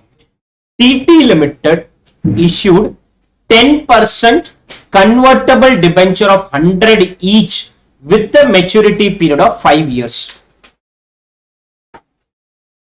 At maturity, debenture holder will have the option to convert debenture into equity shares in the ratio of 1:5. Option means I'm not forcing it to you. Current market price of equity. Current means today's price. I don't need today's price. I need future price. Current market price is 20 each. Historically, the growth rate of the share is 4% per annum.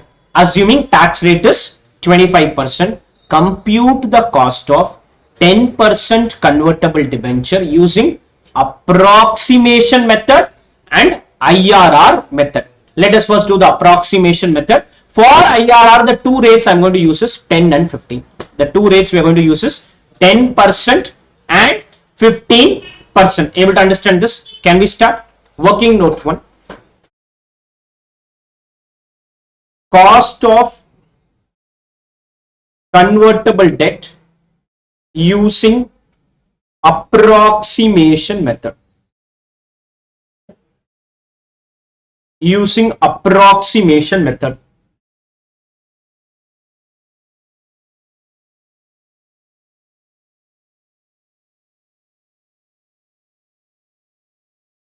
Cost of convertible debt. I'll copy the formula. You know the formula, write the same formula. Your redeemable debt formula.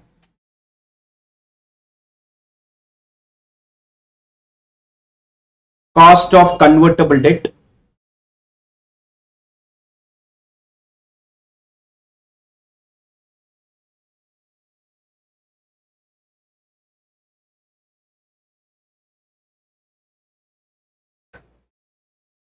interest into face value into 1 minus tax rate, RV minus NP by balance life, RV plus NP by 2.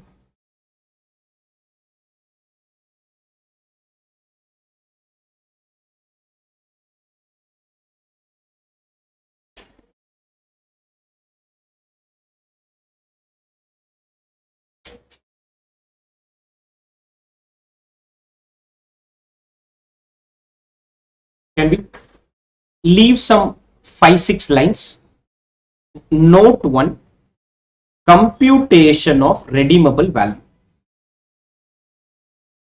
Redeemable value. Better word is maturity value, but I don't want to change the formula, so I'm using the word redeemable value.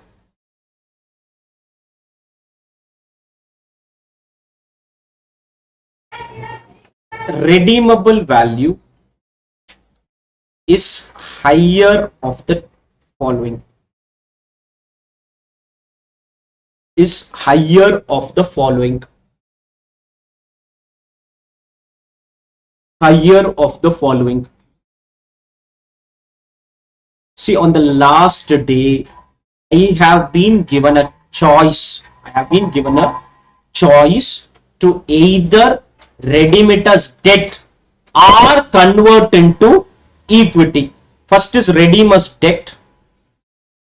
What is the face value of the bond? 100. Any redemption value given, par, premium, discount.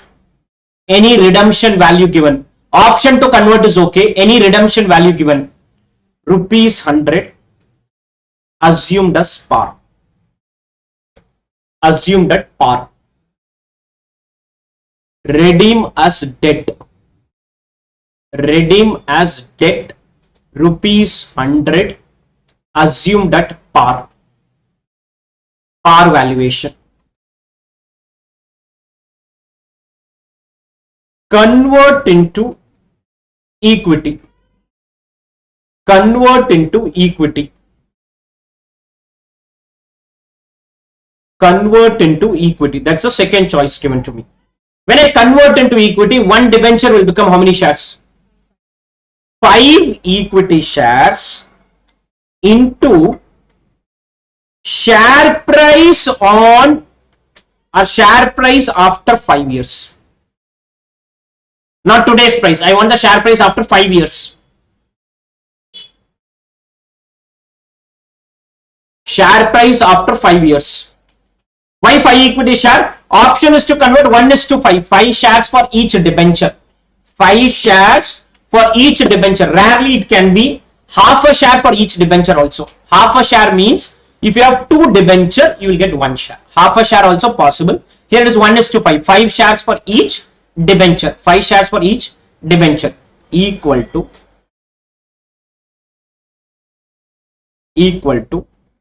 5 into 5 into what is the share price today?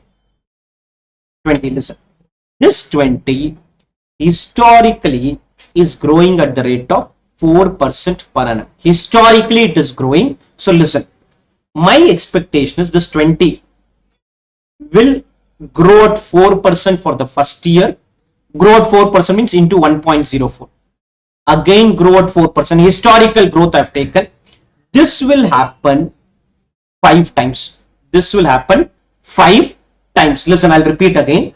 5 into 20 is today's price. After 1 year you want the price into 1.04. After 2 years you want the price into another 1.04. After 3 years you want the price into another 1.04. After 4 years into another 1.04. Growth of 4%. Growth of 4% means you can do in the calculator itself 20 plus 4%. No need to do into 1.04 plus 4%. First year growth plus 4% second year growth plus 4% third year growth plus 4% fourth year growth plus 4% fifth year growth. This number is nothing but into 1.04 power 5. Into 1.04 power 5. 20 plus what? 4% plus 4% plus 4% plus 4% plus 4% plus 4%. How many times? 5 times. Or you can do into 1.04 power 5. Will I get the same number? Yes, you will get the same number. Whether you do into 1.04 power 5 or add what? 4. Any doubts on this? But you can't add directly 20%. Okay, don't say 4 into 5 and I'll add 20. That will not work. I'll repeat again what we have done.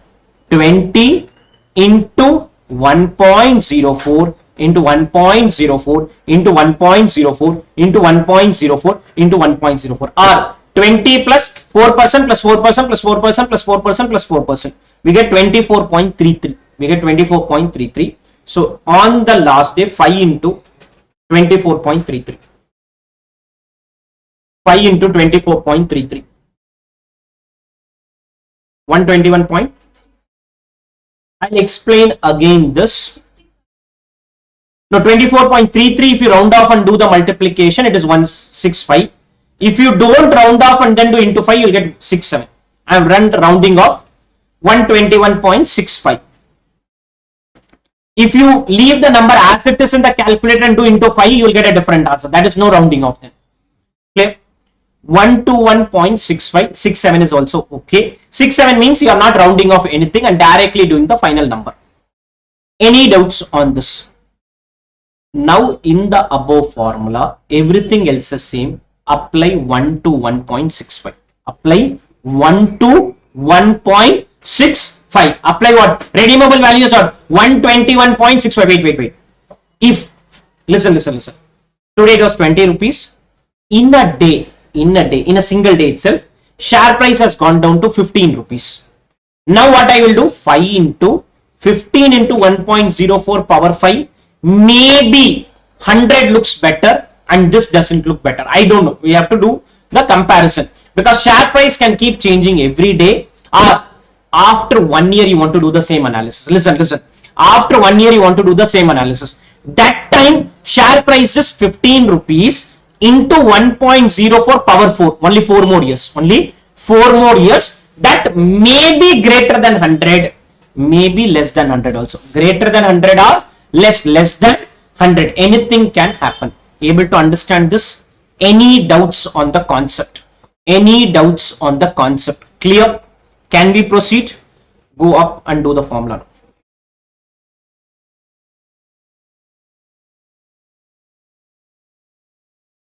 You keep doing it, refer the screen if you wish to, but I don't see any major confusion now.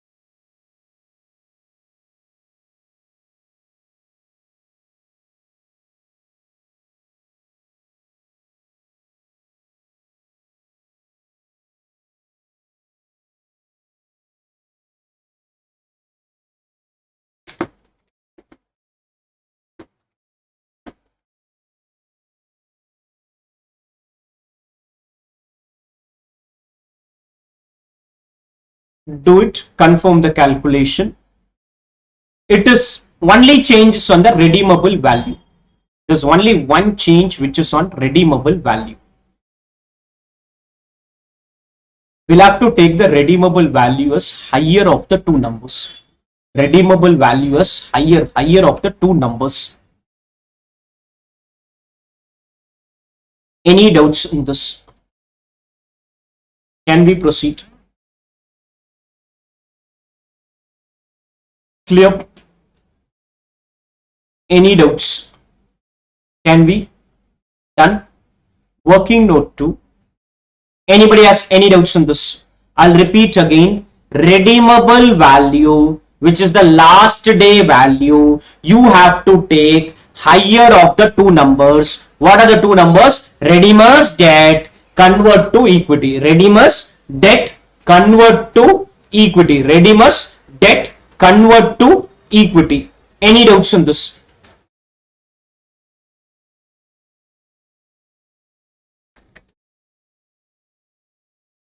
Next, cost of convertible debt using IRR method. Using IRR method. Answer will be very close to 10.67. They have given two numbers, 10 and 15. We'll use those two and do the calculation. Cost of convertible debt using IRR method. Using IRR method. I will need only 6 columns here. I don't see a 8 column requirement. 6 column. At 10% we will do, at 15% we will do, and objective is to get 0 NPV, which will not come. In the formula answer will come. Why 10 and 15? Below the table they have given PV factor at 10%, PV factor at 15%. Answer somewhere is going to be between 10 and 15. Somewhere between 10 and 15. Year cash flow PVF DCF.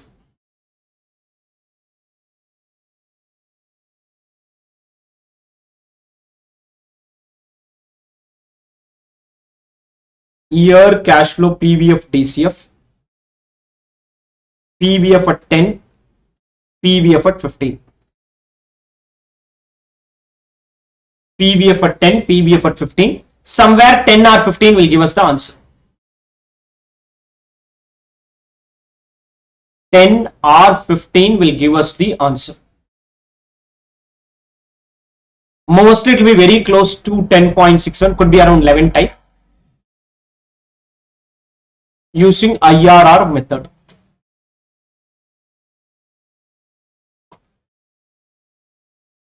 Can we start? Year 0. How much will the investor pay today? Year 0. Minus 100. Minus 100. Year 0 minus 100. The clear focus is on cash flow. Once that is clear, balance is just a formality. 1 to 5 years. 1 to 5 years you will pay interest after tax. Interest after tax. You will receive, company will pay. Interest after tax. 100. Okay, we already know the number. 7.5. Where is that 7.5? Interest after tax. First year, second year, third year, fourth year, and fifth year. Fifth year separately. Fifth year separately, you will get the redeemable value, which we have already done the calculation. Fifth year, we will get the redeemable value. Redeemable value is 5 equity shares. 5 equity shares. That is what our calculation said. Fifth year will be 1 to 1.65. 121.65.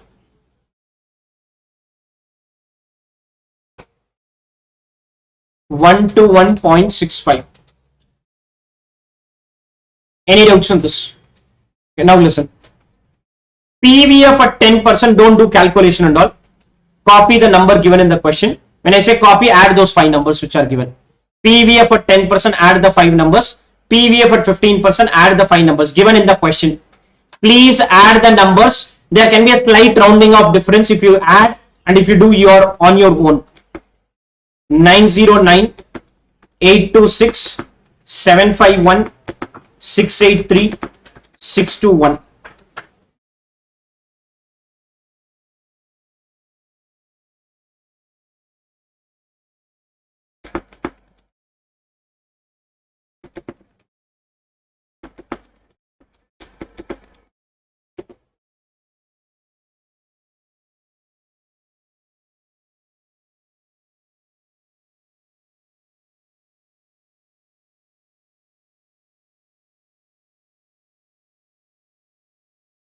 You confirm that 5 PVF I'm adding, okay? Annuity factor is adding that 5. Can I do it at the calculator? Yes, you can do like the way we do.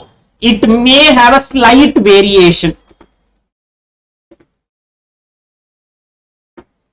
If we do, we'll get 3.791. I'm following whatever they have given.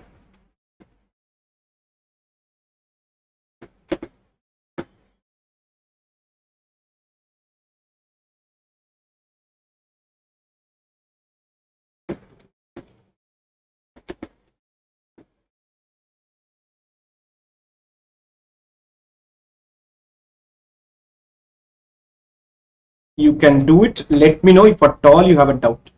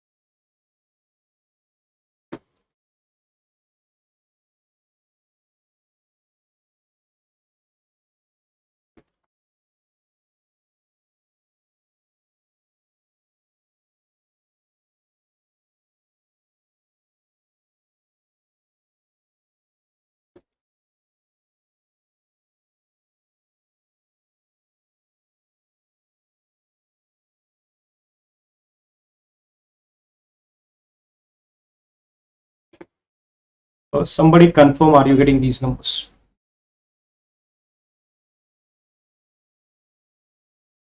I was trying to get a zero number, which I couldn't get. I got something else here.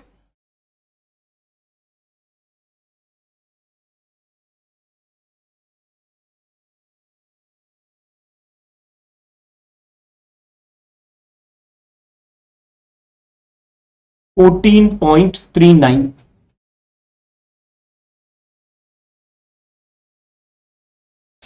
$14.39.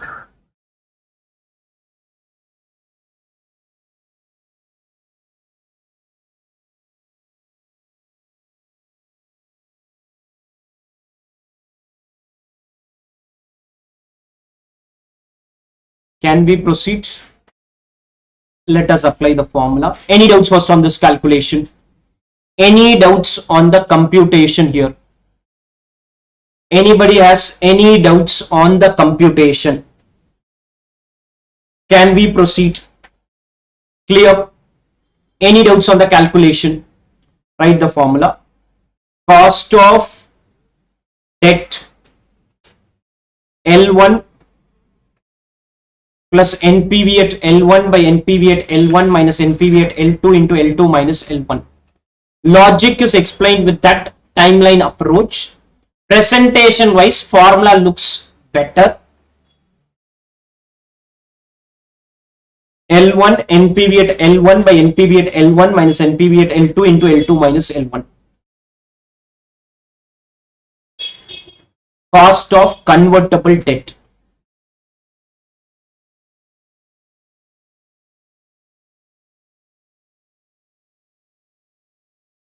L1 plus NPV at L1 by NPV at L1 minus NPV at L2 into L2 minus L1.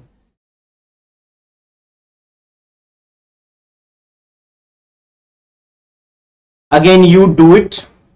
I'm not even trying to explain this part because done 2 examples earlier. You do it and then refer this screen.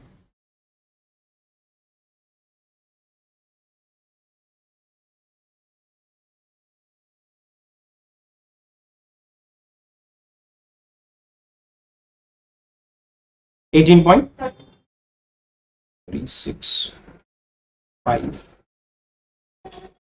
plus how much? 1.0.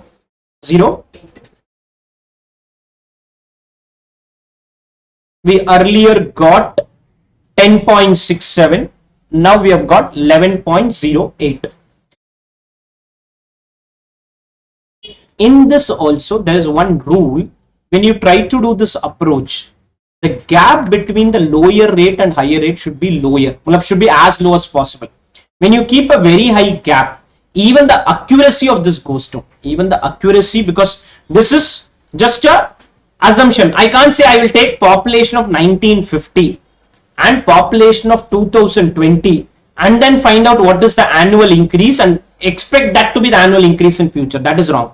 You get a 2010 population, 2020 population, and then find the difference and then say this difference may continue in future. You can't take 1950 and 2020 and then say I will look at that. That would be a wrong comparison. The gap should be as low as possible is a rule of interpolation. They have given 15, 10. If I was doing, I would have done 10. Maybe we would have attempted 12. 10 and 12 we would have attempted. That would have given a slightly different answer. But they have given 10, 15. We follow 10, 15. Any doubts on the computation here? Any only difference is the convertible debt basically says redeemable value, which you write should be higher of the 2 numbers. The 2 numbers are redeemitors debt or convert to equity. Redeemitors debt or convert to equity. Any doubts in this? Clear? Able to understand this? Done? Can we proceed? Clear? Okay, let's take a break now. 10 minutes break. Okay, let's proceed ahead. Let's come to question 12, which got tested in May 25 mock test paper. A good question. As we discussed, you'll understand very similar but with extra adjustment. Anu Limited has issued 50,000 10% convertible bond with a maturity period of 5 years. At the maturity, bondholder will have an option to convert into equity share in the ratio of 1:4 like the previous one. Equity shares are listed, currently traded at 30. Historically, the growth rate has been 5% over the years. Of the total number of convertible bond issued, 75% opt in for converting the bond. 75% are doing conversion of the bond to the common stock at an agreed price, which shall be 5% premium to the intrinsic price at that point in time. The investor need to hold the share for at least 2 years from the date of conversion. 2 years from the date of conversion. I will explain this in a minute. See, on the last day, I given 2 choices. Somebody may still prefer to redeem it as debt may still prefer in this example if there is a condition that you convert to equity, you cannot sell it immediately. Convert to equity and you cannot sell it immediately. That condition is coming in this question. Convert to equity, which is why 75% people are going for shares.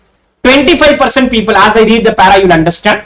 In this question, they said of the total number of convertible bond issued, 75% opt in for converting the bond to the common stock at an agreed price, which will be what? 5% premium to the intrinsic value. Intrinsic value is the real value. The term intrinsic means real price. What is real price? What we calculate. But extra 5% is there. Extra, the issue will be at some 5% premium to the intrinsic price. Investor need to hold what?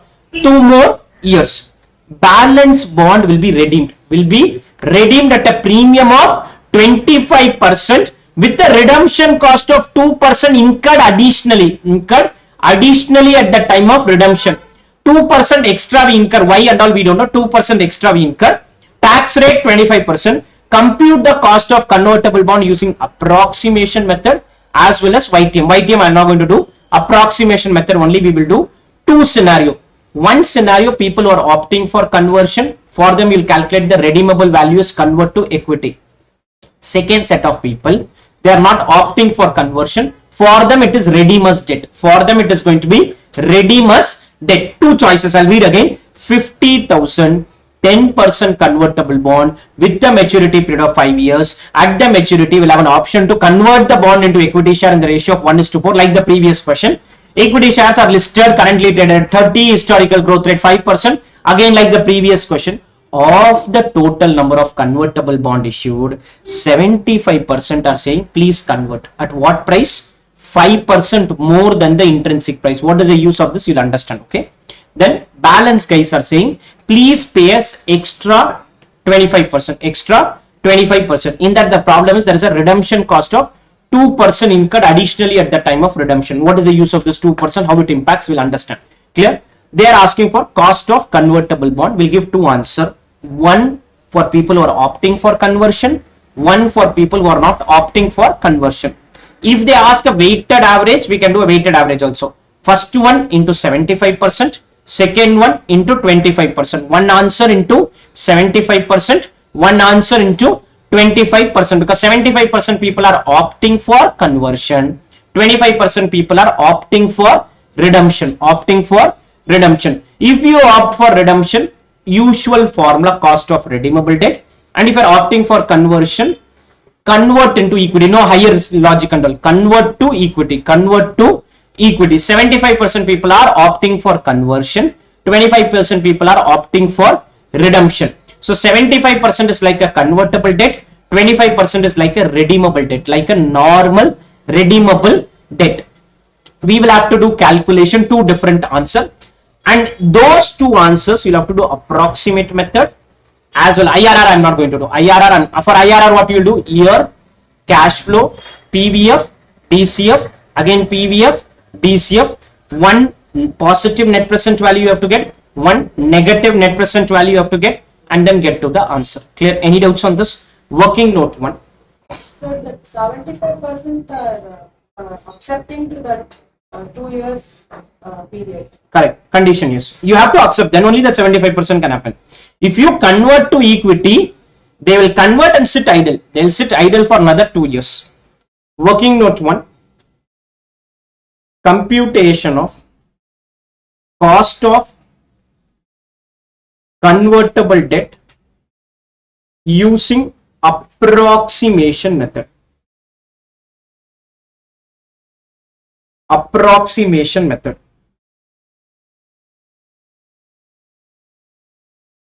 Approximation method.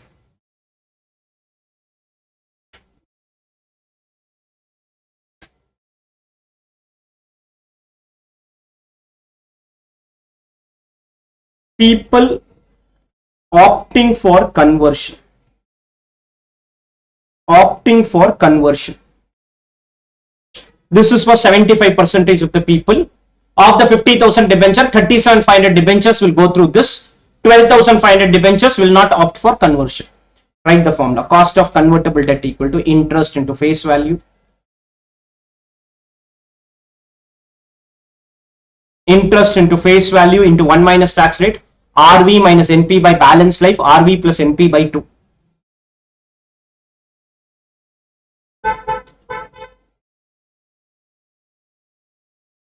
RV plus NP by 2.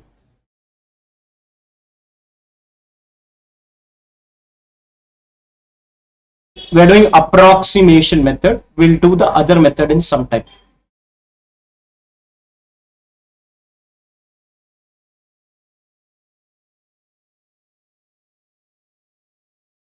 Leave some 3-4 lines. Note 1. Computation of redeemable value.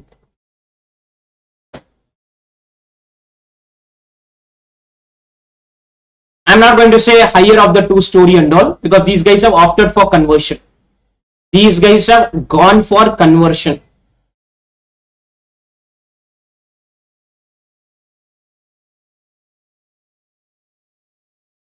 Redeemable value.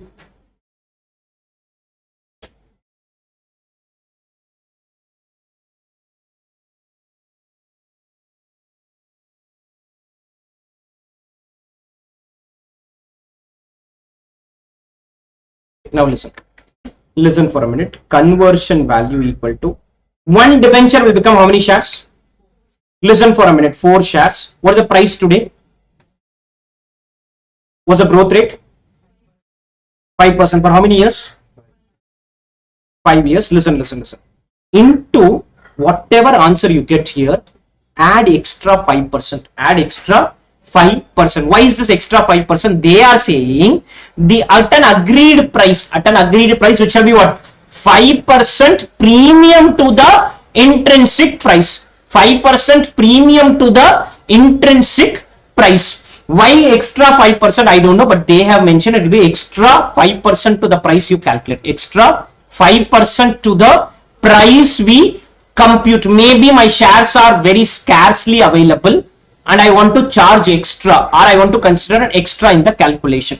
Extra 5%. 4 shares into 30 rupees, which will grow at the rate of 5% for 5 years, and another 5% to be added. Another 5% to be added. So in the calculator, 30 plus 5% do 5 times, and then add another 5%. Then add another plus 5% first year, second year, third year, fourth year, fifth year, and on top of it another 5% for premium. Why? I don't know. Why? I don't know. Another 5% is a question mark for me as well. 30 plus 5 plus 5 plus 5 plus 5 plus 5 and another 5%. Another 5%. 160.8. Into 40.2080. You round off and then do the multiplication. Round off and then do the multiplication. I have my own doubts on why extra 5%, but they have said extra 5% is to be considered.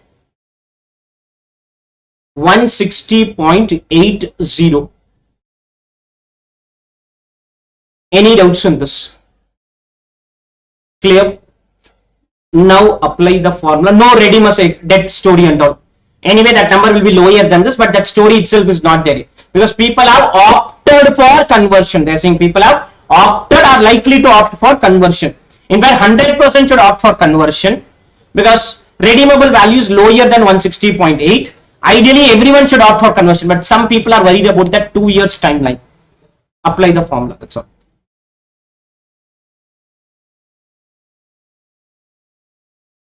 You do in your notebook.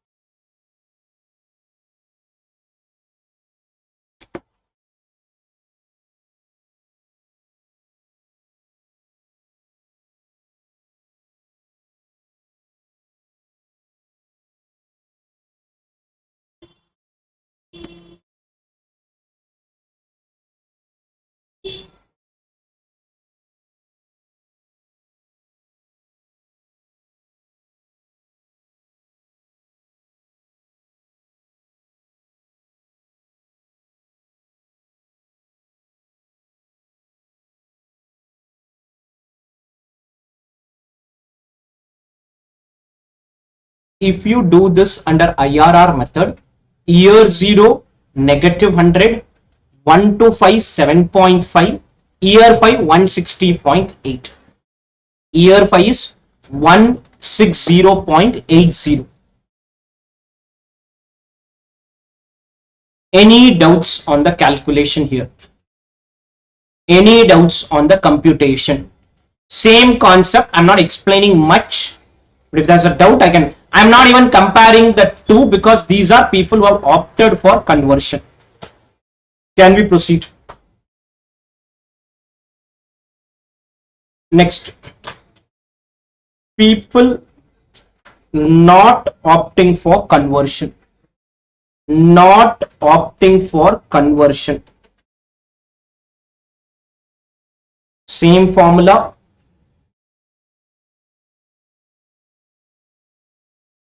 Write the formula. Only change is going to come at one place.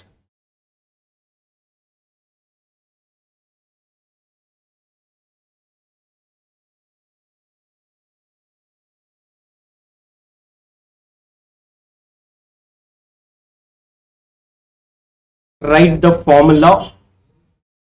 One change will happen.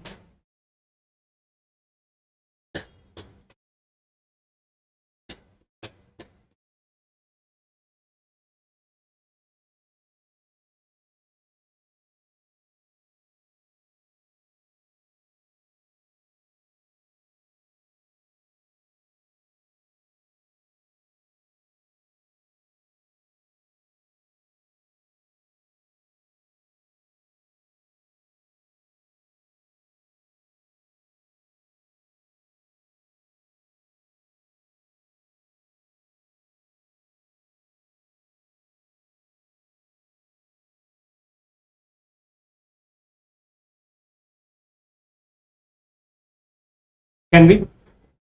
Okay, now listen. If you don't opt for conversion, company will pay, they're saying premium of how much?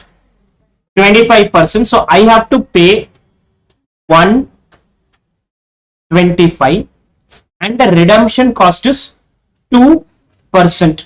I will see what assumption is taken. What assumption is? It can be 2% of 100 rupees, which is the face value, or 2% of 125 rupees, which is the redemption price. This is what is company's outflow.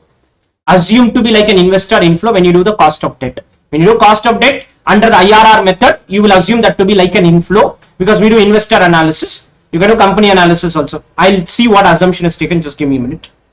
We are taking 2% on 125. We are taking 2% on 125. Listen, I'll explain again. Will be redeemed by the company at a premium of 25%. Story should have ended with this. I don't know why they added this redemption cost extra. Because when I'm redeeming, maybe I ask for some money payment, some bank charges, something happens. They said extra 2%. Same story here. This extra 5% should not have been there, but they have said some extra 5% there also. And here some extra 2%. So leave some two lines and come down. Redemption value equal to 100 plus 25% on this entire amount plus 2%. This is assumption, okay? On the entire amount 2%. It can be 2% on 100 also. It can be 2% on 100 as well.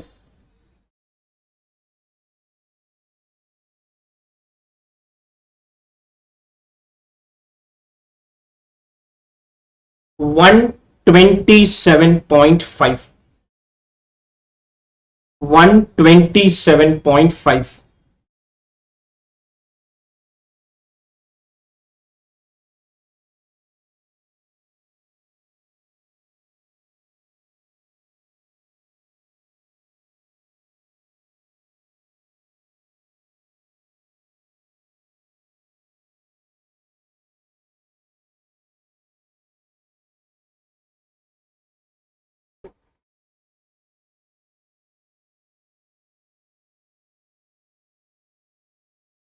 Apply the formula. That's all.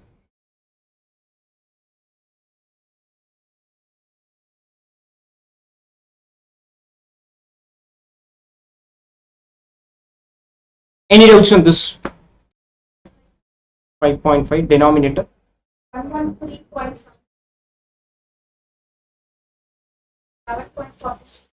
11.40 11.43. 11.43%.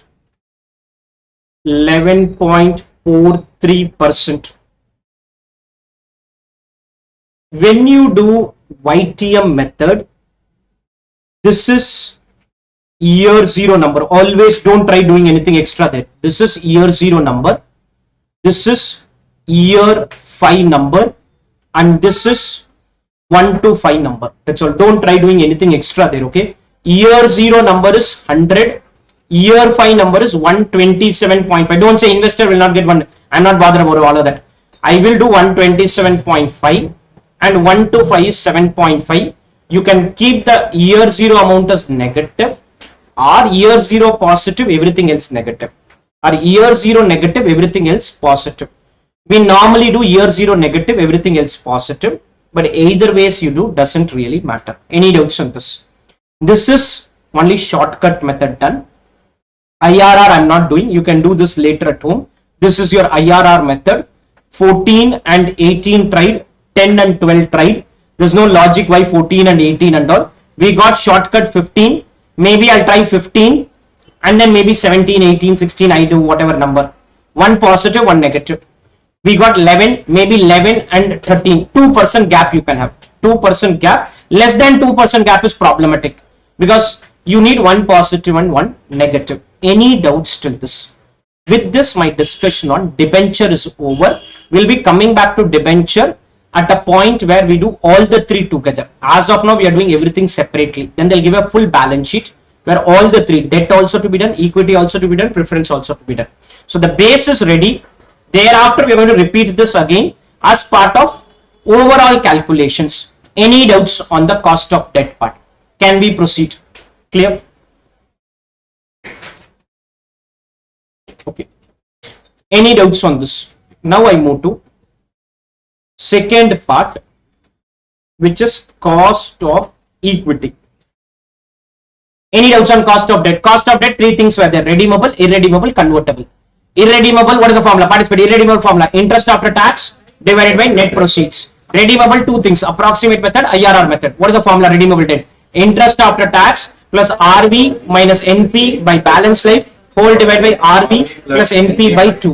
When you do IRR method, year 0 NP, year 0 NP, 1 to 5 IAT, interest after tax, year 5 RV, year 5 RV. The same numbers will come here. Net proceeds negative, everything else positive. One answer, another answer, positive, negative. What is the formula for IRR? L1 plus NPV at L1 divided by NPV at L1 minus NPV at L2 into L2 minus L1. L2 minus L1. This is as far as the other scenario is concerned. Then we went ahead and saw convertible debt where only one change: redeemable value. Redeemable value is higher of the two number. What is the higher of the two number? Convert into equity or redeemer's debt. Redeemer's debt can be par premium. Convert into equity is very simple. Number of shares into the expected share price on the maturity date. Expected share price on the maturity date. Any doubts till this? Clear? Can we proceed? Understood till this? Done? Okay. Now coming to cost of equity. Does equity have a limited life? Is there a limited life for equity? Participate. No, sell and all, leave it. Let's assume I am having shares of Bharadwaj Institute. Is there a life associated with this share? There is a perpetual life. There is no end. I may give it to someone else. He may give it to someone else. He may. That's a different story. But it is a perpetual debt. It is a perpetual instrument, not debt. Perpetual instrument. There is no end to an equity share unless company goes ahead and does buyback and all. But otherwise, there is no end. If there is no end, our cost is equal to, listen, we are going to use this formula. What is this formula? How does this help and all? You'll understand. Present value of perpetuity equal to perpetuity amount of first year divided by rate of interest minus growth rate. I'm going to alter this formula and then get to the cost of equity. And this formula will work if company is paying dividend. There are companies who don't pay dividend. What will happen? We'll understand as we proceed. Okay. Present value of perpetuity amount of first year divided by rate of interest minus growth rate. Then present value means today's value. So today's value of equity share is called P0. P0 means current market price. P means price. Price of when? Year 0. Perpetuity amount of first year means dividend of first year. Next year dividend. Dividend of first year, otherwise called as D1. Dividend of first year is called D1. D1. Can dividend change every year? Can equity dividend change every year? Yes. Interest doesn't change. Equity dividend can change. So I need to take the first year dividend. First year means next year dividend. Divided by rate of interest is called cost of equity. Rate of interest is called cost of equity. Growth rate can be there. There can be a growth rate in the dividend. There can be a growth rate in the dividend. I interchange the formula. I get cost of equity minus growth rate.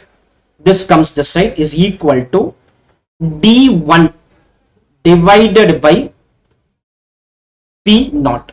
D1 divided by P naught. D1 divided by P naught. Same formula. Present value of perpetuity equal to perpetuity amount of first year divided by rate of interest minus growth rate. Rate of interest is cost of equity. Growth rate is growth rate only. And dividend of first year, otherwise called as D1. Dividend of first year, otherwise called as what?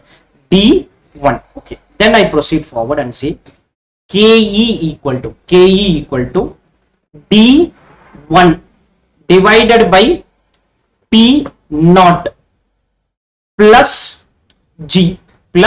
G is the growth rate. This is the formula for cost of equity. This is the formula for cost of equity. The formula comes from perpetuity because there's no end. There's no end. Growing per. Some question growth will not be there at 0. Growth is not there at 0. No problem. So the formula is D1 by P naught plus G. D1 by P naught plus G. Now this is a formula to calculate cost of equity. Also the formula to value the share. If you want to value the share, dividend of first year divided by KE minus G. You want to value the share, dividend of first year divided by cost of equity minus growth rate. Cost of equity minus growth rate. Any doubts till this? Any doubts on this? Understood till this? Okay. In this, sometime there can be a flotation cost. So if you have flotation cost, please subtract it here. If you have flotation cost, please subtract in the calculation. From a company point of view, D1 by P naught minus FC is very simple. D1 by net proceeds. It's like net proceeds. It is net proceeds. Net proceeds. Basically there it is interest after tax by net proceeds. Here it is dividend, no after tax. Dividend is not a tax deductible item. Dividend by net proceeds, but on top of it there can be a growth. There can be a growth which gets added in the calculation. Dividend by net proceeds. What is net proceeds? Issue price minus flotation cost, or if it's CMP given, and if you issue the shares at CMP and if flotation cost is there, you consider it. Not there, ignore it. Okay. Issue price minus flotation cost or current market price logic in case there are flotation costs. This is if company is paying dividend. If company is paying dividend.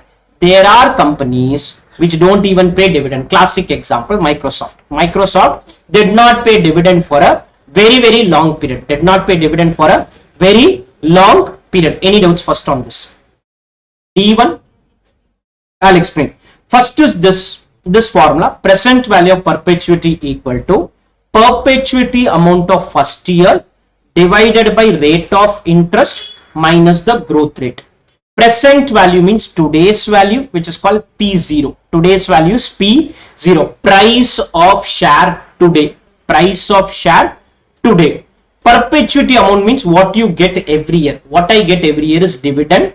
Unfortunately or fortunately, dividend can keep changing. So we take dividend of first year. We take dividend of first year in the calculation. Dividend of first year in the calculation. Dividend can keep changing. Dividend can keep changing. Dividend of first year, otherwise called as D1. Otherwise called as D1. Rate of interest in this segment is called KE. It's not the same formula. I'm using the formula to derive this formula. Else I'll tell remember the formula. So rate of interest is replaced with KE. Growth rate is only growth rate. Interchange the formula. You'll get KE equal to D1 by P naught plus G. Mostly that formula only. If you have any flotation cost, which is rare data, if you have, do P naught minus flotation cost. Do P naught minus flotation cost. P naught minus flotation cost. Any doubts till this? P naught minus FC plus G. This is first scenario. Dividend paying company. If you are a dividend paying company, D1 by P naught minus F plus the growth rate. D1 dividend of next year. P naught issue price or current market price. F flotation cost. G growth rate. There are ways to calculate growth rate. All that I will explain as we proceed. Any doubts till this? This is first approach. If company is paying dividend. If company is paying dividend, you can follow this approach. Any doubts till this? Can we proceed? Second is non-dividend paying company. The first formula which you use, this formula is dividend paying company, and the formula name is called dividend growth model. It is basically called dividend growth model or dividend discount model. There are different names there. So I use the dividend growth model where growth can be zero. Say there are set of companies which never pay any dividend, are not likely to pay dividend for a longer period. Example, Zomato. Zomato may not pay dividends for a very long period because as of now only they are growing phase. They may not pay dividend. I can't say there's no cost of equity. Still that also has a cost of equity. How do we calculate that? We have to understand. Clear? Any doubts first on the first one? Can we proceed? Okay. Now non-dividend paying company. This we follow an approach called CAPM, Capital Asset Pricing Model. What is this model? Let us understand. At CA final, we spend around 10 hours only on this model itself. So I will not do in depth now. What is needed for you only that we will understand. Now,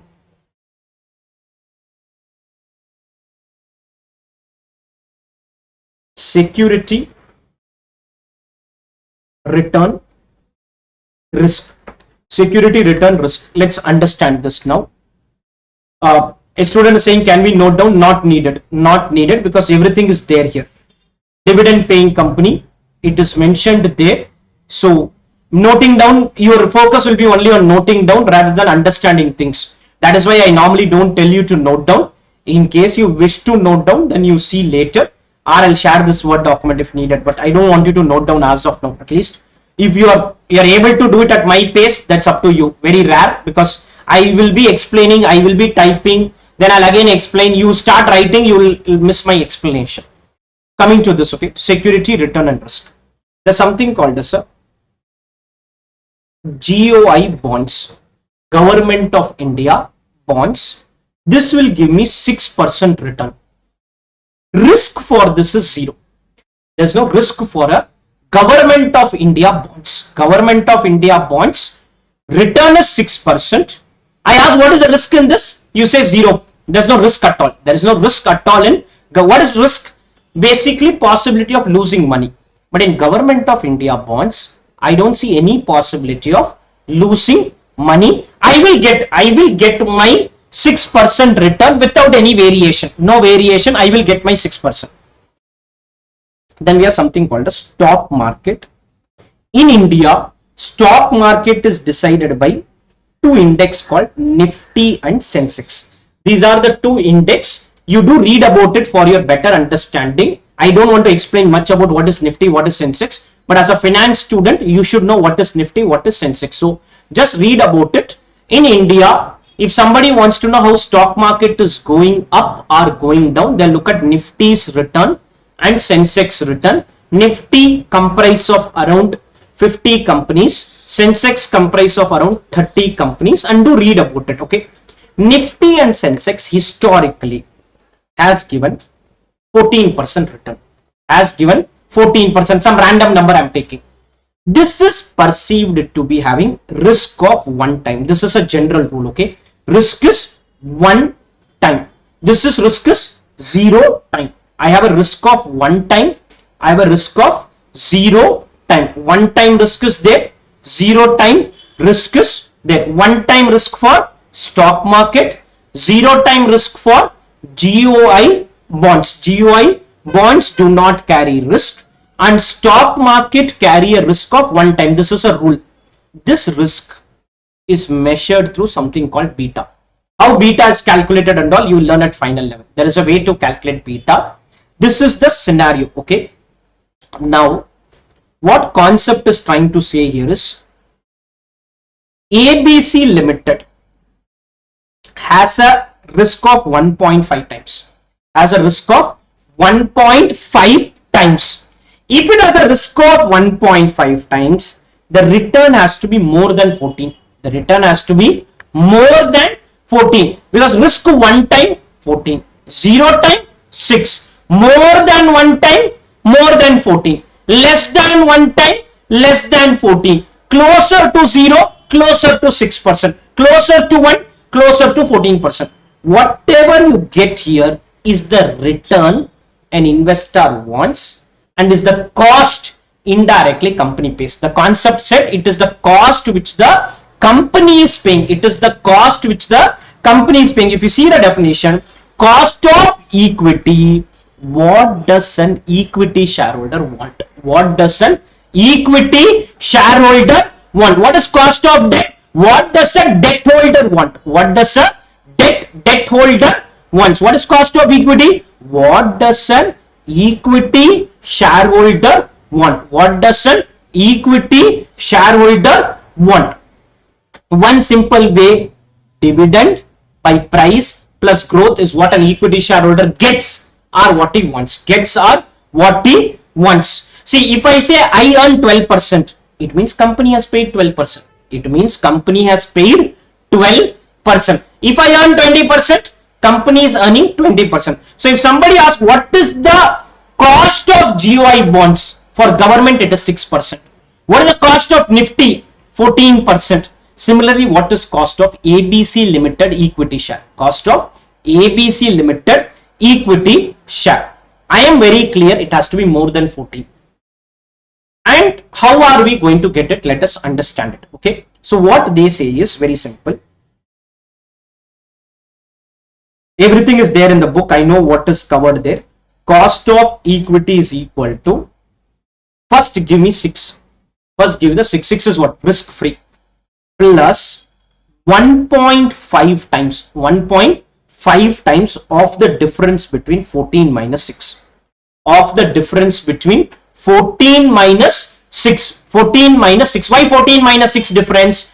Because 14 minus 6 is the extra for one time. 14 minus 6 is the extra. Extra for how many times? One time. If you are at 1.5 time, get 1.5 time of the difference. Get what? 1.5 times. 1.5 times of what? Difference between 14 minus 6. Difference between 14 minus 6. Difference between 14 minus 6. Can you tell me what is the answer you get here? I'll come to the formula in some time. Okay. 18%. Another company has beta of 0.5. If you are at 0.5, you will be less than 14, greater than 6. Less than 14, greater than 6. Less than 14, greater than 6. What's the answer you get? 10. Very rare, but let us take it as 0 time. 0 time means you will end up getting RF answer itself. You will end up getting the GOI bond answer itself. You will end up getting the GOI bond. You can do the calculation. 6 plus 0 into 14 minus 6. 0 into 14 minus 6 is 0 only. 0 into 14 minus 6 is 0. So this number is another company. One time means you will get the stock market number. You will get the stock market number. You will get the stock market number. More than 1, more than 14. Less than 1, less than 14. What is the logic of this? Higher risk, higher return expectation, higher cost of equity. Higher risk, higher return expectation, higher cost of equity. Lower risk, lower return expectation, lower cost of equity. Lower cost of equity. 1 time into 14 minus 6 is what? 14%. 14%. So the formula which you have for cost of equity is, no need to write the formula, RF. RF means risk-free rate. RF. What is RF? Is Government of India rate. RF is risk-free rate plus beta. Beta can be 1 time, 1.5 time, 2 times, 0.5 times. When do I use this formula? If you are not paying dividend. I want to get, if you are not paying dividend, doesn't mean that's a free money. It basically means that you have to keep increasing the price significantly, and in the end give the shareholder money after few years. How many years we don't know. And this is RM minus RF. RM minus RF. RM minus RF. What is RM? Market return. What is market in India? Stock market, which is Nifty or Sensex. Stock market is what? Nifty or Sensex. I'll share this Word document to you. You guys note down if you wish, but I don't see a need at all. You can go through the Word document later and maybe make extra points in your concept book itself if needed. In the concept book itself, write extra points if needed. Not there, not needed, then leave it. Okay. So you see here the formula. RF plus beta into RM minus RF. RF is risk-free rate. RM is market return. RM is market return. RM is market return. Cost of equity, I've done so many calculations. I can do like this. RF plus beta into RM minus RF. RM minus RF. RM minus RF. What can be the beta? It can keep changing. There is a concept of negative beta also. Negative beta means your cost of equity will go even lower than 6. Will go lower than 6, but mostly they won't test in exam. But there can be a negative beta also. How beta is calculated, we learn at CA final. Okay. RF plus beta into RM minus RF. The beta can be 0 time, 0.2 times, 1 time, 1.5, 2. As the beta increases, risk increases, KE increases. Risk increases, KE increases. As the beta increases, risk increases. If I take fixed deposit, risk increases, interest rate on the FD increases. Interest rate on the FD increases. Cost of equity increases. Cost of, as one concept of finance is very simple. As risk goes up, return has to go up. As risk goes up, return has to go up. As risk goes down, return has to go down. So if beta increases, KE will go up. Beta decreases, KE will go down. Now what ICI can do sometimes is, they will say do KE using this formula, do KE using this formula, and then use it in this formula and value the share. Value the share. They have done this also. KE, see for KE I need price and dividend. They'll give dividend, but they don't give price. They don't give price, and they ask you to value the price. How will I do? KE, I will use the second formula. Substitute in the first formula, price becomes balancing figure. Substitute in the first formula, price becomes balancing figure. This is a usual CA final question. They will ask you to calculate KE using the second formula, substitute that in the first formula, and then value the share. And then value the share. Dividends are getting paid, but I need D1, P0. D1 you give, P0 you don't give. KE also you don't give. How will I calculate? D1 given, KE is also given. I can calculate P0. So KE may be calculated using formula 2 and used in formula 1. Any doubts till this? Okay, only one variant you have to be aware. Sometimes instead of giving stock market return, they may give risk premium of stock market or return premium of stock market. What is risk premium or return premium is, instead of giving you 14, I'll give you the difference. What is difference is 8%. I don't want to give you 14. I give you 8% directly. If I give you 8% directly, don't write 8 minus 6. Directly do into 8. Directly do into 8 in the formula. I'll repeat again. I'll give you RF. I'll give you RM. Do RM minus RF. Some question I don't give you RM. I give you return premium of market or risk premium of market. Premium means extra. How much extra is the stock market giving? How much extra is the stock market giving? How much extra is the stock market giving? That extra is 8% here. That extra is 8%. So what students do in a hurry is, they'll use the word risk premium of stock market. He is in a hurry. He will do 8 minus 6. That is wrong. You can't do 8 minus 6. If they give 14, do 14 minus 6 with the word market return. Can the market return be 8 also? Yes, it is possible.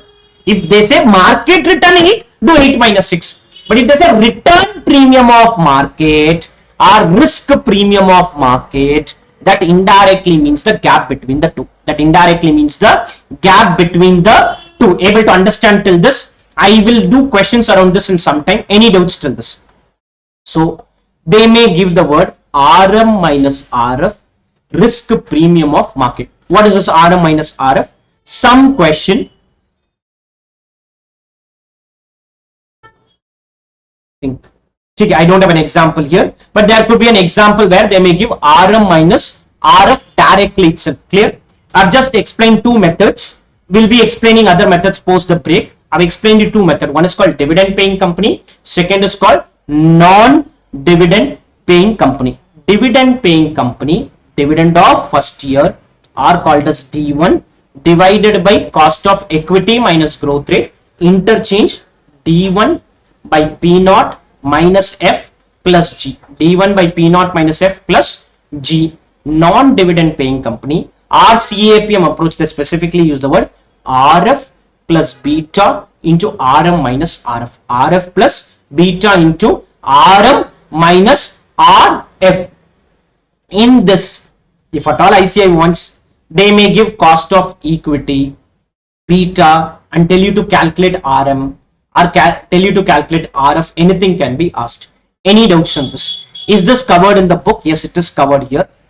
D1 by P0 minus F plus growth rate. How the formula has come, I have not explained that. That explanation I have given here. You have already know the other formula, so no point in noting it down.